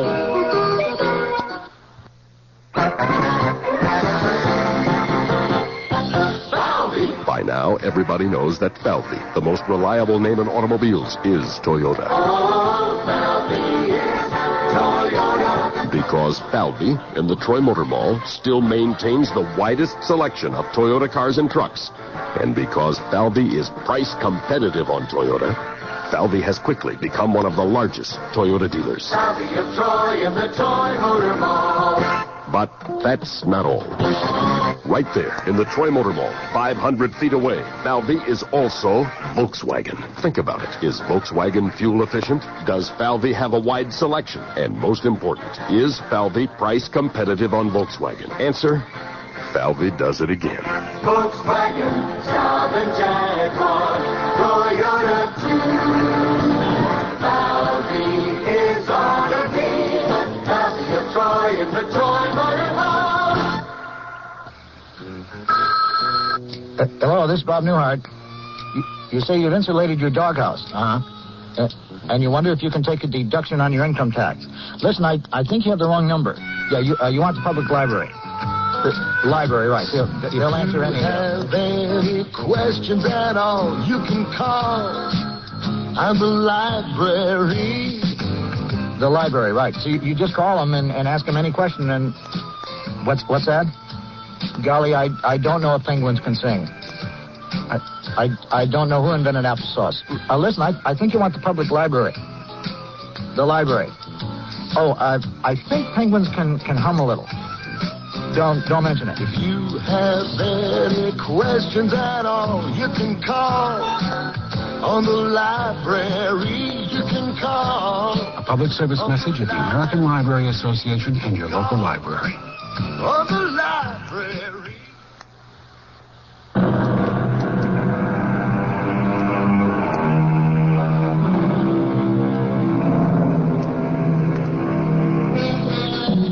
While there's life, there's hope, said a number of poets, including Terence, Cicero, and Oliver Goldsmith. Therefore, I am encouraged to say it too. A poem should be like a mathematical equation, both sides in balance, which means we can also say that while there's hope, there's life. I'm sure that Detective Lieutenant Frank Ruhlbach, who is telling our story, would agree. Sure. Hope. You'd be surprised, or would you, at how many people there are in the world who have no hope at all, who've given up on everything, even dreams. It's getting light, Joey. Yeah. We better blow. When the janitor comes down the cellar for the garbage cans, he'll throw us out. Okay. Maybe he'll call the cops, which it'd be even worse. Yeah. Sure. Hey, look at it outside. It's gonna be a nice day. Huh? You, didn't sleep last night, did you? No. I noticed. Weeks. You ain't been sleeping. You hungry? No. Joey, I got to have a drink. I know, Harry. I can't wait all morning. Go to the station. This dame. Hit her up for $1. At least we can get a bottle of wine. I'll meet you in the park. And Joe Driscoll walked as quickly as he could to Grand Central Station. He waited there at track 27, upper level. He stood there in the middle of the rush of the incoming commuters, waiting for her. Suddenly, the stairway was empty. He could see down to the platform, and it was deserted. There was no sign of her. He stood there, and he didn't know what to do. You're here again, huh? No matter how many times I tell you to beat it, you keep coming back. Officer. Now move along, huh? But she hasn't come up the stairs yet. Move! She comes every morning, officer. Why didn't she show up today? Something must have happened to her. She wasn't on the train. On what train? Who wasn't on the train? This lady. How would you know a lady? I know her very well. Yeah? What's her name? I don't know her name, but she's kind and she's sweet and she believes in me. Sure. I believe in you too. Now just move along, huh? But she's on the train every morning, officer. Why wasn't she on it today? Who? The lady I've been telling you about. The lady whose name you don't know. The lady who don't exist. All right, now beat it. But something must have happened to her.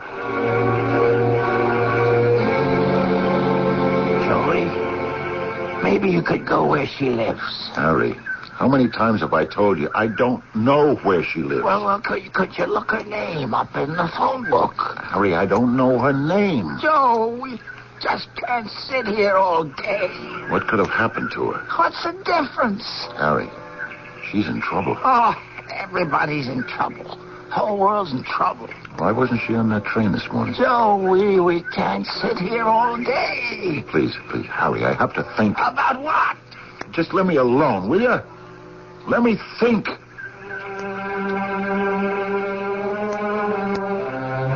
He sat there all day and all night. And for the first time in weeks, he was able to dream. He was able to dream about her. Joe? Is that you? Yes, Joe. I can't see you. Where are you? Where are you? I can't see you either. You weren't on the train. I know. Where were you? Joe, I need you. Help me. Help me, Joe. How can I help you? Please. I love you. Help me. How? What can I do? I'm nothing. Nobody. Don't say that. It's true. I'm just a bum. You're not. You're not. No. Just look at me. I am looking at you. I see a man of strength, of character, of courage. No. It isn't true anymore. It's true if you want it to be. Do you want it to be? Try, Joe. Try. I'm afraid. Don't be afraid. I'll help you. But first you have to help me. I need you. Please, come to me. Where are you? Come to me. How can I find you? You can find me. How? Aren't you Joseph O'Dowd Driscoll, one of the top detectives in the department? I'll find you. I'll find you. Joe. Joe, wake up. Huh? What? Joe, you've been dreaming again. You've been dreaming. Oh, yeah.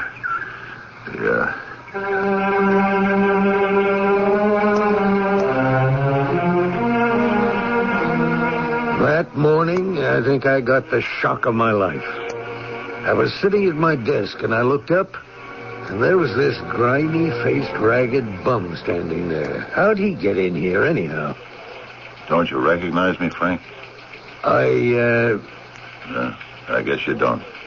It's me, Joe. Joe? Joe Driscoll. Oh, Joe. How are you, Joe? You can see how I am, Frank. How are things? Things couldn't be worse.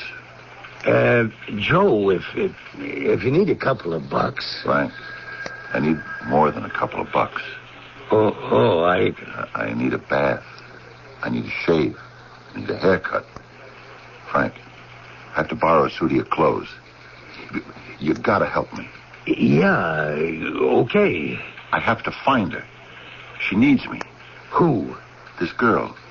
No, this woman. This wonderful woman.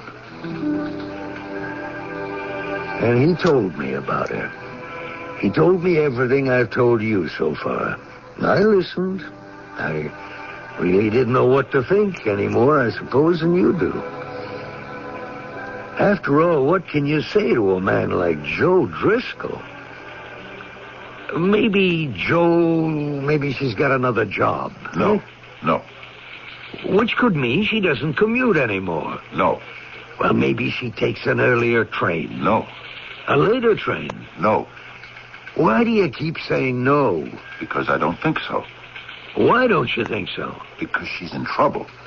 Well, maybe she's on vacation. I don't think so. Look, maybe she got married and she doesn't have to go to work anymore. I don't think so. Why do you keep saying I don't think so? Because I know she's in trouble. How do you know? Because I'm still a cop, Frank. I still have a policeman's instinct. I know she's in a jam. I just know it, that's all. Okay. Well, what do you want me to do about it? Find her. How? First, Frank, I have to get cleaned up. Can you take me home with you? I took the morning off. We went to my place. It's a good thing my wife was out working. After about an hour in the bathtub and with a razor, he didn't look too bad. When he put on one of my suits, he even looked presentable. See this, Frank? Yeah, it's your ID card from the department. Yeah. I had to turn in the shield, but I always kept this. I may have to use it to find her. Joey, you can get into trouble for impersonating a cop. But I am a cop, Frank. Even if I'm not still with the department at this time, I'm a cop. I can never stop being a cop. Is that how you feel, really? Yeah, I do. Look, Frank, I have to get moving. I have to find her. It's been 2 days. Oh, wait a minute, Joe. For what? Please, ask yourself a question. Ask yourself, does she exist? What do you mean, does she exist? Well, does she? Sure she does. Maybe she does, but only in your mind. Frank, I'm not crazy. No, of course not. But you've had a bad time. You lost everything. You gave up everything. You became a drifter. Look, Frank. Something inside you said, no, this can't go on. Joe Driscoll is not going to be a bum for the rest of his days. Joe Driscoll is going to make a comeback. I'm so glad you feel it, and you're going to make good. I know it. So this woman, you don't need her anymore. How can you say that? Well, you needed her in the beginning. You needed her, the idea of her to wake you up. But you're all right now. You can make it on your own. Frank, are you trying to tell me this girl is only in my imagination? Isn't she, Joe? Isn't she?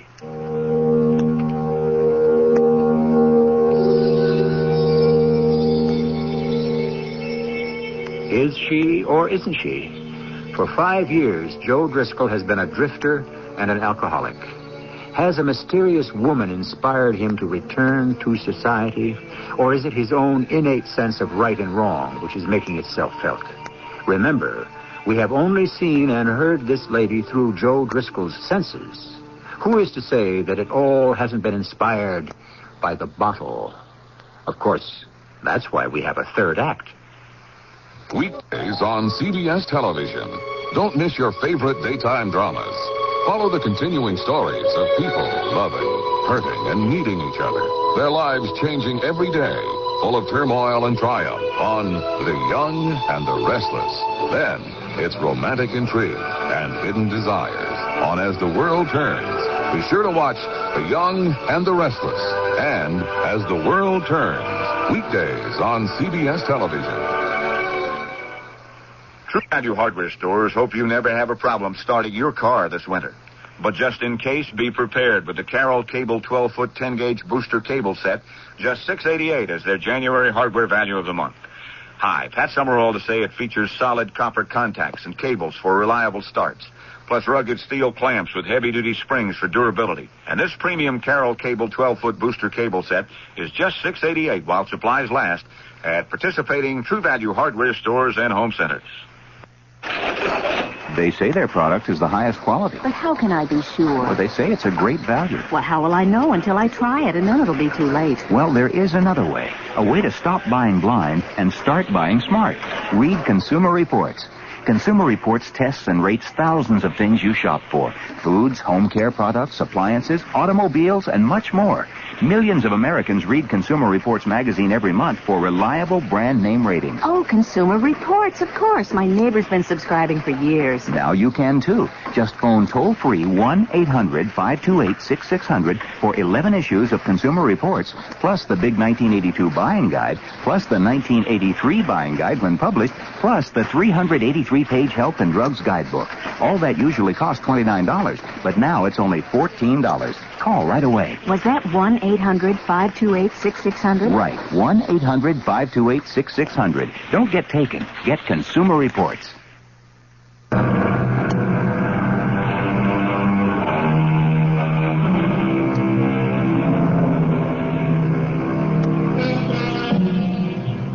Who was it that first called it the demon rum?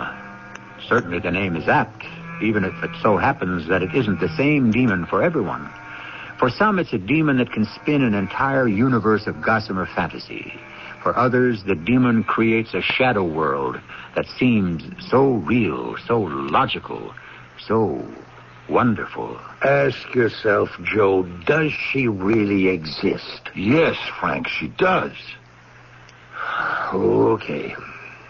You don't believe that? Sure, Joe, sure. I believe it. Well, I don't care if you do or if you don't. I believe it. Help me get started. Will you, Frank? Joe, listen, I don't know how good this is going to be for you. Please, Frank, help me. Joe, I want to see you come back, and I'll do everything I can to help you. Then do what I ask you. What? I told you what. Just help me get started. How do I begin, Frank? You see, I've been away a long time, and my mind isn't working the way it used to. What's the first thing I do? Well, there could be a perfectly reasonable and logical explanation why this woman, that is, if she exists. Well, please, Frank, we're past all that. She exists, and she's in a jam. Now, how do I get started? Okay. Let's go to the scene of the crime.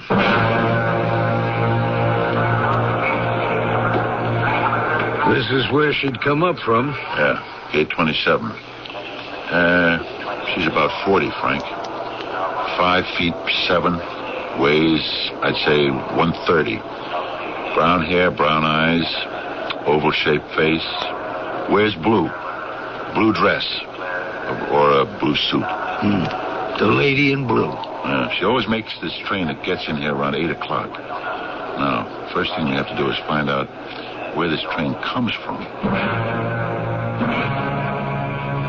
Train number 8217 starts at New Haven. Makes 11 stops before Grand Central. Brings in close to 1,000 people. Joey? Okay, so we're getting somewhere. Where? Well, we know she has to get aboard on one of those 11 stations. Oh, sure. Well, what are we going to do? Ask every one of those 1,000 people? Do you know a woman about 40 who wears blue? Frank, we don't have time. She's in trouble. I know it, and I have to get to her fast.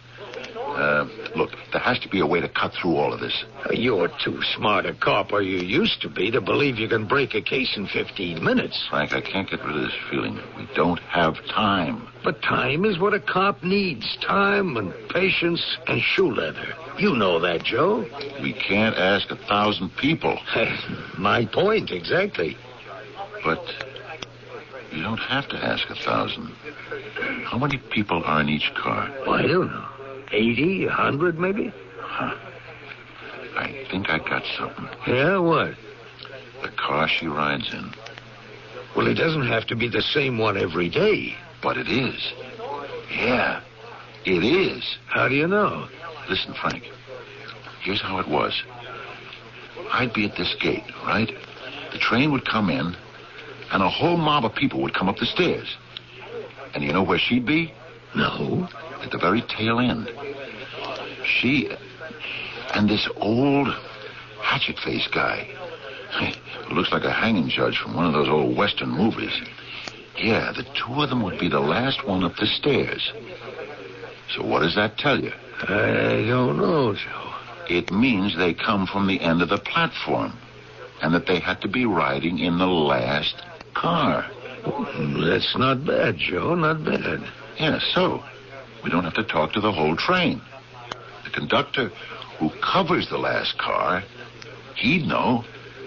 He'd see her every day. Well, that doesn't mean he'd know her. I mean, know her name or anything about her. Yeah, but he'd know where she gets on, which one of those 11 stops. And then we would know where she lives. Uh-huh. So we wait till tomorrow morning when the train comes in. We ask the conductor on the last car. But we can't wait till tomorrow. Why not? Because we don't have time. Frank, I'm trying to tell you. She needs me now. Well, what is that we can do? Maybe we can find their conductor. Now? Joe, look, I gotta get back. Maybe he's got a layover till his next trip. Frank, where do those train crews hang out? It's okay. It's okay. I can take it from here.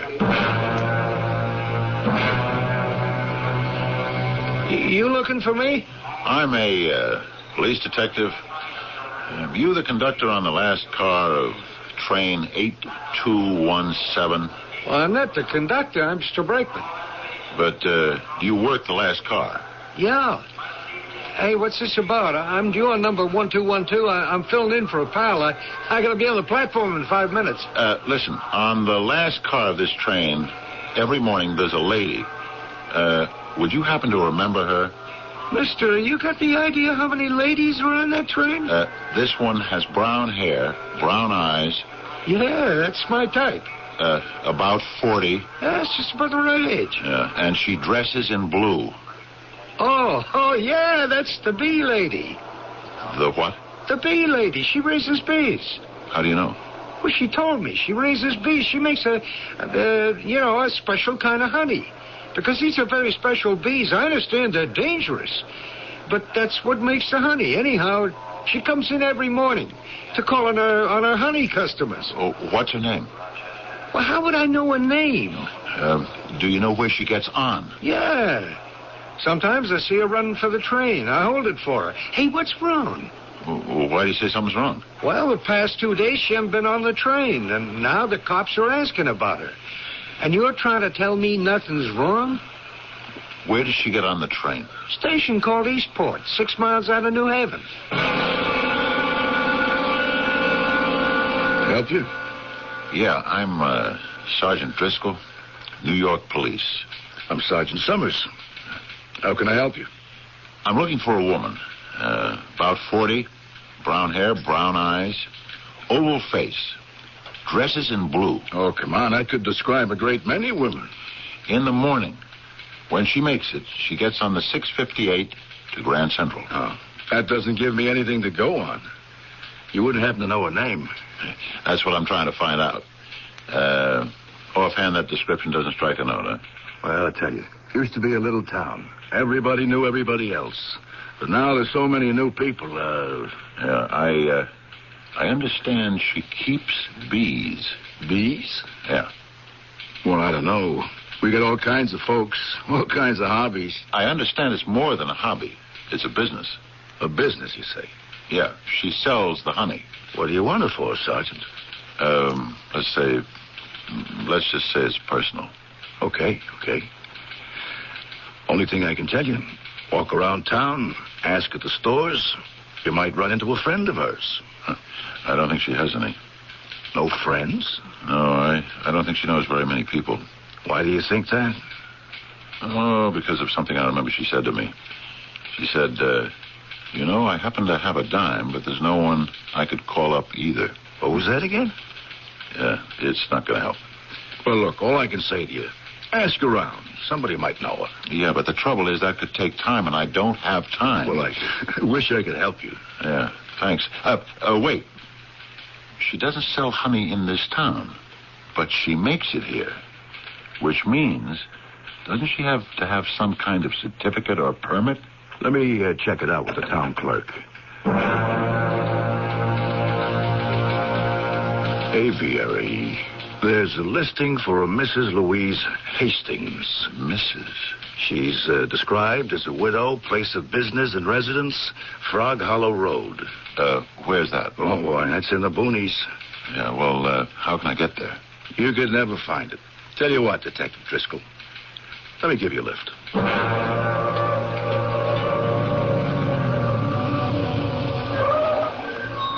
How do you like this for solitude, huh?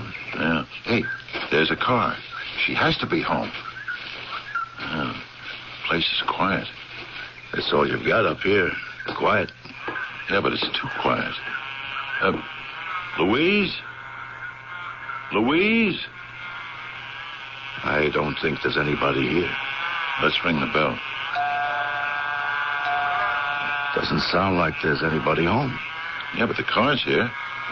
Where would she go without a car? Huh. Hey, the door's open. Louise. Look at her. Louise. Is she, Help me lift her up. Okay. She's holding the phone in her hand. Look, see? She picked it up and pulled the extension cord out of the socket. What happened here? Here, set her down on the couch. All right. She's breathing. Yeah, but it's shallow. Weak. What happened to her? I don't know. There's no sign of any assault. No, the whole place is in order. You better plug in that phone and get a doctor, quick. Louise. Louise. Oh, it's you. You. Yeah, it's me, Louise. I knew you would come. I knew. What happened to you? What happened?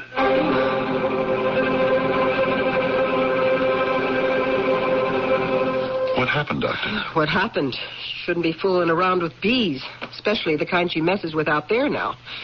I guess it's a living. Yeah, but what happened, Doctor? One of those bees stung her. She went into what's known as anaphylactic shock. Comes from having a protein allergy. Good strong bee bite, you can go into shock, create other complications, and you can die. But how is she? Well, we got to her in time. Just in time. She was going out. Will she be all right? I think so, but somebody's going to have to take care of her. She lives out here like a hermit. Oh, don't worry, Doctor. Somebody will take care of her. Who? Me. Can I go in and see her now? Of course.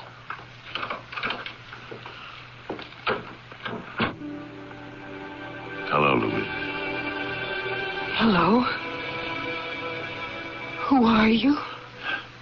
I waited for you at gate 27 for the past 2 days.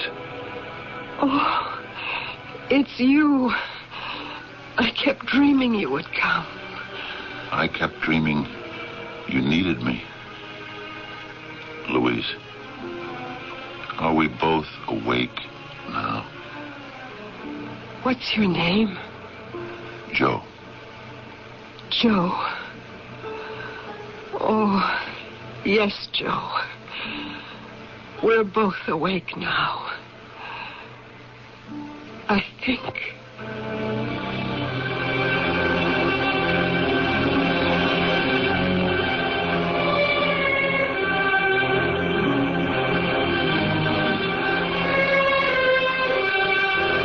Cast your bread upon the waters, the book tells us. One good deed deserves another. The basic, the most elementary principles of life. And consider all these rules of brotherhood and charity were formulated by the ancient peoples. Why? Perhaps in those times they understood that charity not only aids the receiver, but also enriches the giver. And it forms a common bond for all humanity. I shall be back shortly. Hi, I'm Landon Saunders. And you know, it's the little things that get you down. You wake up in the morning feeling pretty good, but the kids are sick or noisy or messy or all three, or the traffic's bad. Your job's no better, your boss is grouchy, your coworker's lazy. Your bills mount up and you feel tension that you didn't have before, and you become morose, depressed. Maybe you have 3, 4, 5 days like this in a row, and you don't know what to do. Well, I've got a few suggestions that I think will help you cope with that depression. Here's one idea. Decide not to let your depression dehumanize you. You're a person, a very special and valuable person. Nothing or no one can change that. And you don't have to react in any other way. Your depression is never bigger than you are, and it's generally not fatal. If you'd like a copy of my depression plan, it's free. Just put the word depression on a postcard and send it to me at this address. Heartbeat, Hartford, Connecticut, 06142. This is Heartbeat.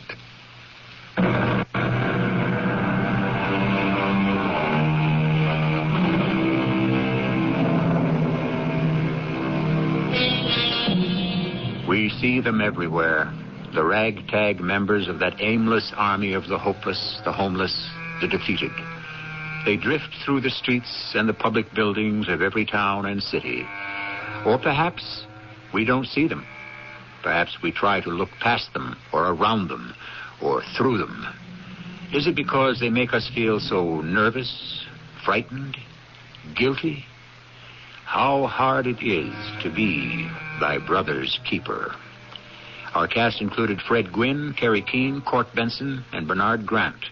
The entire production was under the direction of Hyman Brown. And now, a preview of our next tale. We thought you were on the ocean. I was. Well, what happened?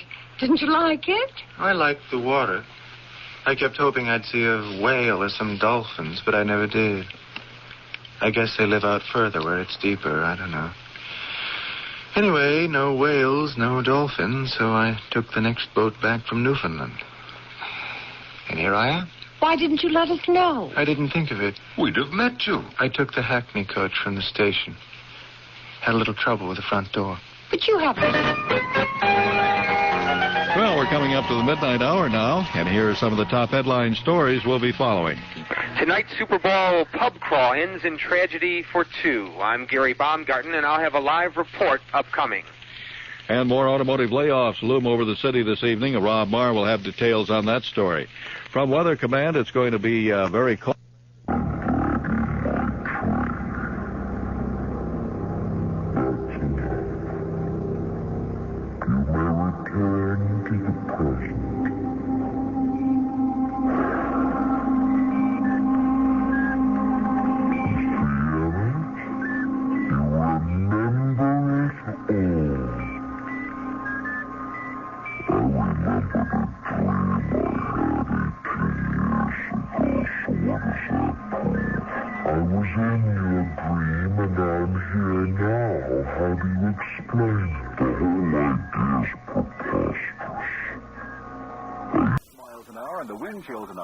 Is 9 above zero.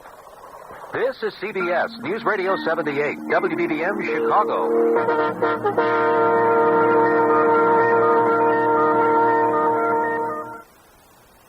The CBS Radio Mystery Theater presents...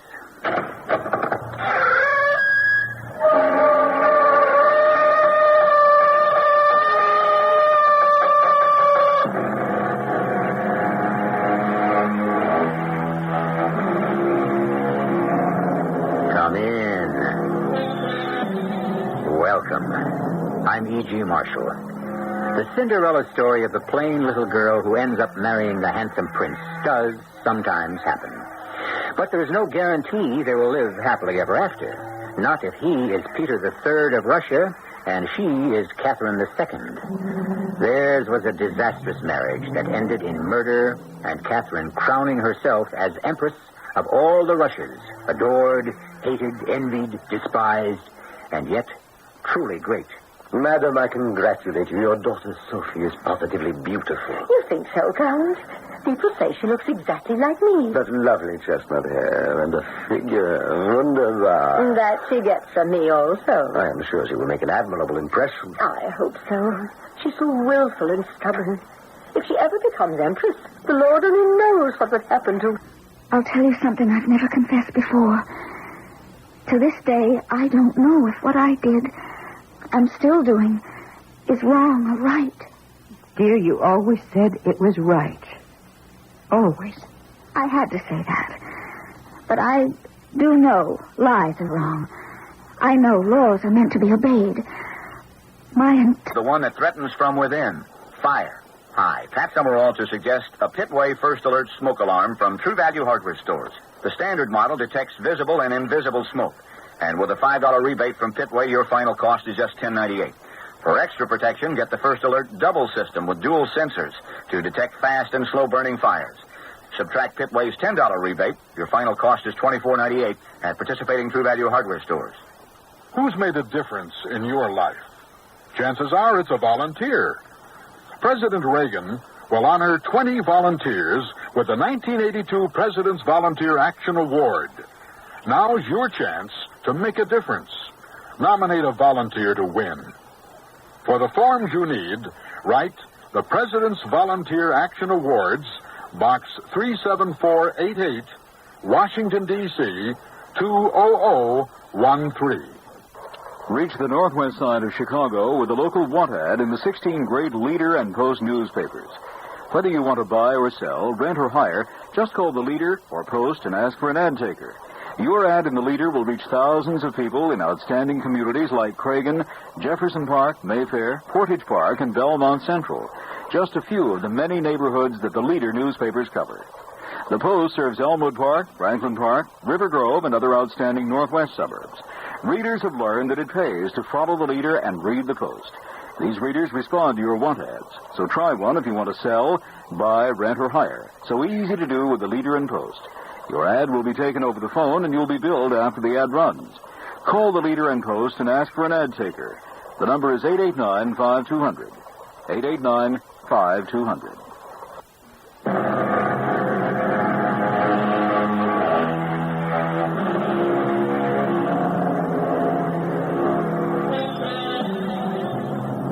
If a certain minor German princess called Sophie had not led the kind of mysterious and enigmatic life, bursting like a passionate butterfly from the drabbest of cocoons, had not been a friend of Thomas Jefferson, George Washington, and many others, and had not changed her name to Catherine of Russia, we of the Mystery Theater would not be probing and searching what made this extraordinary lady tick as loudly as a time bomb. But explode over Europe she did. My friends, I give you the Empress of Russia. What Herr E.G. Marshall has just said about me is perfectly true. I was German by birth, had a French governess, learned and loved La Fontaine's fables by heart, and Perrault's Mother Goose Tales. My favorite, of course, was Cinderella. And on one New Year's Day, Mama, Papa, and I were sitting down to dinner when my own fairy tale began. Sophie, how many times do I have to tell you, take your elbows off the table? That's my mother, Johanna. She calls me Sophie. It hasn't been changed to Catherine yet. Husband? What? Christian August, what is so funny? Nothing, my dear. Christian August was my father. He was also the Prince of Anhalt-Zerbst. Christian August, don't be evasive. Do you remember little Peter, Anna's boy? Peter Ulrich, the little duke? The one who always had a cold and was coughing and sniffling? That's the one. The heir to the throne of Sweden. Oh, bad-mannered, stuck-up little brat. Thought he knew everything and he knew nothing. He'll never get anywhere. I didn't think he was so stuck-up, Mama. I liked him. Sophie, you will speak when you are spoken to and not before. I'd say it's a good thing. What's a good thing? Oh, where is the soup? I am famished. It's a good thing Sophie likes Peter, because she may be marrying him. What? To become Queen of Sweden?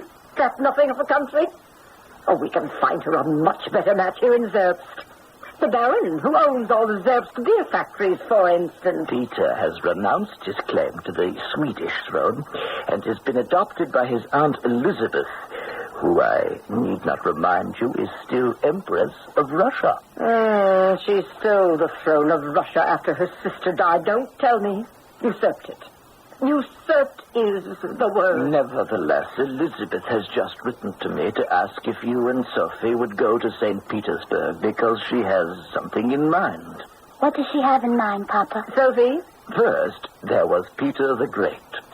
Then there was Peter the Second, and I have a sneaking suspicion that Aunt Elizabeth wishes to make the next ruler of Russia Peter the Third. Sniffy, sneezing, little Peter. And if Elizabeth approves of our Sophie, she could become the next Empress of Russia. I could? Dear Peter Ulrich. What a healthy, handsome, intelligent boy. I always said he had a future. Of course he'll marry our Sophie. I shall see to it. Joanna, the boy has no say in the matter. It's Aunt Elizabeth you'll have to convince.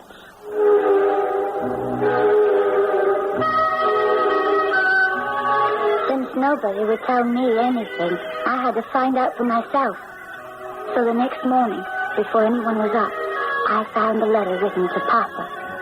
It was signed Count Otto von Brummer, and it said, at the explicit command of Her Imperial Majesty, I have the honor to inform you, sir, that the Sublime Empress desires your wife to accompany your elder daughter, the Princess Sophie, to come to our country as soon as possible. Your Highness is too intelligent not to understand the true meaning of Her Majesty's great impatience to meet the Princess, your daughter, of whom report has said much that is lovely. That's me. Report has said I'm lovely. The Russians think I'm lovely. The Russians think I'm lovely. Sophie, what are you doing? Good morning, Mama. I'm reading a letter. You're reading a letter, are you? Let me see that. Why, Sophie, you're reading correspondence addressed to your papa. But it's all about me. I'm lovely. Go to your room immediately. You will not have any breakfast, and you will not leave your room before lunch. Yes, Mama. And until such time as you leave this household in Zerbst, you will remember your place. Yes, Mama.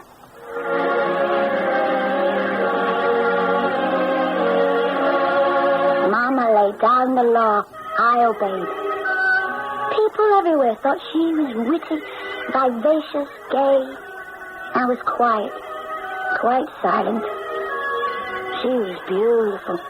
I was the ugly duckling. That is until we left Berlin in charge of the man who had written the letter, Count Otto von Brummer. The Count was to accompany us all the way to Moscow. After a month by carriage, we reached the Russian border. Madam, may I say a word to you in private? Sophie, leave the room. The Count and I wish to talk. Yes, Mama. I'll be outside the door if you need me. She is lovely. Positively beautiful, your Sophie. And still in her teens. People say she looks exactly like me. Such lovely chestnut hair and those blue eyes. Blue-gray, like mine. And a very good figure, wunderbar. That she gets from me also. I think she will make an admirable impression upon the Empress. Mom, a rider has just arrived from St. Petersburg. He says the snow is 6 feet deep. Only 6 feet? That's nothing, Sophie. We'll start in the morning. The Empress does not like to be kept waiting. Look out the window. I've never seen such snow. Are you certain, Count, there is no risk traveling in such weather? My dear madam, if Peter the Great had waited for it to stop snowing, there never would have been a St. Petersburg.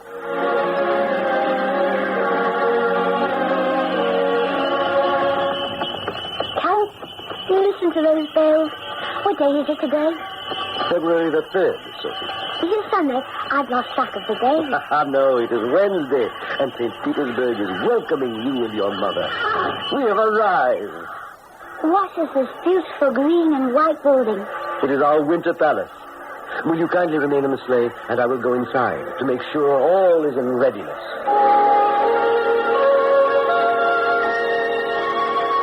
Sophie, will you stop asking so many questions? What day is it? It's Sunday. What are those bells? What is the name of this palace? Why, the Russians will think you're a nobody, unaccustomed to the finer things. Remember, you are going to be the next Empress of Russia. I never had such luck as you. I had to settle for a small prince in Saxony. If you don't know what to say, Sophie, say nothing.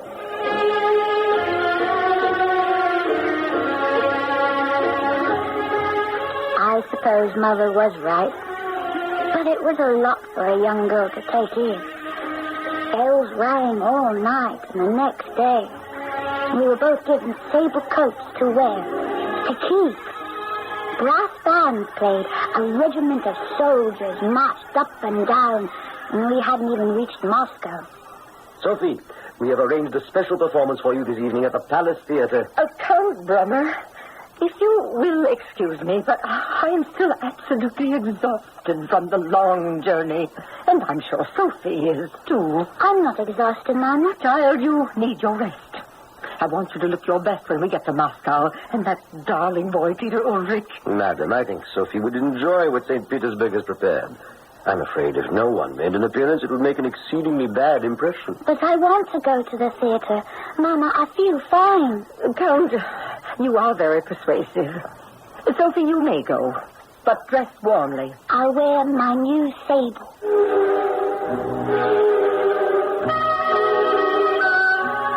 I was just as glad Mother was tired and went to bed. She has a way of attracting all the attention. So Count Brummer bundled me up in a green and white sled, the colors of the Winter Palace, and off we went. It's not too cold for you? No, I love it. I love it. When it's cold in Russia, it is definitely cold. I like a weather that can make up its mind. You're a very enthusiastic young lady, aren't you? Especially when I don't know where I am.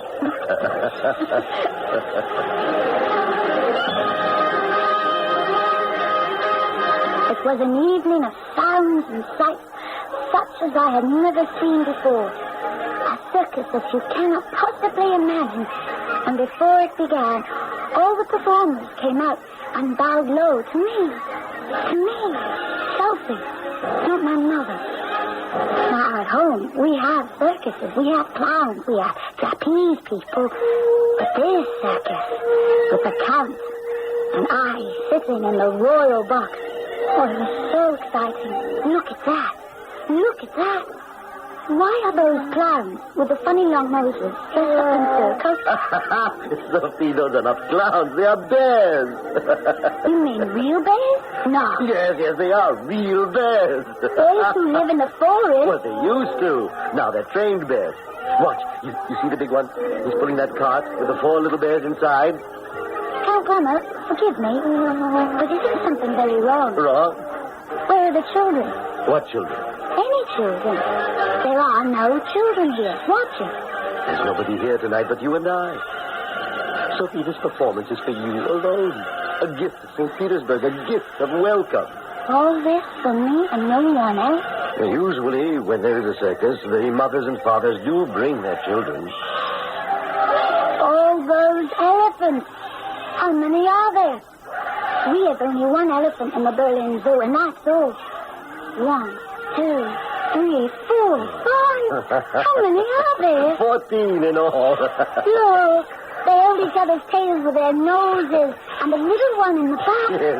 I thought elephants came from hot country. Oh, they do. These were a gift to the Empress from the Shah Nadir of Persia. Does he make gifts to anyone who is an empress? Oh, no. If you become Empress, Princess Sophie, you may receive elephants, but you will get many other gifts from many rulers. I will. If I ever become Empress of Russia, I will not permit any circus to perform. No elephants, no bears, no clowns, unless there are always children to see them.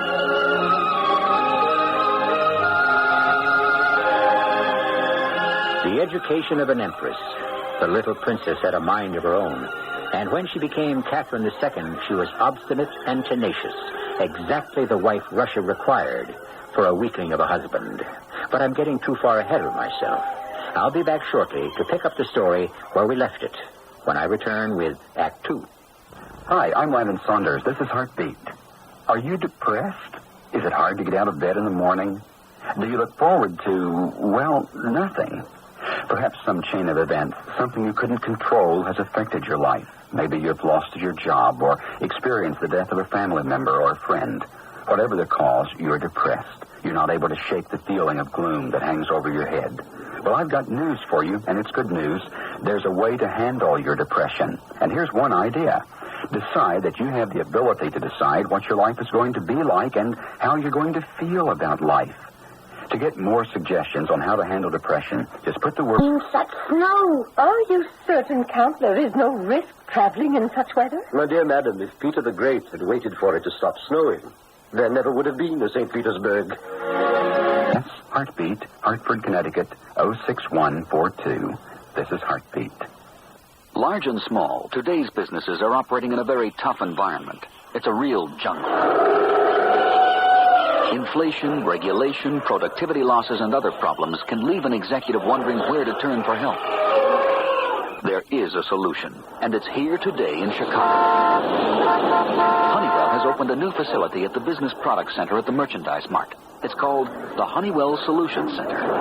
At the Honeywell Solution Center, you can meet face-to-face with people representing a company that's been helping to solve the problems of American businesses for almost 30 years. Welcome to the Honeywell Solution Center. How can we help you? At the Honeywell Solution Center, you'll be able to see several Honeywell applications in action. Here's our office automation system. As you can see, solving the problems facing today's executives is what the Honeywell Solution Center is all about. Come to the Business Product Center at the Merchandise Mart and see how Honeywell can help you. Honeywell, you should see what we do with computers.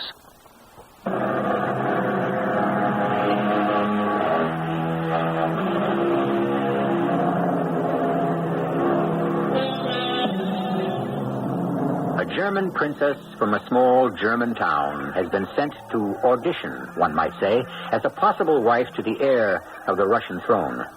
Marriages in the days of the Tsars were political matches, not love matches.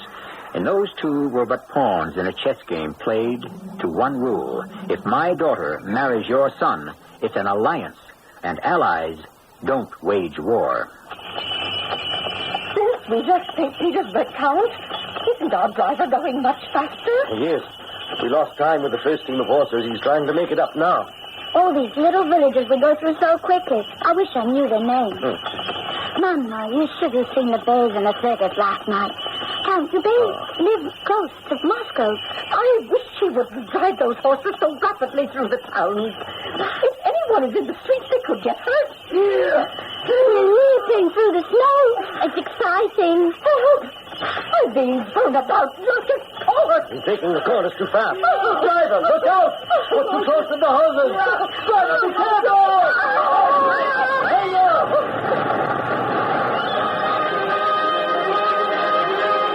The driver cut his corner too sharply and ran off there into a house, which fell like flocks of tinders about us.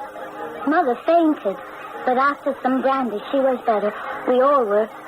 With a fresh sleigh and horses and the Count himself doing the driving, we arrived after dark at an enormous palace, all lit up with candles. Moscow. Ladies, welcome to the Annenhof Palace. Hello there! You're late. What kept you? Who is that young man at the top of the stairs? Don't you recognize him, Mama? That's Cousin Peter. Let me help you two ladies out of the sleigh. Yes. Sophie, are you sure that young man is Peter? He's so grown up. I've been up all night wondering when you'd get here. Good loving, Sophie. Our sleigh had an accident and our house fell on us. Peter Ulrich, I recognize you anywhere. Aunt Elizabeth is waiting to see you. We must hurry. Oh, you're taller, Sophie. So are you. But the last time I saw you, I was 12. I was 13. I think it's funny seeing you in Moscow. Funny? Why? You coming 1,000 miles to marry me just so you could be Empress of Russia? I didn't come for any such reason. Oh, yes, you did. You were ordered to. I saw the letter. Children, stop that. I'm tired. I want to pay my respects to the Empress and then go to bed. Count, please show me the way inside. Sophie, you follow me. Peter, I wouldn't marry you if you were the last person on earth.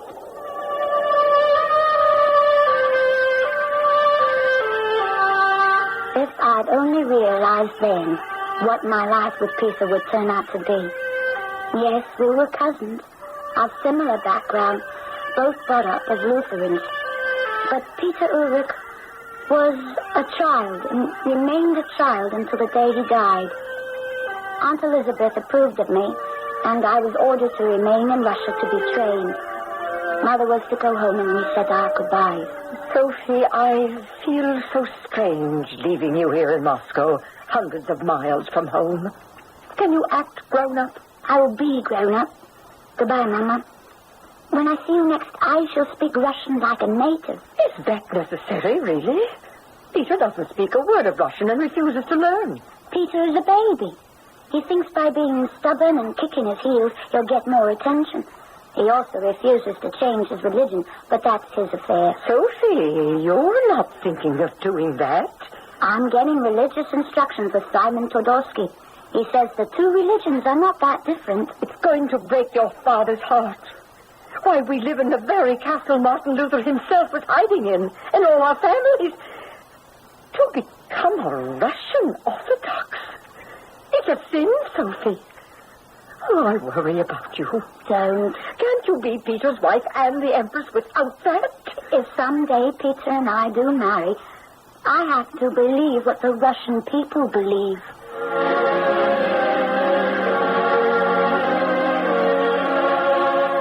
Simon Todorsky, I'll tell you, I hate it. I hate it. Everyone in court is paying attention to her and not to me. After all, when Aunt Elizabeth dies, I'm going to be the emperor. Peter, I would be happy to teach you Russian history and religion also, but the Empress said you did not wish it. I hate what Sophie is doing. I hate it. Don't you think you're being unreasonable? I'm proud to say she's making great strides in orthodoxy. Did you know her father's family were friends with Martin Luther himself? Disgraceful. Simon Todorsky, I've been waiting for my lesson. You're late. I heard that, Peter. Yes, we're all Lutherans by birth. But I am in Russia now, and I intend to do what is Russian. I hope the Lord forgives you. I hope so, too.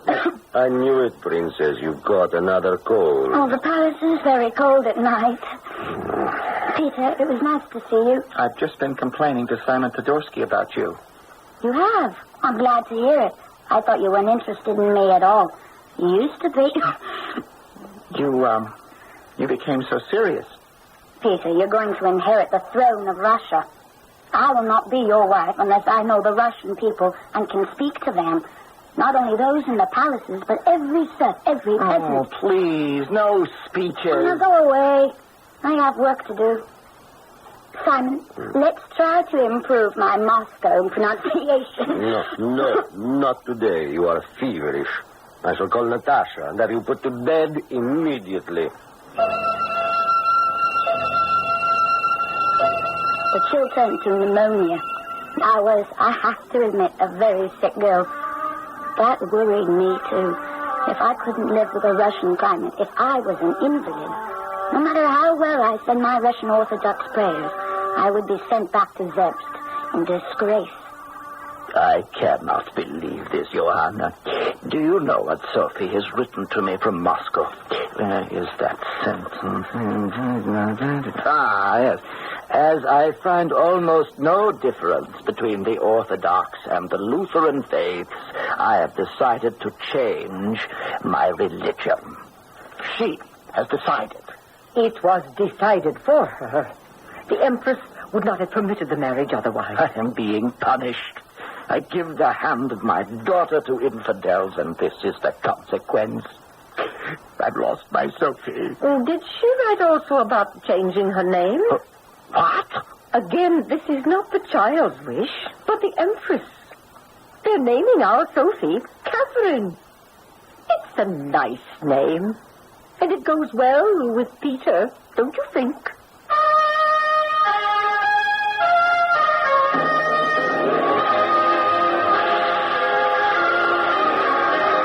The wedding was a fairy tale come true.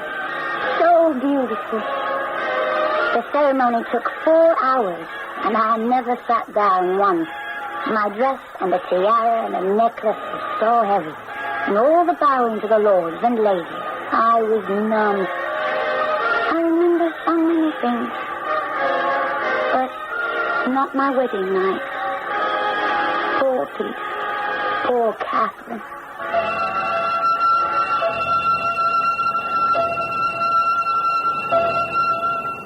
Catherine, I hear your mother's coming to Moscow for our 5th anniversary. I didn't know that, Peter. She never wrote me. They never tell you anything here, do they? I didn't say that. You denied knowing your mother was arriving. You expect me to believe, huh? Are you trying to start another quarrel? Why is it so hard for you to believe I tell only the truth? Oh, you don't lie openly. Let's say you conceal. What have I ever kept from you? Your friends?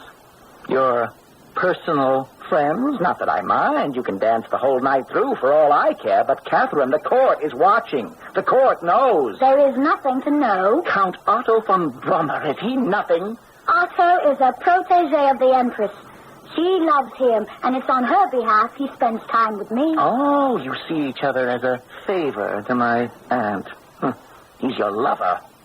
Plain and simple, he's not your teacher. You think I'm an awful fool. Yes, I do. If you believe such a thing. No one has ever come near me but you, and, well, we won't say anything about that. And I haven't come close enough. Say it. I know what's expected of me. I'm supposed to make you pregnant, so the Romanov line will continue. And in our 5 years together, I don't know what to tell you. When my mother comes, I'll speak to her, perhaps. You will not. It's my secret. Our secret. I will not have your mother meddling. I'm sure she'll know if there's a doctor who could help her. Oh, don't be so kind, Catherine. Help me. I'm the one who needs it.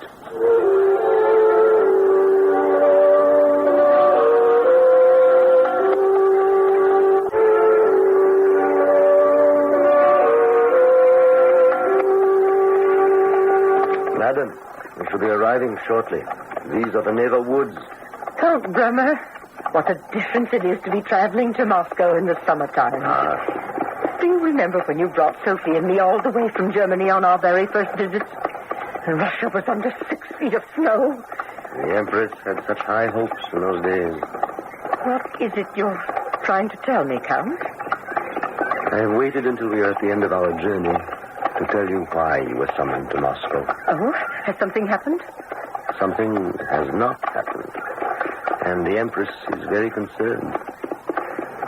You will forgive me, but I must speak freely. Yes, you must.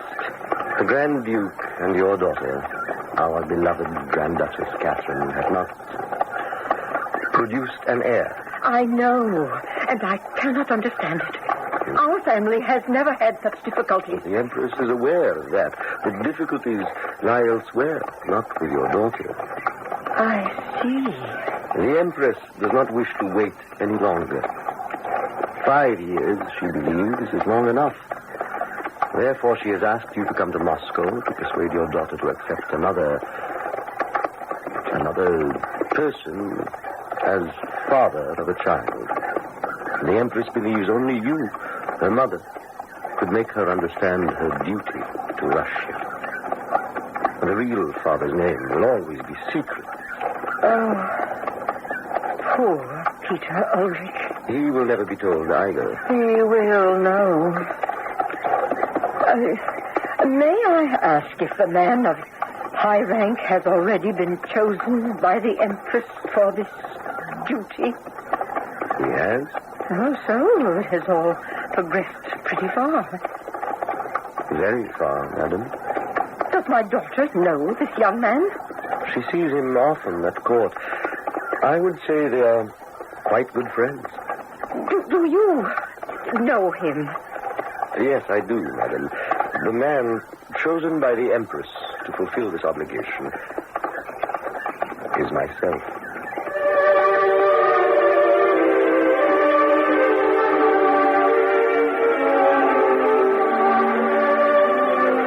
It is Catherine the woman, not Catherine the Empress, we are chronicling for you, tracing the metamorphosis of a little-known German princess up to the day when, as Catherine II, she had to place a crown upon her own head to save Russia from ruin. I shall return shortly with Act 3. What do doctors recommend to avoid constipation? These days, doctors stress the importance of fiber in the diet, food fiber that helps the system regulate itself naturally. Metamucil is the laxative made from natural fiber, no chemical stimulants. So for occasional constipation, doctors recommend Metamucil more often than any other laxative. Try Metamucil powder or pre-measured packets of Metamucil instant mix, regular or orange flavor. Read label and follow directions. Wednesday on CBS television. Standing beside me right here is the legendary... Other men admired him. He was one of America's heroes. Tom Horn. Women wanted to be loved by him. And then he outlived his legend. I figured folks would have to do something about me sooner or later. And when men like Tom Horn lived beyond their time, they lock them up or they hang them. I don't know. Scares me to death. Steve McQueen is Tom Horn. Linda Evans is the woman on the CBS Wednesday night movie at 9, 8 Central and Mountain. This is WBBM Chicago. If you have a beautiful, shiny car and you want to keep it that way, let the fingers do the washing at Autoglow Car Wash in Meadowdale Shopping Center in Carpentersville. They wash with cloth. It's a totally new concept in car care. Hundreds of gentle cloth fingers wash, buff, and polish your car's finish to a higher gloss. It's the same soft cloth that Detroit manufacturers use to polish cars coming off the assembly line. And it's only $2.75 for a complete exterior cloth wash at Autoglow in Carpentersville. Also, with the gas you buy at Autoglow's Union 76 station, get 10 cents a gallon discount on your Autoglow cloth wash. Save your cash register receipt from Autoglow Car Wash, redeem it within 7 days, and get $1 off another Autoglow Car Wash. Within 14 days, get 50 cents off. Try the new all-cloth car wash at Autoglow Car Wash, 1 block west of Route 25 at the south end of Meadowdale Shopping Center in Carpentersville.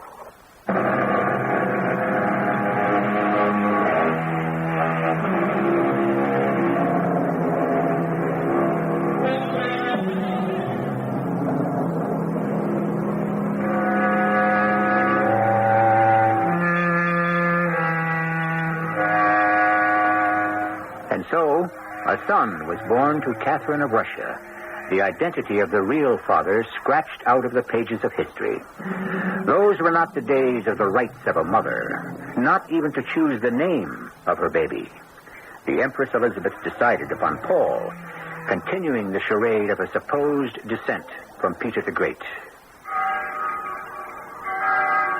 Peter, isn't he a beautiful baby? Did you see him? Yes, Catherine, I did. He pleases the Empress. Of that, I'm sure. And she's pleased with me, too, isn't she? I'm sure she is. I've brought everyone so much joy. Everyone but myself. Peter, I'm so miserable. Why did they take him away from me? He was hardly born. They wrapped him in swaddling and took him away. And I'm lying here with no one. And I want my baby. Why won't they bring him to me? I don't know, Catherine. But I can guess. We're being used, you and I. You were used to bring forth a child for Russia. And now that you've obliged them with a male heir, he will become the property of the state. But it's so cruel. You said you saw little Paul. Is that true? No. I didn't ask to. The world is told I am the father, but you and I know it couldn't have been me, so why should I wish to see the child of this business of state? It's not his fault. Don't go, Peter. I feel so weak, please. I asked for my mother. Why didn't they let her come for the birth?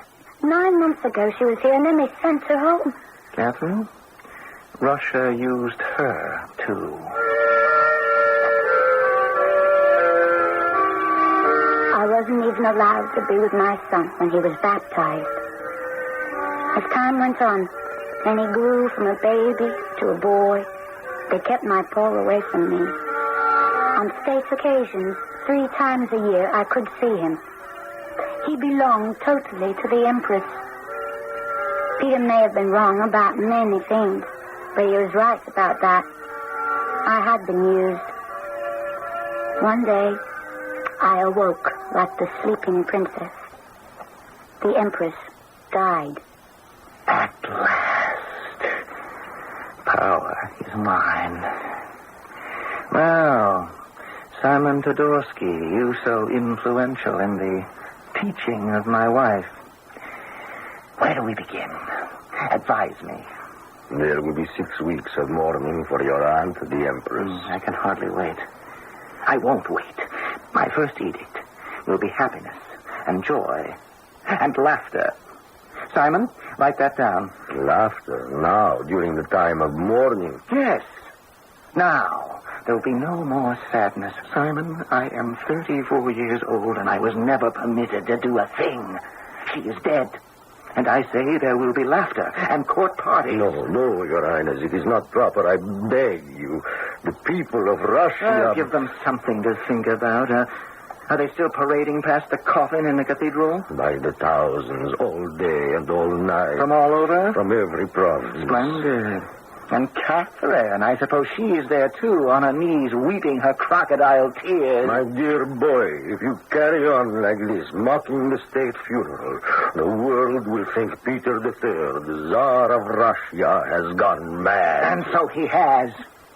It's true, Peter III has gone mad with joy that he's no longer puppet to an old harridan. And now I have power. I am the sole power, and I shall behave as I wish and do what I want. Now, let us go to the cathedral and have a good laugh.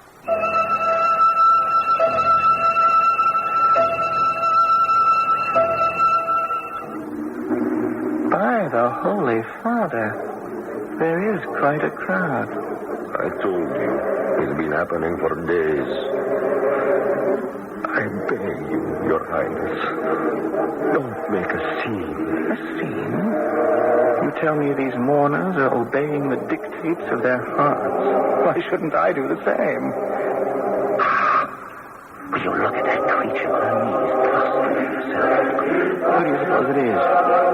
You, woman, in the black cape. Stand up. It's Catherine. She's been here since the coffin was brought. Really? Catherine, is that you? All dressed in black. Not a very becoming color, my dear. What is that on your face? Tears? Peter, my Lord, Peter, come away from dignified. Let go of my arm. Don't speak to me of dignity, old man. I am the Tsar, and I can do as I will.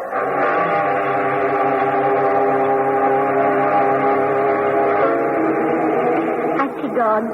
Your Majesty, I should not have let him come. How can I find words? It's all right, Simon. Will you accompany me back to the palace? I have prayed for her soul as much as I can today. What kind of Tsar must they think here? Our people. They have known for a long time it will not be good for them. And where does that leave Russia? Your Majesty, they will look to you. To me? And in order to prepare for that, you must learn all you can of the business of government, our history, our ways of the past, our means of the present. Simon, stand here a moment in this corner where we cannot be seen and heard. I'll get you the state archives, the books, the original documents. You must become more Russian than the Russians. You, Catherine. Is that what you're thinking? I'm not the only one. There are many here who ask, can this Tsar rule? The mantle may have to fall upon you. I must go now, Your Majesty. I am afraid to leave your husband even for an hour. But take care. I will help you all I can. What has happened to him? We were children together, Simon. And he has grown up into a monster. I will try to bring him to you. Will you say I wish to see him urgently? Tell him it is urgent.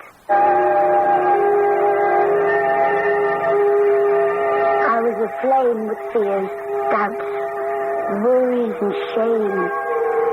It was hard to believe what I had seen in the cathedral had really happened. I returned to my apartment. Your Majesty, if I may speak? Of course you may, Natasha. But first, help me off with this black veil. Yes? I'm tired. How many days has it been? Oh, already 6, Your Majesty. I wonder how many more an empress lies in state. What is it you're holding behind your back? Something you don't wish me to see? Oh, no, Your Majesty. What is it? A love letter to my favorite lady in waiting. It is. You're blushing, Natasha. No, it is what I wanted to speak to you about. It's not for me, no. But I was told to make sure no one saw me give it to you. I was told to tell you it's from a good friend of long ago. I have no friend. You may give me the letter. Yes, Your Majesty. I must see it. Natasha, where is he? Did you let him go away? No, your lady-in-waiting hid me behind that curtain. My queen. Otto. Oh, Otto. Where have you been? The Empress sent me away. Just a moment. Natasha, you are sworn to secrecy. Oh, I am. Forever. You may leave us. Yes, Your Majesty. Where were you? I didn't hear one word. No message, nothing. I obeyed the Empress's commands. We all did. Wasn't it better for your sake and your husband's? And for little Paul? And I should disappear? Even now, I'm risking a great deal. The only one who knew it was you is dead. Who else would speak? Your husband knows. If he finds me before I find him, he would have my head. You don't know him. He is too proud to admit such a thing. Is he? I swear to you, he is talking of having your son declared illegitimate, and you shut up in a convent accused of adultery. I don't believe it. Who told you that? There's more. I have been sent by others to help turn the key. What key? You know French, Your Majesty. The key is coup d'etat. Overthrow the government? Not the government, only the Tsar. There are too many who are certain Peter is unfit to wear the crown. We are planning this coup d'etat and to place you, Catherine, on the throne. I must go. Simon Dodorsky will keep you posted as to what we shall expect of you and when. I was with Simon in the cathedral an hour ago. Now I know what his warning meant. He said I must make myself more Russian than the Russians. We talked of Ivan the Terrible, Otto. I don't want to be known as Catherine the Terrible. Is there no other way? There was a man born in the year 1 who preached turning the other cheek, Catherine. It didn't work for him. And it won't for Russia. Russia needs a ruler who can rule himself. But what do you expect of me? Be ready, my queen. If need be, and if Peter will not abdicate in your favor, there are those who would cut him down. Oh, no. Kill him. Murder. No, Otto, never.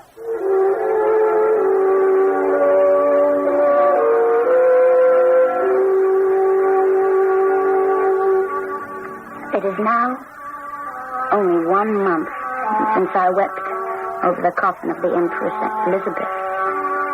1 short month. And in that time, Peter followed her to his grave.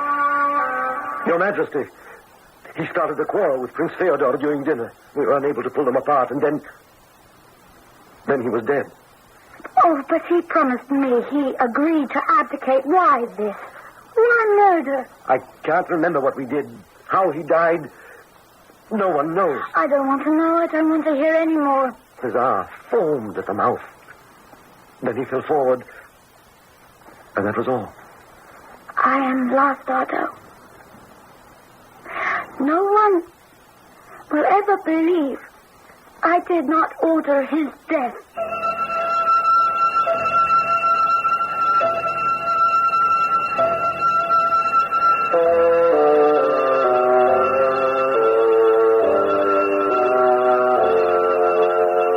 The death of Tsar Peter III is as much a mystery today as it was the day it happened. Did he die of fear and apoplexy? Was he murdered? All we do know is that his face, as seen in his coffin, was black. For all that, it was the end of chaos, of national incoherence, and the beginning of the reign of Catherine herself. I shall return shortly. Next, in red velvet, low neck, and full sleeves, lovely Laurie. There's a world of high fashion the designers aren't showing this year, but it's all revealed in Goodbye Jeanette, now in paperback. The latest from our most daring designer of fiction, Harold Robbins, and it features his most audacious creation ever. Ladies and gentlemen, Jeanette. Jeanette, swathed in glitter, sparkling with gems, casually worn over a soul of pure corruption. Jeanette's the hottest designer in Paris, maybe the world, and she can offer everything a man or woman could desire, but at a price few can pay. Harold Robbins now interprets the hottest new fashions in clothes. The children together, Simon, and he has grown up into a monster. I will try to bring him to you. Will you say I wish to see him urgently? Tell him it is urgent. I was aflame with fears, doubts, worries, and shame. It was hard to believe what I had seen in the cathedral had really happened. I returned to my apartment. Your Majesty, if I may speak? Of course you may, Natasha. But first, help me off with this black veil. Oh, yes? I'm tired. How many days has it been? Oh, already 6. Music stopped when Cinderella became the Empress. Even today, her 20-year reign is looked upon by every Russian as a banner unfurled, admired by every other country in Europe. For Russia, Catherine was truly great.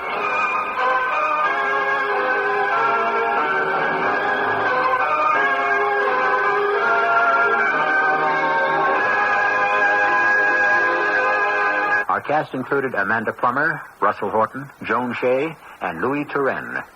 The entire production was under the direction of Hyman Brown. And now, a preview of our next tale. Something terrible. What is it, Hank? It's my father. He's dead. He had a heart attack. I gotta get back there. I'll drop you off somewhere. Couldn't I just go with you? I might be able to help it somewhere. Okay. If you want to. It's your vacation. You've got a right to do anything you want to do with it. It isn't a right. It's what I have to do. I don't know why. That's how it is. And the Prince of Darkness, Set, will draw his veil across the light of Amun-Ra. And I, Mercegret, will rise again to live out my term. Again to wreak my curse upon the daughter of Neshtari, whoever she may be, to the last and final generation. This is E.G. Marshall inviting you to return to our Mystery Theater for another adventure in the macabre. Until next time, pleasant dreams.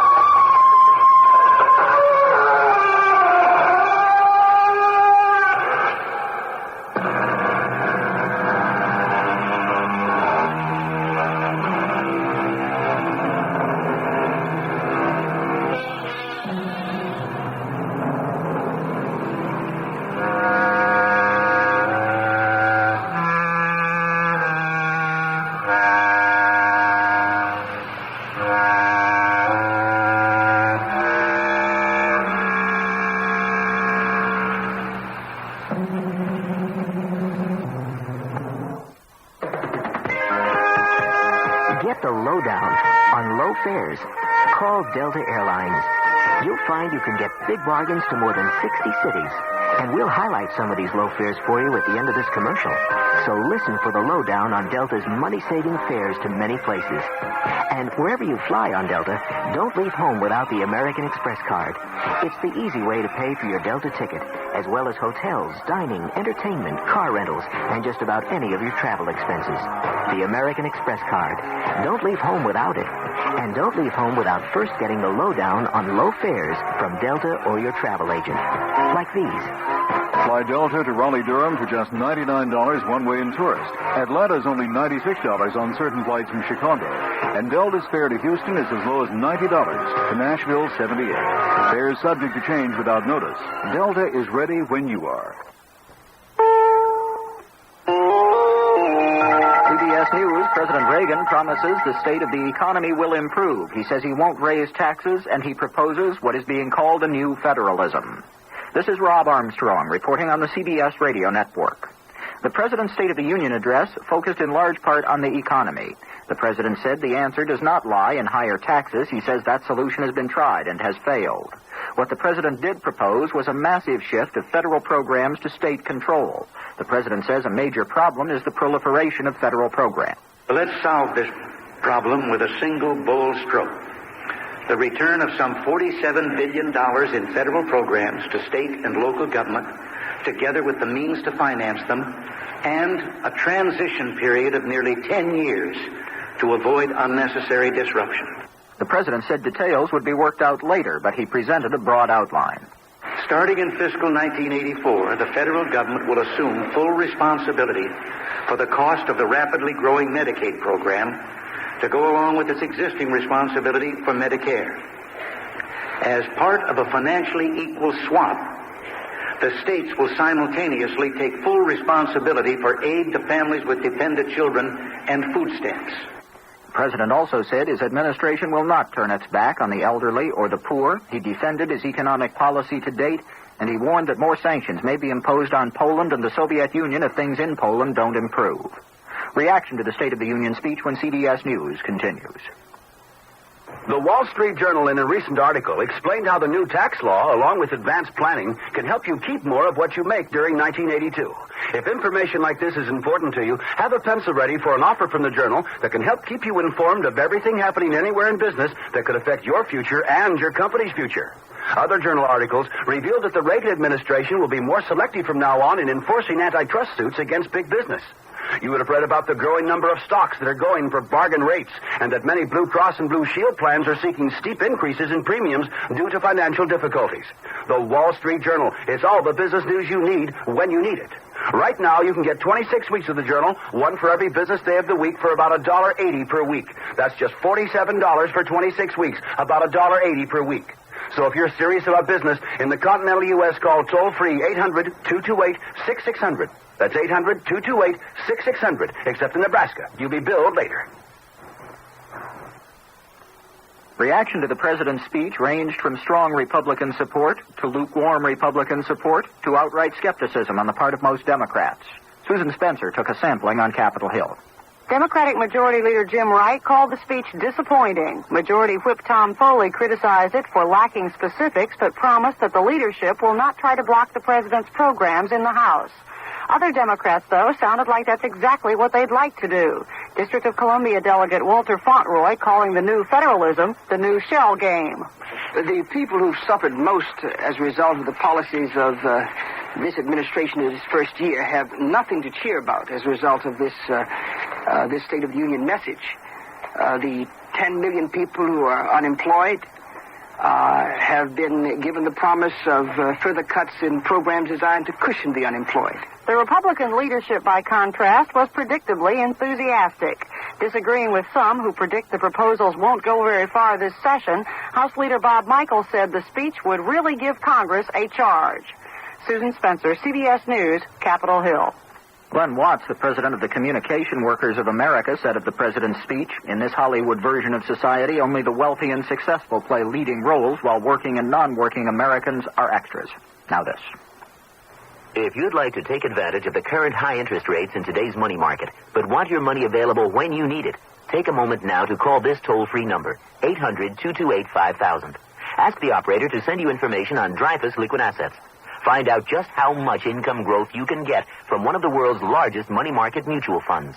With Dreyfus Liquid Assets, you have the advantage of making withdrawals by phone or paying larger bills with free redemption checks and continue earning high yields, compounded daily till your check clears. You can put money in or take it out anytime with never a sales charge or a penalty. But call now, 800-228-5000 for free information and a prospectus, including management fee, charges, and expenses. 800-228-5000. Study the prospectus carefully before you invest and learn how Dreyfus Liquid Assets can help you get the lion's share from today's high interest rates. 800-228-5000. Toll free, 800-228-5000.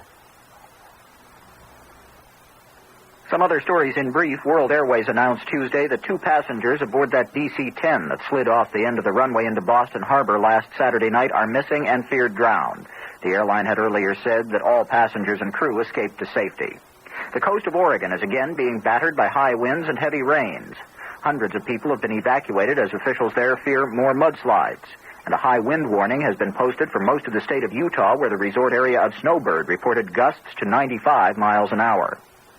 Some surprise testimony in the Wayne Williams murder trial in Atlanta. 2 witnesses Tuesday said they saw Williams with a boy who later turned up dead. Williams is charged in connection with 2 of 28 murders of young blacks there over a 2-year period. Rob Armstrong, CBS. The CBS Radio Mystery Theater presents...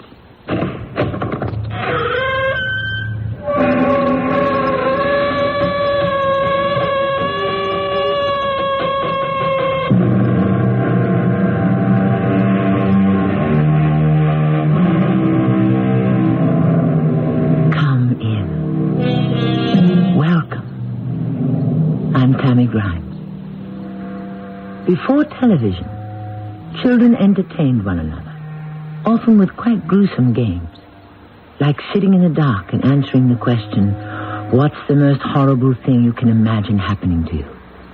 The answer usually involved werewolves, vampires, ghouls, and the like, but I've never found such things real enough to be frightening. I believe the question should be rephrased. What's the most horrible thing that could really happen to you? But they're going to kill me. Well, I can't help you. I've got nothing to work with. But you're supposed to be a lawyer. I'm not a magician. So you're just going to let them electrocute me? I'm innocent. Can't you understand that? I'm innocent. Not anymore. What do you mean, not anymore? I mean legally. That's the law, Joe, remember? Innocent until proven guilty. But I'm not really guilty. Where's the proof? Proof is 9 points of the law. And on your side, Joe, you don't even have 1 point of proof.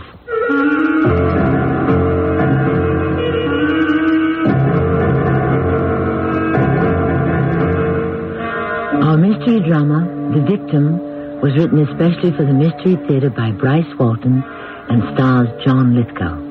I'll be back shortly with Act 1.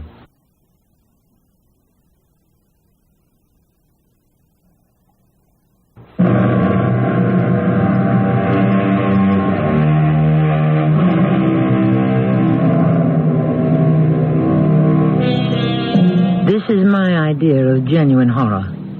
To be somehow proven guilty of murder when you are not. To be locked away in a cold cell, alone, friendless, helpless, waiting to die. How many innocent people have been executed for crimes they never committed? How can such rank injustice happen?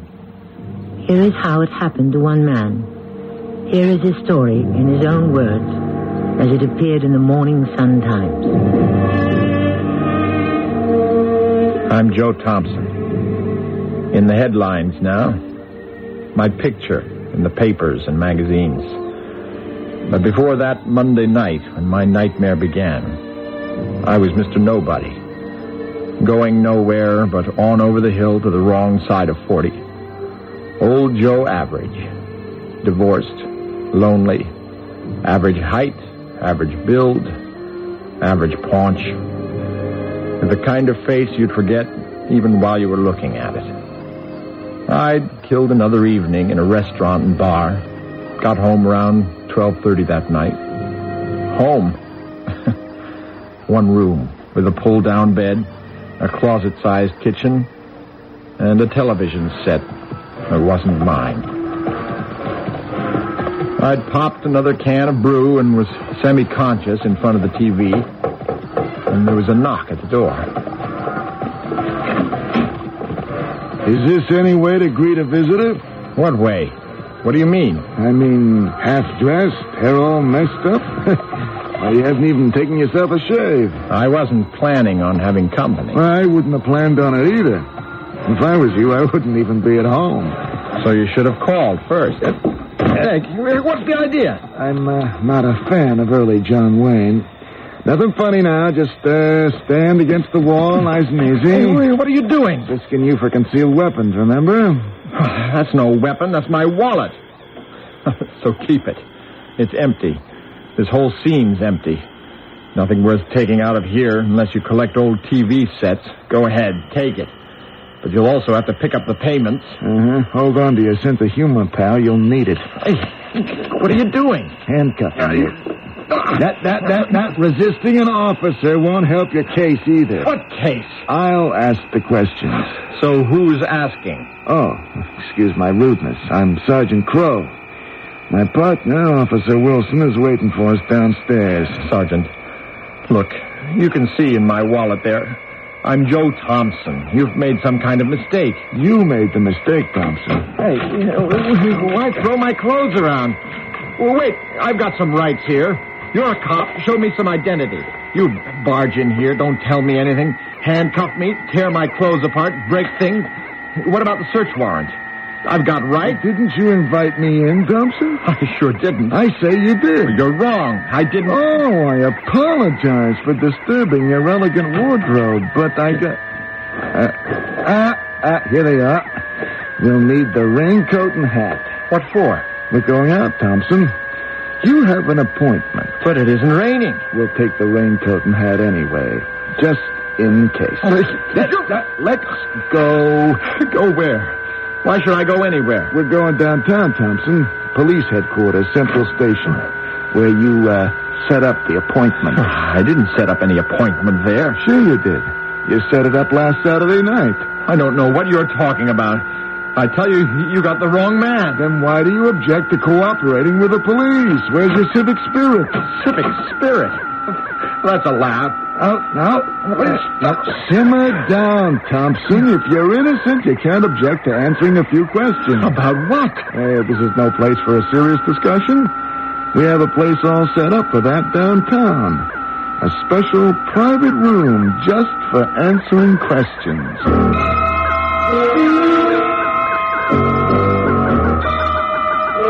How long have you lived here in Palm City, Mr. Thompson? About 6 months.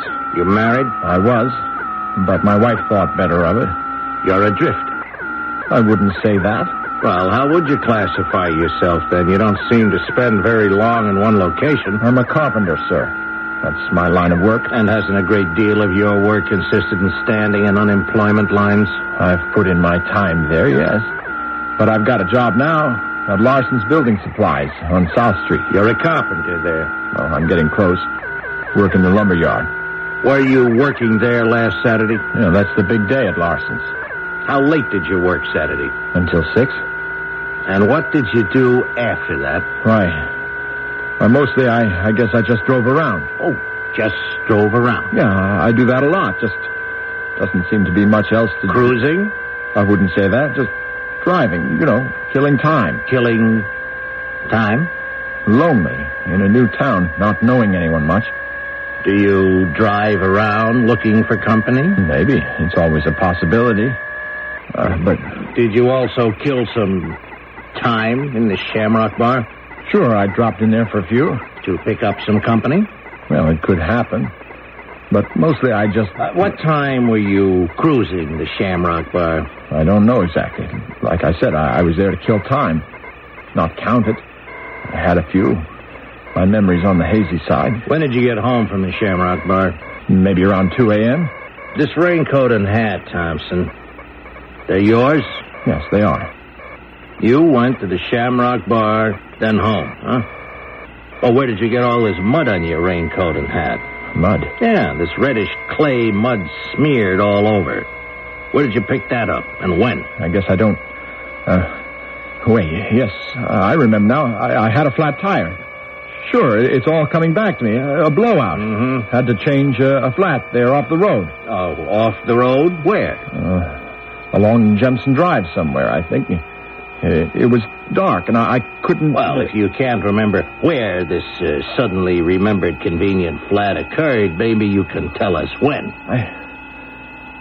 I can't. No, I can't. Not exactly. Oh, well, can you remember if it was after or before you cruised the Shamrock Bar? After, I think. Mm-hmm. And when do you think? I think maybe around midnight.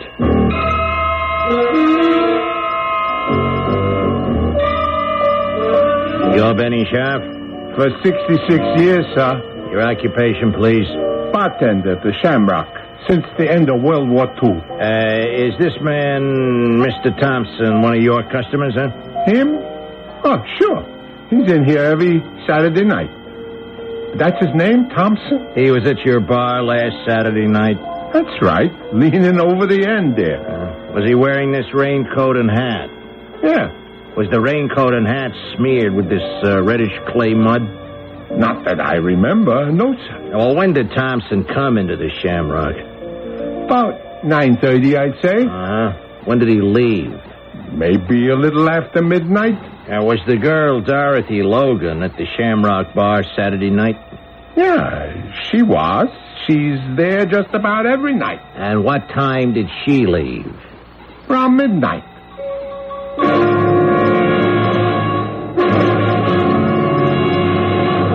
Now, Thompson, do you remember following Dorothy Logan out of the Shamrock Bar a little after midnight Saturday? I told you, no. I never knew any Dorothy Logan. Small, slender, 18 years old, dark brown hair, red sweater. You knew her such a short time, maybe you just didn't get around to her name. I didn't get around to her at all. I never saw her. I never followed any woman out of the Shamrock Bar. I was always careful who followed me out.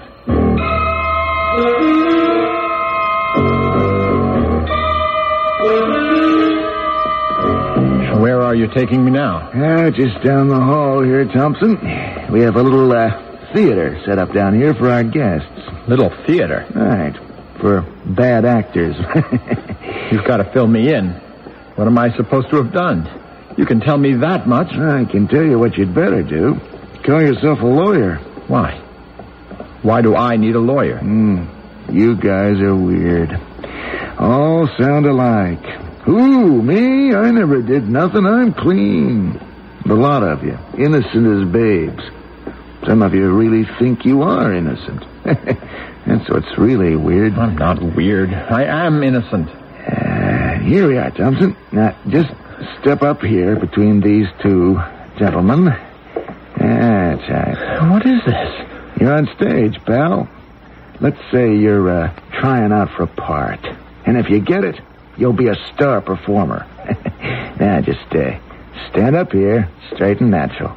That's a ticket. Now, Miss Travis, please look at the men lined up there. You look at them, study them very carefully. Now, take your time. Now, do you recognize any of them? I'd rather not, but I do. Well, have you seen one of these men before? I sure have. But what I saw wasn't a man, it was an animal. Would you point out the man you recognize? That one. Second from the right there. You have seen him before? Yes. But what if I hadn't? Look at him. Anybody'd know on first sight he was an animal. Where and when did you see this man? In Jonathan's Grove last Saturday night. No, actually it was early Sunday morning. Now, are you certain? Now, you must be absolutely certain, Miss Travis, that this is the man you saw. I'm certain, all right. Do you ever forget how a skunk smells? He's the one.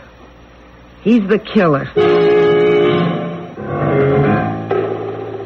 I am sure you've noted the fact that all men are mortal.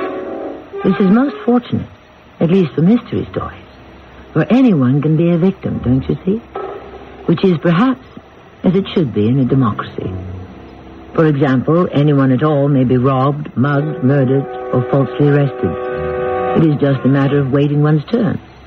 Or is it? Joe's story of persecution sounds straightforward and believable enough. Perhaps we shall clear up some disturbing contradictions in Act 2.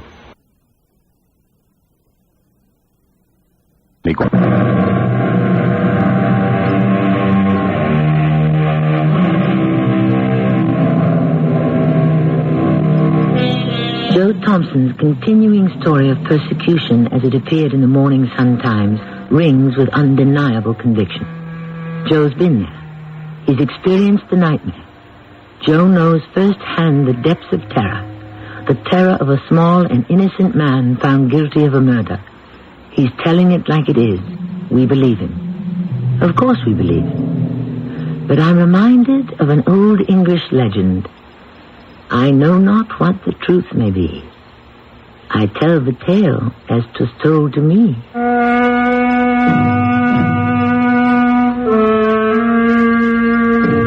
I kept telling them the truth. What else could I tell them but the truth? But nobody believed me. Nobody even bothered to listen. Nobody cared. I was presumed guilty of murder. And who cares about murderers anymore, right? Let's care more about the victims, right? Sure, fine. That's just dandy. I'm on the side of the victim. But I was the victim.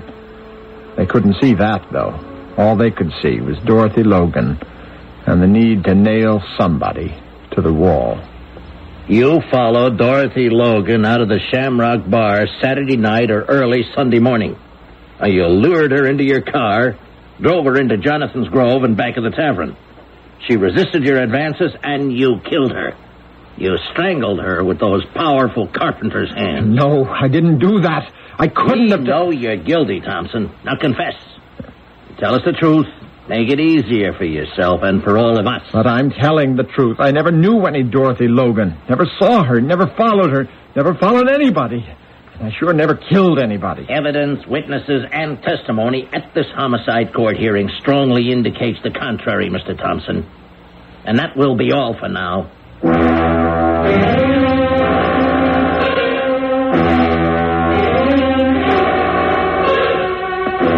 This way, please, Mr. Thompson. I'll show you to your room. Thanks, Sergeant. Even set up a reservation. Here we are. Sorry, we have nothing with a view. How about a mattress? Mattress will be along. No mattress cover or bed sheets, though. Why not? Some of our guests have hanged themselves. Wait. Please listen. And believe me, somebody has to. I didn't kill that girl. I couldn't kill anybody. No one in here has ever been guilty. No one's ever killed anybody. But himself. Sure is weird. Oh, forget it. So what's next on the law and order program? Well, your case goes to the grand jury, and like I said, you better get yourself a lawyer. I can't. I told you that. I can't afford any lawyer. Well, then I hate to tell you this, but you'll be assigned a public defender, a second or maybe third-year law student hoping to learn something, maybe pick up some experience. And what you're getting is a born loser named of Hal Mark.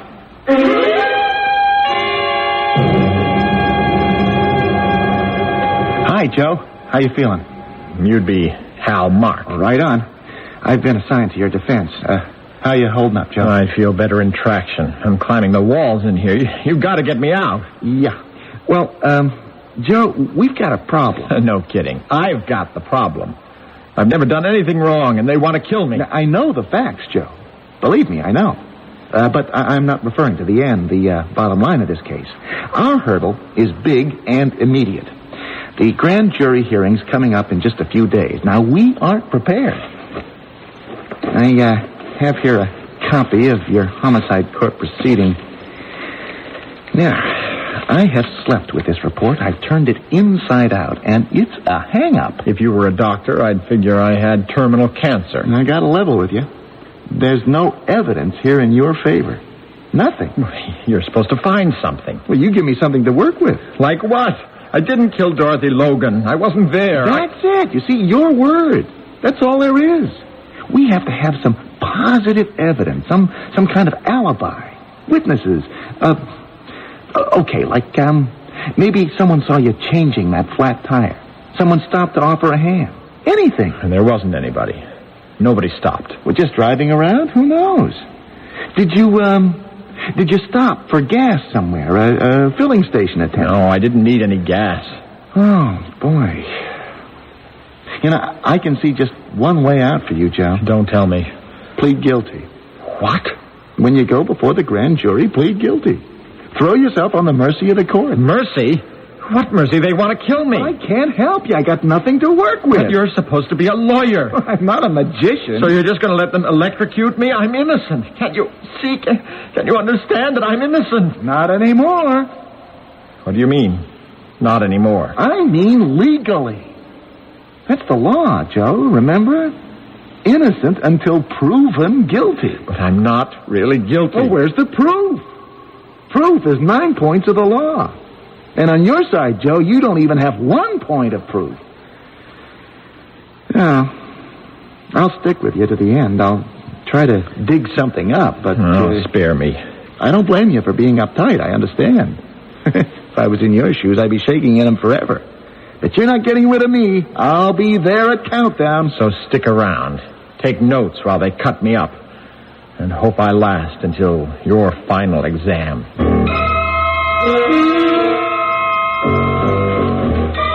Yeah, Officer Crow. Yes, sir? What was the defendant's attitude on the night you questioned him at his apartment? Oh, his attitude was very hostile, very uncooperative. Mm-hmm. He resisted arrest. He insulted an officer. What officer? How? Oh, me, sir. He accused me of not telling the truth. You found this raincoat and hat in his apartment, huh? Yes, I did. Well, have laboratory tests been conducted on his raincoat and hat? Yes, they have. What were the results of the analysis? Well, the mud found all over the raincoat and hat is identical with the mud found on the body of the murder victim, Dorothy Logan. There's no question. My memory's never failed me in 66 years, and I remember him being in the Shamrock drinking at my bar Saturday night. And you still remember when he left? About midnight. And you still remember when Dorothy Logan left, huh? About the same time. Maybe a little before. I get a lot of customers on Saturday night. And when the accused left the Shamrock, you didn't see any mud on his coat and hat? Not that I remember. Helen Travis, you said you were parked in Jonathan's Grove Saturday night or early morning, a little after midnight? Yes, sir. I was parked in there with a friend. Mm-hmm. It was after midnight, but I'm not sure of the time. My friend and I were, marveling at the sky, the stars all out. Mm-hmm. Such a pretty night for a while. Will you describe what else you saw that night, Miss Travis? I mean, other than the constellations. Can't hardly even think about that horrible night, but... Okay, I'll try. Yeah, well, thank you, Miss Travis. Please proceed. Well, we're parked, my friend and me, admiring the heavens, when this beat-up old heap of a car drives in, parks just a ways from us, no more than 50 feet or so. And I couldn't be mistaken about what I seen. I mean, no way. The moon was full and bright and all those stars out. I mean, it was Mr. Thompson's car, all right. I'd know that old heap with the rubbed-out blue color anywhere. He didn't see us, I guess, on account of our car lights not being on, and we're parked in close alongside a mulberry hedge, but I seen him clear enough. The way he came out of that car into the moonlight, dragging that poor girl, and the way she was screaming. We were afraid to go over there and try to help or anything. I'm ashamed to say it, but we were afraid. But after he drove away, we went over there, and she was dead. And all that blood. Well, why didn't you report this earlier, Miss Travis? Why wait until Monday to call the police? We were just too scared, I guess. Afraid to, get involved. But it wouldn't leave us, me, alone. I just kept thinking about that poor girl, and what if it had been me? So I called the police, described the man I saw, and his car, and his license number. How can we fight eyewitness testimony like that, Joe? You're supposed to find a way. Can't you come up with something, anything, to show that you were someplace else? No way. How often does this happen to innocent people? I can't say. And I wouldn't want to guess, Joe. I am telling you again. Your only chance to save your life is to plead guilty. Throw yourself on the mercy of the court. Hope for a second-degree verdict. You really think I'd do that? Admit being a murdering fiend when I never hurt anybody? You're hurting me, man. Let go. Are you crazy? Is everybody crazy? Let go! You want to kill me, too? You too? See? You do believe I'm guilty. You miserable shyster. Why not kill you, too? Why not? I can only fry once. Isn't that the line? I can only fry once. Well, I am getting out of here. Crazy, man. You are crazy. Well, you may be right. Yeah, could be. Joe, you have got nothing on your side. No witnesses, no alibi, no money. Look, I checked out that Travis dame. She's okay. A waitress at Al's Diner. And that eyewitness account of hers is bad. Real bad. And you've got the whole judiciary system of this town against you. How's that? Well, it's corrupt. It's greedy. The DA is ambitious. He wants as many murder convictions as possible because he's going to run for state prosecutor. And what's more, the months of May, June, and July are called the lethal season. A lethal season? Yeah. More murders occur during hot summer months. Courts get overloaded with killers. They got to be cleared out as soon as possible. Yeah, could be it's me. Could be I've lost my marbles. Are you serious? Maybe she did see me kill that girl.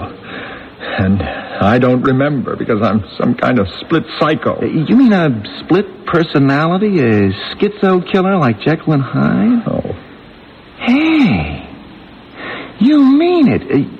You want me to cop an insanity plea? No. Wait. What if I'm not crazy? Well, so what? You do a little time in a funny farm and go free. But it's bad enough already. Being guilty when I'm not. Do I have to go crazy, too? When maybe I'm no crazier than anybody else. Okay, it's your funeral. But I'd rather be crazy as anything than dead. If I'm not crazy, what is it? Do I have some fiendish double? Possibly. But I have to be on my way. Yeah? Wait. And if I didn't do it, who did? You're the only one who's going to worry about that. How long do I have to worry? Not long. What happens now? It's happened. You're indicted for first-degree murder. The worst criminals among us may become the object of hero worship. As a child, I was emotionally stirred by Billy the Kid and Jesse James. But how times have changed. I can't honestly think of a single present-day murderer I would care to identify with. I certainly wouldn't care to identify with Joe Thompson, whether he's a murderer, a convincing liar, or in fact is, as he insists that he is, an innocent victim. Which reminds me, is any victim entirely innocent? Perhaps we'll find at least some of the answer in Act 3.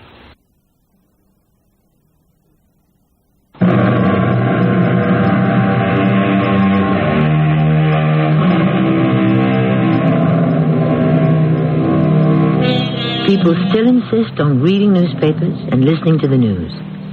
Most likely because they desperately need to be assured that something, somewhere, is happening to somebody. The misfortunes of others make us feel, by contrast, so much more fortunate than we really are.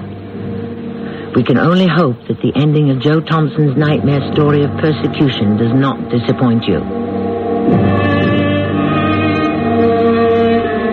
So I'm found guilty of first-degree murder and put away to die, like a bug in a killing bottle. My only company was hopelessness and fear. I'd wondered if everyone else was right and that I might be crazy. Now I began to fear that I was going crazy in that isolated cell, waiting, knowing when and where and how I was to die, and knowing I was helpless to do anything about it. And one night, I woke in a cold sweat, thinking of a name that might mean a last faint chance for salvation. Mr. Sam Ferris. Ferris? Yeah, he says he has an appointment to see you, Joe. Oh, yeah, Sam Ferris. Almost forgot. Here you are, Mr. Ferris. Make yourself at home. Thank you, Sergeant. I prefer larger quarters. I didn't really think you'd come, Mr. Ferris. I wondered if you even got my letter, or or read it. Oh, I read it all right, but before committing myself, I had to review your case. Sergeant, would you kindly excuse us? Oh, sure. Pardon me, Mr. Ferris. Take your time. Now, call out if you need anything. Maybe you'd like some coffee? No. Just some privacy. Oh, right, Mr. Ferris. You got it. Here, Mr. Ferris, you want to sit down? Why not? First off, Mr. Ferris... Sam. I gotta say first that I'm innocent. Believe I'm innocent. Like I said in my letter, I couldn't have killed that girl. I've never been in Jonathan's Grove. Never heard of that girl or seen her before. You gotta believe me now. Say you believe me. Do that or it's off. No talk, no nothing. Forget it. No. Just cool down, Joe. Just cool down. Now, how did you get on to me? I dreamed about you. I read a magazine story about you once, and I remembered in my sleep here. The lawyer of last resort.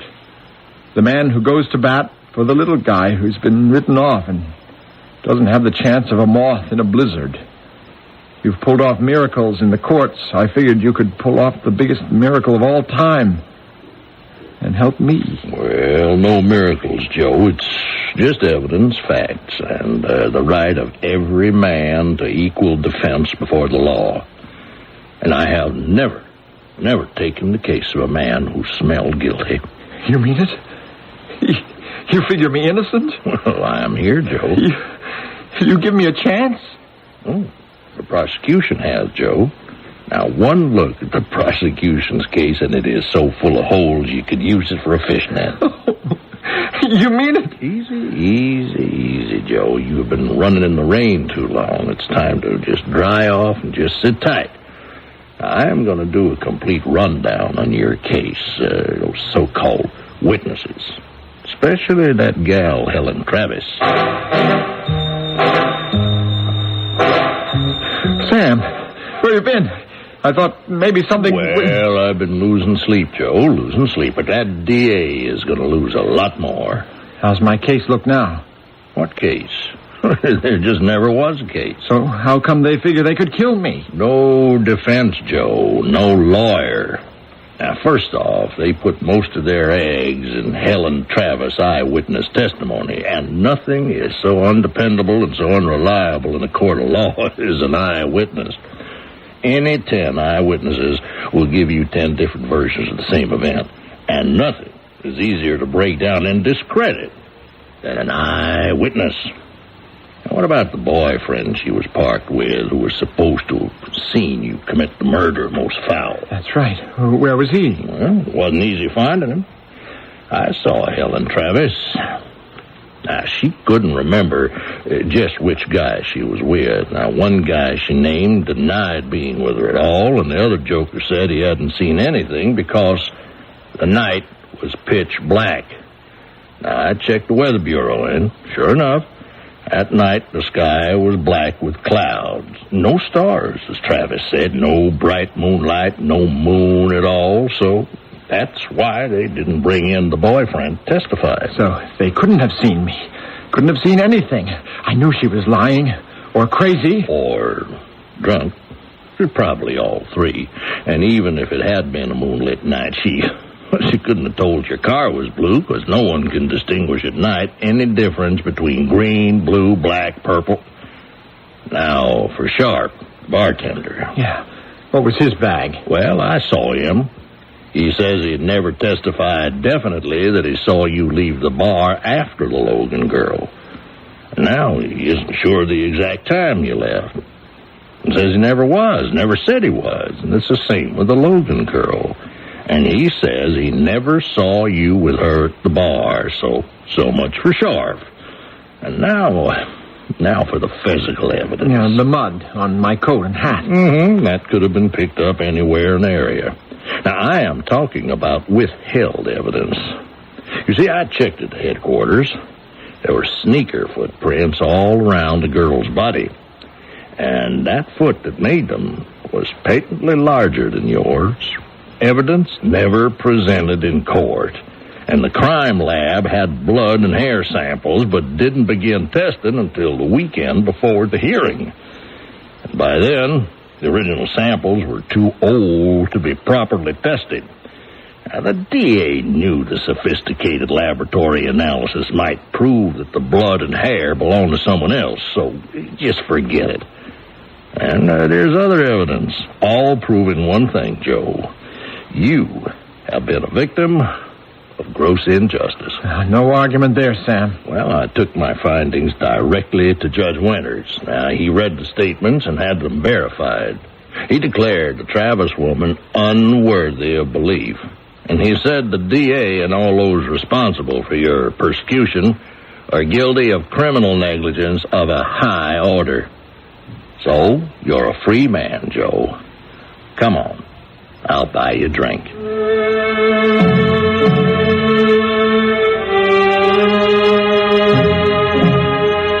So there, on the razor's edge between life and death, I found salvation. How many other innocents have been unjustly condemned? No one knows. I only know that I could be dead and buried in a dishonorable grave for a crime I could never have committed. I only know that eternal vigilance is still the price of liberty.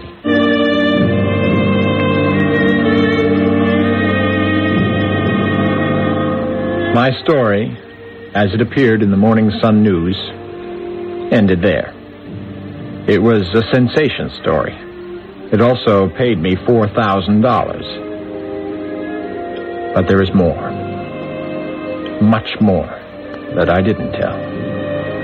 The story I share with one other person, Miss Helen Travis. I used to stop off at Al's Diner, where Helen had the early part of the night shift, waiting tables. Business slacked off after 11. I'd hang around. Helen would join me in a booth for coffee. Helen was about my age, bored, bitter. We were there in Al's Diner Monday night, the Monday after Dorothy Logan was murdered. Refill, Joe? Thanks, Helen. And how was your evening? A Texan was in here. So wealthy he didn't even know he had 4 kids in college. Or so he said. It hurt, but I laughed, and he tipped me $25. So what about you, Joe? No. Has the little man got any more big pipe dreams? Well, we can still rob a bank. Yeah, you can get yourself killed doing that. You know a better way? Joe. No, I'm tired out. So am I. Tired waiting for nothing to happen. Gotta make it happen. Tired reaching for the sky and getting it right in the teeth. I'm tired hating myself because I'm a bust. I just want to accept myself and live with it. We're not cut out to be gracious losers, honey. Gracious winners have more fun. Pipe dreams. We're over the hill, Joe. It's finished. Maybe only the astronauts can have the moon, but we can shoot at it. We ought to make it a good ride anyway. Even if it's all downhill? No, everybody's on the toboggan ride. You're a funny cat. All hot air, but I like to listen to you yak. You almost make me believe all over again in the big bufola. They're out there grabbing it every day, Helen. Why not us? I just feel burned out. Wow. Wasted, like an old rack at the thrift shop. Like that girl that was murdered Saturday night. Oh, another one? Don't you read the papers? Oh, who needs more bad news? Here, it's all over the front page. Girl hung around at the Shamrock Bar, Dorothy Logan. Just a kid into the city looking for, Lord knows what. One of our dreams, the brass ring you're always yakking about. So what did she get? Murdered. In the mud. Squashed like a bug. Wasted. Only difference between her and me is it's taken me longer. That girl, that night, Joe, gives me the creeps. Oh, why the creeps? It happens every night. Not right in front of your eyes. What? I was there where it happened. When it happened. I was so bored Saturday night, I took a ride with an old boyfriend. If you saw him, you'd know how really bored I was. Anyway, he parked in Jonathan's Grove. That girl was killed a few yards away. I know the spot. At about the same time we was there. But you didn't see or hear anything? Oh, no. Yes, you did, Helen. You saw and heard it all. No, it was dark. No, it wasn't dark. You saw it, honey. You saw the killer's car. You remember the license plate, and you know the killer. I do? Yeah. You're looking at him. Hey, you sure could have fooled me. I figured your limit was pulling wings off butterflies. No. I mean, that's what you're going to phone up the cops right now and tell them. You're going to describe me, my car, give them the license plate, and tell them you saw me murder Dorothy Logan. Hey, sorry, Joe, but you're gone. Gone round the hill. Just gave me the idea. The big one, Helen. The first and last big one of our life, honey. Because if they're big enough, one is all you'll ever need. Now listen. And do what I tell you. And all you have to do is stick to your story. And when it's over, we cash in.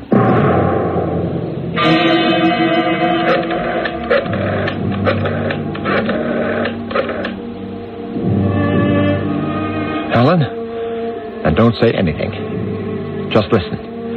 You have to be careful about seeing or talking with one another for a while. It's called collusion. I'm sending you some money and a plane ticket to Acapulco. I've set up reservations for us at the Hacienda del Lobo. I'll see you there next Saturday night.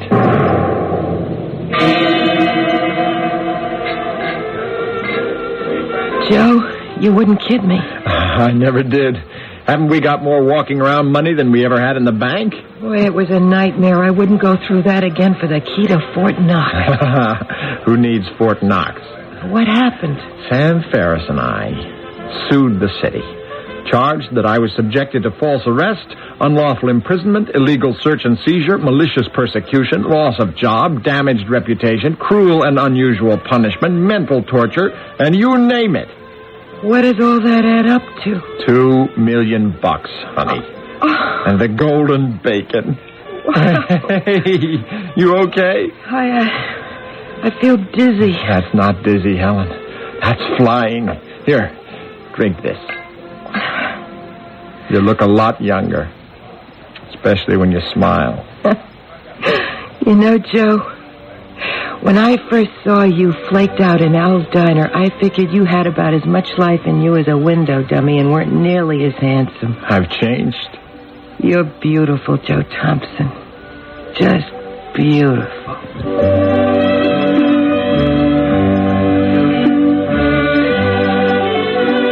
It's wholesome and American for a criminal to want to rise in the world, to want to get on to bigger, if not always better things.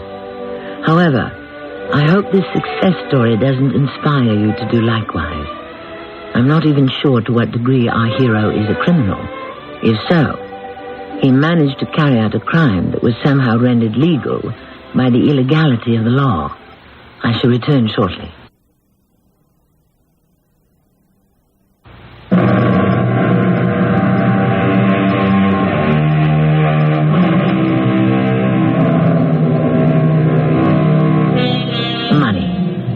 In large quantities, it is frequently appealing.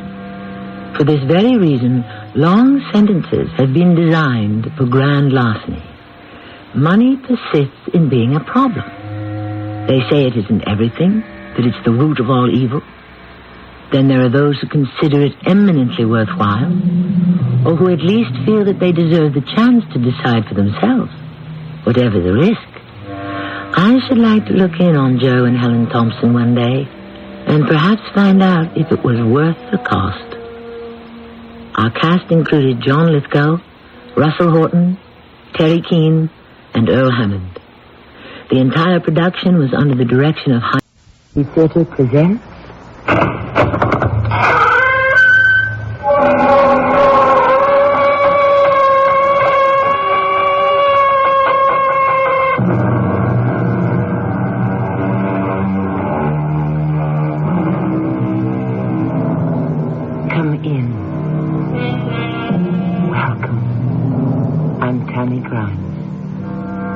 Project yourself many hundreds of years into the future.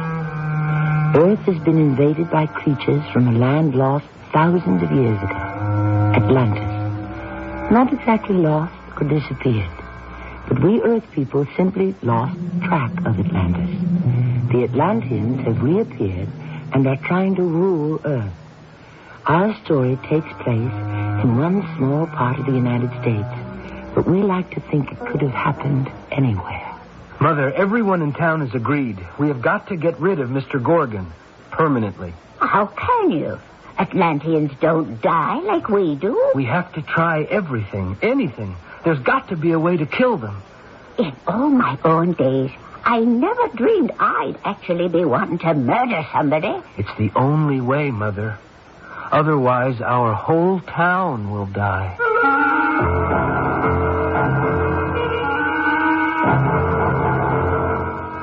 Our mystery drama, Invaders from Atlantis, was written especially for the Mystery Theater by G. Frederick Lewis and stars Arnold Moss and Don Scardino. I shall return shortly with...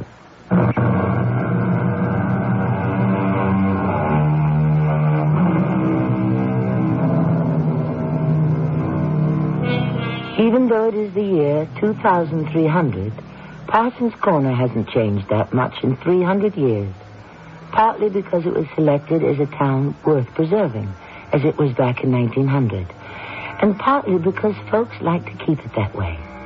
But now with everything being run from a satellite, hovering over Washington, what's to become of the old-fashioned town?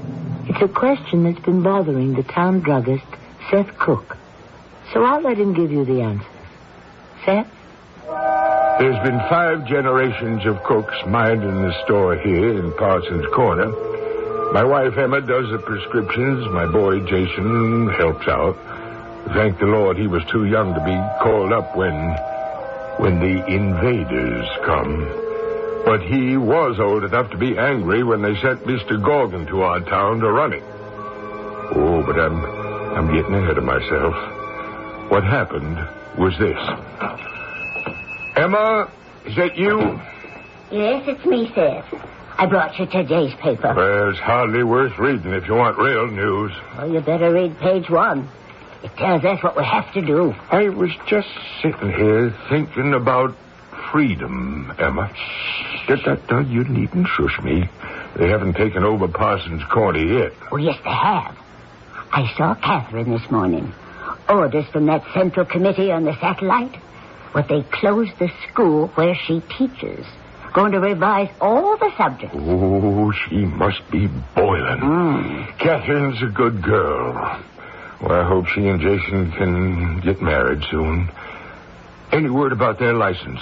Oh, it hasn't been cleared by the invaders yet. I understand there's a long waiting list. You heard what Jason said last night? No, he must have said it when I went out for a walk. It's not only marriage applications. He said sooner or later they're going to take over everything. Oh, that's Jason. Hi, Dad. No customers? Hello, Mother. Business isn't anymore, you know that. This time of year when you were a little boy, why, I remember we'd make big money. But not anymore. I came straight here from town hall. Dad, we're in for it. Like everyone else, they're sending someone to our town. You sure? Mayor Randall showed me a codegram. What do they want with Parsons Corner? We're a dot on the map. I've been expecting it. Now that they've got the big cities like Washington and New York and Chicago and San Francisco, they're turning to us small fry. They want everybody obeying and praying to them. Well, everybody won't. We won't. Not in this town. Catherine and I were talking about it. Let them just try. You think people in this town are braver than anybody else, They're awful independent, Seth. If anyone reared up on their haunches, Emma, they'd be struck down just like our army was. Dad, we never got a chance to fight off the invaders. There wasn't any warning, no intelligence reports. I know. I've studied history.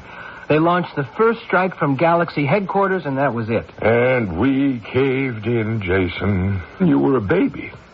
We just caved in. Could we do anything else? There was nothing left for the president to do but surrender. The man the invaders sent, his name was Mr. Gorgon. Well, that day I closed the store and rushed over to the town hall. The whole town was there.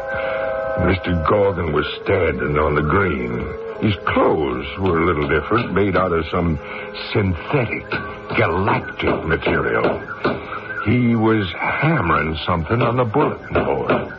May I ask, sir, what you're doing? I am nailing up requirements. Duties of inhabitants of Parsons Corner for all to see. Give me, please, those 2 sheets of paper there on the ground.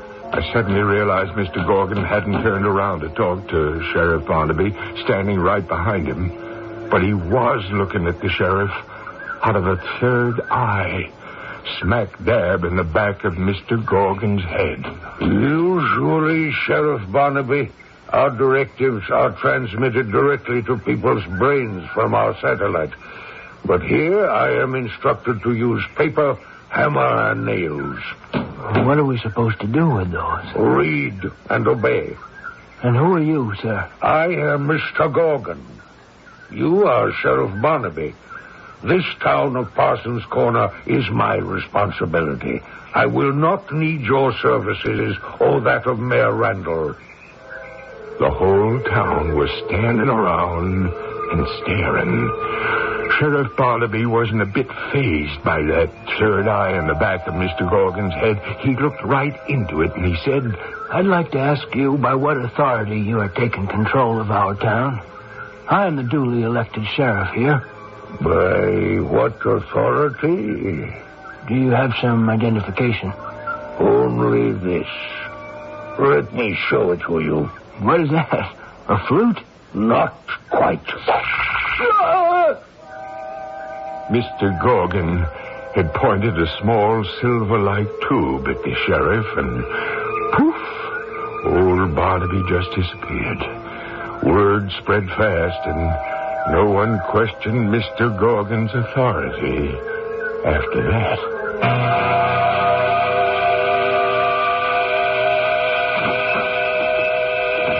They keep coming into the store. I'm glad Jason is here to help out. Emma, they're not buying anything. Can't you see? They've come here to talk. I bet there isn't one bottle of cough syrup in the whole bunch. Jason must be up to something. Jason, can you come here a minute? Sure, Dad. What is it? Hey, Jason, you got any vanilla ice cream? Sorry, pal. We're all out. I'll take strawberry. Haven't any of that either. Dad, we're running low on everything. Don't shout it around. If people get to find out everything's in short supply, there'll be a panic. Mr. Gorgon has cut our supplies of medicines, cosmetics, ice cream, everything. Jack Terry told me that his milk and meat deliveries were getting fewer and further between. Hey, Jason, when are we getting started? Jason, did you call a town meeting here in the store? You guessed it, Dad. Folks, let's make it quiet so a few of us can talk one at a time. I don't have to tell you that there's been a big change in our town. There's nothing to panic about because I think we can deal with it. My dad was telling me supplies he's ordered are being held up. Jack Terry's getting low on meat and dairy products.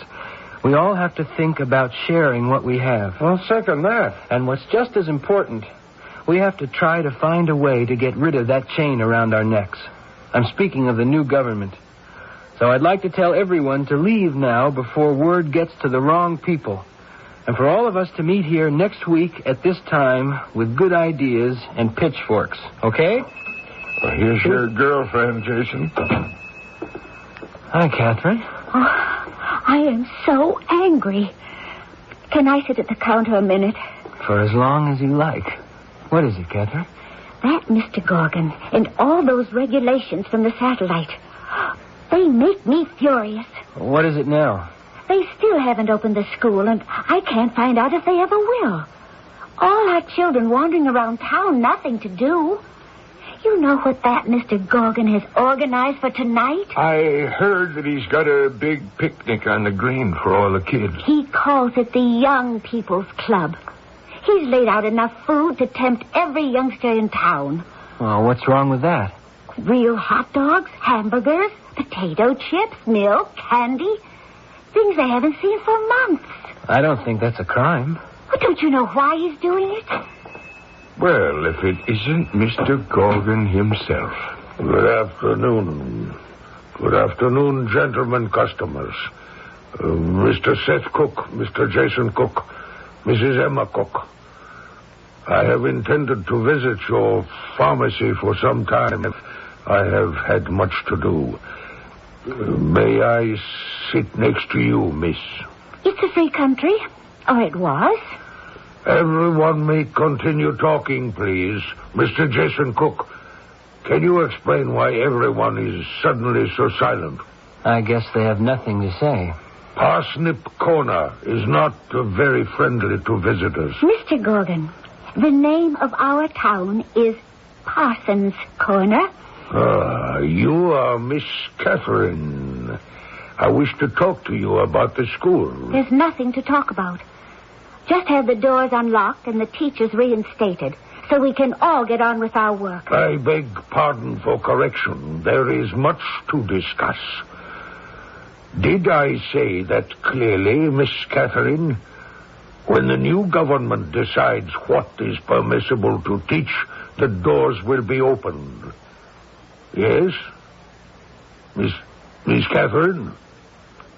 Mr. Jason Cook, why is Miss Catherine not talking to me? I guess she's got nothing to say, like none of us. I have plenty to say.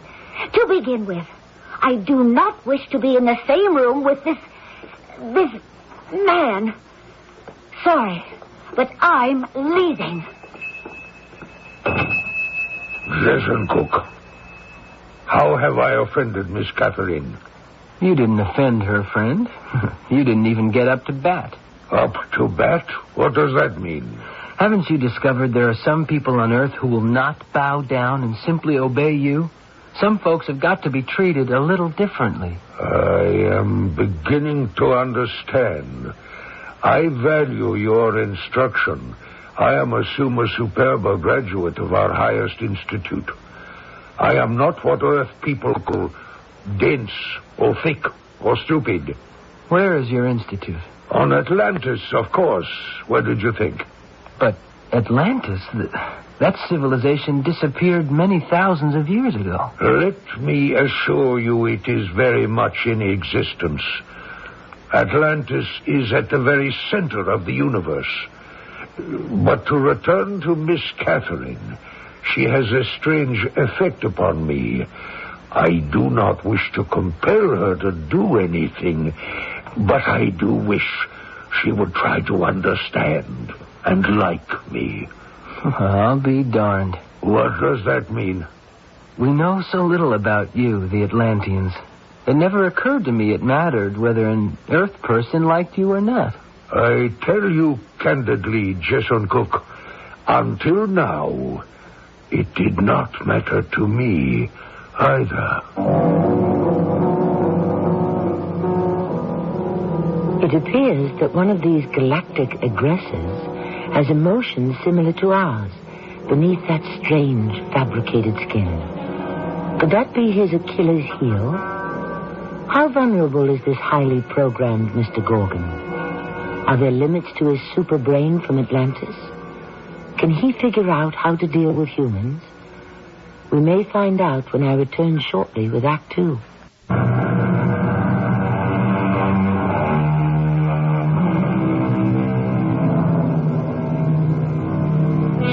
A number of stars, the moon, the sun, as well as man-inhabited satellites, are now, in this year 2300, under the control of the invaders. Here on Earth, to a New England town, isolated from the mainstream of America and therefore unchanged for 3 centuries, a certain Mr. Gorgon has been sent to keep the new government. He looks somewhat like a man, except for a third eye in the back of his head.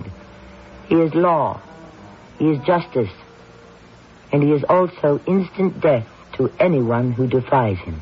Mom, that girl I'm going to marry, Catherine, she's got no fear whatsoever. Catherine's a wonder. an example to the rest of us. Well, I'd say she'd better watch her step. Talk to her, Jason. Tell her to go easy. Dad, she won't listen to me. I heard Gorgon's taken with her. Yeah, but that'll wear off. He's not a human, so we can't expect him to have the same feelings about her that you would. Get his dander up and poof, where's Catherine? Gone like Sheriff Barnaby. I hadn't thought of it that way. You're right. Why antagonize him? He's a puppet of their system. He's programmed. I'll go, Dad. It's Catherine. Hello, Jason. Who were you expecting? I was expecting the girl I'm going to marry. Sit down, Catherine. Might as well come right out with it. I wasn't too happy about the way you spoke up to Mr. Gorgon in the store. I can't stand creeps, especially creeps from outer space. You've got to be more diplomatic, child, for everybody's good. How important is it to you that the school is opened and classes begin? The most important thing in the world. Right. And what would you do to win over Mr. Gorgon so he'd permit it? Anything. Practically anything. Well, you won't get anywhere by acting the way you did. Cathy, these are dangerous times for us. Not only in this town, but everywhere. The invaders want it all their way, but they're smart enough to realize that if they blow on everyone, millions of us might disappear. So they keep us in line by making examples, like Gorgon did with poor Sheriff Barnaby. Vaporized him. I was standing right next to him. It was awful. He just pointed that tube at him and... I'll never forget it. Cathy, we have to use our ingenuity to get around creatures like Gorgon by being smart and not stubborn. What can I do? Well, for starters, don't make him angry at us. I have an idea. Gorgon is really keen on you, Catherine. If you're nice to him, maybe he'll get the school opened and maybe he'll close that third eye and leave us alone.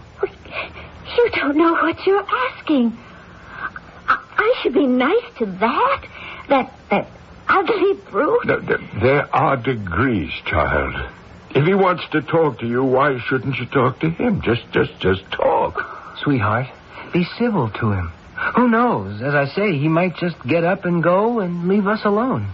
Are you telling me to actually date this Gorgon? He likes you. What harm could it do? And it could do a lot of good. I think I'll go now. Good night, gentlemen. Can you blame the girl? I suppose not. But at the time, I thought Catherine was short-sighted. The next crack out of the barrel was Gorgon's clever way of getting to all the youngsters in town. One afternoon, there he was in some kind of yellow, hovering saucer right overhead, talking to every single boy and girl in Parsons Corner. My young friend, this is Mr. Gorgon. If you look up into the sky, you will see me in a round yellow object. I am inside here. Wouldn't it be fun to be flying up here with me over your town? Come tonight to the school gymnasium. I have a big surprise for all of you and prizes. No grown-ups allowed. I will be there and we will have great fun.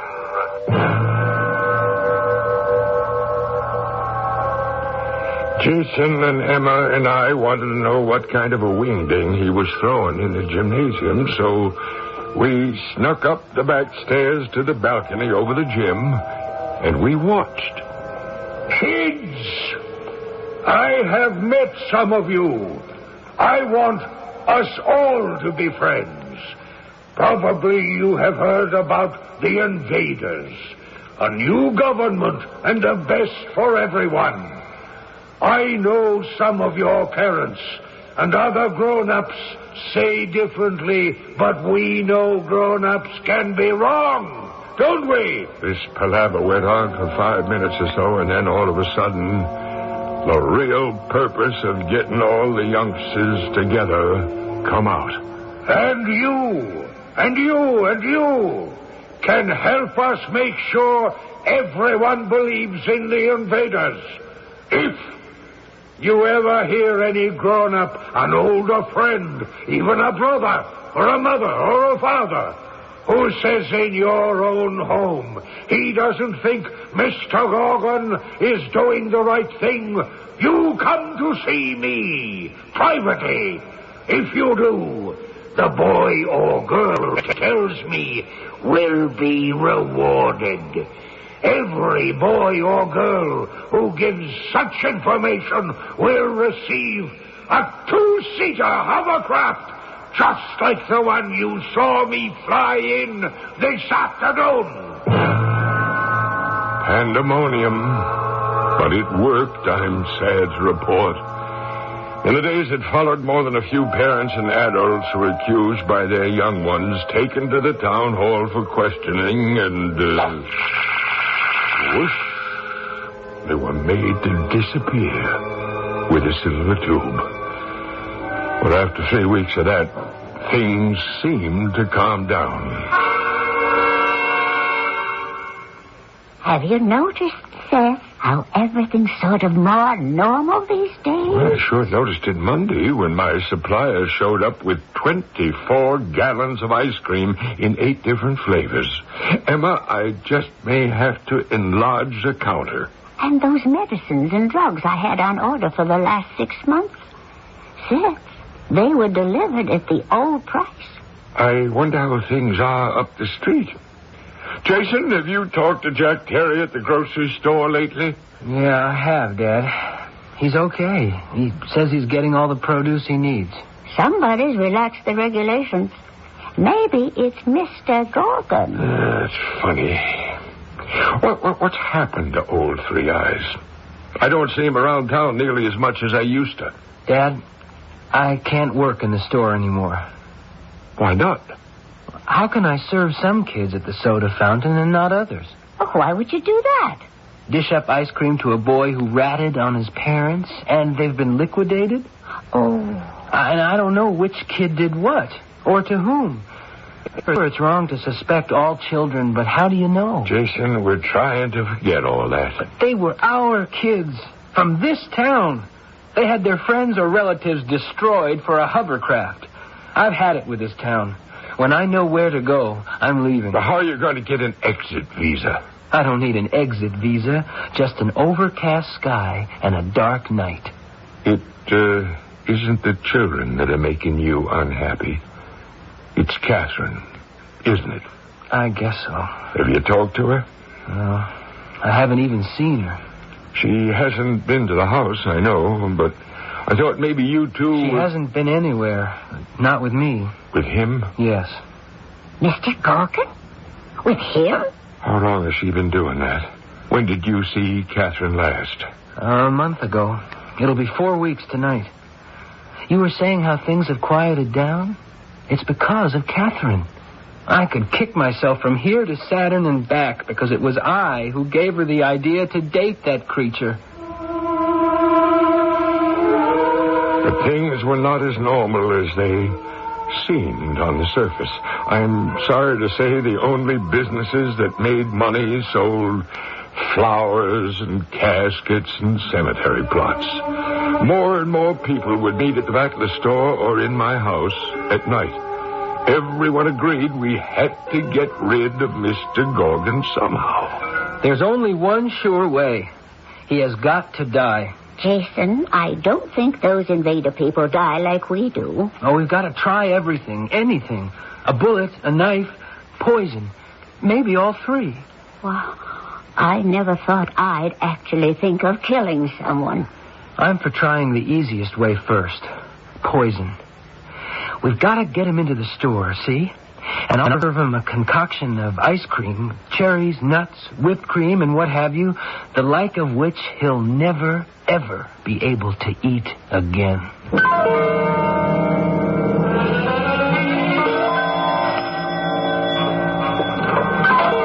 Mayor Randall, I I was just going to turn out the porch light. Now, come on in. Mayor, what brings you here so late? I want to see your father, Jason. Oh, he was so tired he went up to bed an hour ago. Is it something I could help you with? Well, I was going to show him this piece of paper. Mr. Gorgon gave it to me. That's unbelievable. He can't get away with this. I'm afraid he can, Jason, and he will. Get away with what? Emma, take a look. I'm supposed to have 1,000 handbills made by tomorrow morning with this written on it. I don't want to see what it says. If it weren't so awful, it'd be funny. Every man and woman residing in Parsons Corner is requisitioned to make up a workforce to build a new large town jail. He said to me the old jail isn't going to be big enough to accommodate the lucky ones. What did he mean, the lucky ones? Well, I took it to mean that those whose infractions are not serious enough to warrant that metal tube and disappearance. Mayor, what would happen if every single person in this town just went on strike? Refused to build that new jail? He'd get it built. Outside help from the Central Committee. I'll tell your dad about this in the morning, will you? Fortunately, the only printing press in town's on the brink, and it'll be a while before we get new parts. All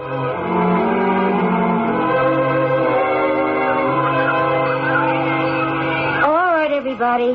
Back to your classes. Come on, Jimmy. Put that football back in the locker. Go on, everybody. Run inside. Well, hello, Catherine. Oh, Jason. What brings you to our playground?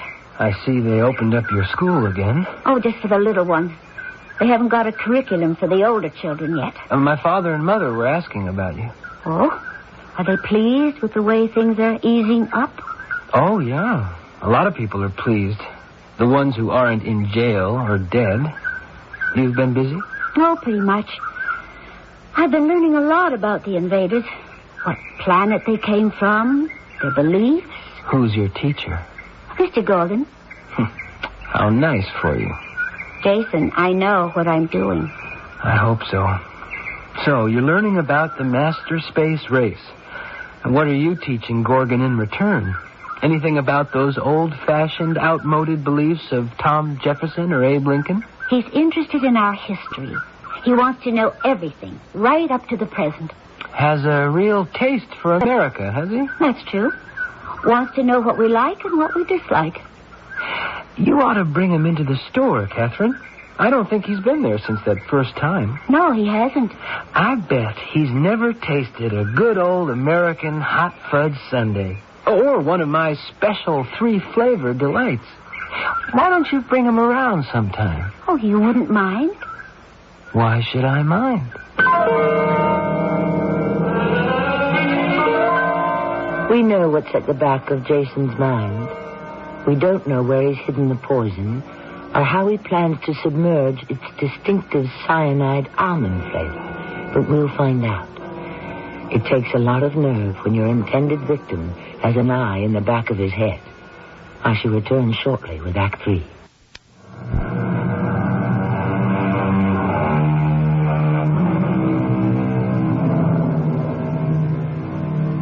Turn to the town of Parsons Corner in the year 2300. The world has been conquered by a civilization that never died. Atlantis. So highly developed it could skip through time and space. Emissaries have been sent to various cities and towns in America to intimidate and rule. Mr. Gorgon is particularly good at that, for he has an atomic means of making the recalcitrant disappear. Jason Cook has a more primitive approach and is trying for a combination of ingredients he hopes will be a deadly dessert. Mr. Gorgon, you and Catherine sit yourselves comfortably at the counter, and you can watch me whip up what we're famous for in Cook's Ice Cream Parlor. Thank you. You'll enjoy watching him. Jason's a real artist. I am looking forward to this experience of a great American delicacy.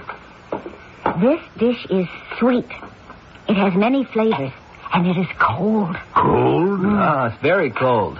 The colder, the better. What Jason is doing now is slicing the banana, chopping the walnuts, all the essential ingredients of his galaxy special. Yes, special. He uses chocolate ice cream, representing the Earth, vanilla ice cream for the Sun, and strawberry for Mars. Now he lays the sliced bananas at the bottom of your dish. Well, what's that there, Jason? Pineapple? Something new? The rings of Saturn. Well, there goes the chocolate ice cream. And a scoop of vanilla. You notice I use a Big Dipper. And the strawberry. Now a few squirts of fruit syrup, Palmyra fig, passion fruit. Passion fruit? We do not have that on our planet. I didn't think so. What is that you're pointing at me? A gun? Calm down, old buddy. All it's loaded with is whipped cream. That we call our Milky Way.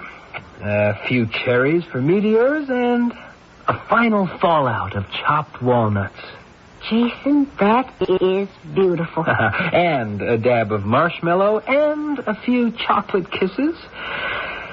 Mr. Gorgon, it's all yours. You got a spoon, a napkin, and a glass of water?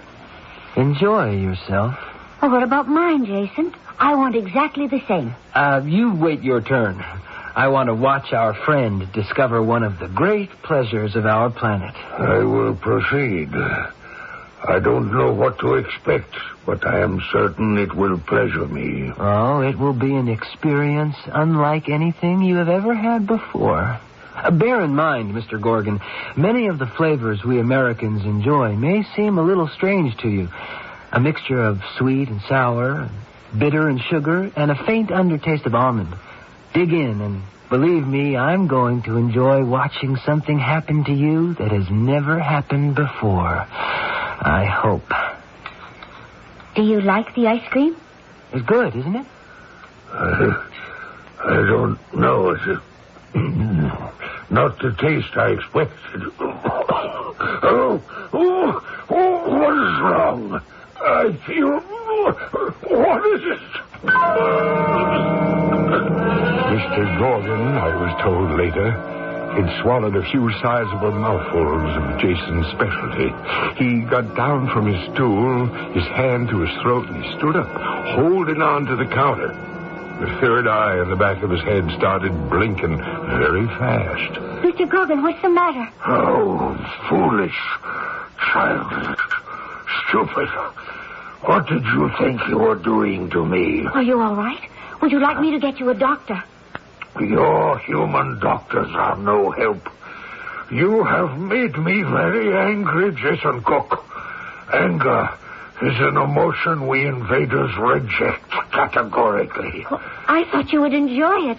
I had no idea this would happen. You knew nothing, Catherine? Am I to believe that? Well, I'm sorry. It didn't agree with you. Catherine, will you finish this for me? Of course. I love Jason's concoctions. No, don't. You see, there is some painful substance in there from which perhaps a mortal would not recover. Well, you saw everything that went in that dish. Did I? Is that true? Jason put something in the ice cream? I would not let you taste it and perhaps die. I wish you to remain alive, Catherine. You're out of your head, Gorgon. Only humans are out of their heads. In my planet, computations do not permit errors. None can malfunction. No, we are never unbalanced. It is you, Jason Cook, who malfunctions, and so you must be destroyed. No, please don't. I beg you, don't do it. Jason Cook is an aberration who will always be out of step with me. Catherine, stand away from him.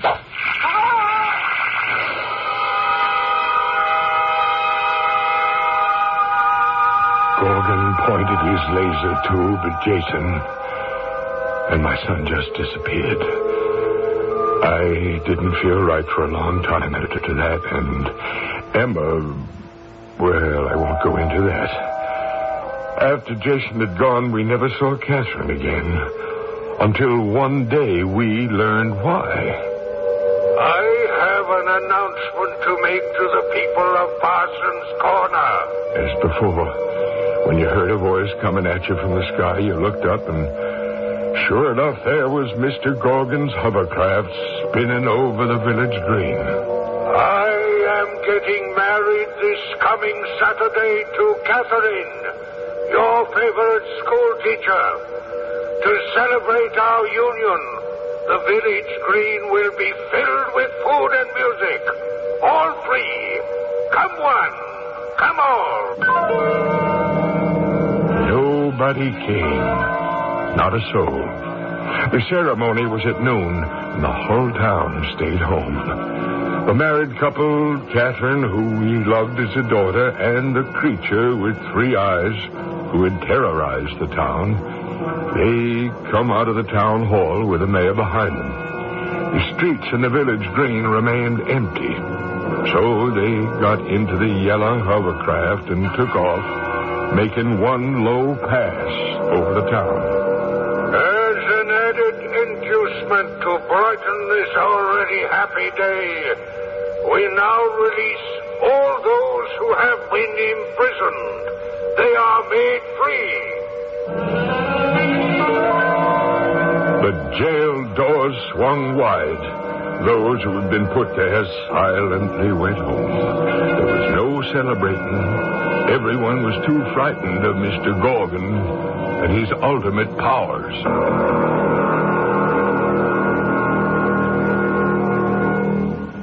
So this is what you call a motel.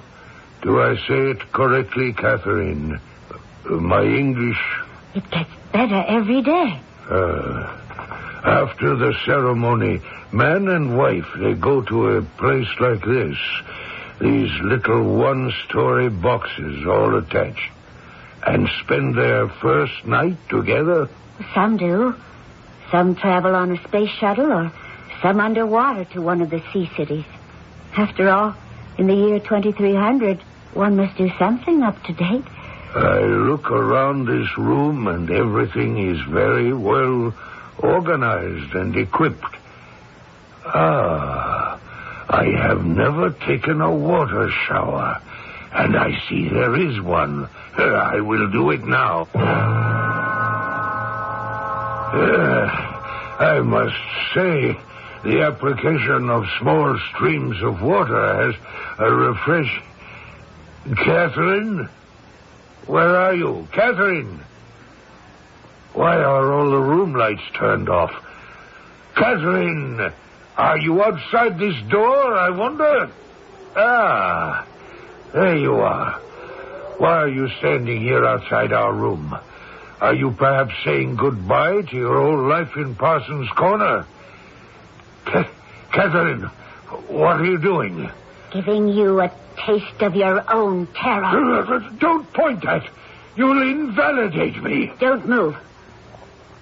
Goodbye, Mr. Gorgon.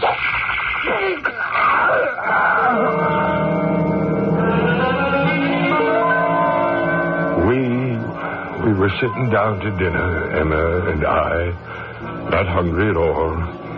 Our hearts filled with sadness, knowing this should have been the day of our Jason's marriage to Catherine. And then suddenly we heard voices on the porch. It was Catherine talking to someone. It's really you, Jason? You're alive?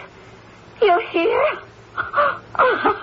I'm not dreaming. Darling Catherine, yes, I'm very much here. Where have you been? We all thought you were destroyed. I'm going to ask you to try to believe something Earth people have been wondering about for thousands of years. Talk about a dream. I've visited a dream world and have come back. Jason, it's you. Yes, it is, Dad. Oh, you're not dead. Oh, my boy, it's so good to see you. You too, Dad. Emma, it's all right. Prayers do come true. It's Jason. He's here. Come on inside. I couldn't get your mother to leave the table. We heard you talking to Catherine, and Emma thought she was hearing a ghost. Well, we don't have ghosts in the 23rd century.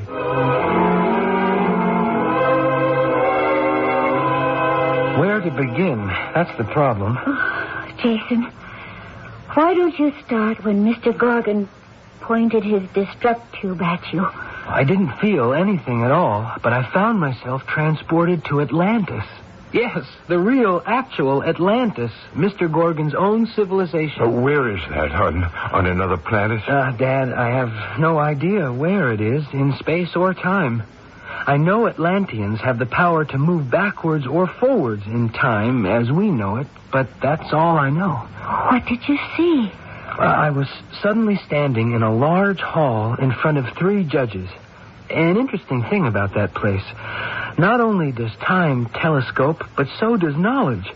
I didn't have to be told anything. I just knew. You knew what? There's no question the invaders who are here on Earth are Atlanteans who, after thousands of years, are reclaiming the universe as their own. And who do you think I saw from down here? I don't know. Who? Sheriff Barnaby and all the others from Parsons Corner who'd been shot there with that destruct gun. Almost every day, more people from town kept showing up. And then Mr. Gorgon himself is there. He's apologizing to the judges. They tell him that he's failed in his mission. I didn't understand that at all. I did that. Pointed his own ray gun at him. I'll tell you all about it, Jason. Gorgon was taken away, and the 3 judges decided all of us from Parsons Corner were to return to Earth. So it's not only me. We're all back. But for how long? There'll be other invaders. Well, there may be, but they'll have to change a lot of their concepts. You see, that tube thing Mr. Gorgon used, it's still here.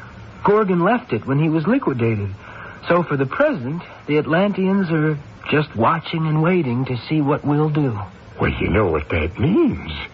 We can go from town to town wherever there's a Mr. Gorgon making life miserable, point this at him, and poof, we've shot the invader back to Atlantis. Well, can we risk it? Risk?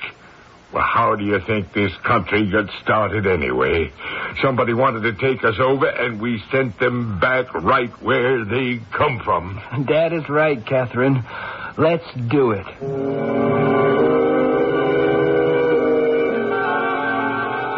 This much is history. In the year 2300, Parsons Corner spread the word from town to town and state to state how to deal with the invaders. In the old days, pioneers built stockades to keep the bad out and the good in. We all may have to do that again. Build a stockade of true belief against those who would destroy us. I shall return shortly.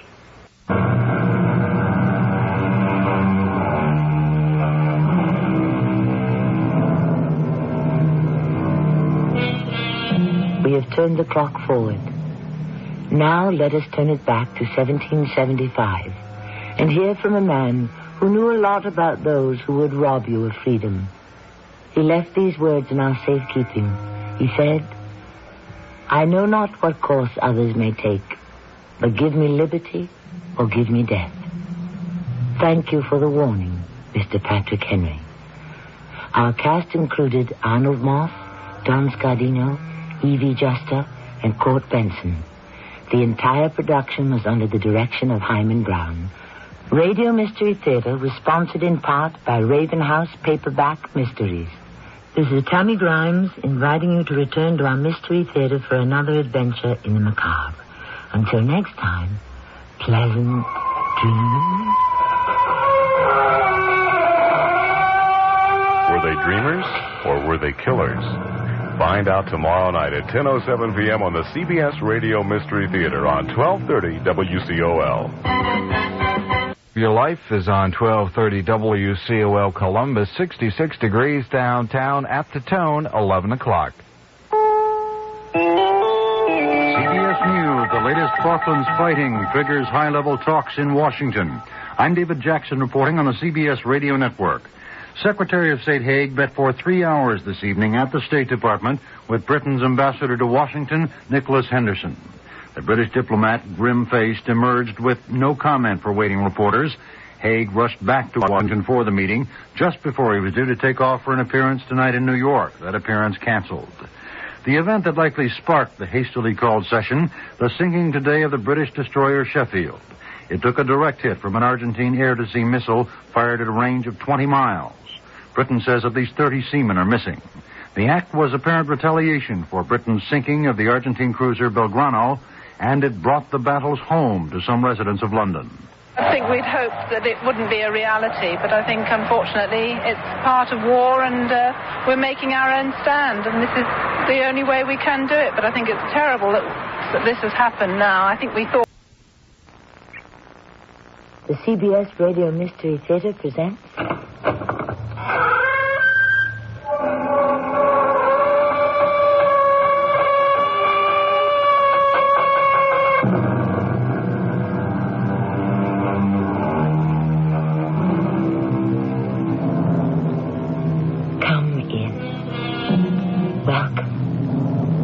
Tammy Grimes.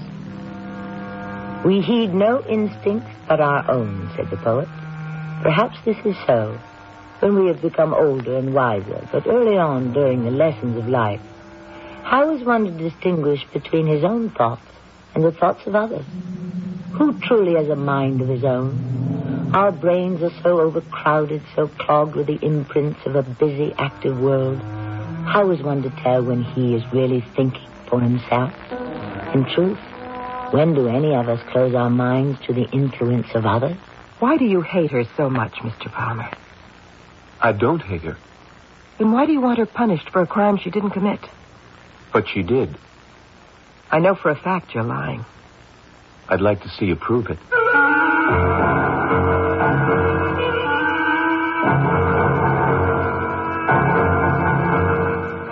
Our mystery drama, First Impression, was written especially for the Mystery Theater by Victoria Dan and stars Terry Keane. I'll be back shortly with Act One.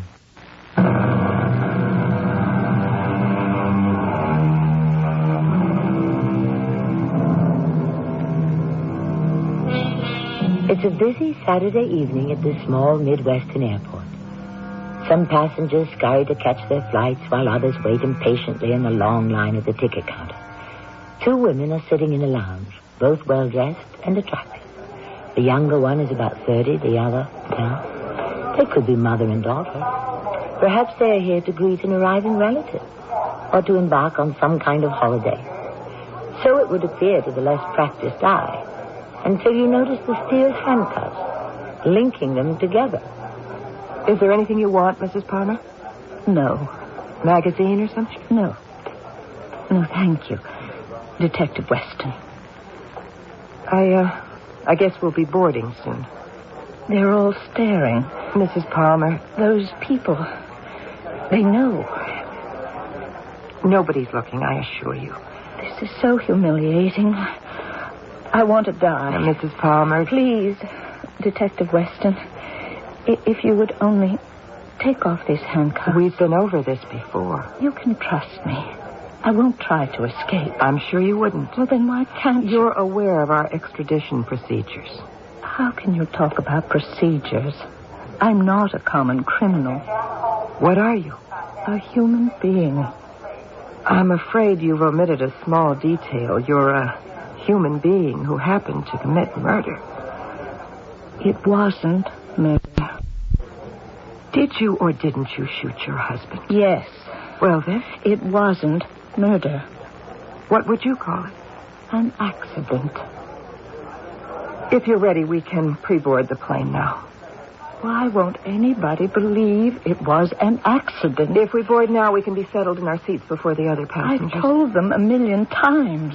There's no reason why I'd want to kill John. Mrs. Palmer, we're going to be chained together for at least 3 more hours. Do you think you could save your protestations of innocence for the jury? Don't you care? I have nothing to do with your case, Mrs. Palmer. I happen to be involved only in your extradition. You think I killed him deliberately. Well, I didn't. Then why did you jump bail? I panicked. I wasn't responsible for my actions. We are always accountable for our actions. That's why I'm returning you to face trial. Can we board the plane now, Mrs. Palmer?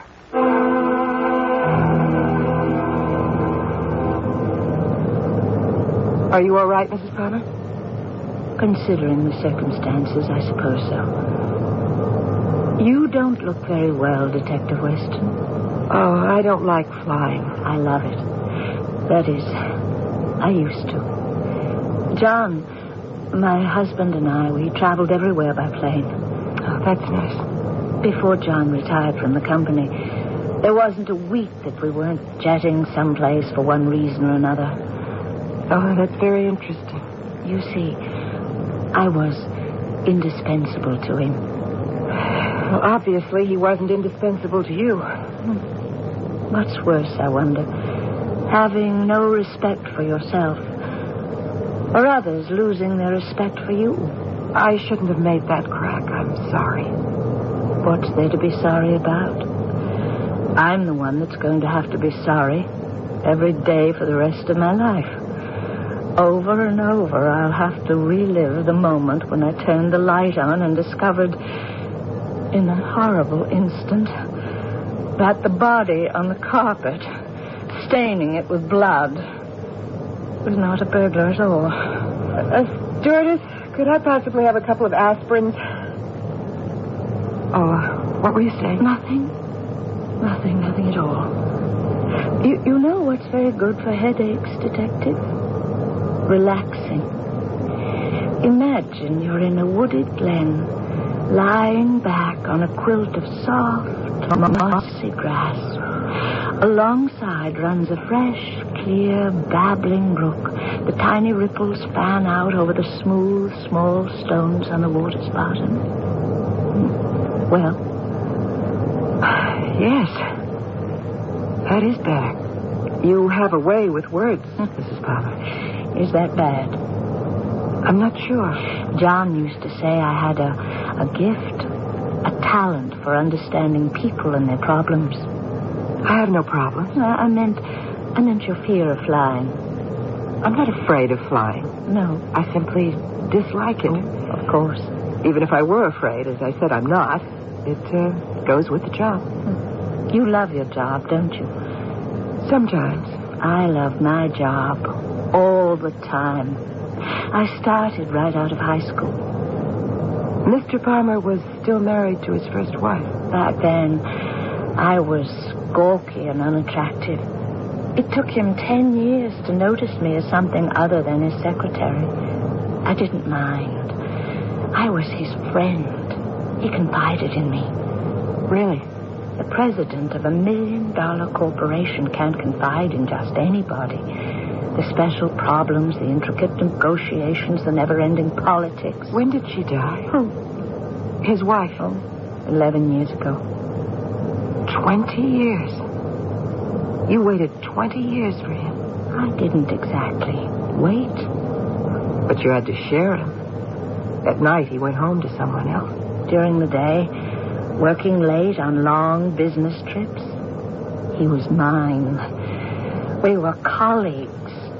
That part of him I never had to share with anyone.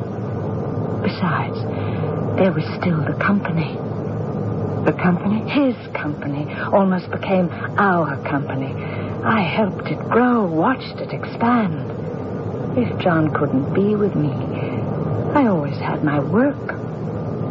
I have an aptitude for business, you know. And that was enough for you? Yes. Well, I guess if you wait long enough, it pays off. I don't understand. He finally married you. Oh, that. Well, we all can't wait forever. I wasn't aware we all were. Are you Detective Weston? Am I what? Waiting? No. What are you waiting for? Who are you waiting for? We were talking about you, Mrs. Palmer. Why did you kill him? I've already told you it was an accident. What happened that night? Why are you suddenly interested? I'm curious. It's all a matter of record. John had bought me a gun. We'd had 2 robberies already, and he hadn't wanted me to be unprotected while he was out of town. It was about 2 a.m. I heard a car pull up. I knew it couldn't be John. John was away on a fishing trip in Canada. But didn't it occur to you that he might be coming back early? It couldn't be him. That is, I I thought it couldn't be him. You see, if John were coming back sooner, he would surely call me, let me know. Anyway, I could hear the front door opening. I was terrified. I was alone in my home, except for Brooks and Marguerite. Your butler and housekeeper. Yes, their quarters are over the garage. I heard the footsteps in the hallway. Surely, if it were John, he would have turned the lights on. Where were you then? Standing at the top of the stairs. You already had the gun? It was like being in a trance. I could hear my heart beating against my ears. I couldn't feel my arms and legs. I started to walk down the stairs. I was weightless. I floated. Below was a shadowy figure in the darkness.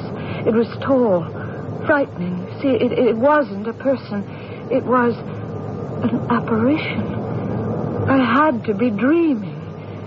Then this apparition, this thing, raised its arm at me. The gun in my hand started firing. You know the rest. Yes, I know the rest. I just have one question. What? Why doesn't anybody believe you?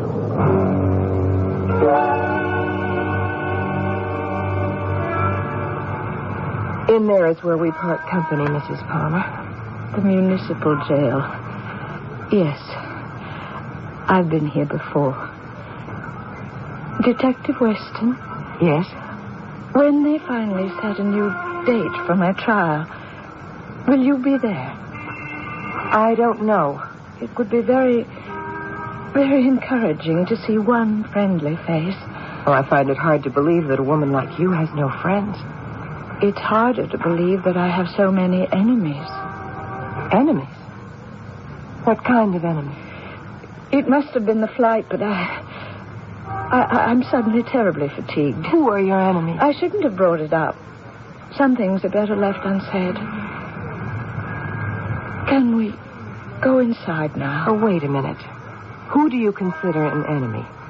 I'm afraid I've already been indiscreet. About what? I don't understand. You don't understand? Then ask yourself this. Why don't I have any friends? And why, with all my money, all my position and influence, can't I find one single person willing to believe my version of what happened? Is it really that far-fetched? Well, you think about it for a while. I already know the truth. It was an accident, even if I'm the only one who knows.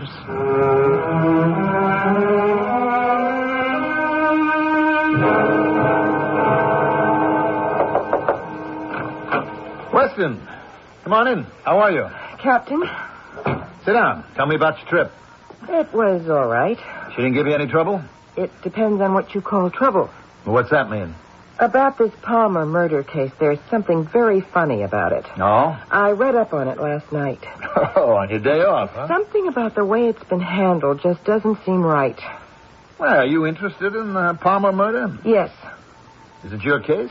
No, but I couldn't help noticing. Well, you've been on homicide for how long now? 6 months. Ah, 6 months makes you an expert, right? I'm beginning to wonder about the motivation for the murder. Ah, here we go with motivations and all this stuff about the psyche and the subconscious. Since when has one human being needed a reason to kill another human being? So, still, Captain, I think... Besides, this isn't like you. Usually you just do your own job. You don't get sidetracked. I mean, you won't as much as look at a case you're not involved in. Well, you changed that when you sent me down to Williamsboro to escort Zelda Palmer back here. Now, I had no desire at all to get involved. But now... You are involved, huh? Captain, I want you to put me on the case.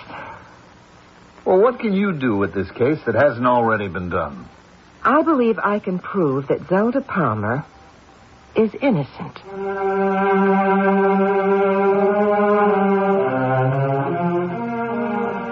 The art of persuasion, it is said, can be taught, acquired. Many, however, believe it is a rare talent that one can only be born with. And though all the people we've met thus far seem to be trying to persuade other people in some direction, it would appear that only one has so far been successful. Of course, this is only Act 1. And when dealing with the human nature, anything is bound to develop. When I return with Act 2.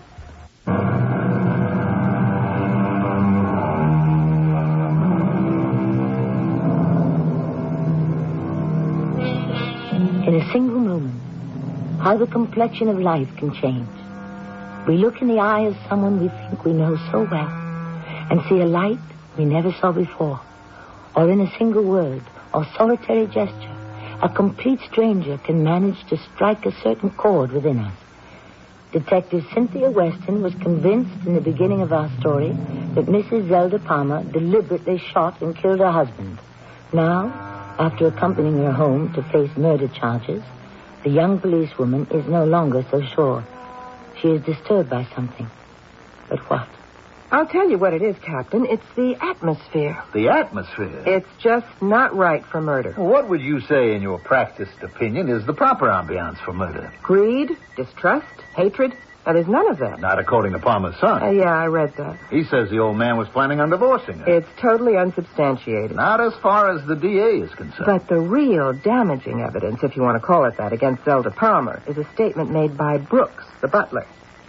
Now, he claims that John Palmer and his wife were having an argument before she shot him. He even cried out. And that is the entire case against her. That's enough to do it.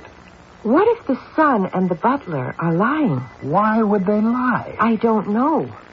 But that's what I'd like to find out.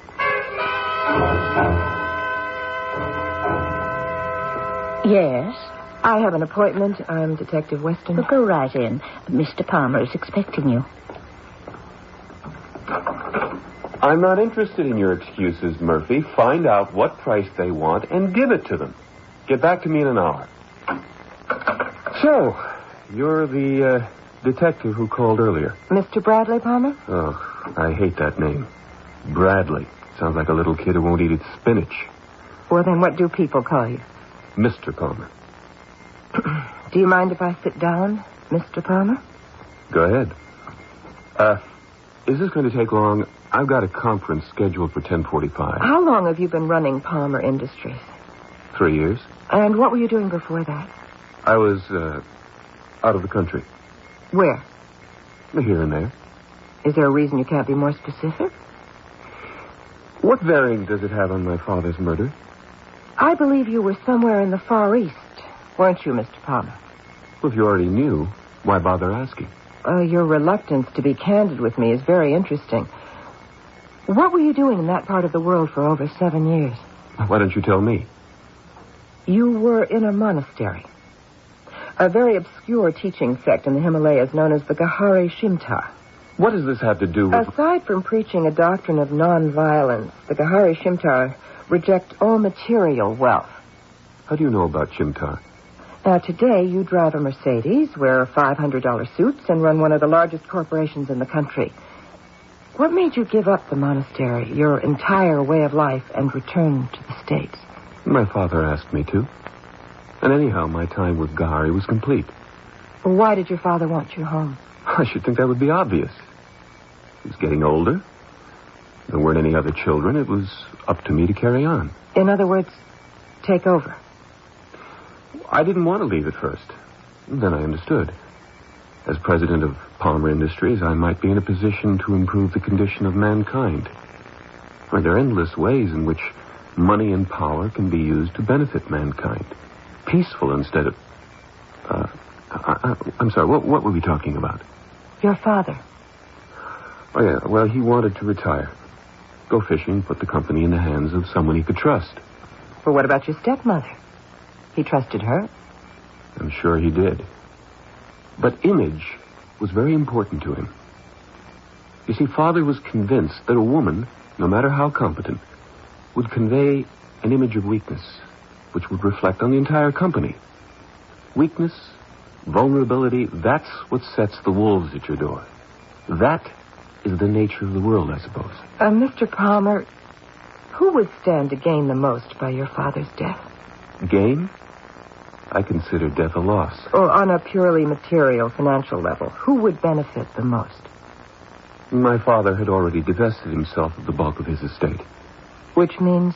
Well, the house, other properties abroad, and cash assets he left to her, my stepmother. What about the company? He signed the controlling interest over to me a year ago. Why do you insist your stepmother's actions were premeditated? Because they were. On what do you base your opinion? I just know, that's all. Mr. Palmer, why did you lie to the district attorney? I haven't the vaguest idea what you're talking about. You claimed that your father confided to you his desire to initiate divorce proceedings against your stepmother. Now, I don't believe such a conversation ever took place, except in your mind. And by what method do you deduce that? Just a hunch. But your answers sewed it up for me. Noticed your first instinct was not denial or outrage, but a smug retort. Thank you for your time. I assure you we'll be speaking again. Very soon.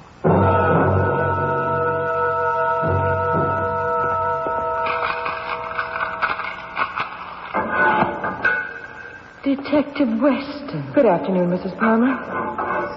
They told me you were taking over my case. I couldn't believe it. Well, I had no choice. They assigned it to me. I thought you had asked. As I explained to you the other day, it was not my wish to become personally involved in your problems. Detective Weston, why are you so afraid to admit that you already are involved? I came here to clear up a few questions. To have empathy for another human being is nothing to be ashamed of. You knew justice was not being served, and that's why you asked to handle the investigation. Mrs. Palmer, if we could get started. And I want you to know, I appreciate your kindness to me, even if nothing The first question I'd like to ask is, who do you consider to be an enemy? I don't understand. What about your stepson? Bradley never liked me. I wouldn't go so far as to call him an enemy, for heaven's sake. Why is he out to get you? I wouldn't exactly say he is out to get me. You're aware of his allegations that his father intended to seek a divorce from you? Yes. Was there any truth to it? Of course not. And yet you still say this man isn't out to destroy you? His testimony establishes a clear motive for you. As it must. Don't you understand? How can I when you're not making any sense? Making sense of something. That's the point. What happened to John? What I did was a senseless mistake. No rhyme, no reason. Just a tragic accident. I'll have to live with the truth of that for the rest of my life. But what about Bradley? He can't face the fact that it all happened as a quirk of fate. Gives him a strange kind of peace of mind to believe his father died for a reason. In an odd sort of way, that sounds plausible. He was always a sensitive boy. I forgive him his thoughts. That's very generous, Zelda, but where does it leave you? I suppose in the long run, it doesn't make a difference. There's a world of difference between first-degree murder and negligent homicide. We could even get you off with self-defense. I don't see how. Brooks, the butler. He is the star witness for the prosecution. The case really hinges on his testimony. The man despises me. That's why he lied. He said we were having an argument. John and I never argued. He said he heard John cry out before I shot him. I wish to heaven he had. I would have known who it was and never would have pulled it. This is my punishment. I'll never stop paying for it, never. All right, please, Mrs. Palmer, calm down. I liked it when you called me Zelda. It made me feel as if I had a friend. Well, you do have a friend. You understand what it feels like when a situation seems terribly hopeless? Yes, I understand. More than you know.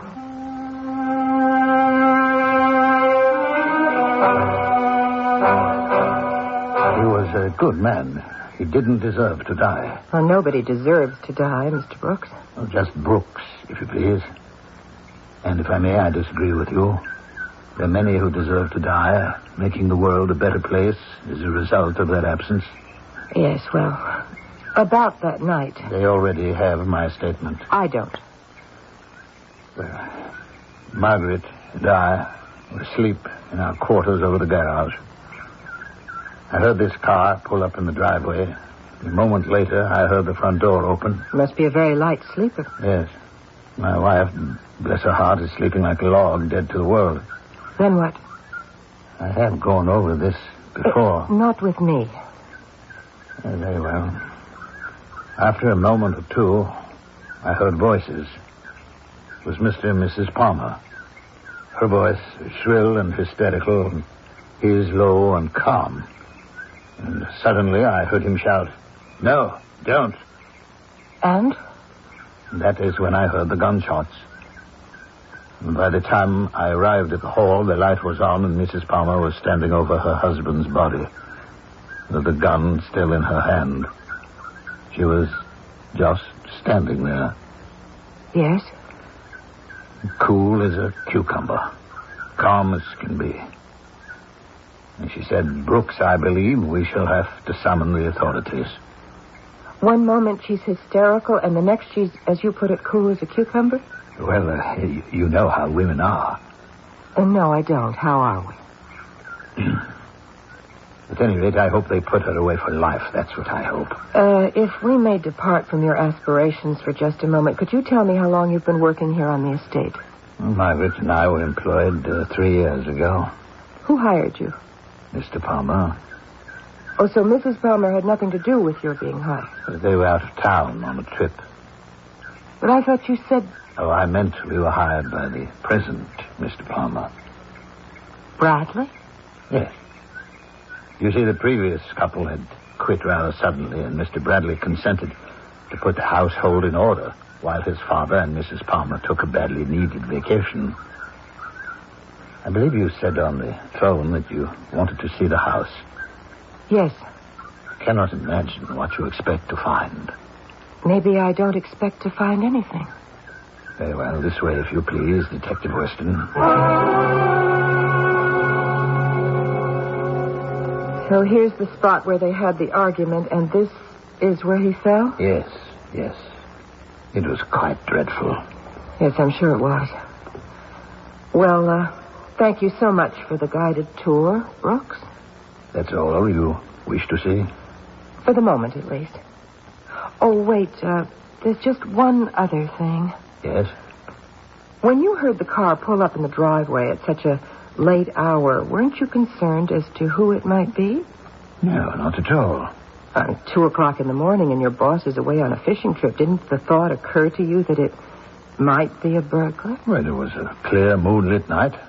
I could see the car quite clearly from my window. It was Mr. John's white Mercedes. You're sure? Of course I'm sure. Thank you.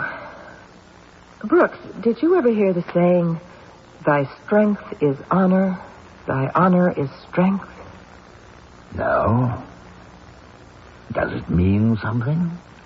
I was hoping maybe you could tell me. I haven't the vaguest idea. Now, first the son, then the butler. I have never seen 2 more atrocious liars in my life, Captain. But you don't know if they're lying. I know. Consider this.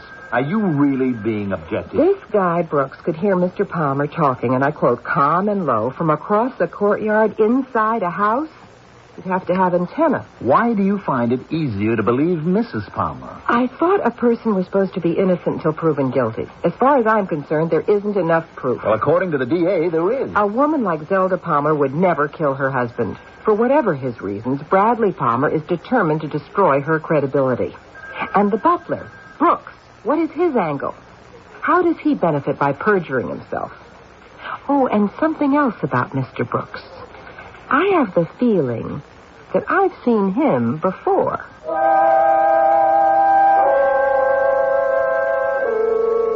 This seems to be a story where everyone has something to hide. The wealthy widow, the stepson, and the butler. Not a particularly unusual brew for murder and intrigue. The possible combinations are infinite, but there can only be one correct solution. Each of these people holds a missing piece of the giant puzzle. When, at last, the pieces are put together, we'll be able to see the complete picture. A picture just about ready for viewing in Act 3.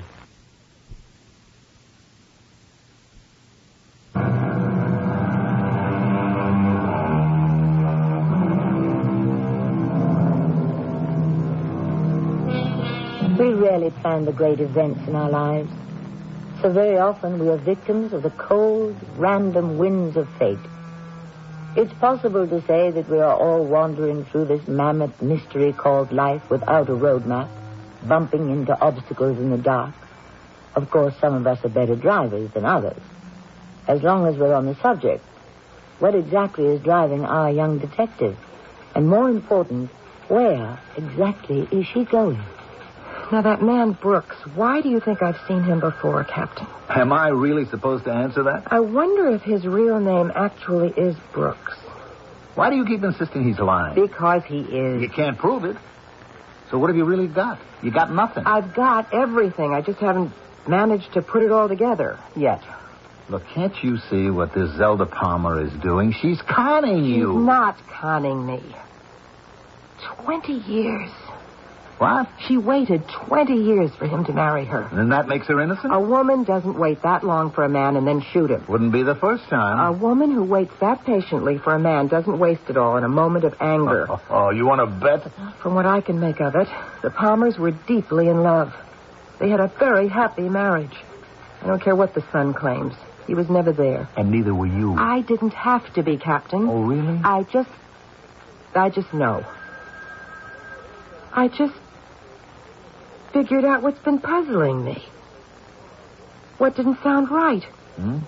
No one has ever disputed the fact that the shooting took place in the dark. Well, she had enough light to take aim and get him right in the head. I'm not arguing that point. The fact remains that the incident occurred in almost total darkness. So? The entire case rests on the butler's statement that the Palmers were having an argument, a violent argument. Well, there we are. Where are we? Who has a violent argument in the dark? Who has an emotional, face-to-face confrontation in the dark? That's it? Yes. How many quarrels take place with the lights out? Obviously, you're not married. Quarrels of sufficient magnitude to result in murder? The lights are almost always turned on. The confrontation is eye to eye. That is your opinion. But it's so obvious. Maybe to you. So now the question remains the same. What do Mr. Palmer and Mr. Brooks have to gain by lying? Detective Weston, unfortunately, you've caught me at a rather busy time. This will only take a few minutes, Mr. Palmer. I must say you're very persistent. Brooks, the butler on your father's estate, he's very indebted to you. Why say that? Well, you hired him and his wife. Well, it doesn't exactly make one indebted, does it? It's very difficult to find a job of that caliber with a police record. See, I knew Brooks' face was familiar, so I spent some time going through old mug books. Mr. Brooks' real name is Wilbur Hopkins. His wife's real name is Edith. Both of them served over 20 years for armed robbery. They paid for their crimes. You're quite a believer in justice, aren't you? I believe that the punishment should fit the crime. It was very generous of you to give Wilbur and Edith a new lease on life. It takes a lot of influence to establish two people in new identities. As I said, they paid for their crime. And they deserved a second chance? Yes. Mr. Palmer, is this what you meant by using power and position to help those less fortunate? Perhaps. How very charitable of you. Acts of charity should be performed discreetly. I suppose you learned that from the monks of Gahari Shinta? No, from my father. Kindness and generosity are signs of weakness. Competitors are more likely to try to take advantage. One's image becomes less intimidating, more human, more vulnerable. We're on the topic of image again. Now, a man at the mercy of a woman, how much more vulnerable can he be? Who are we talking about? You or your father? To be shot, unable to defend himself. She was always a rash, impossible woman. And I made it a point to avoid her. What did she do before all this to make you hate her so terribly? Hate's a strong word. I prefer dislike. I'm going on the assumption that she's innocent in the case of your father. If that's so, what would prompt you to lie? You assume a great deal. I know a great deal. About time. A woman doesn't spend years waiting for a man she doesn't love. And a man doesn't spend 7 years in a monastery just to kill time. Not a man like you. I learned a great deal. I believe that. Much of what you learned you still practice. This entire subject of vulnerability, weakness. You claim the philosophy is a legacy of your father. But doesn't Shimtar also preach hiding weakness? Conveying an image of strength to avoid violent confrontation? How do you know about all these things? There's a very fine university in this town with a very fine library. Mr. Palmer, in many ways, you are still Shimtar. Everything you do and say has a special motivation behind it. Why are you out to destroy your stepmother? Destroy, that's another word I find distasteful. Detective Weston, do you have any children? I'm not married. Women with your intelligence and beauty should be married. Look, I can go home and hear this. You were saying about children? Perhaps if I'd been her real son, instead of her stepson, perhaps if she'd been able to have a child of her own, maybe she would never have felt the need to... The need to what? That I can't tell you. Can't or won't? Both.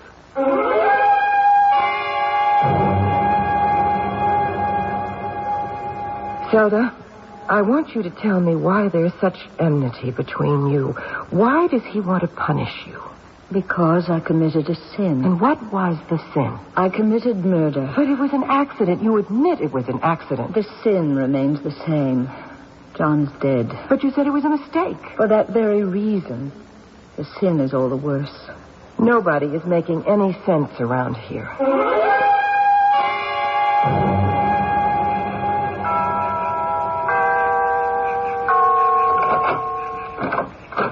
Detective Weston? I hope I haven't disturbed you at this late hour, Brooks. Well, you did tell me to expect you sometime past midnight. I wanted to check a few things out when the light conditions were similar to the way they were on that night. The moon is about the same. As you requested, I have switched off the lamps. Maybe you could just turn them on to guide me up to Mrs. Palmer's room. Brooks? Whatever you wish. I want to see just what she saw that night. Very well, this way, please.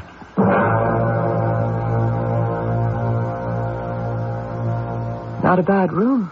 Yes, she chose a suite in the front of the house, although she could have had one of the quieter ones in the back.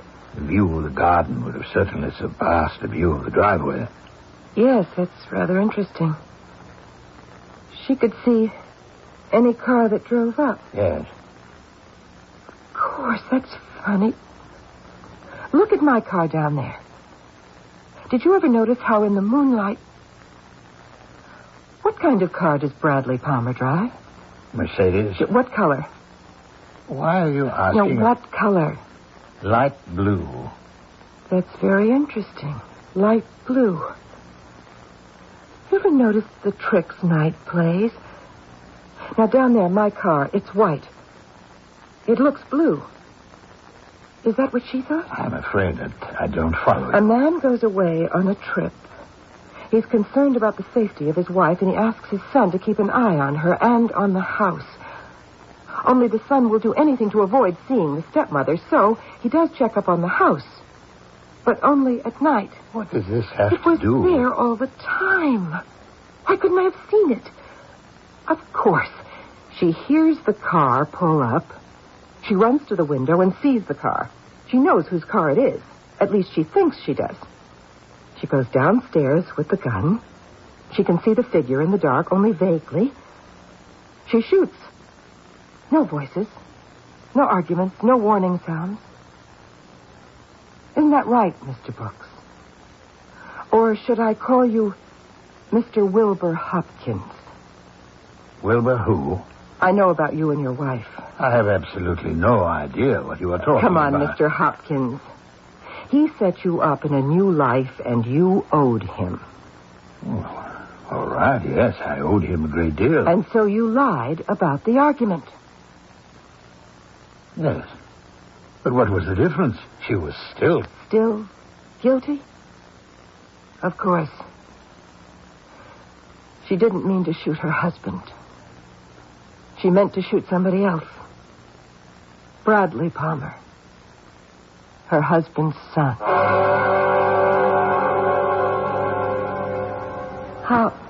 How did you find out?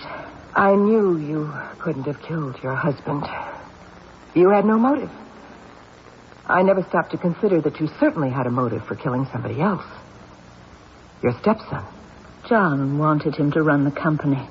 I could have done a much better job. I loved the company much more than Bradley did. He didn't help build it, watch it grow. So when you looked out of your bedroom window that night, you thought it was Bradley's car, didn't you? John wanted his son to carry on. Why not me, his wife? The thought never occurred to you that your husband might come home early, so in the darkness, you made a mistake. You killed the wrong man. It was an unforgivable mistake. If it had been Bradley who died, the police would have believed me. They would have believed that I thought I was shooting a burglar. But who would believe a woman shooting her own husband? I would have believed you, Mrs. Palmer. For a while, I did. What are you going to do, Detective Weston? I'm not going to do anything. I don't understand. I'm going to leave things just the way they are. You did murder your husband. Bradley Palmer was quite right when he said it. The punishment should fit the crime. At least you can help me convince people. Let them know I love John. I would never want to kill John. That's all I want people to know. They're never going to know, Mrs. Palmer. And in truth, that's going to be your punishment.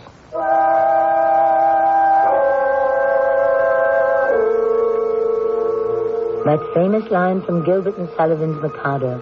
My object all sublime I shall achieve in time to make the punishment fit the crime. This thought, of course, isn't original with musical theater.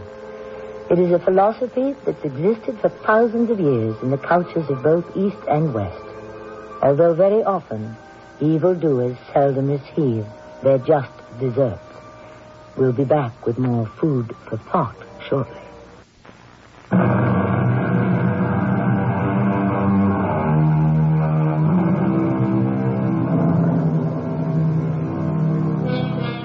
There are none so blind as they who cannot see. In this story, we've dealt with people who are blind in their points of view, limited by their own unfortunate experiences. Whether she's convicted for one murder or another, Mrs. Zelda Palmer's physical punishment will be the same. But the most important punishments take place within the mind and heart, because it is within our soul that we must be fully answerable to whatever power exists. Our cast included Terry Keane, Carol Teitel, Keir DeLay, and Mandel Kramer. The entire production was under the direction of Hyman Brown. Radio Mystery Theater was sponsored in part by Raven House Paperback Mysteries. This is Tammy Grimes, inviting you to return to our Mystery Theater for another adventure in the macabre. Until next time, pleasant dreams.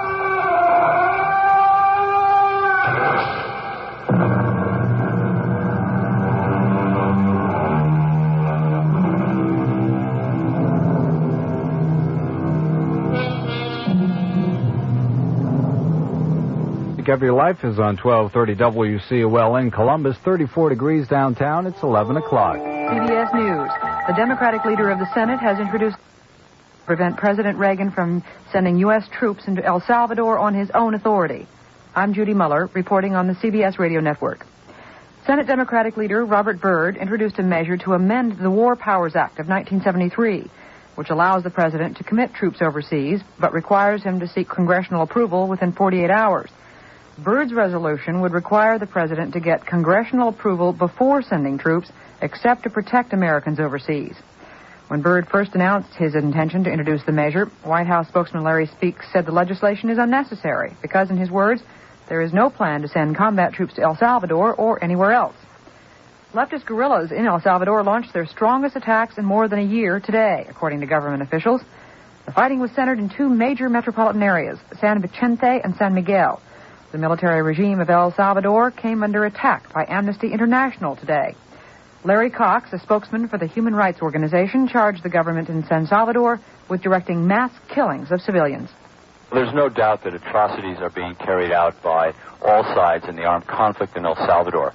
But the evidence we have shows overwhelmingly that the majority of these killings are being carried out by the security forces of the government of El Salvador, that they are directed against non-combatants, civilians who are not engaged in guerrilla warfare, and that they amount to torture, murder, and mass killings. The group says it based its conclusions on a fact-finding mission in 1981 and on the testimony of refugees. More news in a minute. Wednesday on CBS television, Hal Linden stars as the father who abandoned his family 8 years ago, only to have tragedy thrust them together. You both need a father. Come in. Welcome. I'm Tammy Grimes. There was a time in this land of ours, particularly south of the Mason and Dixon line, when living was genteel, where good manners, politeness, and appearances counted for more than reality. But hidden under the externals, there could be hatred, jealousy, and even murder, as we find in our tale today. Julia, this is the third letter I've received in the last 3 days. They're all the same. What does it say, Uncle? Leave $100,000 in unmarked bills on midnight Saturday at the place by the river. You know the place we mean. This is our last communication. If you do not buy our silence, you will regret it for the short time you have left to live. That's terrible. Is it signed? It's like the others, with a heart pierced by an arrow.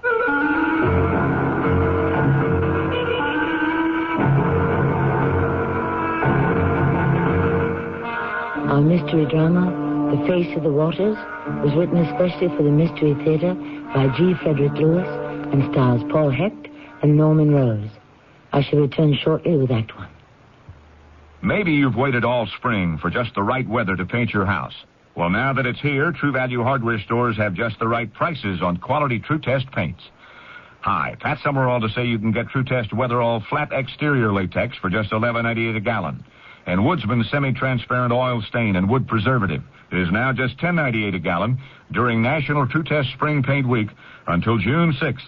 Exclusively at participating True Value hardware stores and home centers, where you'll find values in every department.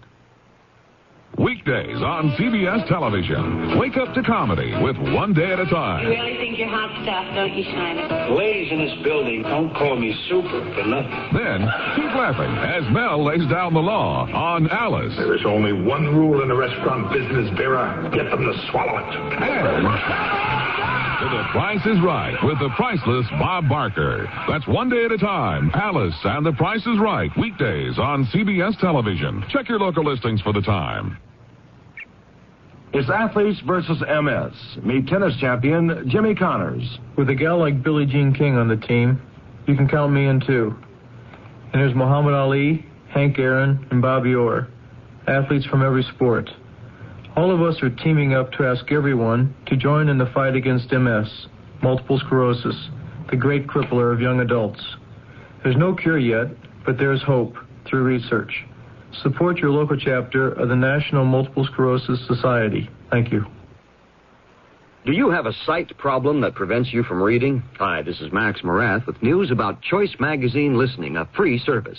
6 times yearly, Choice Magazine Listening brings you, on 8 RPM phonograph records, 8 hours of selections from leading magazines. For information, write Listening Box 10, Port Washington, New York, 11050. Remember, it's free. Write Listening Box 10, Port Washington, New York, 11050. A public service message on behalf of the nonprofit Lucerna Fund.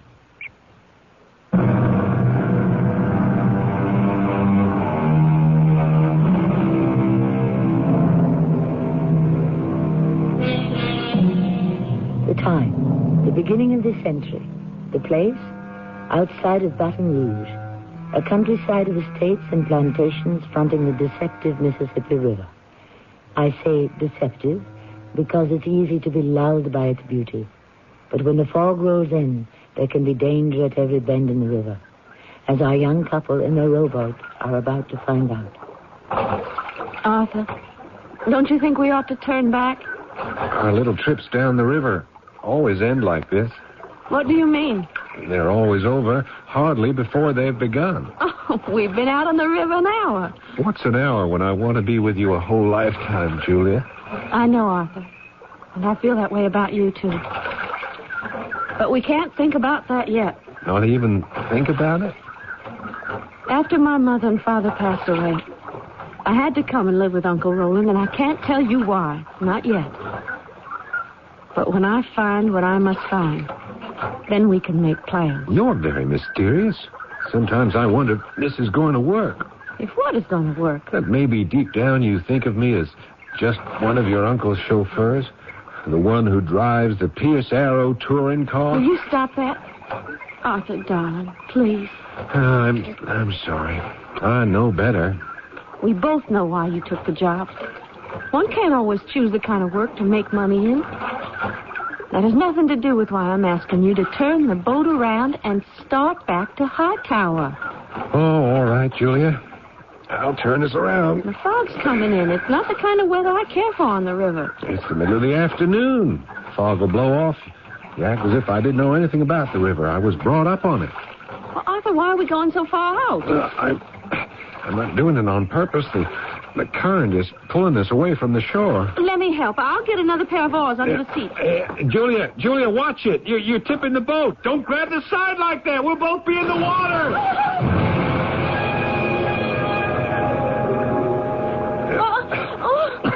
It's all right. I got you, Julia. Just relax. I can swim it. Take it easy. Oh, the boat. Can't we make it to the boat? I can't see it. The current is taking it out of sight. Oh, how far is it to land? It's all right. I can see Hightower. Oh, what's Uncle Roland going to say? Julia, can we discuss this when we get there? It's over a mile, and there are these thick patches of fog. I can't talk to you. I don't want to swim us into a floating log. And that was the beginning, a sort of comedy start to a tragic end. I won't keep you all in suspense. Of course, I got Julia back to Hightower safely, wet through and through, but all in one piece. Her Uncle Roland did not appreciate the rescue. It's a disgrace, my dear. There's no other word for it. The Laverne family has lived in Hightower for generations, and now you come along and...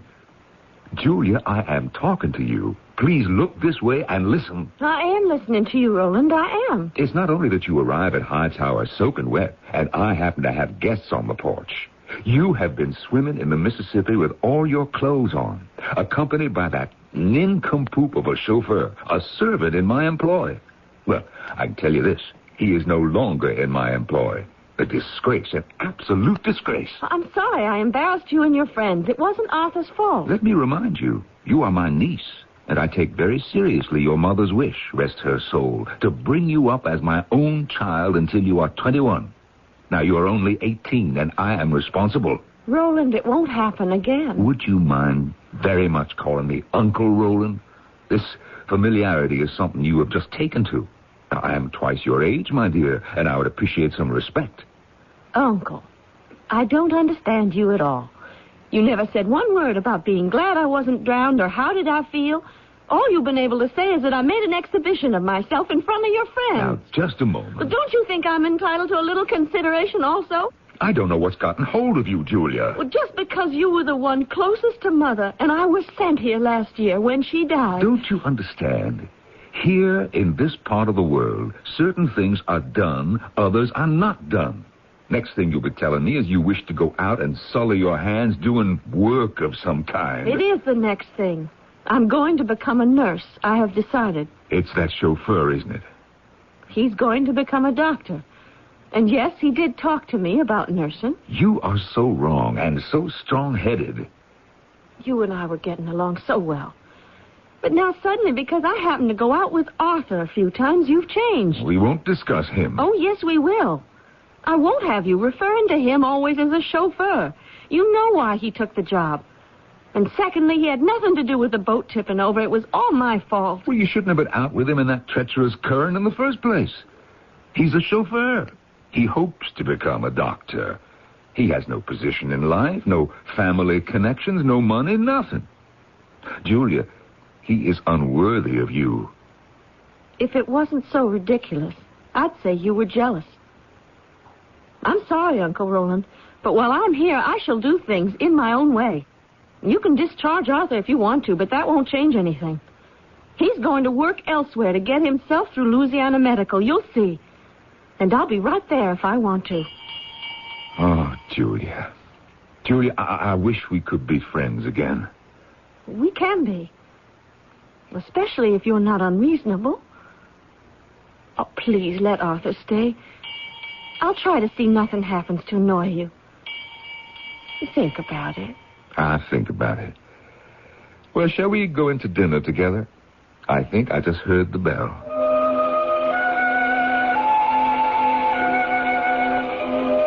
Harrison, I don't like young Arthur Hammond. I never did, never could. Do you mind if I interrupt you, Roland? I think this is more important. It's about your acquisition of all that land adjacent to yours. The Parker Hill plantation? Yeah, I know. But I told you I will not meet their asking price, and that is final. They've come down. Colonel Parker stopped by yesterday. Well, why didn't you say so? Well, you came storming in here, squawking about your niece and your chauffeur. I could hardly get a word in. What do you do with an 18-year-old like that? Roland, we've known one another for years. May I be frank?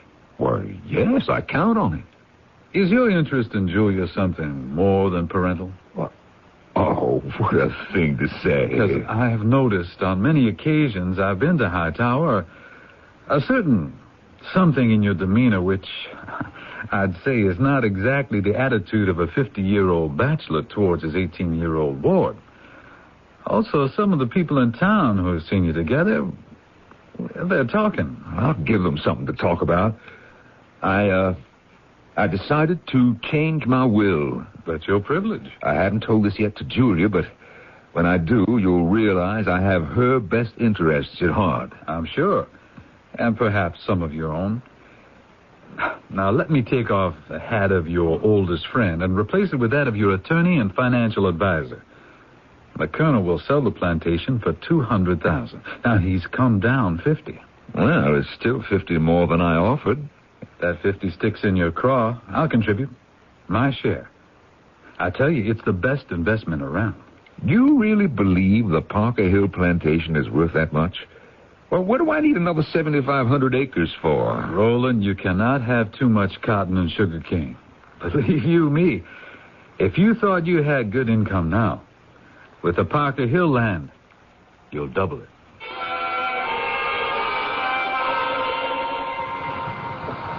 Arthur Hammond?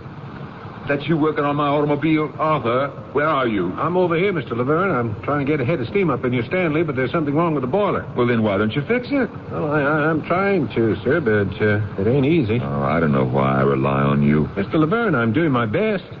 They're all running pretty well. I got up to 50 on the Pierce Arrow, and the Hubmobile is doing an even 30. All except the Stanley steamer. Hey, if you can't fix it, maybe you can show me what's wrong. Certainly, sir. Oh, yeah. You see, sir, where the steam is escaping here? That's why she loses power. There's a valve underneath that'll have to be replaced. Well, then why don't you shut it down and replace it? I was just about to do that, sir, but as you can see, there's hardly any room to move under there. To take that hood, you see, it don't swing up far enough. I have to find this long iron bar to prop it up higher. Yeah, she's solid, this bar. Hammond, Arthur, I came down to the garage to tell you one thing. I would appreciate it if you did not see my niece anymore. What? Don't you think Julia is old enough to know what she's doing? No, I do not. Now, look, I'll put it to you differently. If you see her once more, away from your job here, well, I shall have to let you go. So be it. Well, what kind of an answer is that? The only one I can make. Perhaps you don't think I'm serious, but I am. One more infraction, and I shall have Dobson take all your belongings out of the room you occupy over the garage and lock the door. I wouldn't do that, Mr. Laverne. You wouldn't do what? That iron bar you're thinking of picking up, you won't frighten anybody with that, so don't challenge me. I'm warning you. If I learn you have seen Julia one more time, it'll be too bad for you. I wouldn't do that either, Mr. Laverne. What? Threaten people. I am in very good physical shape, and I can defend myself quite easily. Don't you lift up that iron bar? Whippersnapper, you defy me, would you? Put that down. I hate you. Forgive me, but what else can I do? Mr. Laverne? Mr. Laverne? Mr. Laverne, wake up. Wake up, sir. What? You're all right. Here, let me help you to your feet. Steady now. The dizziness will pass. You hit me. Now, you're going to be very sorry, young man. Very sorry. I'm already sorry, Mr. Laverne. I never dreamed this kind of thing would happen, but some people just won't listen to reason. It was too bad. I love Julia, and I hoped that the objections of her uncle would in time disappear, but somehow, without wanting to, I'd made a total enemy of the man. I'm afraid I hit him somewhat harder than I intended, but on that day I had no idea how much harder Roland Laverne planned to revenge himself on me.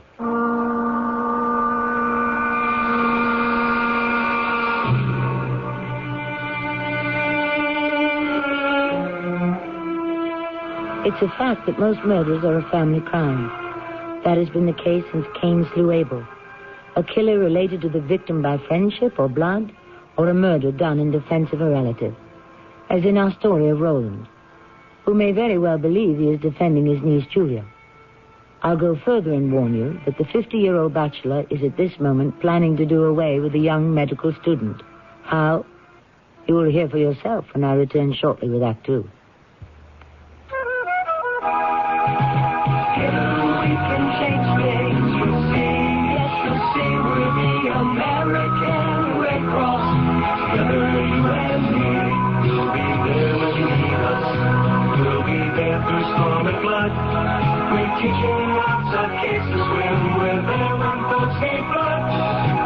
The Red Cross is there to help folks help themselves in so many ways, like teaching you and your family about health and safety.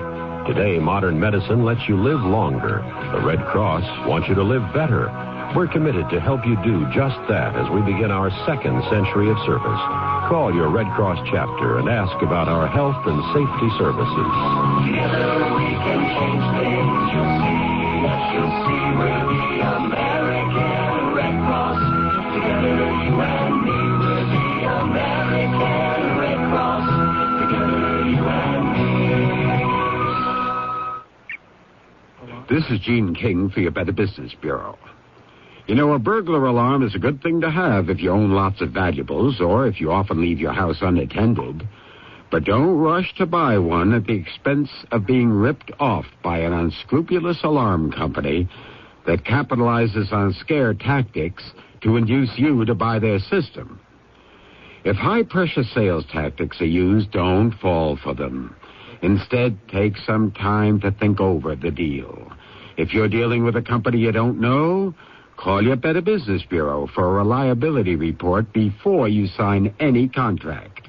And it's a good idea to check out the different types of systems offered. And once you've found the right one, get bids from 3 different companies so you can compare prices. And ask for names of former customers you may contact. If the company stands behind its product, it'll be happy to comply. A tip from your Better Business Bureau.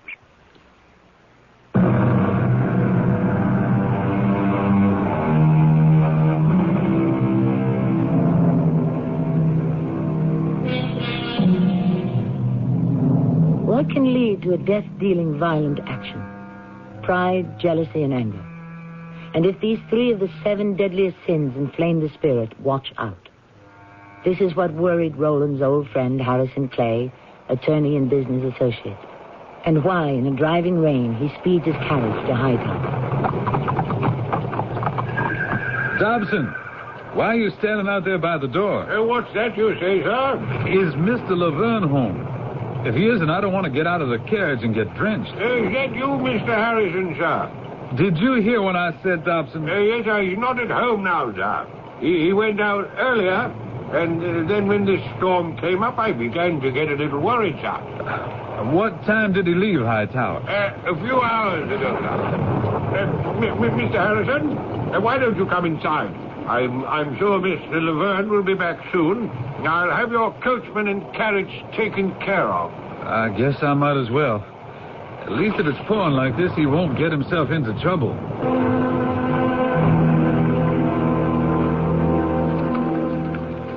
Roland, where have you been? I've been waiting an age. I see you got caught in the storm.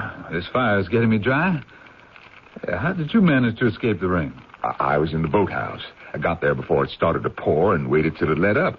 Ooh, chilled to the marrow. Dobson, come in here and put some more wood on the fire. Very good, sir. And when you've done that, bring some brandy in a hurry. For you too, Harrison? I wouldn't mind. Stand yourself in front of the fire. Bring 2 glasses, Dobson. Oh, yes. That's better. What are you doing here today? What were you doing chasing off to the boathouse? And with that Arthur Hammond. If I lay my hands on him... that's why I came over. I had a feeling from the way you were talking yesterday you might do something foolish. Oh, Dobson, good. Set the tray down. We'll help ourselves. Foolish? What are you talking about? Help yourself, Harrison. You went to the boathouse and... That was after I'd been to the garage. You were looking for Julia. Or Arthur. They weren't there. And then I went to the boathouse. Well, they weren't there either? No, but a rowboat was missing. Those 2 are out on the river again, and I hope they got good and soaked for their trouble. Why were you chasing after Julia? Well, she had persuaded me it would be wrong to discharge him, and by that I inferred she would not see him again. And then I came across a note from him in her bedroom, telling her where and at what time to meet him. She'd torn it up, but I put the pieces together. You went into Julia's bedroom and spied on her? Now, Roland, that isn't worthy of you. Oh, no. I'm not going to stand idly by and let this creature steal my niece. Well, how are you going to avoid it? It's very simple. I am going to kill him. I hope you're joking. I am quite serious. I don't believe you. If you had any such intentions, you wouldn't tell anyone. Well, you're quite mistaken. Harrison, you are my attorney. What I'm now telling you is protected by client-lawyer privilege. And what's more, if my act should be discovered, you will defend me. Well, it makes me very sad to see you like this. You are embarking on a course that could only lead to tragedy. And what course do you think I'm on now? If I let things go on as they are, I shall lose a woman. Is that true? The girl is only 18. And I am 50. But at least I want a chance to win her. If I must kill to do it, I shall.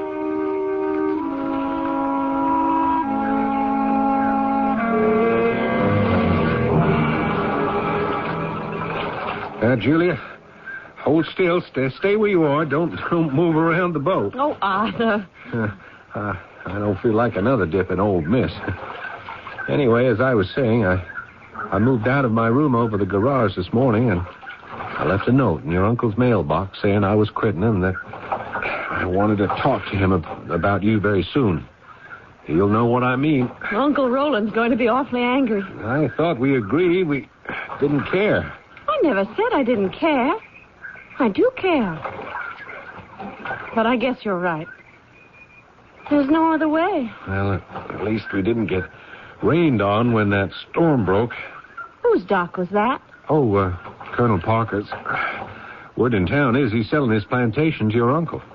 Uncle's going to be the first zillionaire in Louisiana. Does that matter to you? Arthur, he hates it when I'm not there for dinner. Well, I thought we'd be back before dark. It antagonizes him so. I'm afraid it's getting dark, and we don't even have a lantern. Have you any idea how far we are from Hightower? Oh, we'll make it, Julia. This river's my friend, honest. I swum in it fished in it. Old Mississippi never reached out and hurt me. What about the last time when we got a good ducking? The river's not responsible for landlubbers who tip the boat and fall in.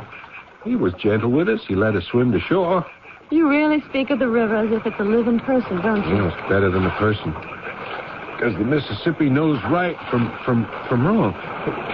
Hey, whoa. What's the matter? Hey, the current is fighting me like anything. I can't keep us to the shoreline. What's that noise? That roaring sound? I can't think. There's no cataract or waterfall anywhere downstream. That's what it sounds like. It's a whirlpool. We're caught in a whirlpool. We're going round and round. Oh, I can't stop it. It's pulling us in circles like a matchstick. Oh, Lord. Hey, there's a paddle wheeler coming towards us through the park. But don't they see us? Stop! There's a boat out here! He can't see us. He doesn't see us. Arthur, can't you pull us out of his way?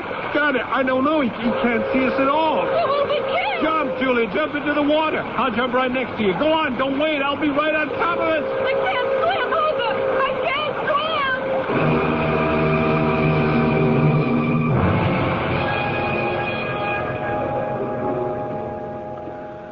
Stop pacing, Roland. The doctor isn't going to come out of the operating room any faster because you're walking up and down the hospital corridor. I could kill him. Will you sit down, Roland? Save your resources. They're all doing their best for her. I don't mean Dr. Tom. I mean I could kill that idiot who takes her out on the river and doesn't have the sense to keep out of the way of a paddle wheeler. My Lord, it's a wonder she wasn't... Oh, I can't think of it. Roland? She's going to be all right. Oh, Doctor, is that true? Oh, bless you. Oh, she's like a part of me lying there. Is she awake? No, she's still under sedation. But we managed to sew her up, splint the arm and the fractures. Her face. Was it in very bad shape? Tom, what about her face? It isn't badly injured, I'd say. How badly? Well, it's still too early to tell. When I think of that beautiful face, my Julia. Roland, it goes without saying, we'll do all the plastic grafting we know how to do. What about him, that kidnapper? You mean Arthur Hammond? Oh, miraculous. You'll be glad to hear he escaped without a scratch. He's been up all night sitting with Julie, even though she wasn't conscious. And we discharged him this morning. Now, he must have gone back to Hightower. Well, come on, Roland. Let's go home. When can I see Julia? Certainly not before tomorrow. No, it could be the day after. Roland, please. You'll take it easy. So unfair. She'll be just fine. You'll see. He gets off without a scratch. Someone will just have to straighten out the scales of justice to see that they weigh evenly.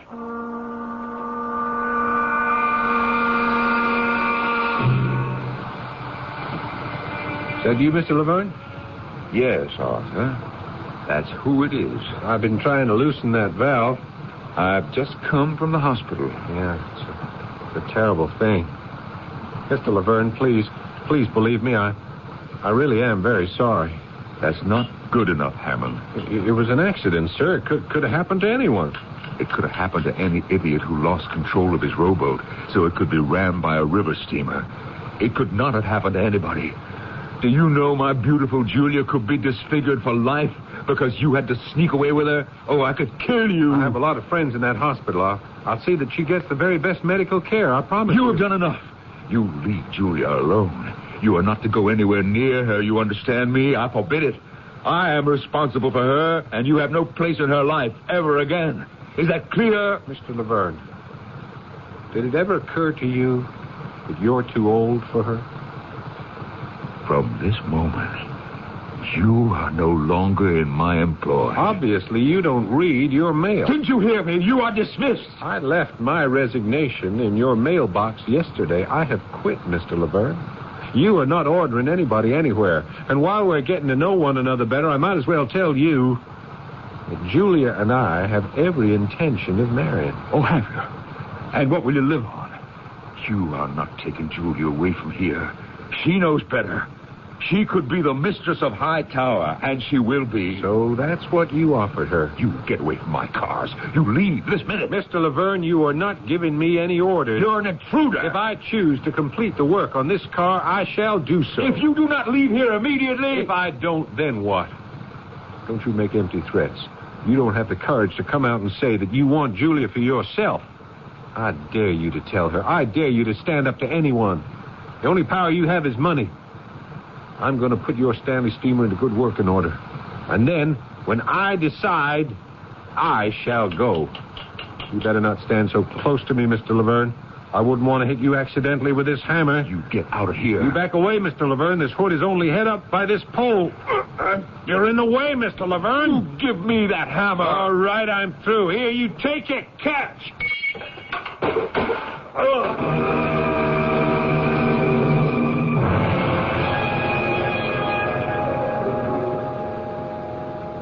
I didn't do it. I didn't do anything. It was all him. He did it all. Threw the hammer at me. It hit the pole that propped up the hood. Look at him. Is he dead? The hood came down and... Oh, he's breathing. I can see he's breathing. The hood knocked him unconscious. Not a drop of blood anywhere. He didn't get cut. Nothing bleeding. Oh, he's right here. This is the time. Now, I could do it. Now is the chance. Drag him over to the Pierce Arrow. Start it up, and the fumes. He dared me openly. He was going to take from me everything that I wanted in life. He knew I wanted her. Now, come along, Mr. Hammond. Inch by inch, I'll pull you by the arms. Now we'll get you up into the car and start the motor.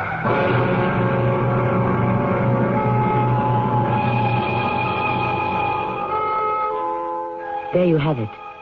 The sad scene of a prideful, angry, jealous man driven to a deed he can only live to regret. A man who has completely lost control over himself. Soon we shall see how love and murder will out. Those words apply are written by William Congreve, the playwright. To tell you frankly, Mr. Congreve, we'd rather not see. But I'm afraid we shall, when I return shortly with Act 3. If you've been waiting to buy a new appliance, your White Westinghouse dealer is now offering great values on brand new White Westinghouse 1982 models of refrigerators, freezers, washers, dryers, dishwashers, and ranges. And just when you need it most, White Westinghouse dealers are featuring a great spring price down event on previous year's models, floor samples, and other price down values. So buy now and clean up at the White Westinghouse Great Spring Price Down. White Westinghouse, we're making things better for you. What do doctors recommend to avoid constipation? These days, doctors stress the importance of dietary fiber to help the system regulate itself naturally. Metamucil is the laxative made from natural fiber, no chemical stimulants. That's why doctors recommend Metamucil more often than any other laxative. Try Metamucil powder or pre-measured packets of Metamucil instant mix in regular or orange flavor and save 50 cents. Look for the coupon in June's Reader's Digest. Read label and follow directions. We're here at the Springfield Women's Club to hear crime dog McGruff speak about... Rape. Oh, no, McGruff, not that. I'm sorry, that's it, rape. Oh, please don't. Listen, ladies, I know rape is not an easy thing to talk about. But rape can happen. Not to me. Anytime, any place. But you can learn how to help protect yourself. We can? How? Send for my book. Write to McGruff, Box 6600, Rockville, Maryland, and help take a bite out of crime. Oh, we will. A message from the Crime Prevention Coalition and the Ad Council. I'm Lorette Rupe, Director of Peace Corps.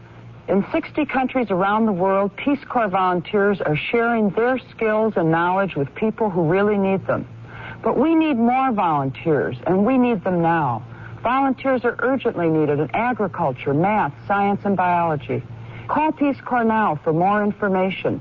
800-424-8580. It's the toughest job you'll ever love. A public service message of this station And Peace Corps.